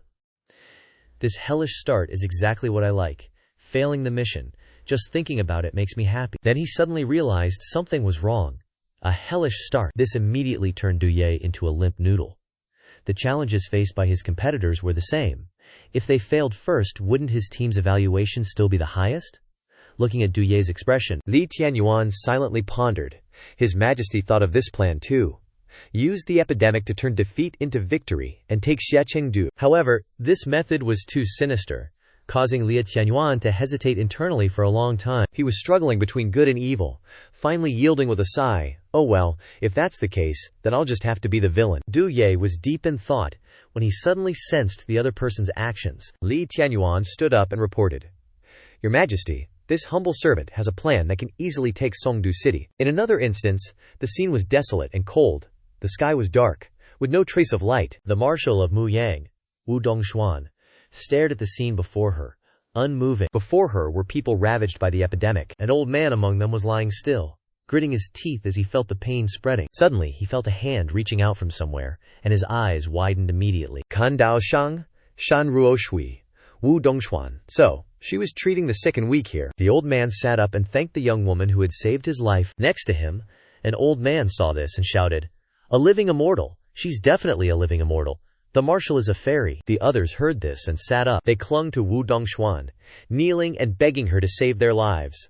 "Marshal, please save us too. Marshal, I want to live." This reminded her of an unpleasant event in the past. The little girl stood alone in the empty space, surrounded by corpses, her eyes dark and devoid of light. Right now she hesitated, thinking that with her strength alone she couldn't possibly save this crowd. Just her own power, facing tens of thousands of patients, was like a drop in the ocean. But she couldn't just stand by and do nothing either. This wasn't the time to think about that. I can't just do nothing. So she decided she would still help them. "Everyone, don't panic. I'm here. You'll be saved immediately." Turning her head back, she called out, "Anyone who knows a bit of healing-type arcane arts, come and help me save people." With that, she pulled out a piece of paper and wrote down a prescription for healing injuries on it. After writing it down, she gave it to the others and told them to prepare the medicine thoroughly. "The rest of you, follow this prescription and prepare the medicine, making sure everyone in the army gets it." With that, she turned to face everyone. The atmosphere was tense throughout the room, but from a distance, the village was peaceful and quiet. Scene change. At the third copy, in contrast to the village just now, this place was extremely luxurious, with all sorts of delicacies. There, a guy was munching on an apple, chewing and muttering. 20,000 people attacking a city. And that Muyang army Saintess Aina has 5,000 people and brought so many infectious diseases. "What the heck is this?" Opposite her was another guy, with a deep, grumpy voice. "Why can't we attack it?" He was Vice Commander Chen Siming. Let me tell you, taking Songdu City couldn't be easier. The Saintess felt very excited upon hearing this, indicating that she wanted to know the plan.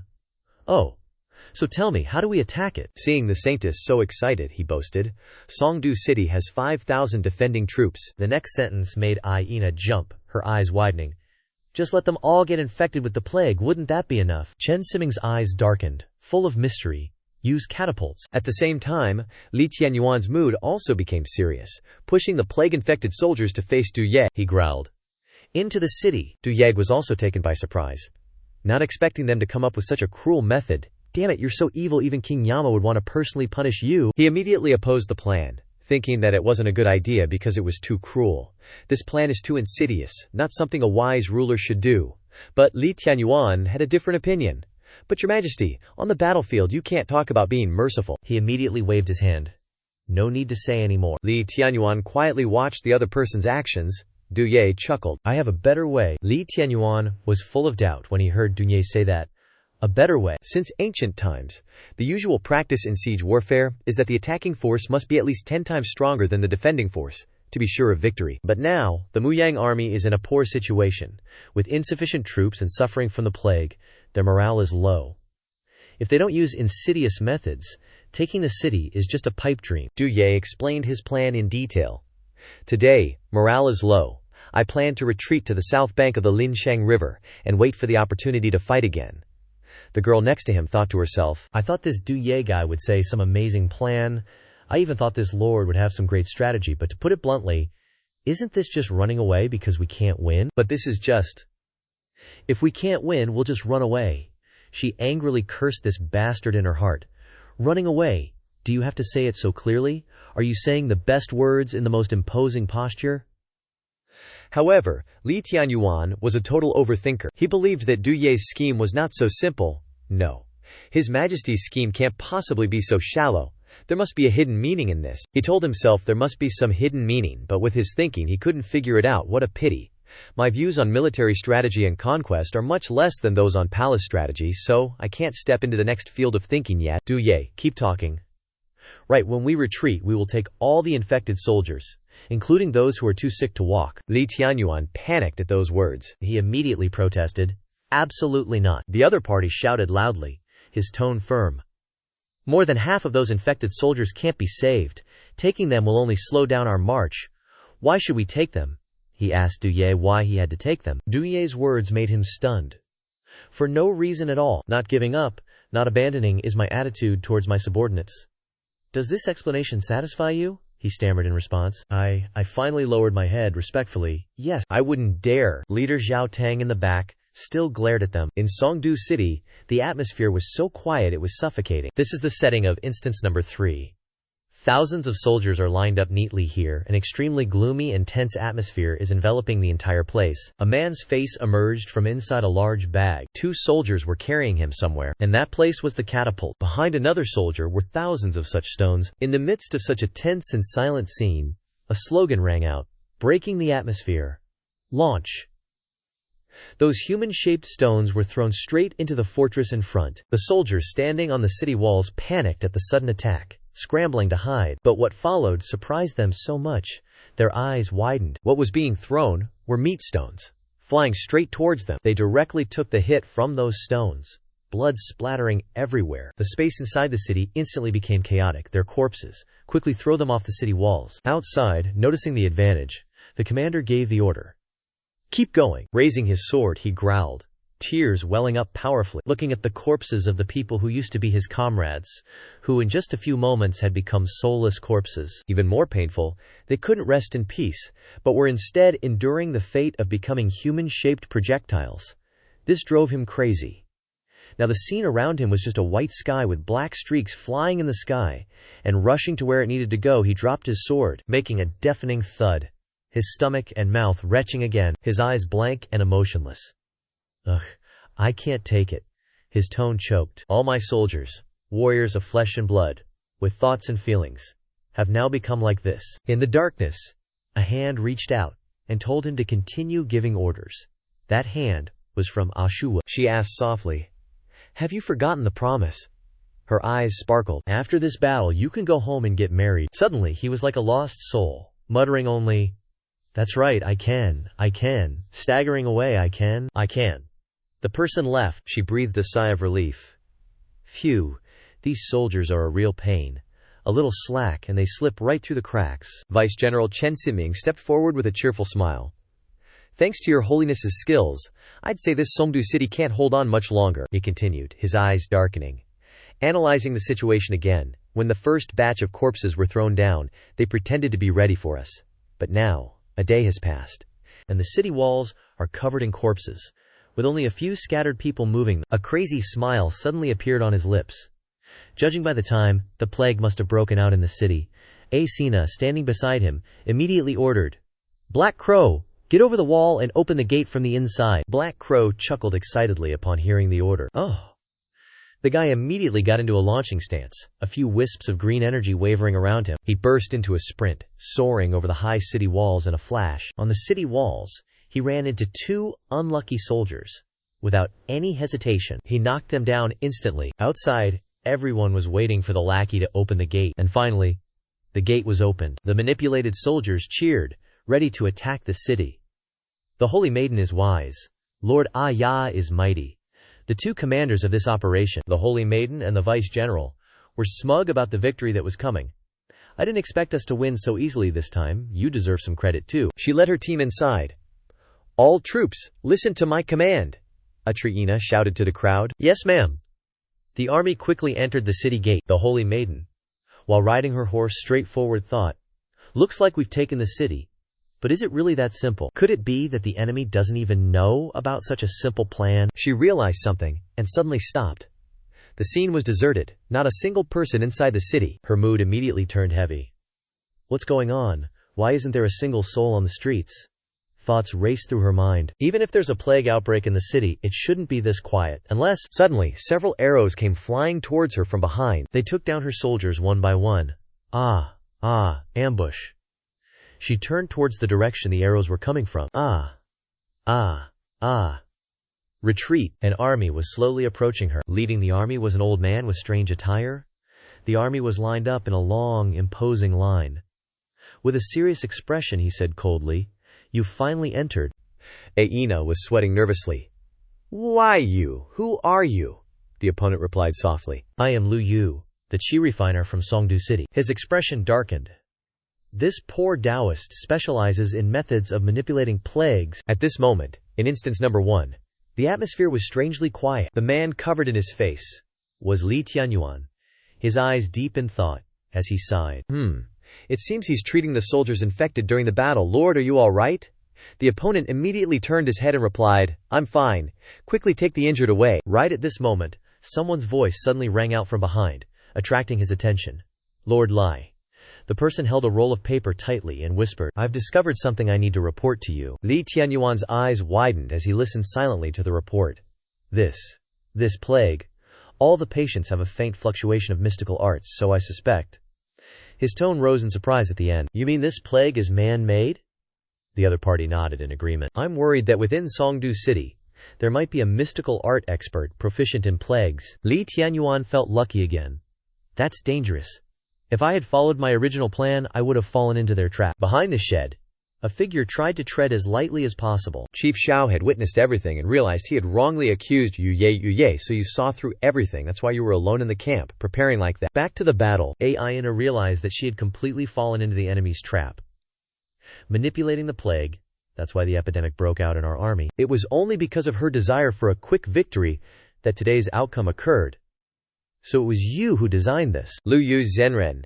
He had told her how incredibly stupid the plan to throw corpses into the city was, achieving his intention of making his expressions smug. So you knew how stupid it was to bring corpses into the city. Aina bit her teeth in pain. The plague on the corpses poses no threat to you at all. You deliberately arranged Songdu into a dead city to lure us in. He praised Atakina to the heavens, but his attitude wanted to punch this woman. Just smart and cruel enough. If you hadn't met me, you would have been very promising. Well, there's nothing left to lose. Aina lowered her head, frustrated. Humph, you'll still eliminate the possibility of a comeback even if you die. The Holy Maiden ordered Black Crow to finish off this old man. Finish him. But nothing happened. She looked back, immediately surprised to see this Black Crow cowering because he couldn't beat the guy. I can't beat him. The pressure from Lu Yue Zhenren suppressed him, making him tremble with fear. She immediately realized that the current situation was extremely critical. Well, if I can't beat him, I'll just run. She ordered Aya to take her away from this place. Then get me out of here. Leaving Deputy Commander Chen Ximing and his comrades desperately begging for help. Holy Maiden. A mournful cry echoed from behind. Wait for me, Black Crow. Suddenly stopping, the scene in front surprised them both at the same time. A large number of soldiers realized it was a trap, and they were killing each other in a stampede, making the entrance and exit crowded. With no way to go, it's a trap. Retreat, retreat. Don't push me. I'm a regimental commander. Let me go first. Seeing this, she told Black Crow to run up the city wall. The city wall. But who was going to let them go? The soldiers below were clinging to her and desperately begging for help. Holy Maiden, wait for me. Clinging tightly to the hem of her skirt. Ouch, painful. Crying out, I don't want to die. Holy Maiden, save me. These guys were making her feel annoyed, and Aina immediately used her manipulation skills to command, Isn't your wish to sacrifice your lives for me? Clear the way. Use your bodies to stop that Taoist. As long as I'm alive, there will be a chance to turn things around. But this time, she was out of luck. That's not right.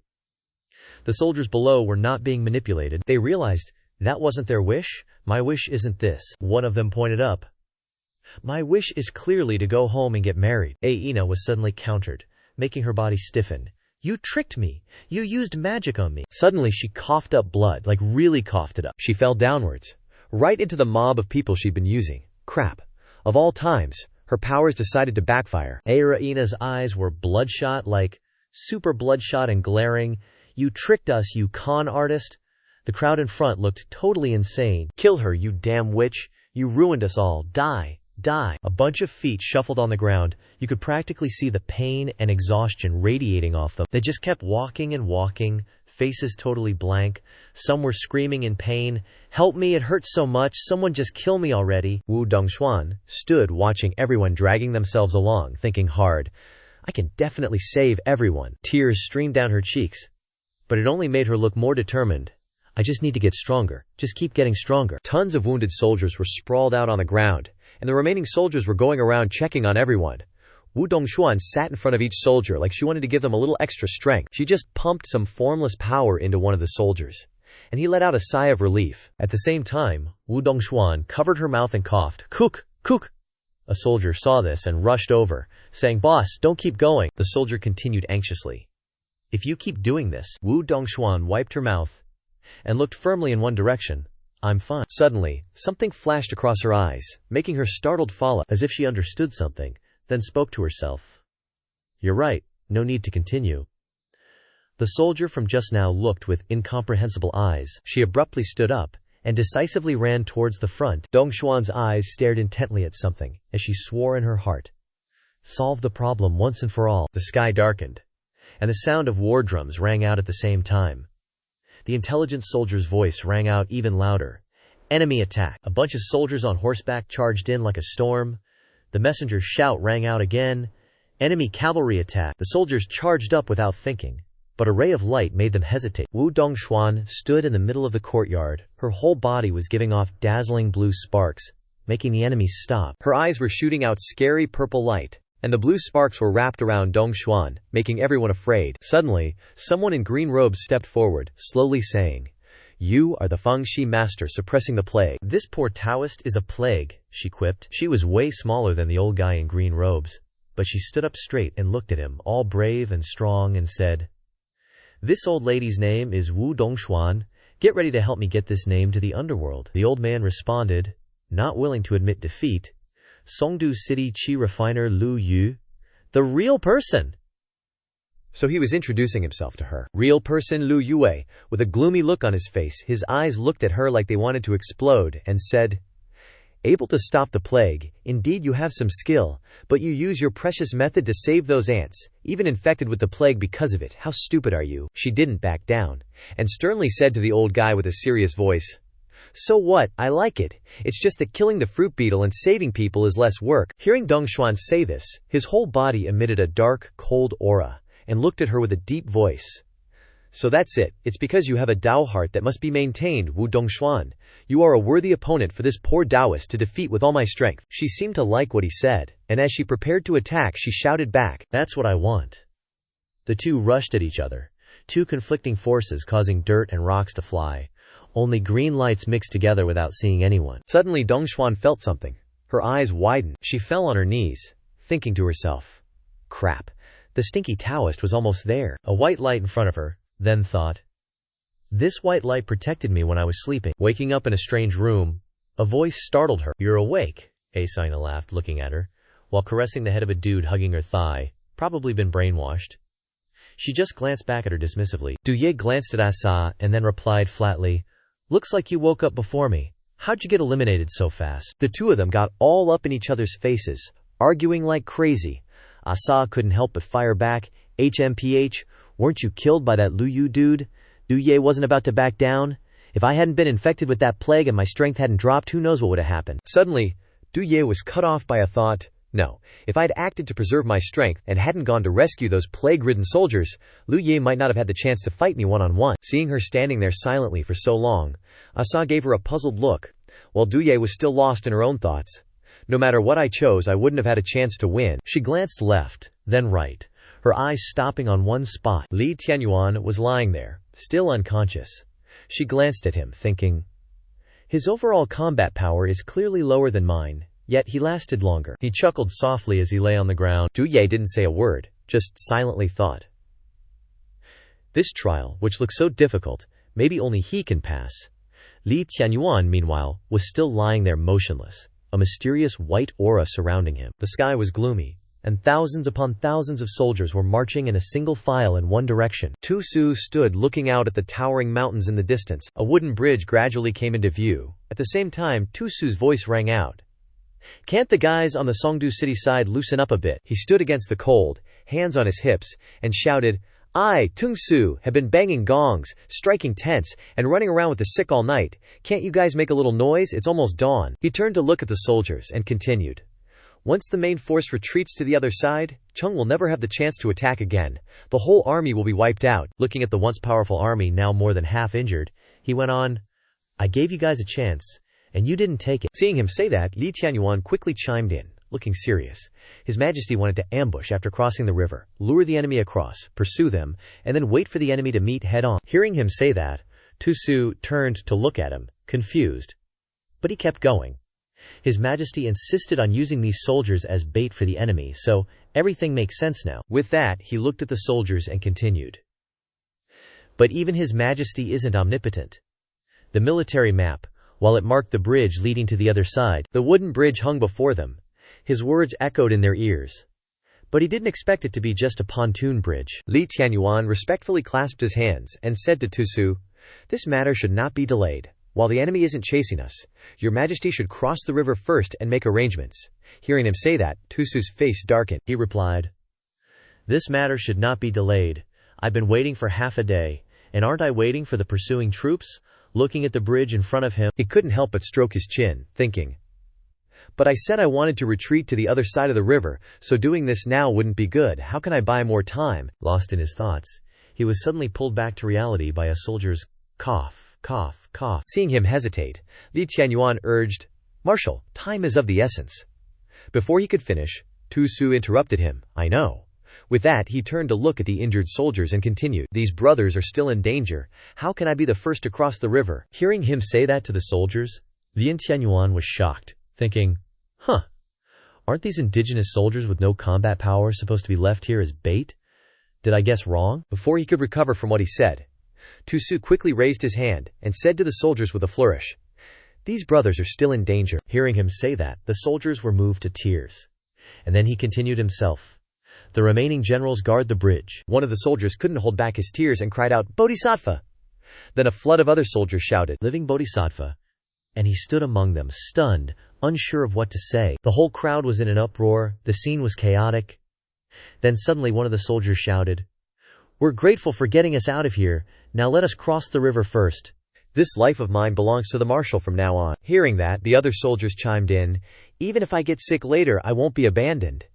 He stood there, just waving his hands, looking helpless. One of the soldiers even wiped his nose with his hand, tears streaming down his face, and said, "The marshal isn't like the others. He treats us like human beings." Tu Su's mouth dropped open, and he thought to himself, "Li Tianyuan, whatever, but you guys, A bunch of NPCs who don't even have names. What are you thinking? I wanted to lead you guys to lose this battle. The situation was that those people continued to stir and make noise, with tears in their eyes, and he could only help listen in his mind and think, "Forget it. Forget about you." He stood watching the soldiers sobbing, mixed with the commands to line up and prepare to cross the river. He was standing there observing when suddenly a shout came from somewhere. Ignoring the bustling crowd lining up to cross the river, he turned towards the source of the cry with a surprised look. Turns out it was the war cries of the enemy troops approaching. He just quietly watched them from afar and murmured, "They're finally here, huh?" Li Tianyuan, on the other hand, couldn't keep his cool like that, sweating bullets and panicking. It's too late. Seeing the situation was bad news, he clasped his hands and said to him, "Things have changed. Please, Marshal, cross the river first." But he sternly roared back, his face darkening, "I already said, you get your injured ass across first." Hearing his command like that, Li Tianyuan went silent, his darkened face showing a hint of displeasure. Pausing as if in thought, he gritted his teeth and said to himself, "Now's the time to show your loyalty, you guys." Suddenly, 2 soldiers stepped forward in front of Du Ye, cupping their hands respectfully and saying, "Marshal, forgive our impudence." Du Ye couldn't believe that the soldiers weren't listening to him. He angrily gritted his teeth and said, "You guys." As the 2 soldiers came forward and lifted him up, he angrily shouted, "Protect me! Protect me!" Achu's cries grew darker. His cries still echoed. The army was in a place with overlapping mountains and dangerous scenery, with narrow and deep ravines appearing before them. At this moment, Wu Dongxuan and Jia Gage, along with their entourage, were hiding in the bushes nearby. Jia Gage couldn't help but ask, "Wu Dongxuan, you sure this ambush is reliable?" Hearing Gary ask that, Wu Dongxuan turned to answer with certainty, "Having followed Du Ye for this long, I've long understood his tactics. This guy likes to use fishing techniques, playing with the opponent's mentality, and this time is no exception." Jia Gary immediately replied, You were the one who got hooked back then." Wu Dongxuan, stung by that comment, retorted, blushing. His deliberately making a big show of retreating with the Wenyi soldiers is precisely to lure the Songdu army to pursue, and then ambush them. Jia Garage was just as sharp, continuing with a calm expression, "If he wants to ambush them, what are we doing here as extras?" The 2 hid in the bushes, one asking and one answering, their voices lively. The ambush location Du Ye chose is naturally the battlefield ahead, which can accommodate more soldiers, and what we have to do is be the surprise troops here, ambush together with Du Ye, before and after. Imagining the scene of the defeated army, the burning cities, the wounded soldiers, the discussion between the 2 became even more heated. "We'll first let the Dune army pass through this narrow mountain road, and then launch an attack from behind them." The scene of the defeated soldiers fleeing became even clearer. The 2 talked more and more excitedly, and they, under the condition of accelerated marching, encountered the ambush set up by Du Ye in front. Continuous assumptions were put forward, and the scene of the soldiers fleeing and being surrounded gradually appeared, with enemies at both the front and the rear, and they would definitely collapse immediately. Wu Dongxuan clenched her fist, her whole body exuding a thick purple killing intent, and said evilly, "When that time comes, we'll kill the most satisfyingly, and we'll definitely be able to establish a great cause for Daiqian." Jia Gage nodded repeatedly, then agreed with 3 more HMMs. Suddenly, a white paper crane surrounded by faint purple light flew to Jia Garage. She turned to look at it. Seeing this, Wu Dongxuan also curiously turned to ask, "What's wrong, Jia Gage?" While holding the letter, replied to Wu Dongxuan with a worried look. "Just now, many Songdu cavalrymen quickly ran towards the riverbank from a large road more than a mile away from here. In other words, we chose the wrong ambush location." Hearing that, Wu Dongxuan's whole body stiffened like a stone statue, and she couldn't make a sound. In another place, a group of elite cavalrymen were constantly urging their horses, rushing in like a swarm of bees. Seeing the image of the cavalrymen getting closer and closer, Du Ye couldn't help but shout loudly, "Not good! It's too late! If this continues, most of the people won't be able to cross the river." At this time, the soldiers suddenly didn't listen to Du Ye anymore, but they said, "Protect the marshal first, Marshal. You've done enough for us." Seeing that they weren't listening to him, his face darkened, and he grinned and whispered, "Just a bunch of NPCs." He quickly regained his composure and shouted loudly, "You're not listening to my orders." The soldiers still had blank faces, so he kept urging them, "Hurry across the river." The soldiers remained motionless like statues. He lost his patience and said, "Do you dare to disobey a direct order?" One of the soldiers spoke up, "After you, sir."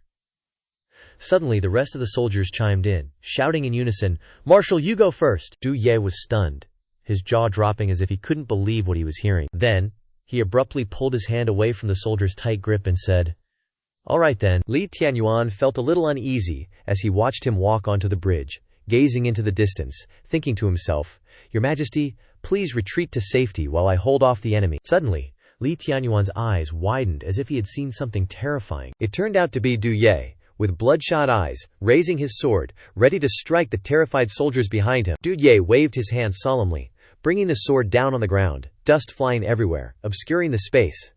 The bridge was now completely deformed, unrecognizable. The soldiers, including him, looked at him in horror, in disbelief. He cried out twice, "Your Majesty!" Seeing the bridge destroyed, Li Tianyuan couldn't help but ask, "What are you doing?" Du Ye stood there, majestic and powerful, without turning back, contemplating. "From the beginning, I only wanted to complete the mission of destroying the kingdom." As he thought, he narrowed his eyes, scheming everything. But gradually, something changed. He turned his head to look at the soldiers who had sworn loyalty to him earlier. Thoughts kept flashing through his mind. They're just NPCs. Once I return to the modern world, I won't see them again. But I realized I can't take people's lives as the price for completing my mission. Seeing the horrified expressions on the soldiers and Li Tianyuan's faces, he spoke up, explaining his actions. "Generals, if you don't want to live temporarily..." Sunlight shone through him.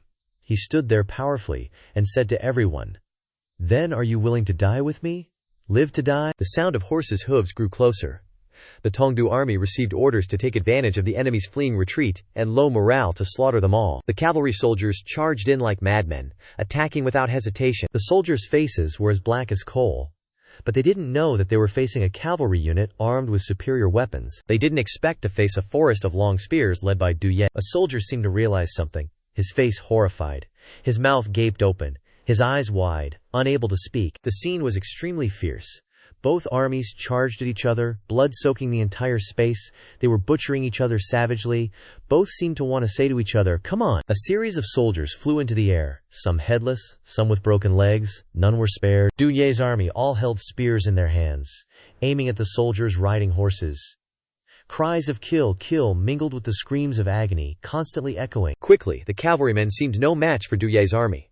One by one, they were all beheaded, limbs torn apart. Suddenly, a soldier's arm was chopped off, and he screamed in agony. Du Ye was stunned when he saw that scene, his face now covered in blood. Suddenly, something exploded in the middle of the battle, attracting everyone's attention. Li Tianyuan's face stiffened as he looked in that direction, thinking to himself, "My strategy is still too small. Any ambush or halfway attack is just a matter of geographical advantage. Facing a cavalry charge, His Majesty is really risking his life. What he wants to stir up is the feeling in everyone's heart." An old soldier sitting on his horse suddenly exclaimed, "What is it?" Then, he also looked up at the sky in horror with wide eyes.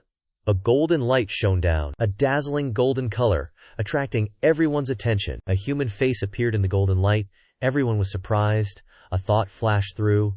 Morale ignored that. Both sides charged at each other again, fighting fiercely. Du Ye couldn't help but sink into his own thoughts. If the enemy is pursuing and we are running, then our side is definitely doomed. But today, our side is fighting to the death, even if it's like a plague. Just by raising morale, we can suppress the enemy, let alone the numerical advantage we have. This is human fire. Even the most elite cavalry will get stuck in the mud. Seeing the soldiers with high morale, he was once again lost in his own wandering thoughts. These plague soldiers, knowing they are going to die, are being exploited in a desperate situation, which instead stimulates their fighting spirit. Is this the Emperor's aura? He stood on the majestic rock, raising his sword high to his soldiers below. He lowered his head, softly asking himself, "What am I doing?" Clearly, clenching his fist, he gritted his teeth and said to himself, "Don't want to win?" His firm eyes looked towards the other side. Even though his face was covered in wounds, he was still determined. But this time, there was a deliberate kind of expectation. Just in time for an opportunity, the horse's running speed gradually decreased, as if it had reached the desired place. It turned out that the horses of Wu Dongshuan and Jia Gege had arrived at the battlefield. Wu Dongshuan's eyes looked in that direction with vigilance. Suddenly a group of people holding flags came, led by a man still in dark uniform, with gray hair and beard, and a serious face. Wu Dongshuan excitedly laughed and said, preparing to run away, "Just in time for an opportunity." Jia Gege hurriedly stopped him. "Wait." Wu Dongshuan saw that he was about to do something big and was stopped, and angrily shouted, "Du Ye isn't choosing to ambush like I expected. We can't maintain this kind of direct combat for long. We have to attack the formation as soon as possible to create changes." Facing her overwhelming aura, Jia Gege still calmly said, The strategist in the opponent's formation is very strong, and the troops beside him far outnumber us. We will die if we rush in. Wu Dongxuan heard Jia Gerge say this. Not only did not understand, but also turned to ask her, "Are you scared?" Jia Gerge was not angered by Wu Dongxuan's question, but calmly continued, "No. Look, the current battle situation at the front. His Majesty's army is not so easily damaged, I trust you." The soldiers in Du Ye's army are still enthusiastically rushing up to chop and kill non-stop. Wu Dongxuan finally calmed down. She continued to respond, "So that's it. I didn't expect you to look so indifferent and still be able to come up with such a plan. Now I can only cooperate with you." Jia Gerge heard her say this and agreed. "You're right." Wu Dongxuan's sharp eyes looked towards the other side, and continued. "What we have to do now is wait until that strategist can't stand it and sends the last of the troops beside him onto the battlefield. That will be our chance." The image of Lu Yue Zhenren appeared again, making everyone terrified, with eyes flashing red. The soldiers on horseback charged forward relentlessly with their swords. A thought flashed through his mind. "You sickos, hold off the approaching soldiers." As he fought back, he thought, "Get out of here." At this time, the surroundings were surrounded by a sea of blood, with skulls and bones everywhere. A thought flashed through his mind. "Don't get entangled with me." The soldiers on horseback were shot down one by one by the spears. Several soldiers on horseback holding knives saw that the situation was not good, and shouted, "Retreat!" An old soldier with a fierce face shouted loudly, "Temporarily withdraw, return to the space to prepare to charge a second time in the sky." Purple lights gradually flashed, and a line of soldiers holding spears stood in front of the cavalry. Suddenly, a soldier on horseback seemed to realize something, with a horrified expression, thinking to himself, "We're being flanked." Among the soldiers holding spears, one soldier quickly said, "The brothers who are infected are fighting with their lives." These words were like a bomb, igniting the other soldiers' fighting spirit, and they shouted, "We can't let them steal all our thunder. Kill them all for me. Kill all these damn bastards." The soldier leading the cavalry, he quickly grasped the situation and pondered, "How is this possible? What exactly is going on? Clearly it's an army close to death. How can they become so resilient?" He glanced around and continued to think, "Is it the leader hiding in the rear? Is he using you as cannon fodder?" Suddenly, Du Ye rushed over like a rocket, raising his sword high, his eyes burning red towards the leader of the enemy soldiers. With a whoosh, his slash was flawless, and the enemy's head fell. As he chopped him down, he thought in his head, "Forget about the trials, whatever winning or losing." Du Ye's eyes were bloodshot. He gasped for breath, as if to affirm himself. "Today, I, your father, just want to kill to my heart's content." At that moment, his strength reached a martial force value of 95, without any prior notification. He raised the sword in his hand high and heroically declared to everyone, "Follow me." As he spoke, he charged forward. Seeing this, the soldiers also rushed after him, shouting as they charged. His sharp sword feared no soldier. The sharp tip of his sword went straight into the enemy ranks. Lu Yue Zhenren was also caught off guard by his actions at this moment. He stared with disbelief. Wu Dongxuan, seeing this, quickly spurred her horse forward. She rushed over and shouted loudly, "Now's the time, charge!" Lu Yue Zhenren and his attendants stood there, silently watching the other side. He lowered his head, his eyes darkened, and he said sternly, "To think you could force me to use my last elite troops." He paused for a moment and continued thoughtfully, "Consider yourself formidable." He and the soldiers behind him, their eyes flashed a terrifying red light, and he continued to show his determination. "But it ends here." Saying that, he raised a hand, and then once again released malicious words. "You're still too young, yet you're so easily provoked to charge forward yourself. This humble Taoist will absolutely not do such a foolish thing." He sat calmly and composed on his horse, waving his hand for the soldiers behind him to charge. Witnessing such a cruel scene, he also had his own thoughts. Even if the worst happens, and the vanguard fails, I can rely on my own methods to safely retreat to the city and continue to hold out. Suddenly, his eyes widened. His expression slightly changed as a troop of officers rushed toward him and his attendants from afar. It turned out to be the troops of Wu Dongxuan and Jia Gerge. Wu Dongxuan shouted as she charged, "The opportunity has come." As they charged, Wu Dongxuan said to Jia Gerge, "Go reinforce Du Ye." She quickly replied, "All right." Lu Yue Zhenren looked at the situation. His expression changed unpredictably, and he thought to himself, "There's another troop behind them." His eyes widened, red veins popping out, and he cursed inwardly. Treacherous Wu Dongxuan! Like a ferocious beast, she swung her sword, chopping decisively. Blood splattered everywhere, and the sounds of killing echoed, urging them on. As she slashed down a soldier, the fatal blow caused the soldier to fall. she thought. Kill to my heart's content. That's the only thought in my heart right now. Du Ye was now at the end of his strength, gasping for breath with difficulty. Suddenly, another troop of soldiers arrived. Surprising him greatly, Li Tianyuan was also shocked to see those soldiers, and he thought to himself, not good. Is this their trump card? Suddenly, a flag with the insignia of another army was raised high. Immediately, the flag was broken into pieces by something that flew over. Jia Gage jumped from above into the sea of fire and war. Beautiful and brave. Li Tianyuan couldn't believe his eyes and stared in disbelief. A soldier ran out from the chaos, panicked and scared, and reported anxiously and hastily, General Song Du has been killed. As if receiving an order, the soldier turned around and shouted to the crowd, those who surrender will be spared. Surrender and you'll be spared. Surrender and you'll be spared. A soldier with a horrified expression stared blankly at the flag and said, our flag has fallen. He couldn't believe his eyes, muttering, we lost. Suddenly, a hand struck the back of his neck, a painful blow that caused him to spit out a mouthful of blood. Enemies swarmed like a disturbed beehive, voices overlapping. Retreat, retreat, get out of my way, scaredy cats. Those afraid to die, scram. The scene was utterly chaotic. Soldiers trampled over each other in their escape. The Zongdong army lost its will to fight. Morale collapsed, and the cavalry caused a stampede. The entire army clamored to flee, each only wanting to save their own skin. Following this, Mu Yangjun pressed the attack and achieved total victory. Lu Yuyue, the true man, couldn't accept the situation. He stammered softly, no, I clearly. He sat amidst a sea of blood, his entire body also covered in blood, and said despairingly, I'm clearly still alive. Du Ye approached and said, it no longer matters. She raised her hand, pointing her sword at him, and continued, it no longer matters. He slumped over, lowered his head, and laughed maniacally. Dozens of arrows flew and pierced his chest. Lu Yue, the true man, grinned, a look of helplessness in his eyes. I lost. With those words, he exploded into streams of green energy.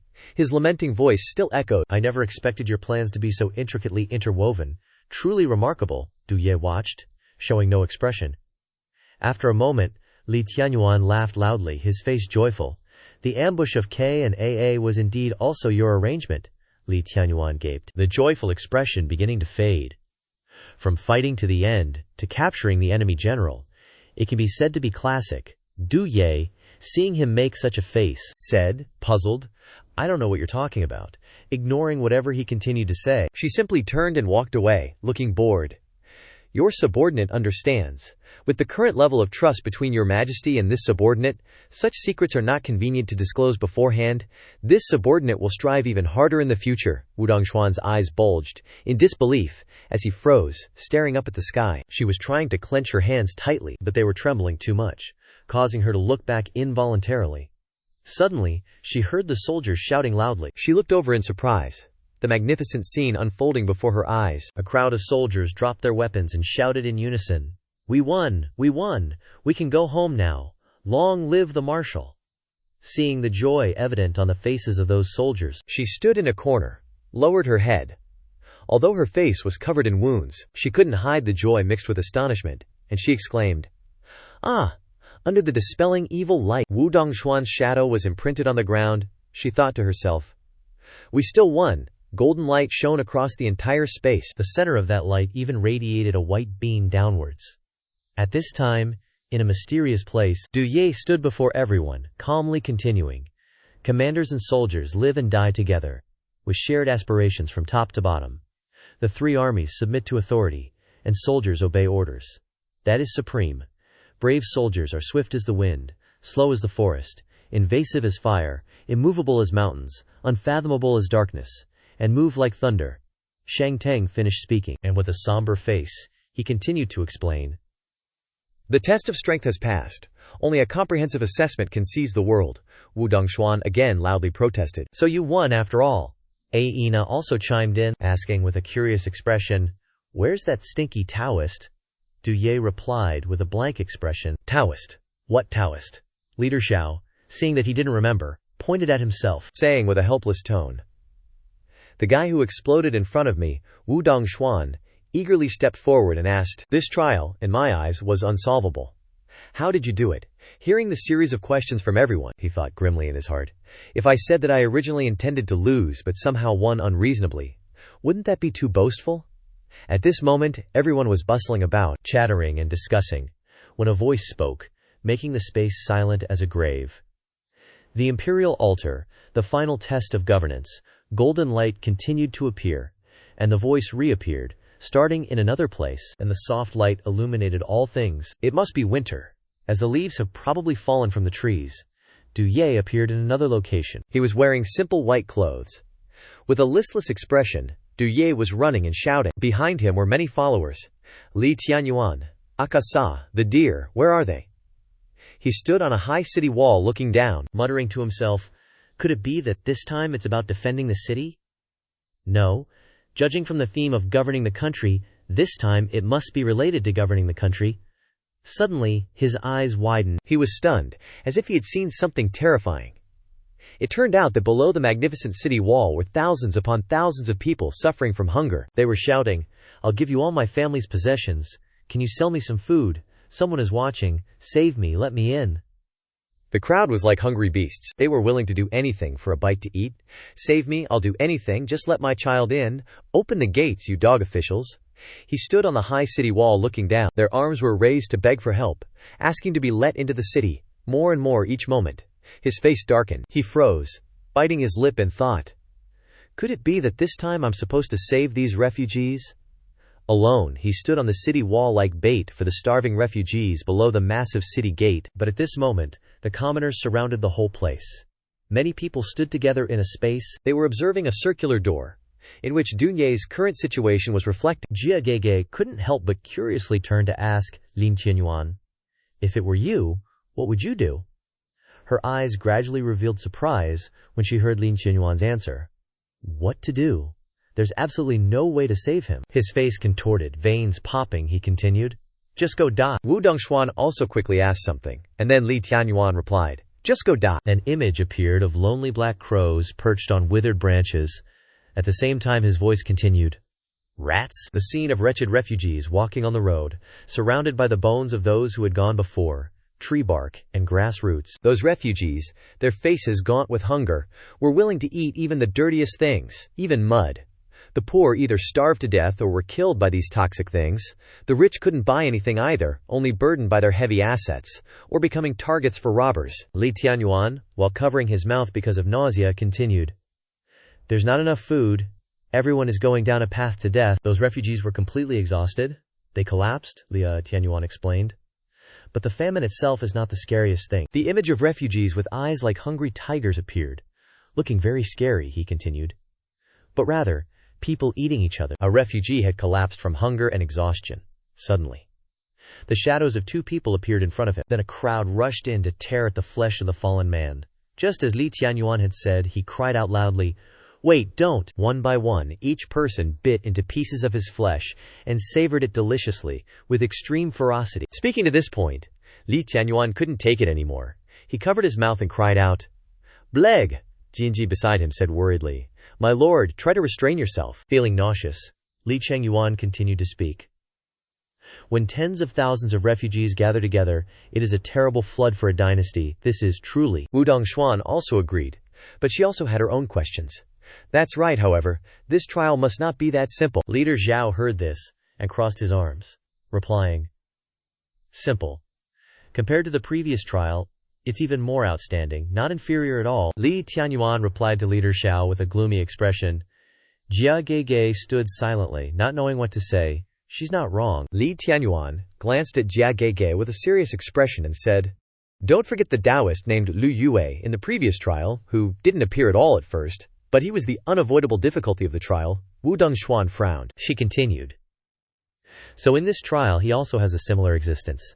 She narrowed her eyes, saying in a very soft tone, That existence, the image of refugees with terrifying red eyes, appeared along with Wu Dongshuan's words, will be even more terrifying than the famine before our eyes. At a luxurious mansion with magnificent rooms. Du Ye was smiling. Cao Mei heard Jia Ru Shi say, Envoy extraordinary. He sat cross-legged, with a cunning expression, and continued. This time there's a famine in Laisheng County. Refugees are gathering. The court has sent us to provide relief. Does the envoy have any brilliant ideas? Du Ye heard him say that, and just gave a perfunctory laugh. Then replied, I wouldn't dare. This humble official has no brilliant ideas. I will follow your instructions, my lord. Hearing that answer, he put on an air of aloofness, but was secretly gloating inside without saying so. Me, Jia Ru Shi, a eunuch in the inner palace, this time entrusted by the Empress Dowager to serve as the deputy envoy for disaster relief. How could I be worthy of the title, my lord? He respectfully clasped his hands, cheerfully saying, Lord Jiaru is too modest. He quickly waved his hand and put on a stern face, frowning as he said, My name is Jiaru Shi. Suddenly, neither side said a word to the other. To break the silence, he coughed once and continued. Ahem. The Empress Dowager is always benevolent, unwilling to see the people suffer from hunger. Then he leaned back in his chair and continued. Isn't it just a month until her 60th birthday? We, as servants, should naturally share the Empress Dowager's worries. On the surface, Duye smiled perfunctorily, but in his heart he was secretly cursing that dog servant. Who's a servant? Don't drag me into it when you're cursing yourself. Wait, is he implying the objective of the trial? But he quickly regained his composure and replied.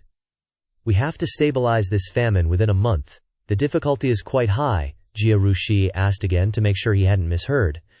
Stabilize the famine. Suddenly he laughed loudly, a vulgar laugh, without the slightest demeanor of someone from the palace. My lord is truly joking. To stabilize the famine, where will these starving people be housed? How much manpower and resources will it take? The national treasury isn't exactly overflowing. Hearing him explain like that, he narrowed his eyes and bit his nails, calculating in his mind. Oh, so it's not about stabilizing the famine. As if noticing the awkwardness in his expression, he raised his hand high, displaying the dignified appearance of a superior, and said, As long as the starving people haven't fainted, that's good enough. The court still has many other things to worry about. He laughed even louder, continuing with the conspiracy theories he believed to be true. Then we just need to make sure that on the Empress Dowager's birthday, the starving people don't cause trouble. Hearing him say that, his face froze, darkened, and then he concluded with a very calm sentence. That's good enough. His eyes flickered slightly. He was again calculating his next steps. Is this how we're going to play it? Is this how we're going to play it? Jia Rushi didn't seem to notice the change in his face, becoming increasingly inhuman. He continued. The Empress Dowager has granted some relief money. Use it to buy food from the merchants in the city, plus the food stored in the warehouse. If it's distributed to them, saving a little, it should be enough for the starving people outside the city to eat for a month. Saying that, he walked over and stood next to him, speaking in the tone of a devil in human skin. At that time, the starving people will thank the Empress Dowager. The Empress Dowager will be happy and promote the two of us. His eyes were now dark, but he was still immersed in his crazy plan, and put his hand on his shoulder, continuing, That relief money doesn't need to be spent all on the starving people. What a waste. He moved closer, then opened his mouth and laughed loudly. Let's take the opportunity to make a fortune. How about it? He seemed unable to believe the depravity of this man, and asked back, What about the starving people? He acted as if he was hearing it for the first time, laughing boisterously, completely revealing the nature of a money grubber. We just need to make money and leave. Whether they live or die, what does it have to do with us? We just need to make money and leave.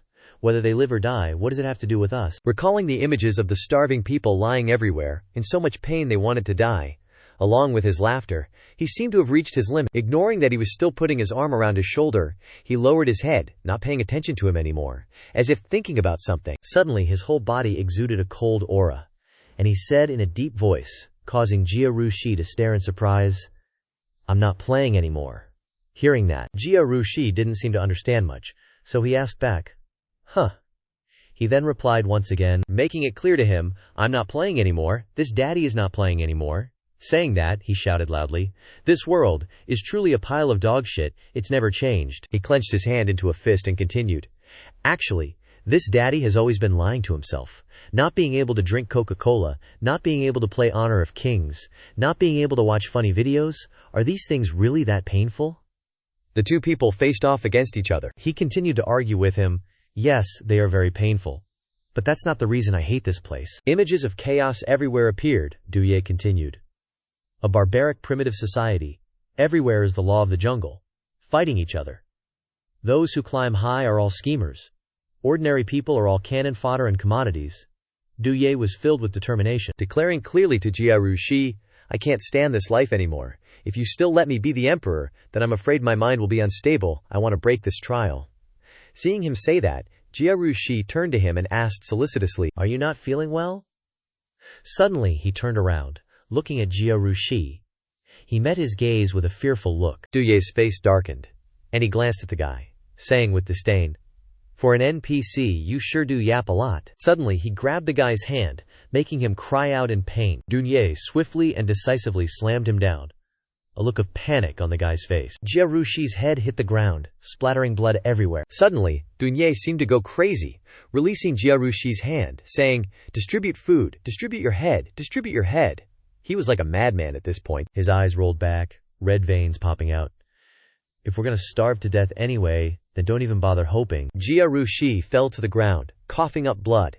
He had to cry out in pain too. Even though he was seriously injured, he still turned his head to look at Du Ye, then said with a terrified voice, You're insane." Suddenly his whole face darkened, his eyes gleaming with the red of demons. He fearfully crawled away, saying in resentment, "We can discreetly skim a little, but if you mess around and incite the people to revolt during the Empress Dowager's birthday celebration—" Du Ye raised his foot and stomped on Jia Shi's face. Grinding his face under his foot, he said with a wicked expression, "What if I incite the people to revolt, huh?" Saying that, he roared like those gossipy aunties, pointing at him, "We'll deal with later stuff later, but right now. We'll deal with later stuff later, but right now." Jia Shi, lying underneath, being suppressed under Du Ye's foot, couldn't say a word. Suddenly, 2 white-clad soldiers rushed in and reported, "Sir, we heard a commotion." Du Ye answered without turning his head. "What's going on?" Jia Shi's face was covered in blood, looking at the guards, and at the same time, Du Ye spoke up. Suddenly Lord Jia went crazy. Du Ye hugged his neck, a scheming look on his face, and continued, "Take him to rest." Hearing his twisted words, he gnashed his teeth in hatred, but couldn't do anything. As the soldiers took him away, he struggled and shouted, "You're the crazy one, your whole family is crazy." And he shouted from behind, with a gloating voice, "Lord Jia's condition is serious, you need to watch him closely, don't let him out no matter what he says. Somewhere else." The sky was as dark as ink. With dark clouds gathering, Wu Dongshuan looked worriedly, and asked, "Of course Jia is detestable. Of course Jia is detestable." Without waiting for a reply from anyone, she continued, "In order to compete with him, Lian Tianyuan disregarded the lives of the disaster victims. This behavior is indeed inappropriate." Li Tianyuan laughed like he struck gold, displaying the joy of, "Here I come," His Majesty's deduction ability. Every time he has such a counterintuitive behavior, it means that a series of godlike reversals will appear. Hearing him say that, Wu Dongshuan stood silently. Li Tianyuan laughed loudly and continued, "Come on, let me see." In the camp, tents were set up, and soldiers patrolled tirelessly in shifts. A man with gap teeth said to the bearded one with a cautious demeanor, "The Lai Ling government is increasing the purchase price of food by half, buying as much as they can. No one is allowed to hide any privately. Now all the food merchants are transporting food to the government, unwilling to sell to the disaster victims." Before he could get an answer from the other guy, the gap-toothed man continued, "The money we brought when we fled the disaster isn't much. We were planning to go to Lailing City to exchange for food. This time we're screwed." The gap-toothed man continued to overwhelm the bearded man, and continued, "That damn magistrate is not giving us a way out." The bearded man only replied with, "Damn official, if I meet him I must kill him with my own hands." Then both of them said in unison, "Kill him," in a luxurious and magnificent place, where the food merchants in the area gathered. At this moment 4 or 5 people sat around each other and talked, non-stop. "I thought it was right. The adults would take our food to help the disaster relief. I thought of a countermeasure to hide a lot of food, but I didn't expect him to do so. He buys food. He will definitely raise the price and sell it to the victims. But it is rare for officials to openly be villains, and generals to eat so ugly. He buys food. He will definitely raise the price and sell it to the victims. But it is rare for officials to openly be villains, and generals to eat so ugly." Suddenly, one of the people in the crowd came up with a different opinion. "What's the point of worrying so much? It's such a good opportunity. I'll signal the merchants to transport food from the surrounding counties to sell here." An old man in blue clothes also asked in confusion, "What if it gets robbed on the road?" A chubby old man raised his voice and laughed loudly, as if about to do something earth-shattering. "What's there to be afraid of? These scrawny ghosts are practically starving to death. What can they possibly steal? Just spend a little money to hire guards, and in the end, the money from selling the grain will definitely be a huge sum." Outside, a gust of wind suddenly blew past. Du Ye, standing on the corner of a building, looked down at the gathering place of the major merchants in the capital, and said to himself, "Dunye, don't be soft-hearted, you just want to return to reality." His face darkened ominously as he once again reassured himself. Those victims. They are all NPCs, all fake. You didn't kill anyone. He sat blankly, head lowered, supporting his forehead as he thought, once this test is over, this world will disappear anyway. This is the best outcome. As if sensing someone approaching, he glanced up and saw a soldier. The soldier rushed over, shouting anxiously, "My lord, Lord Jia has escaped from the city." After hearing the soldier's report, he couldn't help but ponder. What if he reports to the Empress Dowager first? He immediately ordered the soldiers, "Quick, give chase." Outside the city, black smoke billowed from an unknown location. Suddenly, the city gate opened, and several attendants stood waiting. At this moment, Duye spurred his horse and rode out quickly. Following him was a close guard. Suddenly, something caught his attention. He glanced over to see that it was the tents of the disaster victims. They were all skin and bones. Some had just died, while others had already turned to skeletons. They were like wild beasts, fighting over every scrap of meat, every blade of grass, even if it was the flesh of their own kind. When the soldiers saw such a terrifying scene, they hastily said to Duye, "My lord, should we turn back?" Duye stubbornly refused and retorted, "Because of my decision, these people in front of me are even more desperate. Am I really not wrong?" But suddenly he realized and reminded himself, "No, I'm not wrong. They are just NPCs." He felt like he was falling into an abyss of unease. He continuously had thoughts to reassure himself. I am not ashamed. I do not regret it."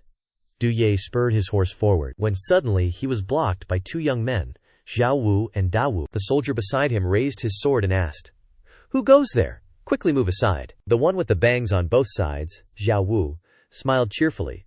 "Don't worry, we don't mean any harm." Da Wu, who seemed more cautious, asked, "Hey there, did you guys just come out of the city? Do you have any food on you?" Duye quickly led the troop and said, "You guys." Hearing this, the two realized they had said something they shouldn't have, so they scratched their heads and continued with a smile. Forgot to introduce ourselves. I'm Xiao Wu, this is my older brother Da Wu. Now that the price of grain has risen, we want to buy some, but we don't have enough money." Da Wu was quicker and seized the opportunity to say the key point. "There are children in our group. If there's no more food, they will all die." Hearing this, his eyes widened, and his face darkened with surprise. Then, his face grim, he lowered his head and pointed, ordering the guards, "Give them all of our dry rations." The soldier was getting the dry rations from his horse, and thought evilly. Both of them, Zhaohu and Dahu, overjoyed, they cheered. "From now on we can feed several people. Dunye is so kind." Zhao Shu took out the silver, as promised, and said, "This is all we have on us." Du Ye, sitting on horseback, called out, "No need, consider it a loan from me." The two Vo brothers were delighted.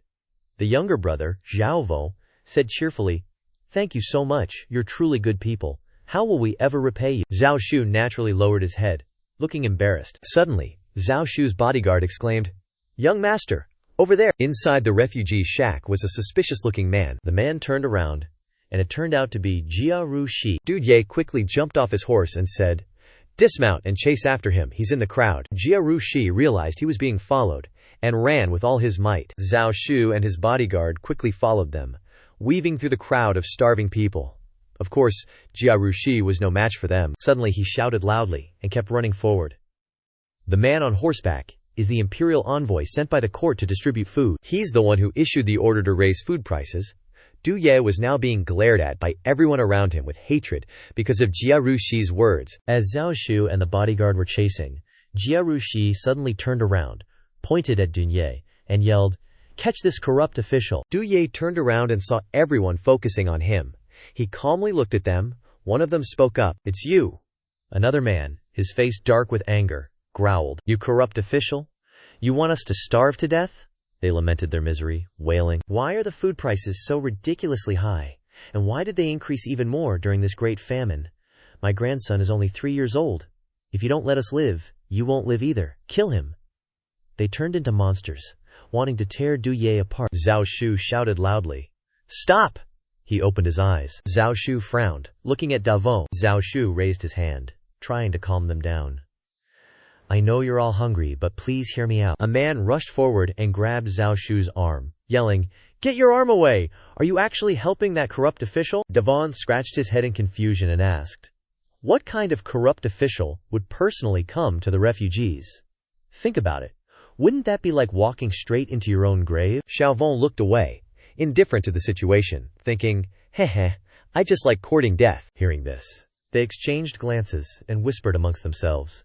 Eventually disbelieving, one of them growled, "Get out of here," the man with the dark face said, emotionlessly but threateningly. "Or I'll chop you and that corrupt official into pieces and throw you into the pot." Zhao Shu awkwardly waved his hand and replied with a smile, "Don't be like that. Everyone's hungry, right?" A gloomy atmosphere enveloped them. Davon, about to lose it, carefully opened his mouth. "Wouldn't it be even worse if you got injured?"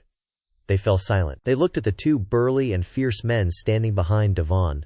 The man blankly said, "We're done for." Reluctantly turning away, he turned back again and muttered, "Even livestock are healthier than us in these famine years." Du Ye, who was standing and watching, was startled. Suddenly, his arm was grabbed. A little girl looked up at him and said sincerely, "Big brother, thank you for the food." She raised the bag of food in her hand to prove it. "He gave us all of their food." Du Ye closed his eyes and listened to Davon say, "Could someone like this really be a corrupt official?" The man who had just run over and shouted, Dao Wu pointed wildly in that direction, explaining intensely, "If he wasn't a weakling, he'd definitely be a corrupt official, right?" He put his hand on Du Ye's shoulder. His little eyes were shining brightly. "Then let me guess. You must be the heroic knight who chased the corrupt official out of the city, right?" He stared blankly at Dao Wu. Du Ye groaned inwardly. "Look at you, your analysis is totally absurd. What hero ever chases an imperial official and kicks him out of the city?" He sighed helplessly. "Besides, my motives now aren't even remotely heroic." Du Ye hung his head, saying nothing. The little girl looked at him happily and said, "Big brother, I'm really good at judging people. Everyone listens to him," Du Ye explained in a low voice. "Speaking of me, in fact, I'm the one who ordered the increase in food prices. Because the disaster relief fund can't save everyone." Xiao Wu's eyes widened in disbelief. The child suddenly gaped at him. The little girl released Du Ye's hand. He furrowed his brow and stuttered, "So you just simply seized everyone's food," a man shouted. "Don't waste your breath on him. Let's just go straight to it." He glanced over, and the sound of cartwheels clattered. Everyone looked in unison as the carts carrying grain came out of the city. There was a shout. "Grain! It's grain!" Lao Mu opened his eyes wide. Hope filled him. "Grain!" Before he could finish saying grain, someone behind him slapped his shoulder and said, "Don't bother looking. The grain isn't being transported for you. They're here to do business. Do you have enough money to buy it?" He paused, looked at them, and continued, "Do you dare risk your life for a bite of food?" The corrupt officials glanced at them warily. Lao Mu stared at them without answering. Those people directly drove the carts of grain past the group of victims. One guy raised his hand and said, "Help." Then someone covered his mouth and he made muffled sounds. "Ugh. Unclear." Du Ye looked at them seriously and said, "Don't make a sound. Let me handle this." That guy looked at him, thinking to himself, "My lord, he has a plan." Everyone watched those carts. They wished they could rush forward and beat them to death. He said, "Everyone has seen it." Du Ye continued, "Currently there are constantly merchants transporting grain into the city. The city is no longer in a state of food shortage." The guy growled, "So what good does that do? We can't afford to buy it at all. Go to hell." He calmly analyzed for them. "I deserve to die. I raise the prices, wanting to force you to implement it thoroughly in order to get food, because the disaster relief fund can't save you all. But I just thought of a better way. Although it's not certain there's a chance to save everyone." They all looked at Du Ye grimly, and he hesitated slightly, saying, "It's just that I have to go back to Ling City first, and I need you all to cooperate." The atmosphere fell into a deadlock. They roared, "Are you treating us like fools? Don't talk nonsense with him anymore. Kill him. Kill this corrupt official." Du Ye said nothing. Dai Wuxiang glared at him. He growled, "Based on what should we trust you?" With Dao Wu marching in, he grabbed Du Ye's collar and roared, "Why should we believe you?" He couldn't help but say desperately, "What right do you have to guarantee anything to victims like us? Just your order can decide the life and death of thousands, so what reason do you have to keep your promise to us?" The other two were stunned, Dao Wu waiting for him to give an answer. He replied firmly, "I won't promise anything. I can only give you two choices." Du Ye pointed into the city. "You can use me to force them to open the city gates. Then, more than 10,000 refugees can storm the city, raid my mansion, take everything, and become violent mobs. Even if you do, I don't care." Their eyes widened in surprise. Du Ye said with conviction, "Or, believe in me.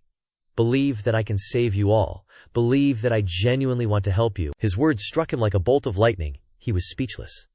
A childish voice rang out, "I feel like Big Brother isn't lying to us." The little girl looked up at Daewoo and breathed a sigh of relief. He turned his head and asked indifferently, "What do you all think? Trust him this once, or just become violent looters, killing and robbing?"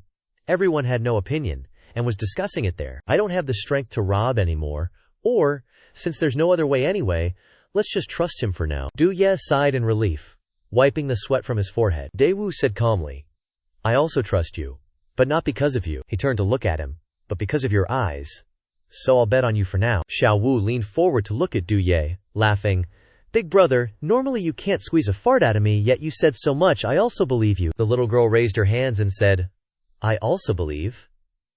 The people also began to look at Du Ye with more relaxed eyes. "I'll listen to Daewoo. No one is allowed to touch him. Or you're going against me. If there's no food, we'll eat you, kid. Haha, I'm tired of eating white rice. Give this old man some wine and meat. Don't keep me waiting too long. I've gnawed all the bark off the trees around me." He looked around at everyone, who was beginning to get excited. Du Ye, with determination, replied, "I understand. I will definitely not let you down." Then Du Ye was escorted back into the city by the two brothers. Along the way, the three of them discussed countermeasures. The two brothers also agreed to fully cooperate. A servant turned back to look at the two brothers, thinking, "Our horses seem to have been eaten." Du Ye, at this moment, was frantically recalling his elementary school textbook knowledge, preparing to use future economics to fight against this decadent world. He held a leaf in his hand and said coldly, "It's getting cold. It's time for the grain sellers to go bankrupt in the next 2 days." Du Ye continued to push up the price of grain. Most of the relief money had been used, but the price of grain purchases showed no signs of decreasing. Du Ye actually smirked sinisterly.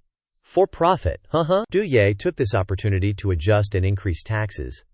But many grain merchants from various places still flocked to sell grain. However, the merchants who were preparing to make big profits saw that the granaries were full and announced a temporary suspension of grain purchases. While the people were looking at the announcement, Du Ye on high smiled slightly. "Ha ha.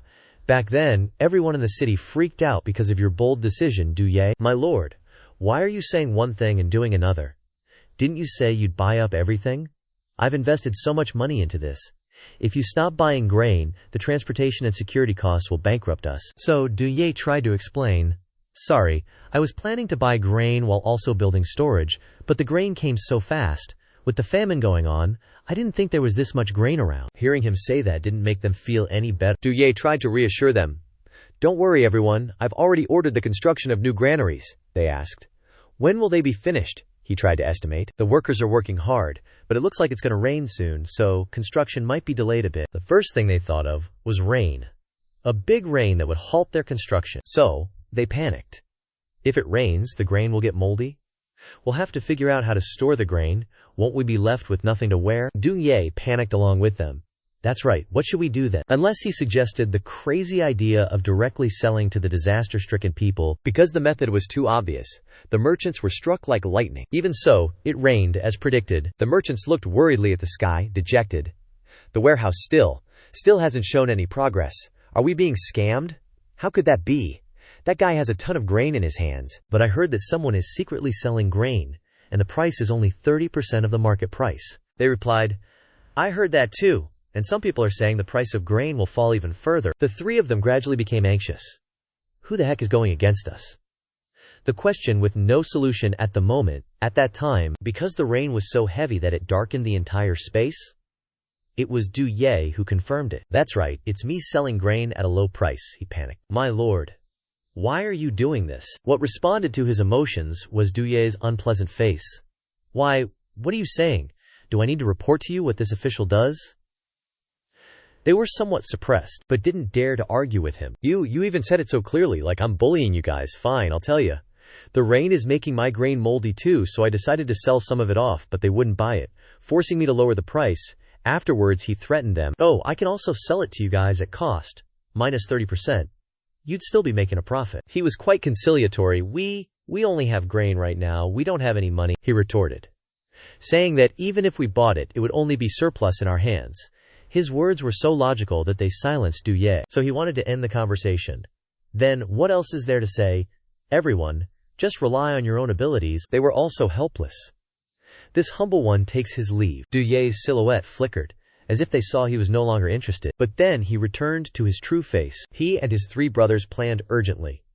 Then, in the past few days, Du Ye had secretly given the Yu brothers some grain. Then the two brothers said that the grain was bought from inside the city, and was even discounted.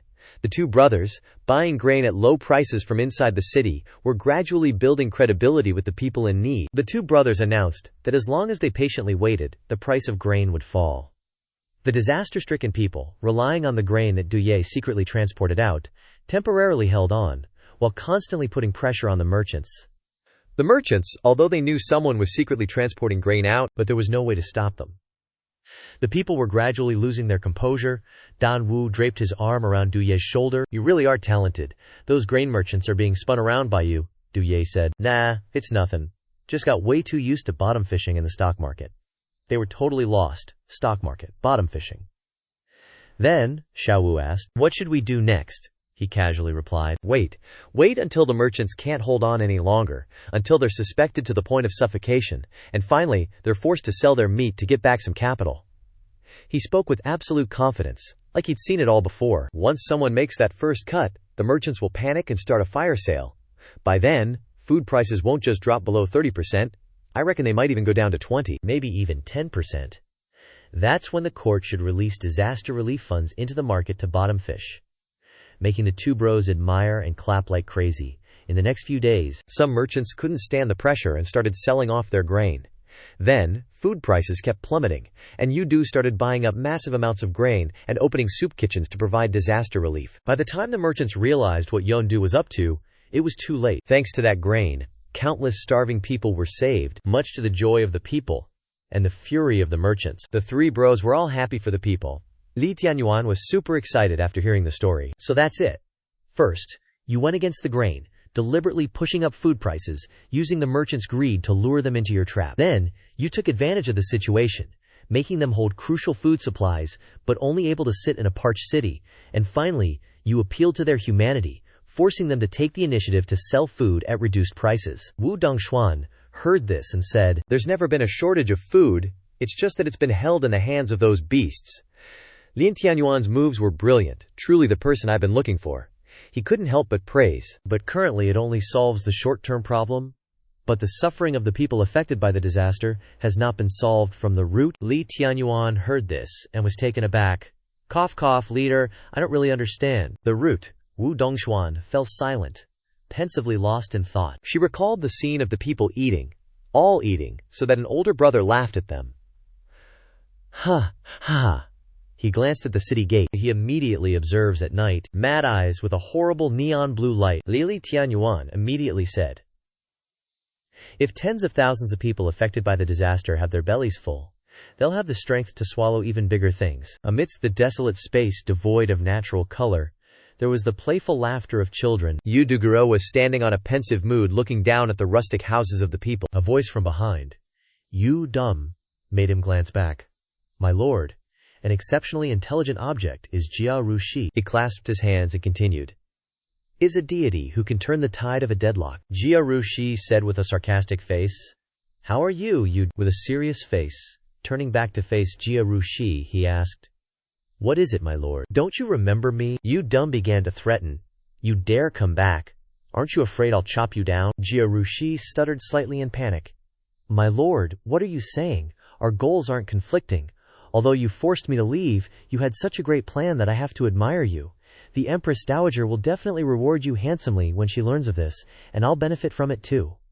He gave a strange smile and continued, "According to custom, temples must be built in various places for the Empress Dowager's birthday.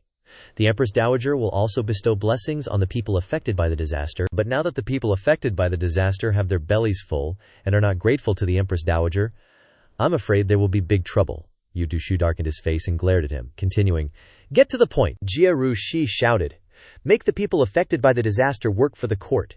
These descendants can now only be regarded as mouths to feed, and they don't even need to be paid. Spend a little money to hire a few people to whip them, and it will definitely be completed in less than half a month. We can also make a big profit." Yu Dua was so angry when he heard this that his face darkened. He said, "Lord Jia is truly an exceptionally intelligent person." Jia Rushi smiled triumphantly and replied, "You flatter me." He kept talking, making Jia Rushi's face turn pale. scheming and malicious, that evil Long Ye, it all comes together in you, milord. Suddenly, Jia Rushi's face twisted in agony, sweat and snot streaming down as he stuck his tongue out and screamed, "Again! You're doing it again! Let me go!" Du Ye raised 2 fingers to the sky, signaling his subordinates to take Jia Rushi out of the city. He said, "Lord Jia is tired. Chain him up tight, don't let him run away again. Let him rest until after the Empress Dowager's birthday celebrations." Behind him, Jia Rushi continued to scream, "Do you know how many people want to skin you alive right now? You think feeding those disaster victims is enough? Tens of thousands of disaster victims, once they're fed, will become idle and cause trouble, enough to overwhelm you." The wind howled in the dark night. He looked down again, thinking to himself, "What he said makes sense." Du Ye looked at the houses of the people, contemplating. So many people gathered together really are an unstable element.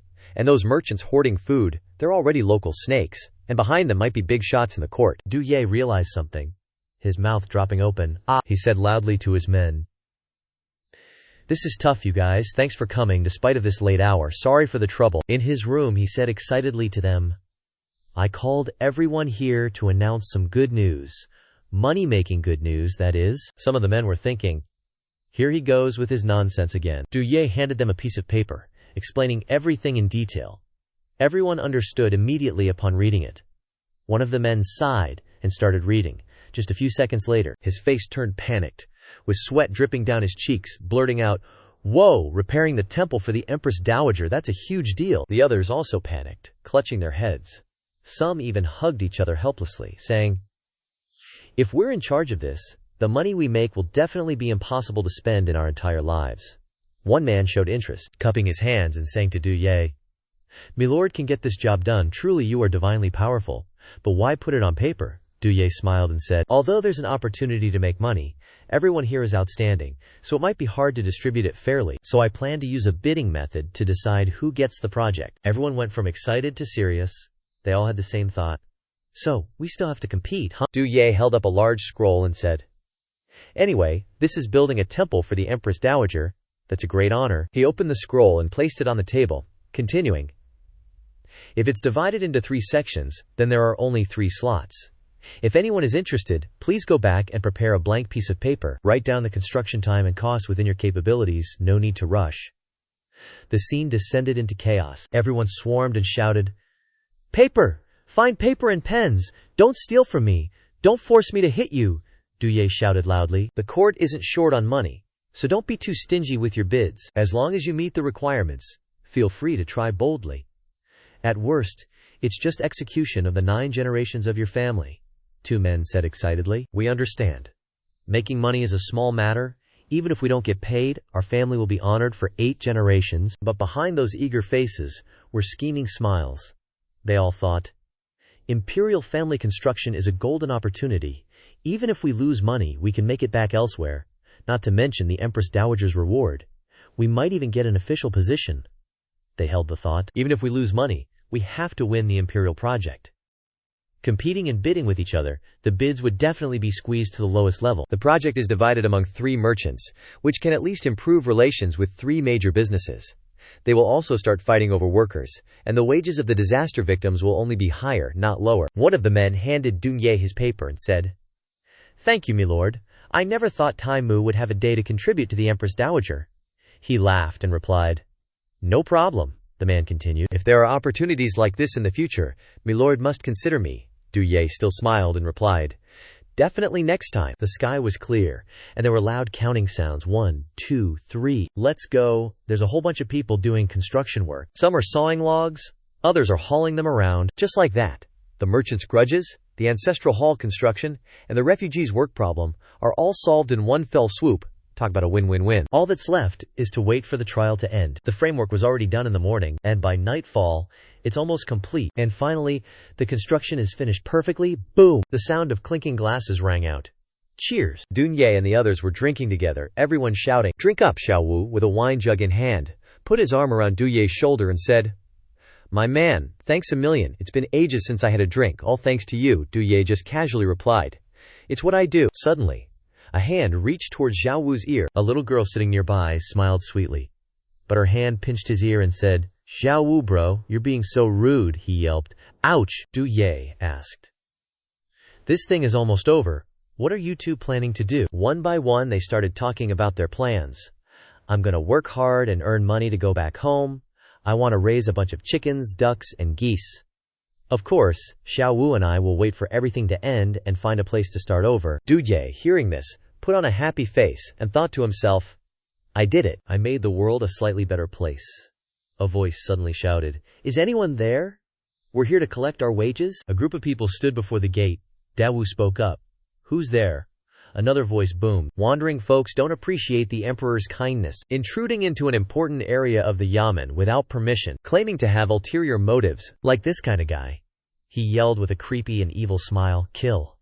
Before he could even finish his sentence, dozens of arrows were fired. Those arrows were aimed straight at Dawu and his group. A piercing scream tore through the quiet space. Meanwhile, Jia Rushi was laughing gleefully. He was so happy he had to cover his mouth with both hands to contain his laughter.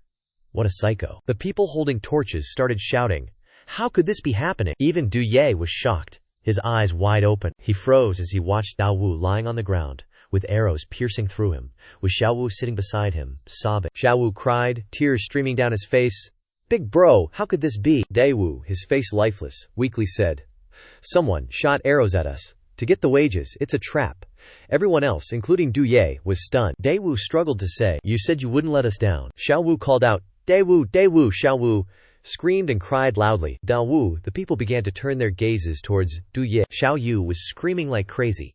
What the hell is going on here? Under the mystical moonlight, Jia Rushi's eyes revealed a clear viciousness as he said, Dispose of these bodies. Then send the troops out to eliminate the rioters. Suddenly, a soldier arrived. He bowed respectfully to Jia Rushi. My lord, why did you let one of the rioters go? Jia Rushi replied, Respected envoy, we are still trying to appease the rioters. We let one go back to give them a message. A little time to react. Guess what will happen? At this point, the soldier understood everything. Jia Rushi faced the soldier with a delighted expression that frightened him. He said loudly, That's right. Then, in front of the Empress Dowager, it will naturally be no mistake that the disaster relief was unsuccessful, agitating the rioters, and being killed by the rebels. And we, who quell the rebellion, are naturally meritorious and blameless. The soldier continued to ask, But the rebels are numerous. If we push them like this, I fear they will. Jia Rushi interjected, That's because you don't understand the refugees. The people we killed were the ringleaders. Their deaths will surely ignite the people's anger. But after they kill the official envoy, that resentment will be mostly vented, and all that's left will be fear, conspiring to kill a court official. Such refugees, no matter how numerous, are just stray dogs waiting to be slaughtered. We only need to appease one group and eliminate another, and there won't be any trouble. Another soldier began to praise him. My lord, you truly deserve to be called Miraculous Hands Reach Heaven. You play with the official envoy and the refugees in the palm of your hand, rebuilding the ancestral hall, pacifying the civil unrest, and conveniently eliminating political enemies. It can be said to be killing 3 birds with 1 stone. Jia Rushi complacently replied, There's no time to waste anymore. I wonder how the Lord's body is doing. Wu Dongshuan lowered her face, her tone slightly disappointed. You guessed right. The biggest obstacle in this trial is indeed Ji Rushi. That statement surprised Li Tianyuan, leaving him stunned and speechless. Chu next to him quickly asked, That scum looks like it's him, right, Erlu? So, we finally caught him at the most crucial moment. As she said this, she licked her lips, her eyes full of covetousness, craving for a fat prey. A talent that suits my taste. Unexpectedly, her thoughts were immediately interrupted by Li Tianyuan. He spoke up. On the surface, it's saving the people, but in reality, it's the way of officialdom. Compared to a battle outside, the danger is even deeper. Wu Dongshuan's face darkened. She sharply said, So don't even mention being an emperor. I don't even know how to be a petty official. Going around in circles with a bunch of nonsense is more suitable for you treacherous villains. Li Tianyuan was now as confused as a tangled mess. Your Majesty, what are you going to do next?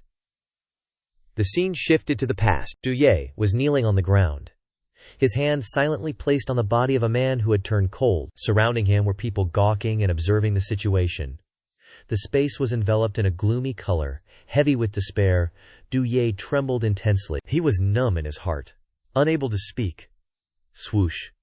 The pain lasted only a few seconds. Du Ye suddenly burst into crazy laughter, he muttered with his white eyes, containing countless hatred. So that's how it is. This game isn't meant to be played this way at all. With that, Dunye decisively snatched the torch from the hand of a nearby man. He carried all his resentment into the flickering flame and ran away from the crowd, who were discussing, pointing, and mocking him. He's gone mad, he's trying to play dumb and run away, chase after him. Xiao Yu and the crowd seemed to have realized something was about to happen. He suddenly stopped. That direction is. Du Ye ran towards a high-end 3-story ancient villa. Under the bright and round moonlight, his figure looked strangely lonely. That flame was like a compass, the only guide leading him to the place he needed to go. He stood upright in front of everyone and said clearly, "This is the first time I've completed the job, so that everyone is no longer hungry or poor." Du Ye pointed the burning torch and said leisurely, "So I really tried my best. It can be considered a super-level performance, plus a little luck after transmigrating, which can be called the peak. But so what? What dragon vein, what system? Following them, playing by the rules, means handing over your fate to them. How can you win?" But the next second, Du Ye suddenly became crazy, his eyes white, his expression terrifying, and he roared fiercely, "I'm not good at playing chess. What I'm best at is flipping the chessboard." He threw the torch hard at the ancient villa, to the astonishment of everyone witnessing the Empress Dowager's birthday. Damn it! A servant suddenly panicked and tried to stop him. "Don't. I just varnished the pillars the other day, but it was too late." From a small torch, the flame burned the entire house, and the light burst out dazzlingly. Despite this, Du Ye still proudly stood there, enjoying the results he had caused with satisfaction. Xiao Wu couldn't help but be stunned, covering his mouth from the thick black smoke, in stark contrast to the ancient villa engulfed in a raging inferno. With scorching heat billowing behind him, Du Ye sharply turned to face everyone, his authoritative voice ringing out clearly. "Now, I have something to say to all of you." The servants instantly felt a stab in their hearts, their faces paling as they heard Du Ye speak. "You all know damn well that Leiling City has tons of rich folks and loads of food. So why were you all so dirt poor before? No rice to eat? Forced to become refugees?" The flames bit into the old villa bit by bit, the heat radiating intensely. Du Ye's eyes were bloodshot as he roared furiously, "Because all you ever dared to do was beg them for their leftover scraps, trading your sweat for the pocket change they wouldn't even miss." Images of greedy, selfish people flashed in his mind, looking like devils with terrifying eyes. Du Ye continued, "And then you'd be grateful to them, acting like they're some kind of saviors. If things didn't go their way, you'd be labeled as rebels by them." His voice grew harsher with each word. "The only reason they dared to treat you like that is because they were sure you wouldn't dare flip the table." Finally, Du Ye stood up straight, radiating arrogance, raising his hand forward with fierce determination, and shouting loudly, utterly convincing the massive crowd of commoners and servants. "Because flipping the table means risking your very lives. But right now, you have nothing left to lose." Du Ye maintained his fiery momentum, pouring all his unwavering will into his message. "What do you have left besides this life? If you continue to stay silent, that's the last thing you'll lose."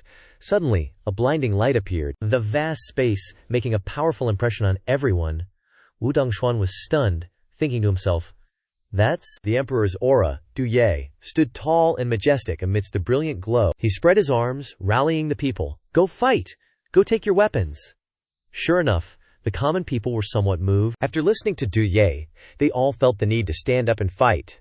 Du Ye's every word echoed in their ears. "Go fight, resist, protect your dignity as human beings." They began to grip the weapons in their hands tightly, gnashing their teeth. "Iron hammer, you shut up, big three-pronged pitchfork," Du Ye roared. "Go take back what belongs to you." The wooden beams of the old villa finally couldn't withstand the heat of the flames, snapping in half and causing the entire house to collapse completely, sinking into the sea of fire. Meanwhile, Du Ye silently directed the common people to bring their weapons, and they marched together in protest, demanding justice. "Take back what belongs to us. Barefoot people fear no one wearing shoes." Armed uprising. Elsewhere, the sky was heavy with dark clouds, signaling an impending bad omen. Jia Rushi and a soldier stood high above, having witnessed everything. The soldier cautiously approached him to report, "My lord, life and death." Jia Rushi's face was as black as the bottom of a pot. Angrily turning around and yelling straight at the soldier's face. "Damn it! I saw it!" he huffed, glaring. Unable to swallow the anger in his chest, those damned commoners. Did killing the envoy not quench their anger? Now not only was he earning less money, but dealing with the aftermath was also a huge pain. "I can't spare you." Jia Rushi waved his hand, ordering all the soldiers in the city. "What are you city guards dawdling for? The city gate creaked, slowly open. Jia Rushi fiercely initiated the battle. Now, immediately leave the city and exterminate those bandits. Who would have thought? Just as the gate opened, the soldiers were terrified to see countless shadowy figures lined up like ghosts, piled high there. The soldiers spurred their horses straight into the crowd of commoners, but they were completely defeated in the blink of an eye by the commoners' crude weapons. Jia Rushi couldn't believe what was happening before his eyes. He roared, threatening the people below. Are these people crazy? Gathering to plot rebellion? Aren't they afraid of the imperial court's crackdown? It's a capital crime. Suddenly, Jia Rushi's face turned purple. He paused, stammering, unable to speak. That person below? It's none other than Du Ye. He stood in the middle of the protesting crowd, his eyes sweeping over Jia Rushi from head to toe, filled with hatred. Jia Rushi panicked immensely, screaming madly, You! How are you still not dead? But then he tried to reassure himself, muttering, Calm down, it's just some starving people who've had a few square meals. They're all skinny as sticks, nothing to worry about. A treacherous thought popped into his head. As long as I kill him, the credit for suppressing the riot will still be mine. Jia Rushi turned around. He raised a finger to the sky, ordering the palace guard archers, Aim at the one plotting rebellion. He growled. Shoot him dead. Now Jia Rushi was cold-blooded. He was losing patience. He continued to order more men forward, despite his own soldiers being outnumbered and dying under the hands of the rioting crowd. Where are the soldiers? But before the soldiers could arrive, Jia Rushi was already surrounded by the people. They surged forward, cornering him. He fearfully gritted his teeth, stubbornly turning to threaten Du Ye. You traitor, gathering crowds to plot rebellion, and deceiving these honest, poor folks. You're a court official, yet you use wicked words to bewitch everyone, embezzle food and exploit the common people. Du Ye glared, absolutely retorting with coldness. Jia Rushi was so scared he burst into tears. In this critical moment, with the knife at his throat, he had to find a way out. Everyone, you can't believe him. This lowly one. He trembled, his face pale. He turned to try and persuade those behind him. You believe me, right? At this moment, Dawu forcefully stepped out from the crowd, revealing his scarred face. Jia Rushi saw him as if he'd seen a ghost, sweating profusely. He swallowed, squeaking out, weren't you shot full of holes? A second later, a shrill scream echoed. Du Ye was calm, his eyes unwavering, watching as Jia Rushi was pushed from the high wall to the ground amidst the cheers and agreement of everyone. A guard, finally free from the burden of oppression and hatred, said clearly, word by word, I've spent my life obsessed with scheming and plotting, throwing myself into the game, winning half of my destiny, no different from a eunuch.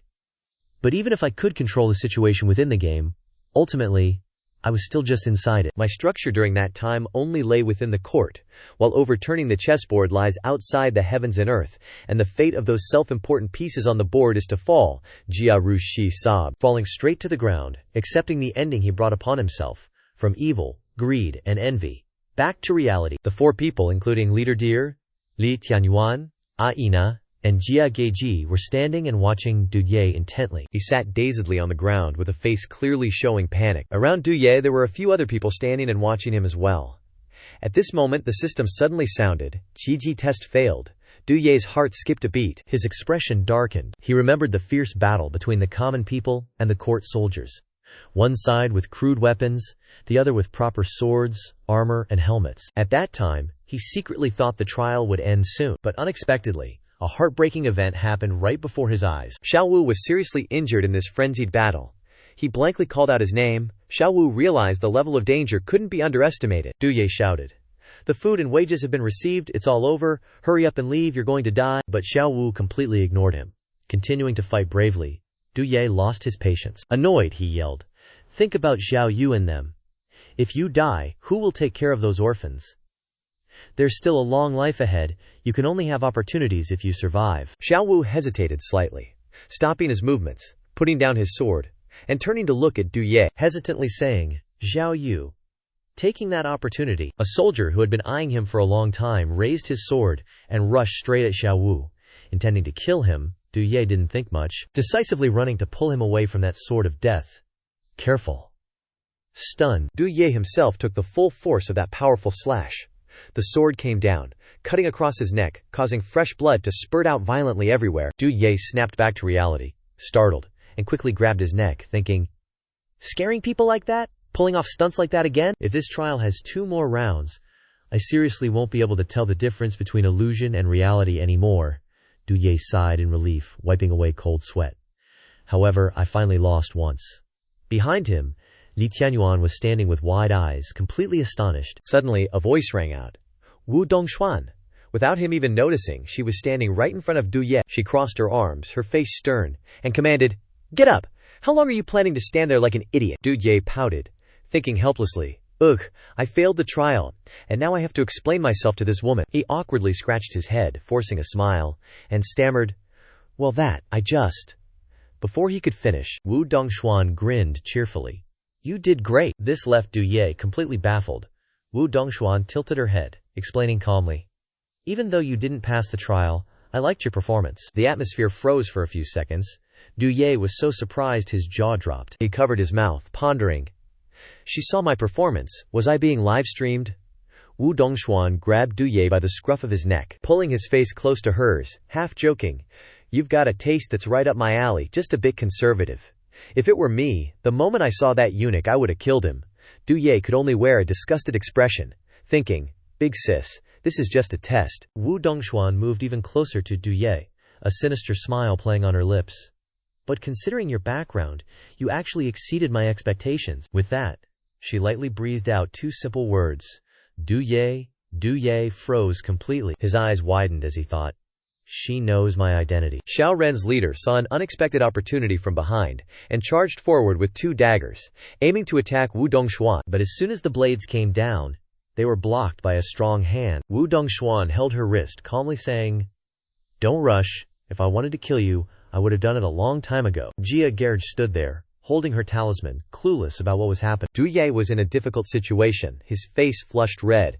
He was suffocating, stuck between the 2 massive, bouncing bosoms of the 2 women. He struggled to raise his head, managing to croak out, How did you discover? Did you finally realize my handsomeness and youth aren't suited for that position?" Wu Dongshuan smiled enigmatically, calmly replying, "The story you made up at the beginning was too absurd, which made me disbelieve it even more. After all, stories have logic, but reality doesn't follow logic." Wu Dongshuan released Du Ye, shrugging her shoulders dismissively, saying calmly, "However, the idea of Du Tianjun becoming disheartened and losing his mind because his heir betrayed him is suspicious." Li Tianyuan couldn't help but click his tongue, frowning thoughtfully. "You're thinking way too hard." Wu Dongshuan ignored him, continuing, "I investigated all the important officials of the Qian kingdom. In the trial just now, your reaction to the displaced people revealed your identity. At least, Du Tianjun wouldn't reveal that kind of expression." Li Tianyuan went silent after hearing this, not saying a word. Wu Dongshuan approached Du Ye again, placing her hand on his shoulder and winking slightly. "Destroying the Qian kingdom is indeed my wish, but if it can be unified, everyone would be happy." Du Ye thought wearily. "Does she even have any principles?" Wu Xuandong turned around, explaining sincerely. "But carrying this out is as hard as ascending to heaven." She became even more excited, her face bright and enthusiastic as she said, "So if you deplete the country's resources in the process, and ultimately end up with everyone turning their backs on you, you die and the country is destroyed. I'm also very optimistic about that. After all, I won't suffer any losses." Her expression suddenly darkened. Wu Xuandong held out her palm forward. "Next, I will stabilize the rebel army, temporarily not causing any trouble for you guys anymore." Her eyes were bloodshot, threatening Du Ye in a low, dangerous voice. "However, if you deviate from my wishes, I will rip your heart out and use it as medicine." Du Ye was startled and horrified. He froze on the spot, not daring to utter a single word. After saying that, Wu Xuandong gracefully turned and left, casually waving goodbye to Du Ye, leaving him frozen behind. "Well then, see you later." Only then did Li Tianyuan dare to speak up, suddenly stepping forward and respectfully bowing to Du Ye. "Your Majesty, this subject is guilty." Du Ye couldn't help but widen his eyes, analyzing. The system immediately replied. Swordsmanship 94, Intrigue 90, Valor 51, Conquest 41, Charm 65, Rebellion 0. Li Tianyuan remained in the same posture. "Please, Your Majesty, punish me." Du Ye was sweating bullets. He awkwardly asked, "Beloved subject, what crime have you committed?" Li Tianyuan lowered his brows. He disappointedly replied, "Your subject is ashamed. I was so engrossed in swordsmanship I didn't fully consider Your Majesty's performance along the way, which made your subject utterly admire you, something I can never repay in my lifetime." Du Ye immediately helped Li Tianyuan up. No, not at all. Don't, sir. Stick to your original intentions, don't be influenced by me, just be yourself. A hand suddenly reached out, tightly grabbing Du Ye's sleeve, sweetly saying, "You're pretty good, huh?" A Chu stood behind him, deliberately trying to look charming, humming in her native accent. Du Ye couldn't stand it and yelled, "Spit it out!" A Chu winked cutely, flatteringly praising, "Du Ye, I thought you were a good-for-nothing, relying solely on luck to barely make it this far, but after seeing you perform, I didn't expect you to have some skills after all." Du Ye gritted his teeth in anger, glaring at Ah Chu, who was being sarcastic. TCH. A Chu leaned closer, excitedly saying in one breath, "HMPH, if you play by the standard ending, then I'll have to watch out for you." Whether Du Ye heard a word or not, Ah Chu continued to ramble. "If you act outside the old rules, then I'll like it. Isn't this the only entertainment for us transmigrators?" Du Ye could only helplessly pat his forehead, avoiding her and walking away. "Whatever, think what you want." A Chu was determined not to let Du Ye go. She jumped onto his back, preventing him from leaving. "Wait, I'm not finished. It wouldn't be good not to get the dragon vein, right? How about you take me along? How's that? Du Ye irritably cursed. "A Chu, get off. I hate evil women the most." But she was unfazed, instead whispering seductively into his ear, "How can you say that? I'm a transmigrator just like you. Have you ever thought about this issue? If there are two transmigrators, then there will be a third, a fourth. We are all grasshoppers on the same rope. What if other transmigrators are your enemies? In the process of fighting with other transmigrators, don't you think a fellow countryman is more valuable as an ally than those ancients?" Saying that, Ai Chu slyly directed Du Ye's gaze towards where Li Tianyuan, Ji and Chieftain Zhao were standing. Du Ye was a little stunned. Ah Chu smirked wickedly. She looked straight at him with her shimmering purple-pink eyes, lightly uttering each word. "Think seriously about it."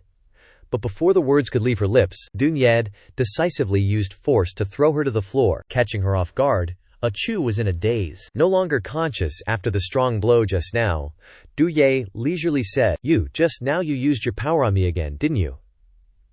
Ya nearby suddenly raised his head, and a second later, he flew towards Du Ye, as if wanting to devour him whole as a delicious prey. Ah Chu suddenly stood up. Normal. She blocked He Ya with her bare hands. "Don't!" She stared at Du Ye, unable to resist licking her lips greedily. "He'll consider it, he just needs time." Du Ye's face darkened, he frowned and fell into thought. "I'm really thinking about it. Now that Li Tianyuan is completely ruined, to defeat the country, someone must fill the void." Du Ye absent-mindedly hummed in agreement. He turned to Ah Chu and said mysteriously, "I really have this intention, but I have one thing I want to remind you." Ah Chu was stunned. A second later, Du Ye was close to her face, whispering threatening words. "If you want to betray me, then you better steal everything, including my throne. Otherwise, I'll make you wish you were dead." Ah Chu listened, her face unknowingly flushed red, and she seemed quite excited about it. Scene change. To a military camp. It was nighttime when everyone was sound asleep. The night sky was moonless and starless, eerily silent, while Du Ye was sound asleep. His bracelet suddenly emitted a dazzling aura of light, as if it were a dream. Du Ye, just waking up, was startled to find the surrounding scenery different. He looked at his hand in horror, in disbelief, thinking to himself, "What's going on? Wasn't the challenge over already?" Suddenly, Du Ye froze. He was floating in midair, and looking down, he spotted figures walking around carrying long wooden poles with white cloth fluttering from them, scattering paper money as they went. Du Ye was stunned. He pondered. Refugees. So after the trial ended, this world kept on ticking. As if realizing something else, Du Ye exclaimed, "Wait, that's..." It was a scene shifting to a funeral procession, and the person lying in the coffin being carried was Du Ye. He was so shocked he couldn't utter a word. "May, this is my funeral." The group continued their march through the night without any obstacles, then suddenly stopped. They raised the bowls of water they carried, and poured them onto the ground in unison. Du Ye stood next to his own grave, gently stroking it. He said in a low voice, "If this world kept on ticking..." He covered his face, his eyes wide with shock. "Then doesn't that mean a guy named Da Yu actually died?" His face paled. His fear grew. Or did he die because of me? A soft footstep caught Du Ye's attention. It was none other than Da Yu, standing tall among everyone. Du Ye couldn't contain his emotions, and stammered, Da Yu! You're alive? Wait. It was Da Yu, holding a bowl of water with an imposing air, his sharp eyes looking forward, unwavering. The system then displayed a message. Da Jihe Dynasty founder, Yu Ji. Du Ye blurted out in surprise. System. Emperor data. Du Ye saw Yu Ji standing in front of him. How did he have data? Could this world actually be real? The system informed him that they were the former rulers of this land, the emperors of Dazihi, under your influence. They became the ones who ended the old dynasty. Du Ye saw Emperor Yu Jihe encouraging the soldiers of the fighting army. Together, they rose up to fight. After Yu died, they marched north, sparking a wave of resistance. Along the way, one call was answered by 100. The team grew larger and larger. After several years of war, the Yun brothers finally won and, inspired by Yu, valued commerce, bringing hundreds of years of peace to the world. In the capital of Dazihi, there was a large and magnificent temple. It's a temple where monks cultivate, not worshipping gods, ancestors, emperors, or generals, but officials from the previous dynasty whose names are lost. He is worshipped as a symbol of commerce, wisdom, courage, and resistance. It is truly a statue of a hero bearing the achievements of the nation. He is considered the founding ancestor by the emperors of Dazihi. Someone told the guard that the two of them turned out to be symbols of the Statue of Liberty. So, while Du Ye sobbed while trying to refine Qizi herbs, successfully creating an opportunity for the Yungan brothers to build Dazihi, the result was revised to first class. The system instructed him, Ding. Host has passed the Dragon Vein trial. National power points plus 20,000. Current total national power points is 30,090. The notification startled Du Ye awake. Du Ye hadn't calmed down when he heard the system speak again. He hadn't even processed his emotions. His tears hadn't dried yet. The system said, "Congratulations, host." He wasn't happy at all. "Congratulations, my ass," Du Ye cursed furiously. "What's the relationship between you and the Dragon Vein? Do you even want me to fail the country? Do you really want to help me?" But it told him. Insufficient permissions, unable to provide information. The system still didn't forget to congratulate him. However, "Congratulations, host, for unlocking the National Failure Lottery System." Du Ye didn't understand. "What is the National Failure Lottery System?" the system said. "It is a lottery in the literal sense, where you can draw related items. Unfortunately, each draw costs 500 points. That answer left Du Ye speechless and disappointed. Du Ye tried to pretend to be surprised by the system's challenge. "There's such a good thing, so I just need to keep drawing and everything will be solved," the system replied. "Unfortunately, that is not possible," the system head explained further. "Each time, you can only draw 10 times at once, and must use all the items before you can draw again," Du Ye thought. "It really isn't easy for me to find such loopholes." Then Du Ye bet everything on fate. He still had enough strength to stubbornly say he didn't care anymore. "Deduct 5,000 points. Give me 10 draws now." The system followed his command. National Failure Lottery. National Power Points deducted 5,000. Current total national power points 25,900. The system's changes left Du Ye unsure of what to do. A light appeared as Du Ye unlocked a new ability. And he was super stoked. "Oh, here comes. That light totally blinded him. Here it is. And it turned out to be Spirit Enhancement. Boosts energy when reviewing memorials. That shiny little box is actually vermilion clay Imperial Seal paste. A must-have accessory for the Imperial study. Even better when used with the Imperial Jade Seal. Lai Ji's Untold Secret History. A super popular romance manga about a famous empress's harem." Du Ye was super annoyed that he traded in so many points for these lame items. What the heck is this? 10 straight losses and nothing good, but hey, what can you do? Fine, whatever, I'll just use up all this junk and get rid of the points. HMPH. But then, Du Ye was stunned speechless. No way. There's even more stuff. Right in front of Du Ye was a book titled Versatile Talent, Essential for Rulers. He opened it up and read, "Must read for transmigrators?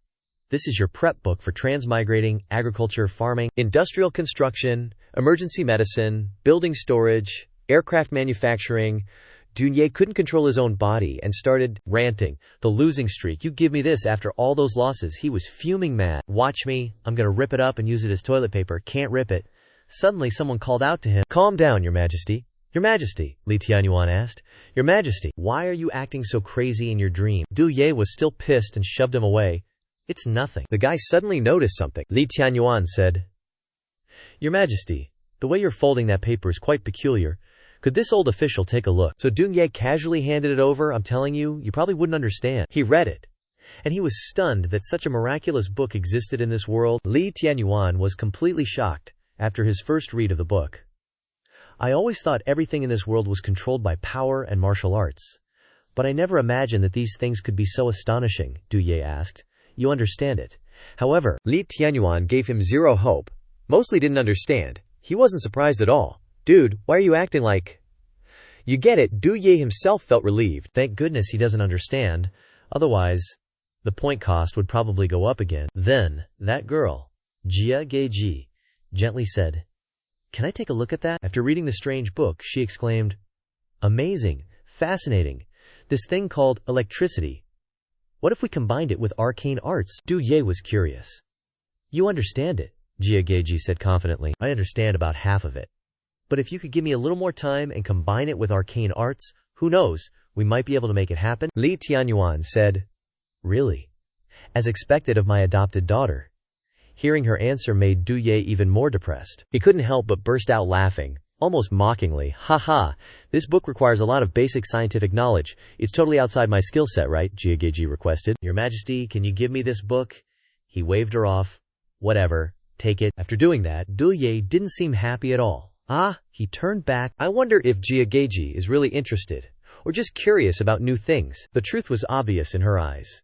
She was genuinely passionate about the versatile talent book. Du Ye said to Li Tianyuan, "Tianyuan, if I were to say, just if I were to make the Qinian kingdom cease to exist, what would you think?" Li Tianyuan was kinda surprised when he asked that question. He answered, "In this world no nation lasts forever. Whether it's Qian or Jing, in the end all that's left are just a few thin pages in the history books." Du Ye was pretty amazed. He smirked. "You really do see the bigger picture, huh?" Right then and there, Lin Tianyuan turned all serious. However, this old servant believes that no matter what happens to Qian in the end, His Majesty will at least do some earth-shattering things, completely different from ordinary emperors. Du Ye was taken aback by that loyalty, and this old guy will definitely have the honor of witnessing that moment. Witnessing the peak of Qian. I have no doubt about it. He happily thought. He never used to be this passionate, though. That made him feel more at ease, but also gave him a bit of faith. Before, I was always blinded by the system's points, wanting to destroy and weaken the country. But if I push for development and take the chance to abolish the imperial system, wouldn't that be like destroying Qian anyway? He remembered the war. Even though this path is a million times harder, if I can prevent those things from happening in the future, Du Ye suddenly became more like a general. "Gather everyone, we're going back to Qian." The gloomy forest and the darkening sky made the atmosphere even colder and lonelier. Only a single bird was circling in the sky. Jia Gigi was leisurely riding her horse, following the group, when she suddenly saw a paper crane flying towards her. Carrying a purple light, she softly exclaimed. She caught the crane, and immediately the purple light disappeared, the crane now just a normal paper crane. Du Ye, riding ahead, turned his head to look at her. "It's a letter from Achu. Is something wrong?" Du Ye slowed his horse and stopped, surrounded by thick bushes. What did she say in the letter? Jia Jingji opened the letter and read it, her eyes widening in shock. The letter says the Nanjing army is invading Qian. Tum Su went to meet them in battle but fell into an ambush. His life or death is unknown. He felt like he'd been struck by lightning. His face changed color. The sky was gloomy, smoke billowed everywhere, and vultures circled in the sky, waiting for a meal. The image of a soldier in armor, wearing an iron helmet, dedicating himself to his country. But sadly, he'd been stabbed through by a sword. The battle was becoming chaotic. As the enemy gained the upper hand, the Qian soldiers could only weakly resist. Huge ladders were being erected to climb into the city. A large hand placed on the solid brickwork. The figure of a tall man, almost 2 meters tall, and weighing nearly 100 kilos, stood proudly on the city wall, causing the soldiers to retreat in fear. 2 soldiers, though scared, still swung their swords and shouted as they charged forward. Kill Feng Xian leisurely took out the war club he had been holding in his mouth. Boom! With a sound, the heavy war club slammed into the ground, sending 5 or 6 Chilean soldiers flying from the impact. One soldier was seriously injured by Feng Xian's attack. "I am Great Jing's Supreme General, Pan Feng Xian." His eyes widened and his mouth stretched into a huge grin, his face full of confidence. "I've come here specifically to take Tu Su's doghead." That confident expression was suddenly replaced by surprise.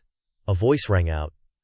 "Pan Feng Xian, Tu Su appears." Tu Su looked glorious, with a spear in his hand, and what's more, the spear was currently impaling a soldier. "Someone like you isn't worthy of taking my head." "What?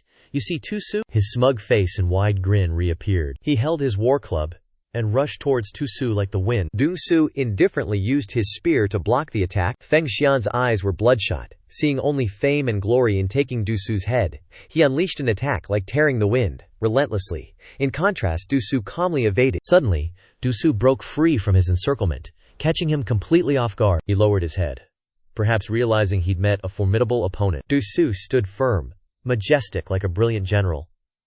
This little bit of skill isn't worth my attention. Unexpectedly, Du Su seemed to pass right through Feng Xian. His spear stained with Feng Xian's blood, he collapsed, blood still flowing. Seeing Feng Xian's death, the southern Jing soldiers hurriedly scattered, retreating and sounding the retreat signal. Qian's counterattack began.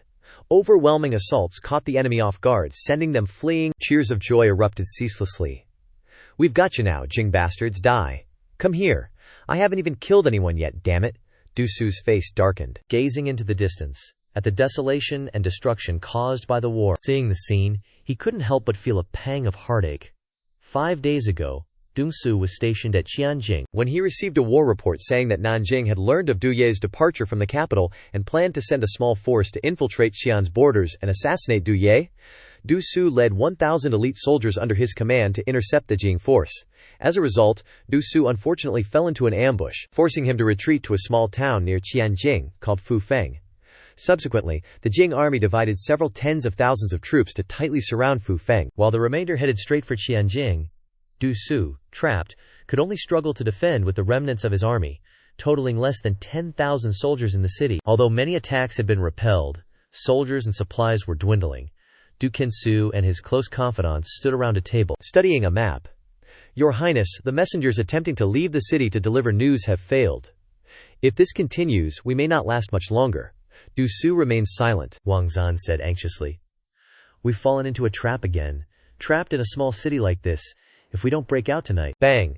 Du Su's slam on the table drew everyone's attention, his eyes blazing, his whole body radiating murderous intent. Wang Zehan hurriedly knelt down in apology.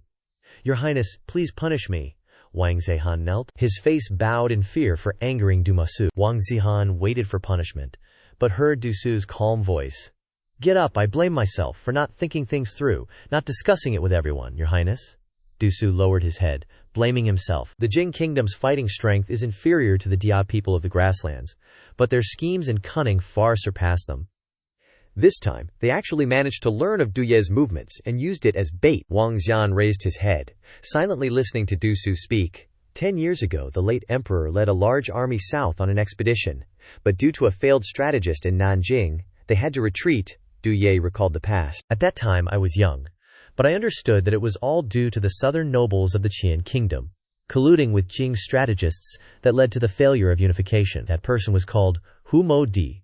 Du Han Ji. Just one word twisted around caused those guys to divide power and set themselves up at the crucial moment." Du Su's whole body radiated murderous intent again. "I slaughtered one group back then, and now another group has appeared, even cooperating with the Jing kingdom to help them infiltrate here. Otherwise, I don't believe that tens of thousands of troops could sneak into the Qian capital right under our noses. Han Ji must be playing with people's hearts again, teasing those fickle guys." Du Su suddenly fell silent. Realizing he'd spoken too much, Du Su felt a slight sense of relief. Playing with people's hearts, to use that kid's words. Is that old sly fox? At least that kid is temporarily safe. That's also a blessing for Qian. Du Su's mood improved a lot. "I've always valued strength, hating those who use schemes and tricks the most. I actually trusted my clever younger brother for a moment, and thought he'd be ambushed by others." Du Su recalled his childhood. Du Ye was a clever and mischievous kid, but he brought a lot of joy to Du Su. Wang Zhan stared at Du Su, thinking, His Highness's only weakness is Du Ye. Wang Zhan clasped his hands respectfully. "Your Highness, Commander Zhao is still by His Majesty's side in the army, and she still has his keepsake," Du Su replied. "Maybe, but the letter mustn't mention that I'm trapped in Fufeng, only that soldiers are invading, and to tell him to return to Qianjing to defend it." These words startled Wang Zhan. Unexpectedly and confusingly, Du Su was in a complex mood, grinding his teeth and slamming the table. "If I let my brother come to save me, where would my face be? I'll defend Fufeng alone." Du Su and Wang Jian were standing on the city gate, gazing out at the desolation, just to show those Jing bastards the mettle of us Qian country lads. Du Su helped old man Fufeng to stand, leaving him to guard the place alone. Wang Zhan was thinking, "Your Highness is at it again, catching that old, easily provoked into war disease." Du Su tilted his head. "Wang Zhan, you're probably thinking I'm being bossy and about to lose it, aren't you?" Wang Zhan trembled all over. He clasped his hands. "This general wouldn't dare." Du Su helped the kneeling Wang Zhan up. "It's all right, it's not the first time I've been like this. But this time, the reason is genuinely different from before. A hint of melancholy flickered in Du Su's eyes. Wang Zihan looked at Du Su, lost in thought. Du Su gazed into the distance. That kid, the night before he left Qianjing, he drank alone with me. That night, Du Ye was drinking with Du Su, but sadly, Du Ye got completely smashed, face flushed red. Du Su, on the other hand, was sitting on a chair, holding a wine cup and chuckling. You've got a screw loose, don't you? You, the great Qian's god of war, Du Ye. He was rambling nonsense, mumbling incoherently, leaving Du Su feeling helpless. Clearly he stole your throne, seized the assets of your clan. Du Ye continued. You're not rebelling, so what's with this cleansing the court act? Du Su didn't respond, just kept drinking from his cup. Du Su looked at his younger brother and smiled. Du Ye burped, sorry bro. That promise we made back then, I thought it was just a joke between you and me. Du Ye turned his flushed face towards Du Su. I didn't expect you to actually go through with it, huh? Du Su stood tall, looking down at his younger brother. You've always understood my aspirations and interests since we were kids. If you let me sit on that throne, I'd go crazy sooner or later, Du Ye shouted. You know that position isn't easy to sit on, don't you? Do you know how tired I am of living in this world? Du Su said while drinking. This world, Du Su leaned down. You're talking about being trapped in a never-ending cycle of schemes and tactics, right? Du Ye lowered his head, indifferent. Zhao Yu, Zhao Ji, Li Tianyuan, Zhu Ge, that Fan Taozhu, and even Qiao Ying continue to make decisions without consulting me. Everyone thinks they're smart, interpreting my words however they please. Du Su placed his hand on his brother's shoulder. Listening to you whine. Only with an idiot like you can I relax enough to get properly drunk, Du Su thought in amazement. An idiot, huh? Du Su carried him already asleep on his shoulder. Yet you're willing to sit on that throne for me? Who's the real idiot here? Getting Du Ye into bed wasn't easy at all. His face flushed red with drunkenness, completely out of it. Seeing Du Ye sound asleep, Du Su turned and left. Little brother, just obediently hold on to the legacy that our father built. A look of weariness flashed across Du Su's face. Your big brother is only good at fighting, so all I can do is kill all of our enemies.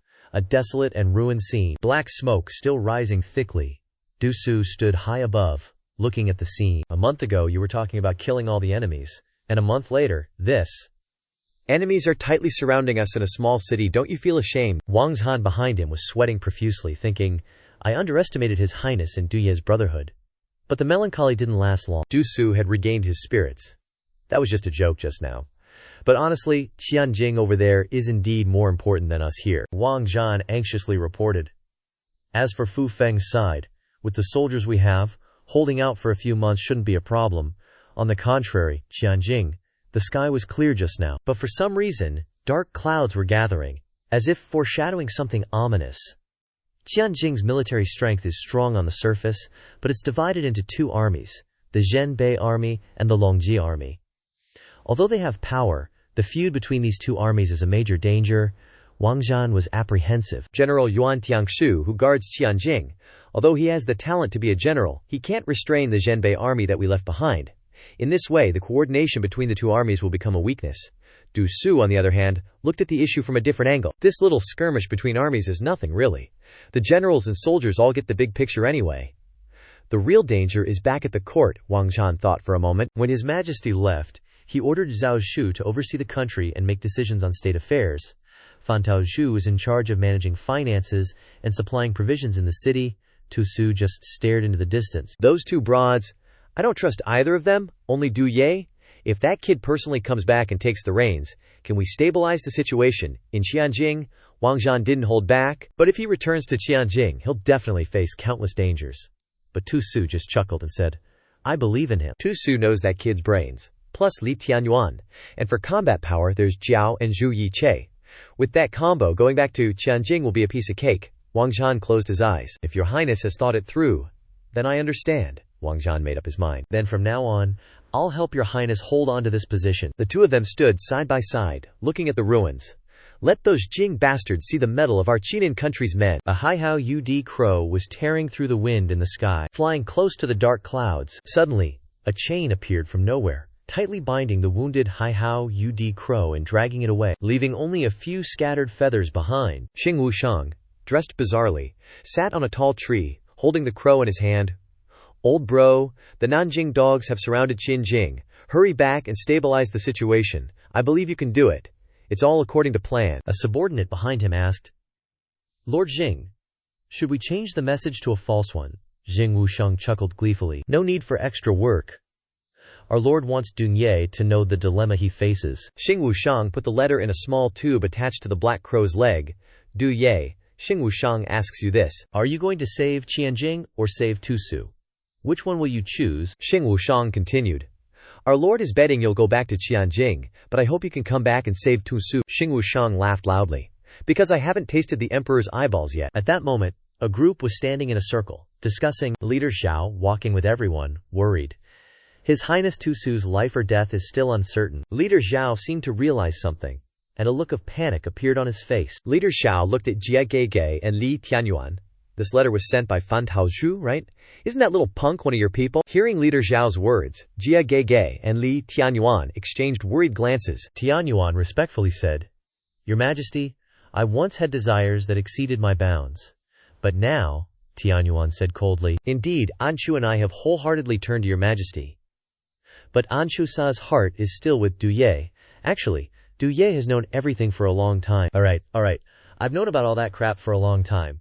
Right now, I just want to know one thing. The three of them simultaneously looked at him with questioning eyes, his eyes still fixed on the letter in his hand. What exactly happened to Tukusu? The loud cry of a seagull in the cloudy sky shocked him. He and Jiagege simultaneously looked towards the seagull. This is the messenger seagull I left for His Highness, he thought back. Another one. He silently observed his attitude. Jiagege had opened the letter. Indeed, it's His Highness's handwriting. And cipher, You're still alive? Li Tianyuan said. With His Highness's personality, if he were the one guarding Qianjing, he wouldn't be saying things to protect His Majesty, urging a quick return for rescue. It's highly likely he's the one surrounded somewhere. He continued. Tusu is alive, but he's also in danger. If I think about it that way, then something's definitely up. Now, he has to make a decision.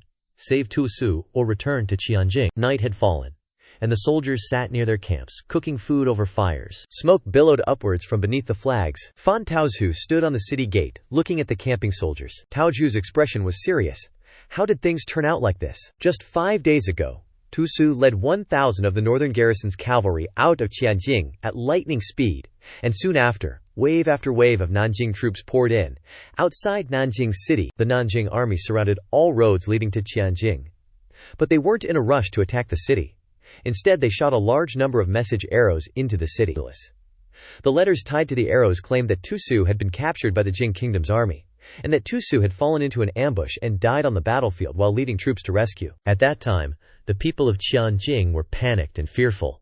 A dark unease hung over both the court and the common folk. In the court, each official had their own agenda, and quite a few were thinking of ways to exploit the chaotic situation to maximize their own benefits. In this situation, Fan Taozhu, who was in charge of the treasury and all logistics for Qianjing, found himself in a dilemma.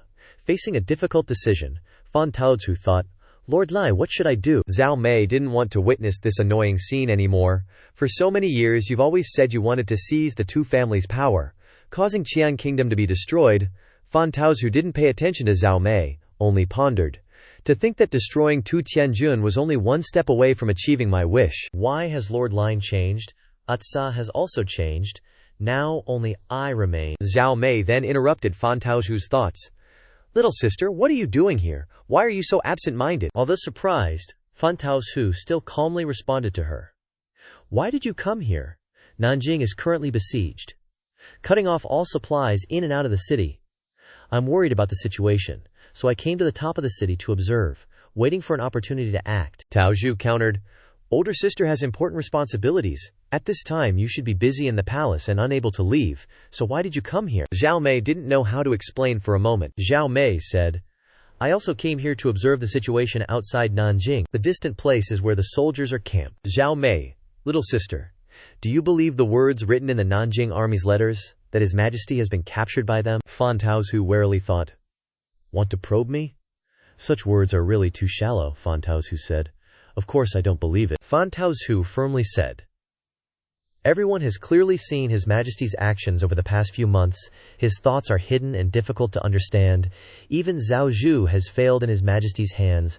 Zhao Mei's face darkened. A gust of wind blew, causing Zhao Mei's hair to fly lightly in the wind. Fan Taozhu looked at Zhao Mei.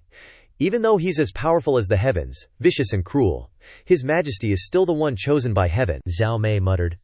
Chosen by you. Fan Taozhu looked at Zhao Mei. Furthermore, Lord Li and Ashu, one with both literary and martial talents, always secretly follow him. Plus, Shangshan Chang, who is good at gathering information and spying, I don't believe that he would fail and be captured. Zhao Mei was happy, little sister, and I think alike. Likewise, I don't believe that His Highness Tu Su would be ambushed and killed. Fan Taozhu stared at Zhao Mei in astonishment. Zhao Mei continued, His Highness Tu Su is known as the god of war. It's not just empty praise. How could such a person die easily on the battlefield? If they really killed His Highness Tu Su, they just need to display his head outside the city. The soldiers in the capital city of Tianjin would definitely collapse and surrender automatically, without needing to bother as they are now. Fan Taozhu secretly thought, I always felt that Zhao Shu was just a pretty vase, completely relying on her charm to be valued by Du Ye. Looking at her scheming and observation skills now, she really can't be underestimated. Zhao Mei. We are all blocked outside of Tianjin by the army, as the foundation of Daqian, whether it can be maintained or not, hinges on people like us who stay to protect. The problem is, does little sister Zhao Mei want to maintain it? Fan Taozhu didn't know what to say for a moment. A voice rang out, Yo, you two don't need to keep testing each other, alright? We're all in the same boat here.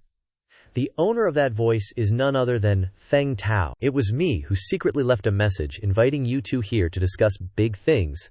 Feng Tao is bringing some serious ambition, offering Jing Kingdom's surrender to you two on behalf of the kingdom. Zhao Mei. Feng Tao, huh? A nobody in the court, whose ancestor was a rebel general of Jing Kingdom, already surrendering. So now that Great Qian is in trouble, you're forgetting Great Qian's kindness and rushing to acknowledge your ancestors. Feng Tao, this guy's no pushover. How about we cut the crap and talk business?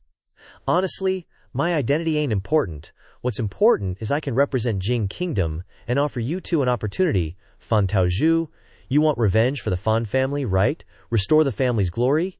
Yeah, Fan Taozhu looked down on Feng Tao with disdain. Feng Tao kept pushing. And don't you want a fresh start? Zhao Mei was like, bam, hit right in the feels. Zhao Mei, a fresh start. What do you mean? Feng Tao kept yapping. You used to be Zhao Zhu's woman, and plenty of people in court know that.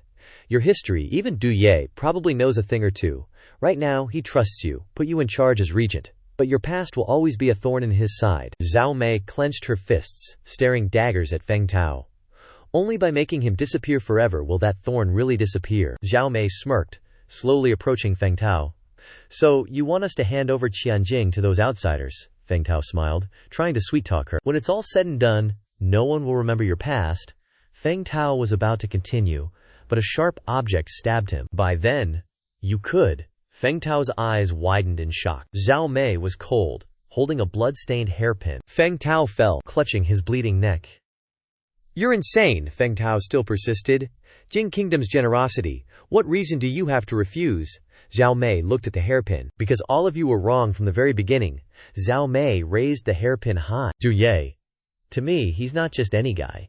Zhao Mei swung the hairpin up with force. Du Ye is my king, my one and only man.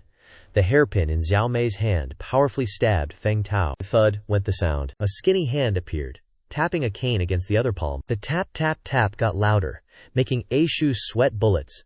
Her face was full of fear. She was holding a pipa, surrounded by girls who looked just like her, and the one with the cane was an old lady. She strummed the pipa but missed a beat, causing her to freeze up. That old hag straight up smacked her across the cheek with the cane, leaving her stunned. Stupid! Trash! She yelled, glaring at her. If you can't even do this right, what is Zhao Darren even keeping you lot around for?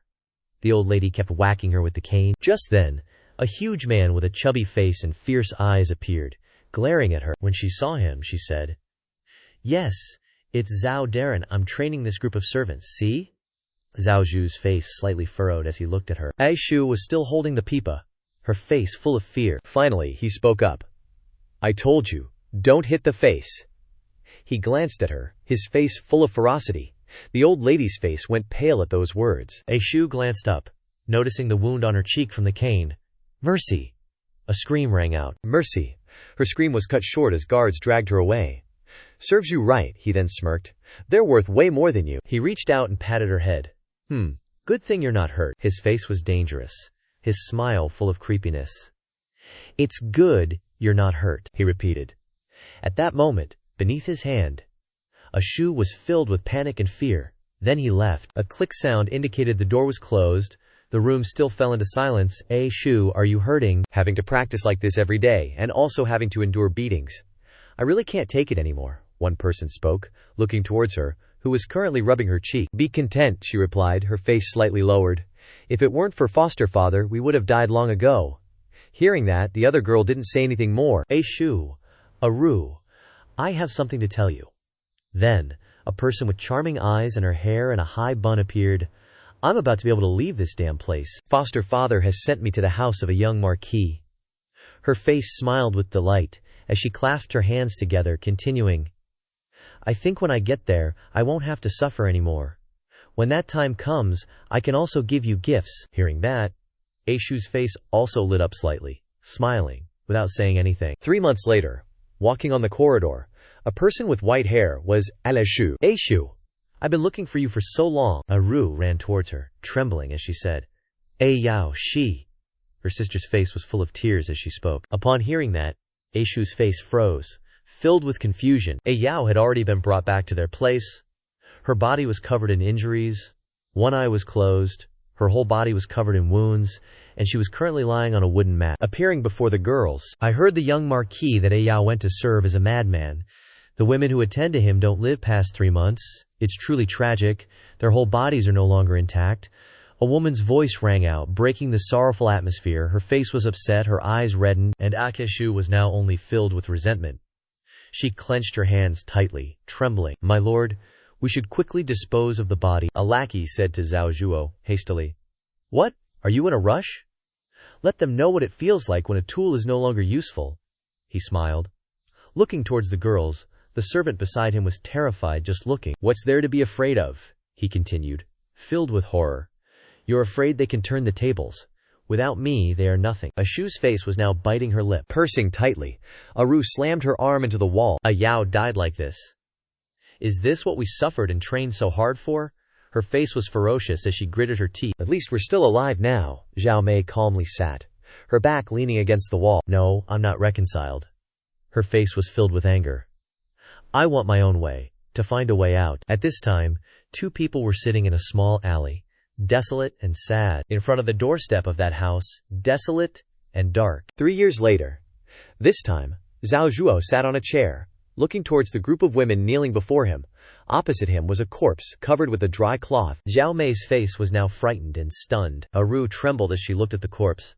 Just by looking, she already knew. You all know, he slowly spoke, then started to say, why I called you all here, don't you? Hearing his words, all the women lowered their heads. That slut, Aru?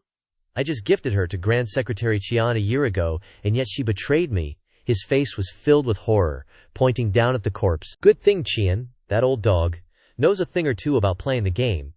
He plants a foot right on the corpse's face and goes on about returning this woman, then bam.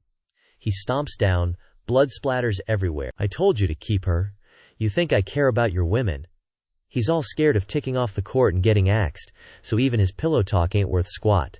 The geezer's face is pure smug and sneaky. Then he pulls his foot off the dead guy's mug and lets out this huge booming laugh at those other women. Zhao Mei's face is all kinds of thunderstruck when she hears that laugh. Zhao Mei, you're the one I value most, he says, sidling up to her. You wouldn't be the type to bite the hand that feeds you, would you?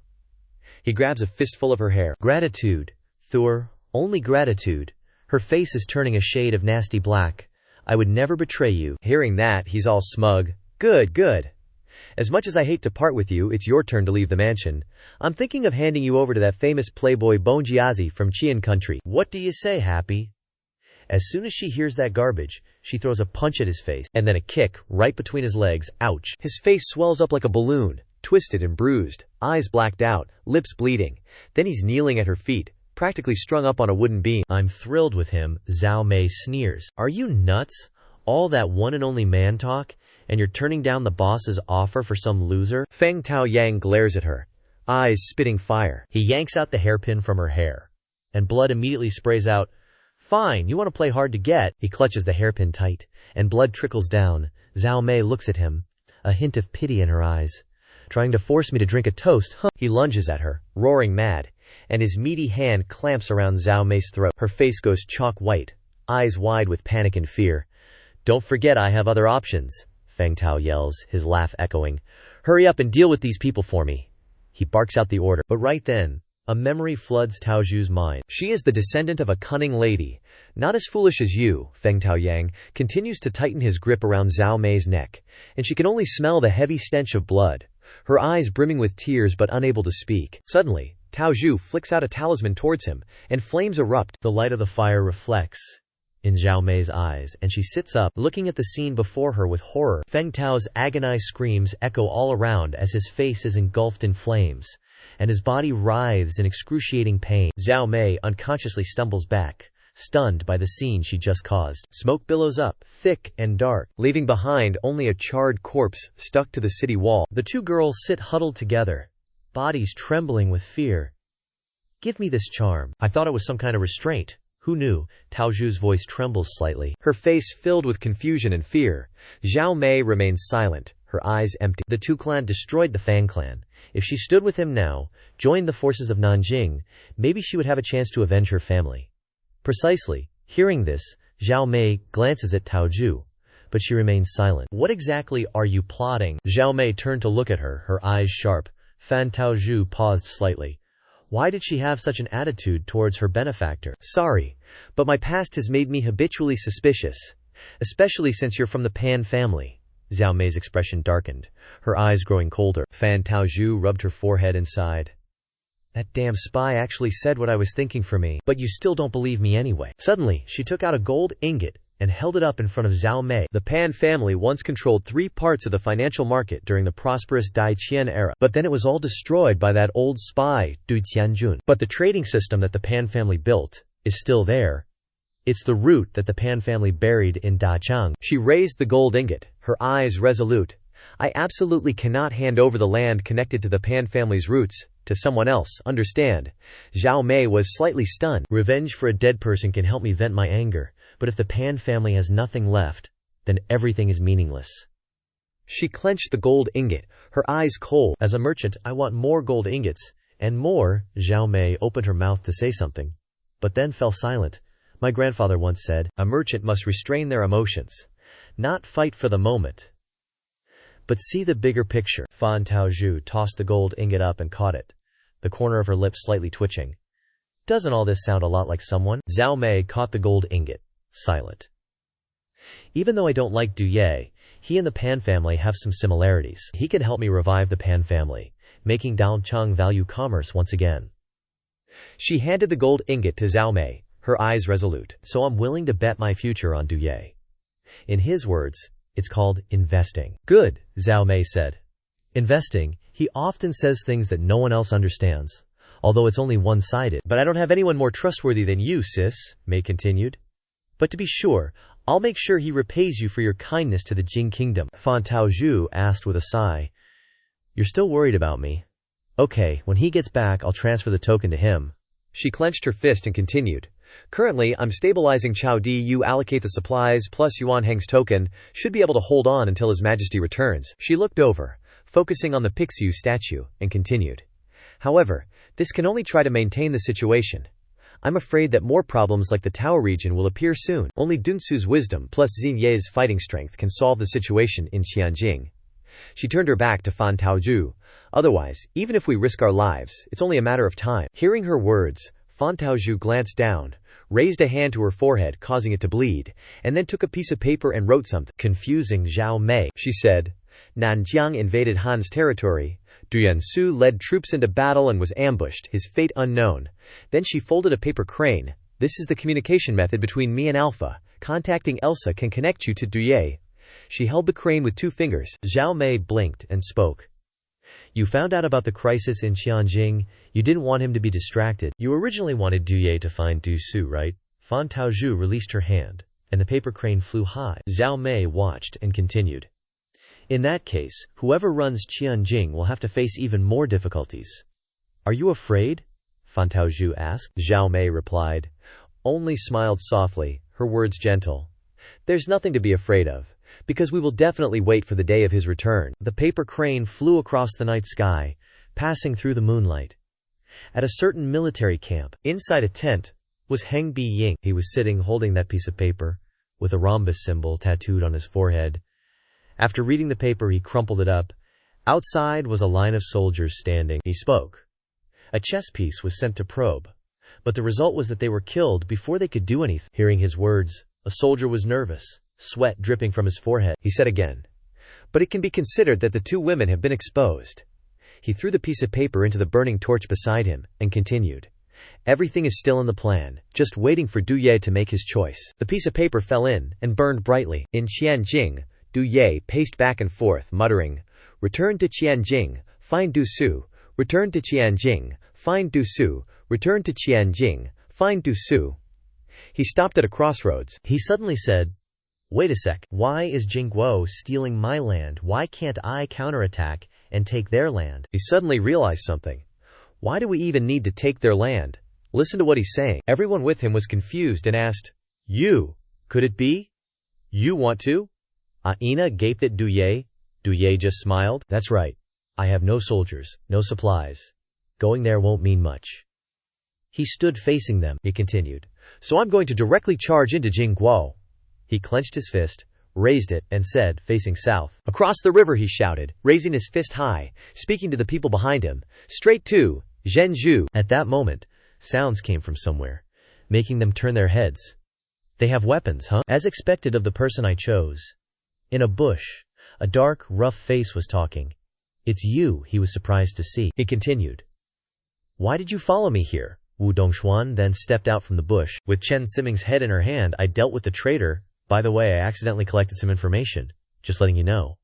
She stepped out of the thicket, continuing, "But you guys seem to have written off Jingguo's General Guanjing already." Then all that was left was a destructive smile. "However, before that happens, Miss Aina already knows everything, right? But it seems like you." She paused slightly, then casually picked up the head, swinging it back and forth, not saying anything to Du Ye. Then she threw Chen Siming's head at Aina. Aina barely dodged it. She continued, "You probably don't care about such small things, right?" Asina panicked, saying to Du Ye, You might stab you in the back too, right? You wouldn't play that game, would you?" Du Ye's face was blank at this moment, showing no surprise. "Are you done talking? The big shots are about to discuss serious matters." Wu Dongshuan spoke up again. She continued, "About you wanting to cross the river, it might not be so easy, because the important route has been taken by Jingguo." These words frightened Aina. Hearing this, Du Ye's expression finally changed slightly. He glanced, recalling Liu Xingtown, south of Hanguo, located on the banks of Long River, a strategic location that had guarded the border between the two countries for 10 years. Even during Emperor Gengyuan's southern campaign and the rebellion, Liu Xing had ensured the smooth passage of Emperor Gengyuan's army. Du Ye trembled slightly, saying, "So such an important place has fallen into the hands of Jingguo?" Wu Dongshuan released her hand, turned away, and said again, "You owe me a flower. Remember to pay me back if you're still alive." With that, she laughed loudly and left, making the space become silently quiet. Li Tianyuan frowned slightly at this moment, saying, "Garrisoning Liang City, General Wen, is not only cautious in his actions, but also loyal to Gengguo. Even if Lua City is won, it definitely cannot be lost." Ling Xiao then said, "No, there's still a possibility. General Wen is old, and his son is a spendthrift." She frowned slightly. Moreover, Wen Molu has been using the excuse of visiting his teacher to travel in Nanshan for several years. His knowledge and talent have not improved at all, but instead he has become extremely fond of the customs of Nanjing. He has repeatedly criticized Gengguo as being uncivilized in private gatherings.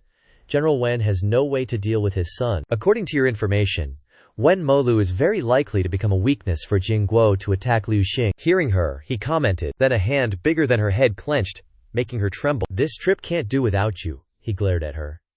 She shook her head, asking, "Why?" "Because I might need you." His face was terrifying when he said those words. Hearing that, Aina's face became even more frightened, screaming horrible sounds, surrounded by water on every floor. The supplies in the dungeon all look ancient. A disheveled Wen Jiangjun, General Wen, with ripped clothes, is shackled. A well-dressed young man sits opposite him, propping his chin up. "It's been days, and you're still fuming, Han Didu." Commander Han promised me that as long as they seize Qianjing, we took Qiannan yesterday. Before that happens, you'll just have to suffer a bit. Wen Jiangjun opened his mouth and spat.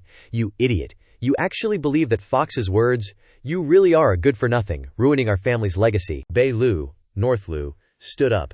He chuckled. "He he he.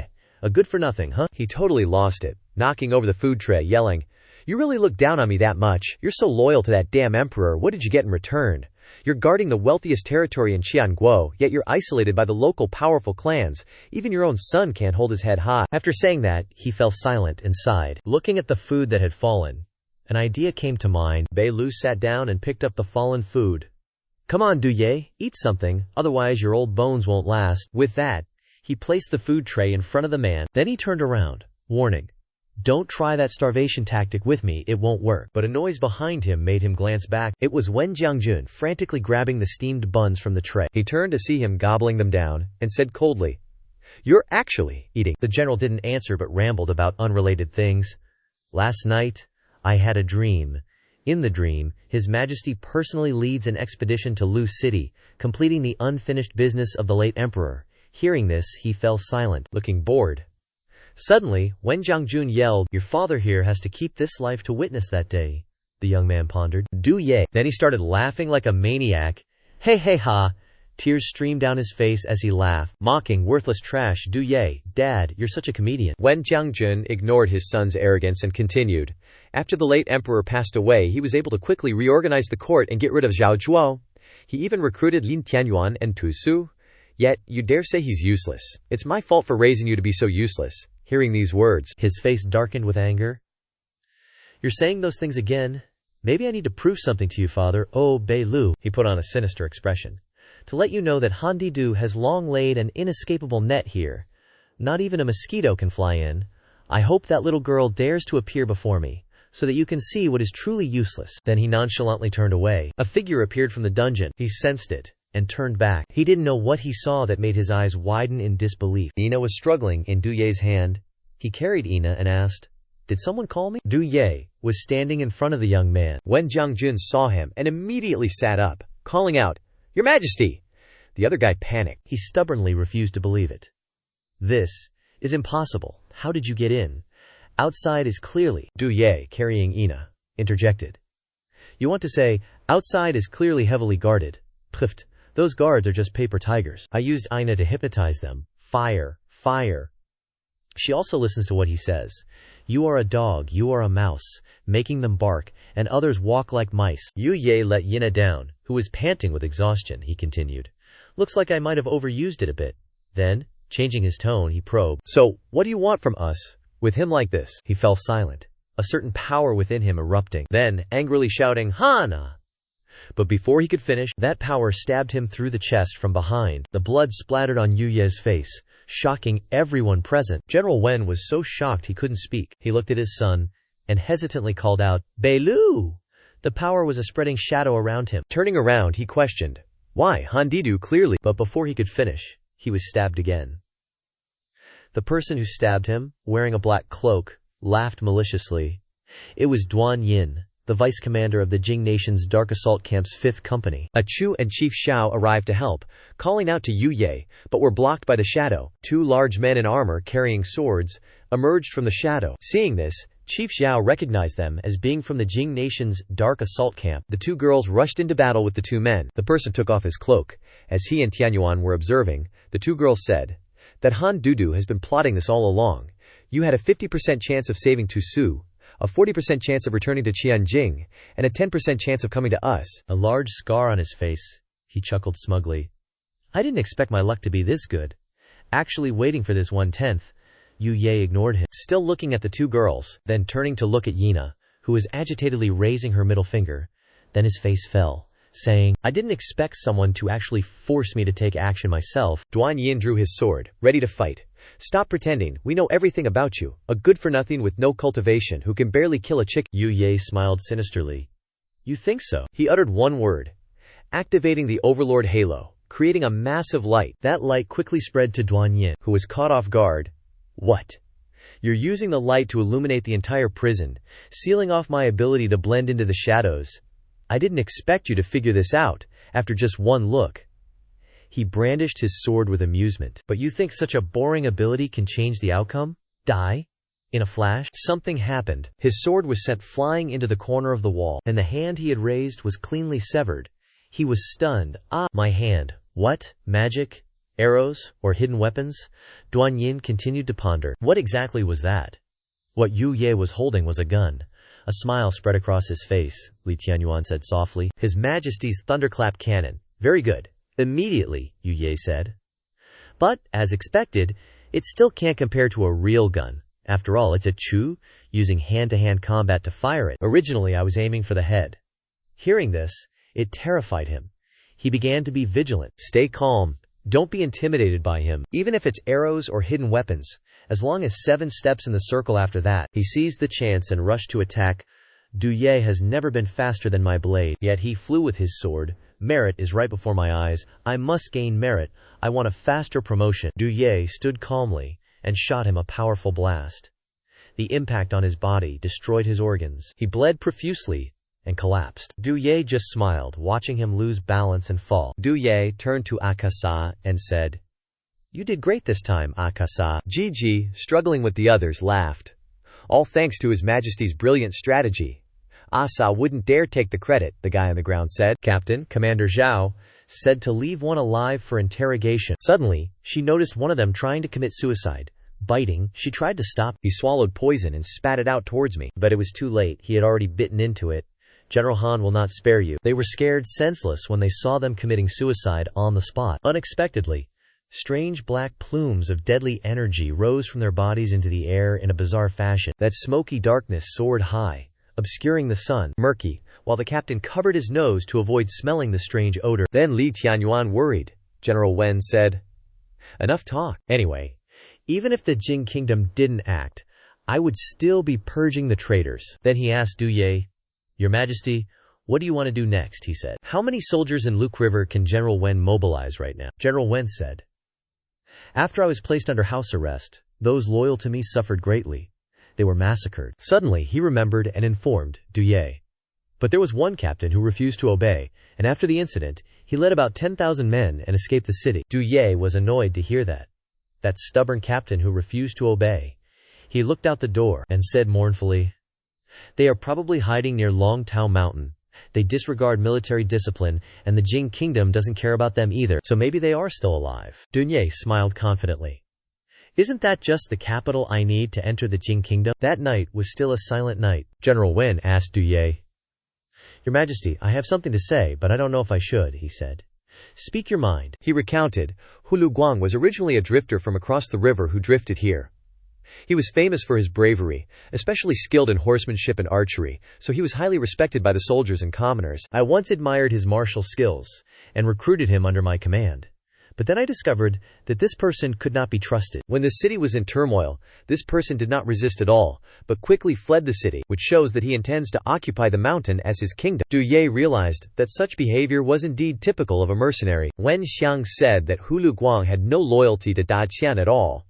Does your Majesty really want to rely on him to counterattack Nanjing? Do I have another choice? He also said, but when the Lujiang mutiny happened, he clearly could have defected to Nanjing but didn't. What do you guys think about this? Li Tianyuan replied from behind. Perhaps he's just waiting for Daqian or Nanjing to offer a price. If he willingly surrenders, wouldn't he be turning himself into a free gift for Nanjing? Du Ye said.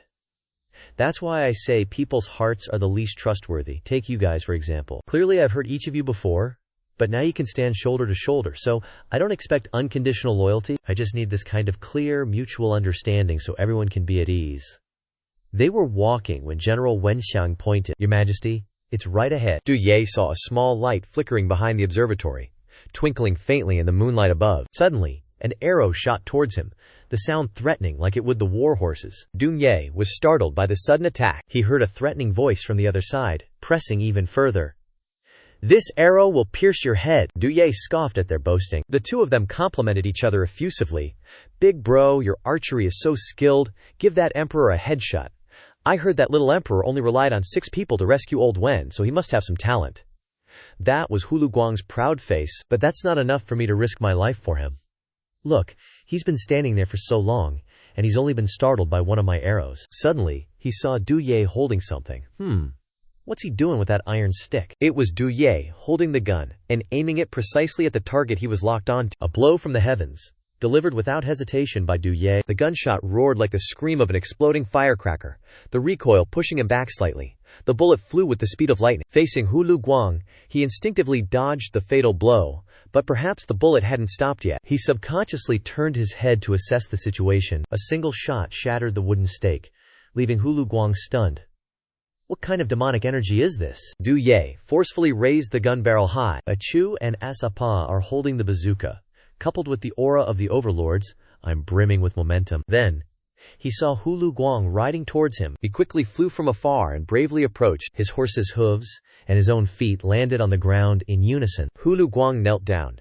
This humble person didn't recognize your majesty earlier. Please, your majesty, forgive me. Hulu Guang tried his best to act as pitiful as possible to please Emperor Du Ye. Du Ye walked over, wanting to help him up. HMPH, HMPH, HMPH. I still prefer your arrogant, unyielding demeanor. Suddenly, he saw a faint resemblance to the familiar face of Da Yu. It seemed Du Ye saw the shadow of his old brother in Hulu Guang. He didn't understand. What is your majesty saying? Du Ye calmed down. It's nothing. I was just reminded of an old friend. Then, Du Ye looked at him seriously and said concisely, do you know my intention this time? Hulu Guang was constantly frightened. Your majesty, Lujiang City is located between Nanjing and the rebel army. It's just a solitary city. Even if we want to defend it, we can't hold it. He said, I knew you couldn't protect it either, so don't worry about Lujiang anymore. Nanjing wants to win the people's hearts, so they'll probably make things difficult for them, Hulu Guang then asked. Then why are you looking for me? Do you expect me to wait for the sick and elderly to go north and relieve the siege of Tianjing? Du Ye, hearing this, replied, I heard you were once a refugee from Nanjing, and you ran here for a reason you couldn't avoid, right? He was quite surprised. Wow, His Majesty really did some digging. But what does this have to do with what we're talking about? Immediately, Du Ye clapped him hard on the shoulder. You fool! Oh, don't you want to visit your hometown one last time? But Hulu Guang retorted, are you crazy? You want me to take troops with you to the other side of the river? Du Ye then expressed his feelings passionately. Exactly. You and I are truly kindred spirits. We understand each other so well. When the main force of Jing Kingdom marches out all at once, the country will be empty. This is a golden opportunity to use a smaller force to defeat a larger one, to strike from a position of weakness, a heaven-sent chance. Hulu Guang questioned further. Strike from a position of weakness. Even if Jing Kingdom is empty, attacking with our meager forces is too dangerous. Du Ye's eyes lit up with hope. Is it not dangerous hiding in the mountains? Your dilapidated camps and crumbling walls can be finished with just a single spark. Your soldiers are covered in dust, their clothes are ragged, their armor is in tatters, and even their weapons are junk. If the enemy comes, are you planning to make them laugh themselves to death? Don't tell me you don't even have enough food and supplies. I think the soldiers on your city wall are about to be blown away by the wind. Du Ye pointed at him. With this kind of setup, what are you planning to defend with? Hulu Guang, hit where it hurt, stammered. I, he shouted. I was born with godly strength. Hulu Guang pointed wildly at General Wen. If you don't believe me, ask Wen Yuan. How awesome I am. Holding this mountain stronghold is no big deal. But Du Ye countered. What's the use of being so imposing? Surviving in the mountains requires stamina and connections. Even if you're good at fighting, it's useless. The reason you're still alive is not because you're powerful, but because you're not a threat and not worth anything at all. All these righteous words, like encouraging spirits, made Hulu Guang realize the truth. He slumped down in despair. No threat. Worthless. He tried to regain his spirit. Even so, I won't go along with your crazy ideas. It's better when no one manages me. At worst, I'll be a bandit. I'll enjoy each day as it comes. Du Ye didn't say much, and turned to leave. When I left Lujiang, it was quite a commotion. Almost everyone in Lujiang knows that I went up the mountain to find you. Guess what those noble families will think? He threatened. They'll see you as a potential threat who might join my side. Night Butcher Du Ye whispered to him. And when they think you've already joined me, what will happen? You better really join me then. Hulu Guang didn't expect this. You played me. Wen Yuan on the other side said, General Hu, His Majesty is skilled in both literature and martial arts. Following him won't be a waste of your martial skills. Jia Gerge also said, We brought a lot of arms, armor, and provisions. If you don't take them back, I'm afraid you won't be happy for even half a day. Hulu Guang said nothing, grinding his teeth in silence. Unexpectedly, the sound of horses' hooves rushed over. The man said, Big brother, something big has gone wrong. Hulu Guang knew it was a scout. I must go, the man announced. The Xiao family of Huaichuan and the Deng family of Jinyang have just sent troops to seize Lujiang. Now they've split their forces into 3,000 men and are coming to kill us. He felt goosebumps all over his body. Only Du Ye calmly said, It seems they want to use your head to gain credit in front of the people in Jing Kingdom. If you want to live, then defend this place for Great Qian, haha. The group rushed forward with their weapons. ROAR. Kill them, they yelled. And with that, They smashed through the wooden barricade and charged forward. Their faces broke into smug grins, looking ahead with triumphant expressions. But a sword streak cut across their formation, cleaving them in two. They were sent flying. Faced with his overwhelming power, Hu Lu Guang thought to himself in fear, "Crap. My happy days are all ruined by this brat, Du Ye." At that moment, Du Ye looked down from above, radiating an air of superiority. Du Ye tilted his head and said, "See? Turns out, professional gamers are still the best for warfare." The black-haired girl behind him muttered, "On the battlefield, it's hard to turn the tide with just individual strength. It's only a matter of time before they lose." Then Du Ye grinned and turned back, saying, "What? Looks like you've learned a lot more about strength assessment during the exam?" The black-haired girl just hummed in response and said, "If this keeps up, the E-People's capital will be nothing." Du Ye then pulled out his hot rod and said, "Don't worry about that, I know my limits." Yin Na yelled in fear, "Here you go again! Facing so many people you can't possibly snipe the commander with one shot, can you?" But Du Ye calmly aimed and said, "I saw." Then he smiled mischievously. Asa responded, "Woof!" and closed her eyes to chant. Then Du Ye fired a shot. The crowd looked up when they heard Du Ye's gunshot, thinking to themselves, "Is it the wave again?" Suddenly the flags began to fall one by one. The shocked crowd turned to see Du Ye smiling, thinking, "I'm not shooting people, I'm shooting flags." Then Ji performed the winged escape wind step. Hattao, a paper crane, appeared and shouted, "Commander Yi is dead. Everyone retreat. There are enemies encircling us from behind." The crowd turned back and, in a state of panic, someone shouted, "Gerald Jik is down. Everyone retreat." They screamed in panic, "Retreat! Retreat!" The crowd cheered joyfully. "We won!" Those people raised their hands to the sky and shouted, "We won!" Above the mountain peak, Du Ye stood high above. Hu Lu Guang knelt down. He respectfully addressed Du Ye, "Your Majesty, Ziren will follow you." A candle flickered to life. Han Biying rested his chin on his hand, pondering, thinking to himself, "This Du Ye guy's actions are truly beyond prediction." With just 6 cavalry, he disregarded the defenses of Lujiang City, entered the Lord's manor as if it were his own backyard, and used hidden weapons to assassinate. Du Ye had to destroy the contingency plan I had set up in the city to rescue Wen Yuan. Then he cleared out the treasure vault in the mansion and left the city. Their last appearance was leading 1,000 cavalry under Hu Lu Guang and defeating 3,000 troops from the Xiaoduan families. After that, these 1,000 people vanished without a trace. A subordinate knelt before Nan, or rather, "Your subordinate will immediately arrange for the armies of the powerful clans in Qian Nation to search the entire Liu River region. Just 1,000 people can't cause much trouble," Han Biying said in a low voice. "The powerful clans of Qian Nation have pledged allegiance to us, but after all, they're still Qian people. Divide the armies besieging Qianjing and Furong in half, and encircle the south." The soldier received the order, but spoke with some surprise. "Governor, is it really necessary to go this far for a mere Du Ye?" Scoff, the man reached for a piece of paper. "For an empire, controlling the king is all you need to control the whole situation. Qianjing and Tusu aren't a concern. Furthermore, have the locals of Qian Nation dispatch heavy troops to guard the Mulong River." Immediately afterward, the man threw the pieces of paper into a furnace. The subordinate who reported was a little flustered, only managing a gasp. The man raised his hand and said, "If I'm not mistaken, Du Ye is most likely preparing to cross the river." Meanwhile, in the capital city of Tusu, Dai Ni stepped aside, puzzled. "Yes, what is it?" The dogs of Qian Nation outside seemed to have decreased. Suddenly, the soldier beside him pointed into the distance and exclaimed, "Your Highness, look! It's dust from a large army advancing." Hearing this, Tusu immediately looked in the direction the soldier was pointing. Immediately afterward, Tusu ordered, "This is at least half of the forces withdrawn." The soldier looked at him, puzzled. "Why would the enemy retreat? Could they be trying to lure us out of the city?" He replied, "No, my little brother must be causing trouble again." Immediately afterward, Tusu looked outside the city and continued, "Don't bother thinking about things you don't understand. Right now, I only care about one thing. Facing this situation, Tunsu actually dares to send away half of his troops. It seems like this old man has stayed in the north for too long, making those Qian Nation brats forget my terror." Seeing the increasing rage, the soldier respectfully tried to leave.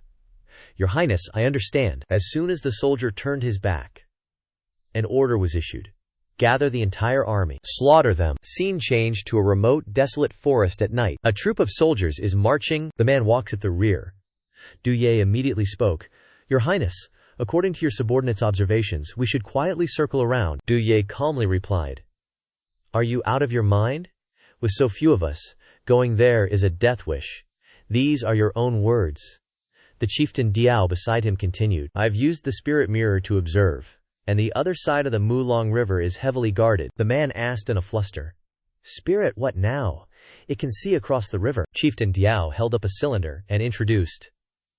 This is something I created earlier based on divine texts. The fire also immediately nodded. Du Ye turned to the rear. In short, forcing a river crossing is definitely not going to work. We can't let the living die in vain. General Wen Yuan has defended this area for so many years.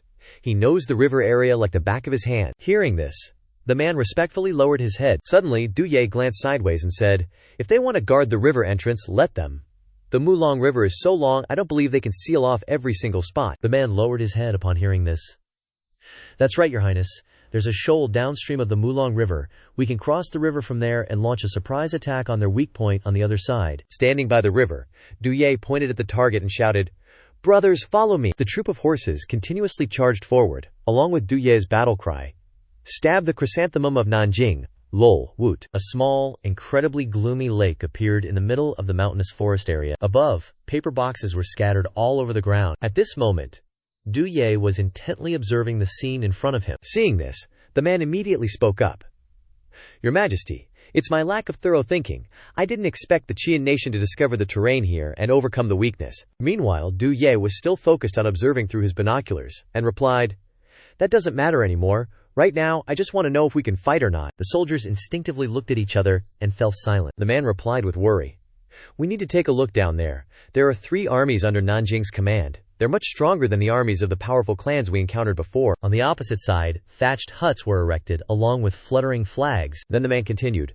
Moreover, this time is different from last time. They're defending, and we're attacking. If we recklessly attack, even if your Majesty uses troops like a god, the victory will only be a Pyrrhic one. Li Tianyuan seemed melancholic, but still tried to respond. Your Majesty, we only have 1,000 people. After entering Nanjing, there will definitely be more fierce battles. We can't afford losses and wastage here. Du Ye turned to look at them and asked, What do you guys think? Li Tianyuan then presented his plan.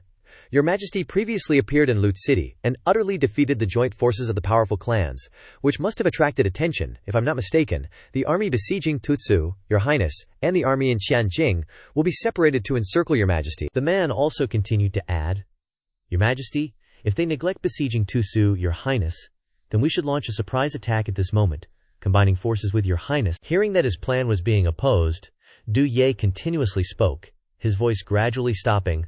I worked so hard to gather 1,000 people, and when we encounter strong enemies, we go back to Piye.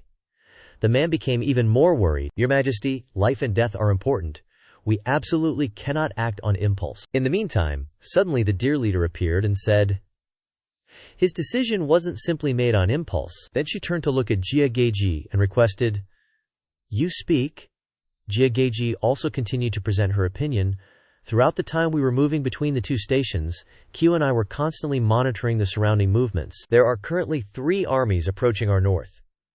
Looking at the banners, 2 of those armies are the main force of Nanjing, and 1 is a mixed army of treacherous powerful clans, with a total force of more than 50,000. Hearing this, Du Ye was a little surprised.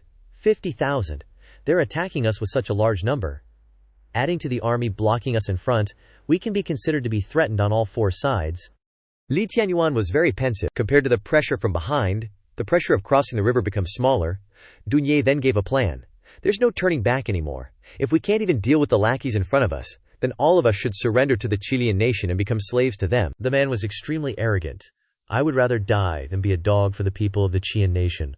All the soldiers were also silent. It wasn't clear whether they agreed or disagreed. At this moment, Du Ye then made a comment. It seems that everyone's thoughts are unified. So currently the most important issue is how to eliminate them at the cheapest price. Yin Nao was a little flustered upon hearing this. What are you looking at me for? 3,000 enhancement elixirs? Even if I'm squeezed dry, I can't do it. Du Ye glanced at her. What do we need you for?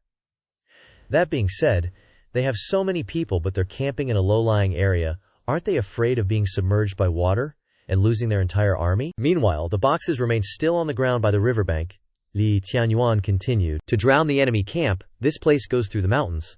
To raise the water level here, we need to build a tower and use mountain rocks to block the river. But the rocks here are extremely hard. Du Ye seized the opportunity and immediately said, Isn't this your specialty? Jia Ge Ge. You could even make guns, so making explosives definitely isn't a problem. Jia Gege hesitated a bit upon hearing this. Your Majesty, I've almost finished researching that divine book.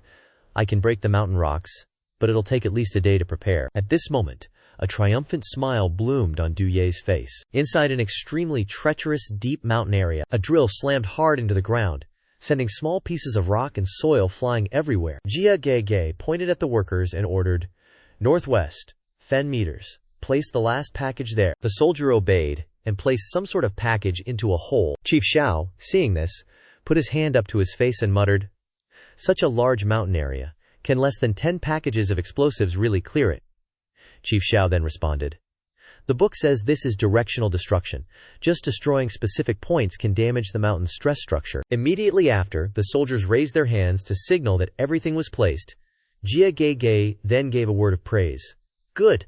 Let's get out of here." Gradually, only the two figures remained. Jia Gege held a talisman in her hand and began to channel energy into it. Instantly, the talisman burned to ashes. The black, burned talisman flew to where the explosives were placed. Immediately after, flames erupted, followed by a shocking explosion. Chief Xiao immediately said, "Seems like it wasn't effective," while looking at the scene in front of him. Then, unexpectedly, Jia Gege pointed in that direction and shouted. A rather large explosion appeared from within the tree trunk. The tree immediately fell into the water. Right after, Jia Gege pointed in that direction and shouted, "Success! Look, it's a success!" At this moment, Chief Xiao was also completely stunned, stuttering a few times, echoing from below the glistening water surface. At this time, Du Ye was strolling along the riverbank, with soldiers standing nearby. A man standing next to him immediately said, "Your Majesty, you told us to finish making rafts overnight and stand guard here, but it's all high mountains around us. We can't cross the river at all."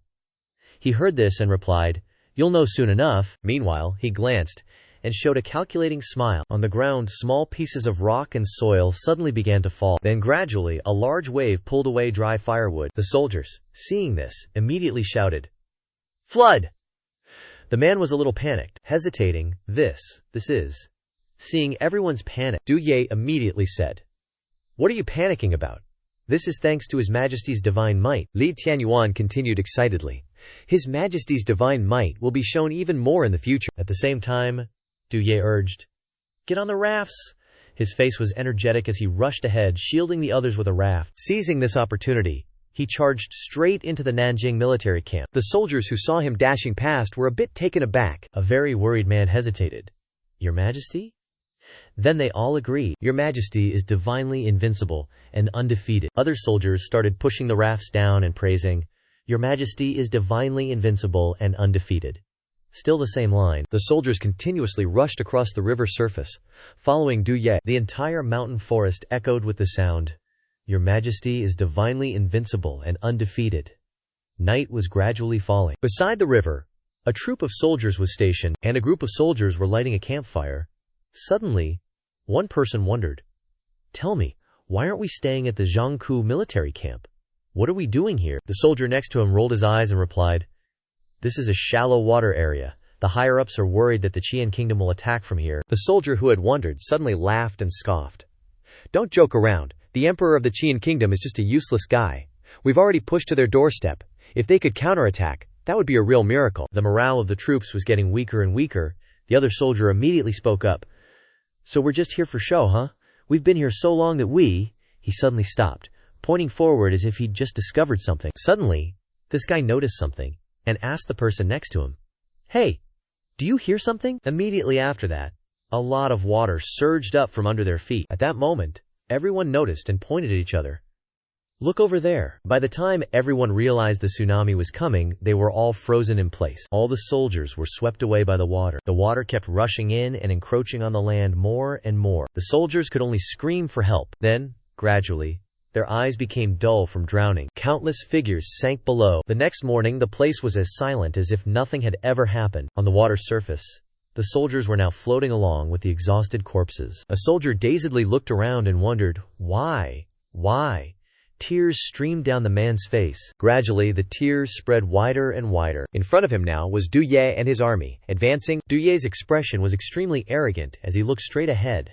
Then suddenly he raised his sword high and commanded with a chilling gaze. He was determined to send them to the Western Paradise. Right after those rallying words, all the soldiers firmly gripped their weapons, ready to fight. The troop beside them was terrified, and the leader ran away. One of them shouted as he ran, "Liu Qi, retreat now!" The terrified general ran, trying to dodge the arrows that were flying at him, and Du Ye's army kept charging forward to attack. The remaining soldiers, all the overwhelming momentum belonged to Du Ye. Those trying to escape were gradually brought under control. At this moment, a man cheerfully piped up, "They're not fighting back at all. This battle is so boring." But as soon as the words left his mouth, he received a cold glare from Du Ye. "Then," the man continued, "still, it's good. None of our brothers were lost." Just then, the system suddenly issued a notification. "Congratulations, host. You cleverly used water tactics, achieving victory with fewer troops against the Jing Kingdom's army, triggering a national annihilation event, with water submerging 7 armies." Historically, Guan Yu borrowed floodwaters in the Battle of Xiangyang to defeat 7 armies, capturing Yu Jin, beheading Peng De, and shaking the Central Plains with his prestige. Water submerging 7 armies leads to an increase of 10,000 points to the host's national power, currently at 35,900 points. Hearing these words, Du Ye involuntarily sighed, then mused, "It's harder to subtract points than add them anyway. Let them live for now." Night had fallen, and the corpses of the soldiers were piled high like mountains. At this time, the souls of the soldiers began to float in the air. Tu Su unconsciously flew over with his warhorse, brandished his sword, and roared, "Is that all? I remember there was a rather interesting commander here before." A soldier respectfully reported back, "You're probably referring to the Jing Kingdom's hidden force, presumably Xing Wushang. He left with half of the men earlier, heading south." Tu Su's eyes burned with murderous intent. "Consider him lucky. I haven't interrogated him for some important information yet." "Your Majesty somehow gathered 1,000 cavalry, not only defeating Anlongjiang but also achieving a victory with fewer troops on the riverbank, capturing the Jiangku camp." The soldier bowed his head as he reported to Tu Su. This caused a mysterious smile to appear on Tu Su's lips. "So, the retreating troops were to encircle him, huh? My little brother truly has an unrivaled talent for causing trouble." The soldier continued to bow his head. "Now that Fu Feng is relieved, should we lead the troops south to support His Majesty?" But Tu Su only glanced in that direction with disdain. "Supporting him is a must, but not now. I made a promise to him. I will protect our homeland. So the immediate priority is to reclaim Gengjing." The soldier was extremely frightened at this moment. "Yes, as long as Gengjing is relieved, our army can be deployed freely and be more than capable of handling the situation." Tu Su also looked up at the sky in agreement. "Indeed, capturing and encircling us any number of times won't be a problem." Then, Tu Su suddenly remembered the image of Du Ye, with a bright smile. "My little brother definitely has a way to deal with it." Night was falling. On a desolate stretch of the river, a strange figure suddenly appeared from below. And then, a savage laugh echoed in the air. "Is this the work of that prodigal son?" Sharp, white claws emerged from Xing Wushang's hand. Then, those claws gradually spread open and reached down into the water, grabbing a large chunk. Immediately afterwards, this guy brought it up to his nose and smelled what he had just picked up. The smell of gunpowder. But with a slight difference. "I'm getting more and more interested in him," another guy below said respectfully. "Lord Jing, are you planning to make a move on him first, after him?" The man didn't answer but only gave a mysterious smile. Then he calmly replied, "It must be because his military strength is insufficient that he has to rely on these heretical methods." Those below continued, "Lord Jing, Governor Hang's orders are that we wait for a joint force with the main forces after we have investigated the situation." But Sheng Wushang remained calm. "Who knows? Maybe his 1,000-man army is just a facade. If so, wouldn't that be a great opportunity for me? I want to enjoy every moment of toying with the look in his eyes." After finishing, a savage laugh waved the guy behind him over, who continued with a look of panic, "Lord Jing, Governor Hang has already given the order." Suddenly, another strange figure appeared there. This shadow was kinda different from the rest, you know. Then suddenly, Xing Wushang pipes up, "Since when does the Tiang Admiral get to order Xing Wushang around?" Xing Wushang, me. He ground out each word like it was gonna kill him. "Do what?" "Huh." Then all those other dudes bowed their heads respectfully, looking all scared.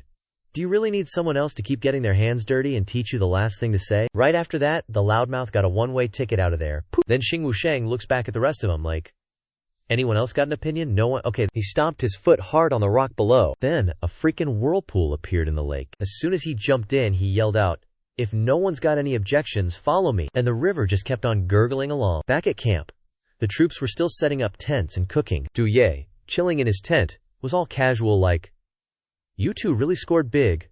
"I'll reward you handsomely tonight." But the girl next to him looked pissed and yelled, "Huh, I did." The guy raised his cup and said, "We didn't lose a hair and wiped out the entire enemy camp, plus we got all their supplies, talk about a win." But Du Ye's eyes still had this look, Thing is, this battle blew our cover.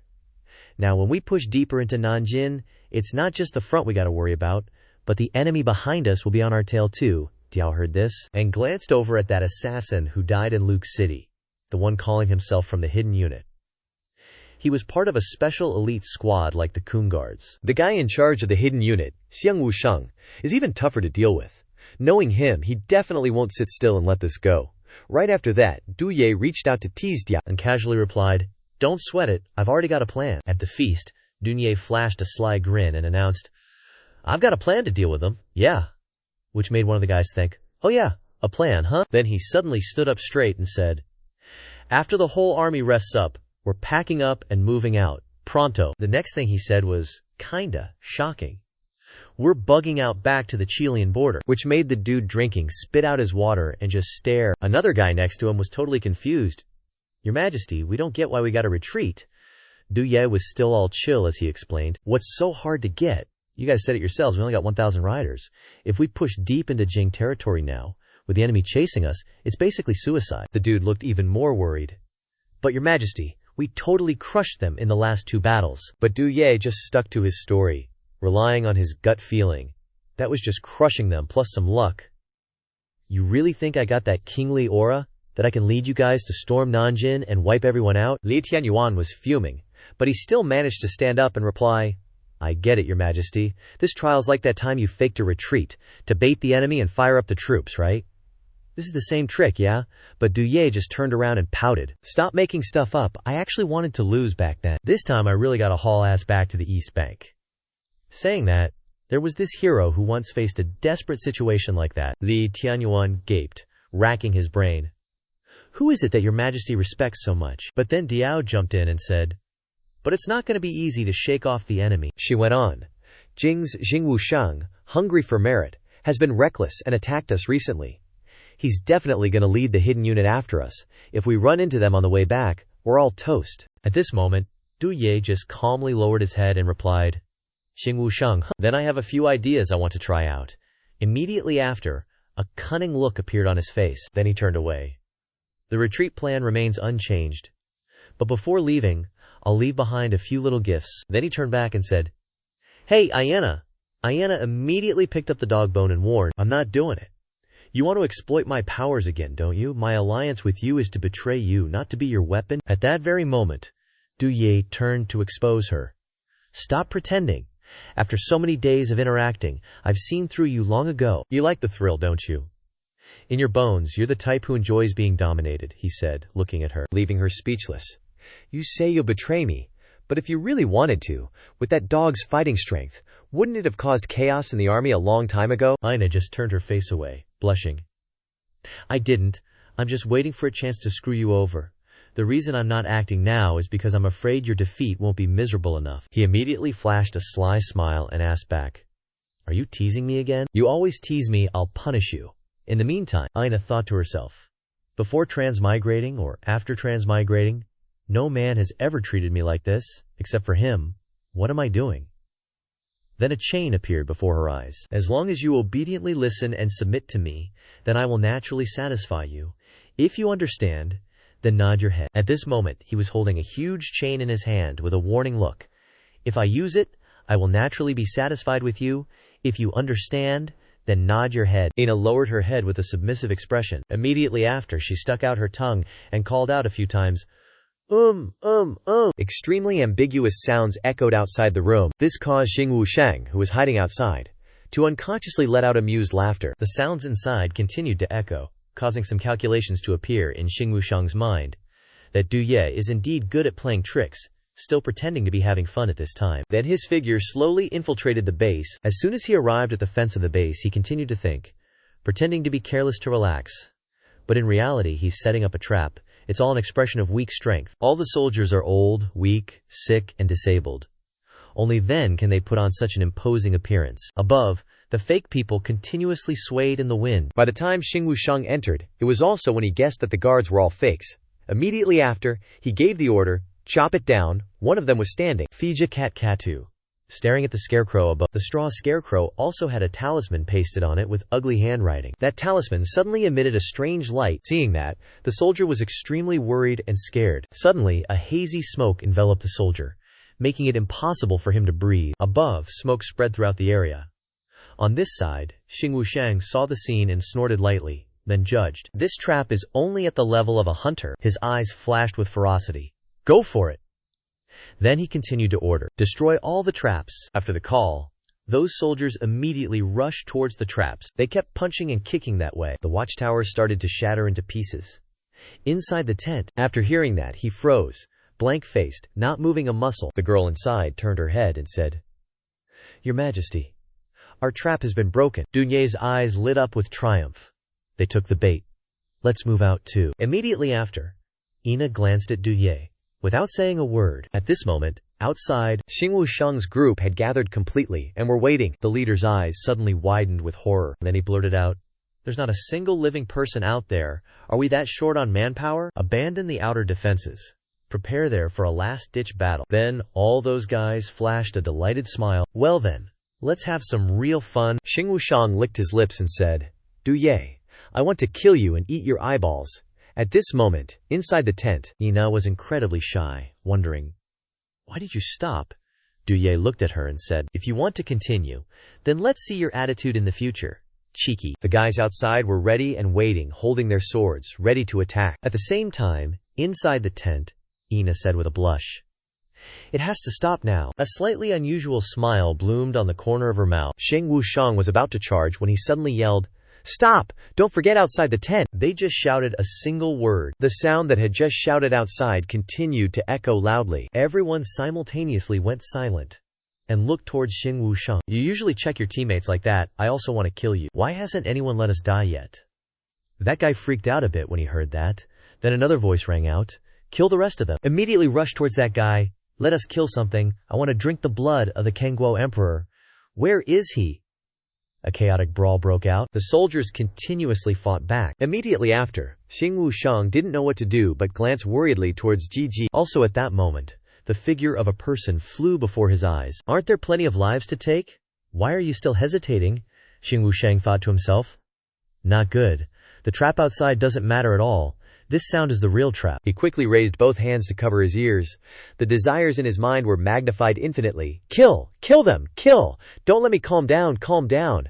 Then the blade was drawn and stabbed hard into Xing Wushang's thigh. He was currently trying to stabilize his mind. They always reminded each other, don't let the demonic sound disrupt the formation. Then he lowered his head and pondered, as long as I charge into the room, I'll win. Right away, he and the remaining goons booked it back towards that room. Inside, there were a gazillion silhouettes, the souls of countless folks. He still charged ahead, yelling, Duye, I admit it, you're kinda awesome. You messed up half my painstakingly crafted dark plan. I'm already in here, prepare to die, you bastard. At this distance, even if I lose my mind, I can still kick your ass.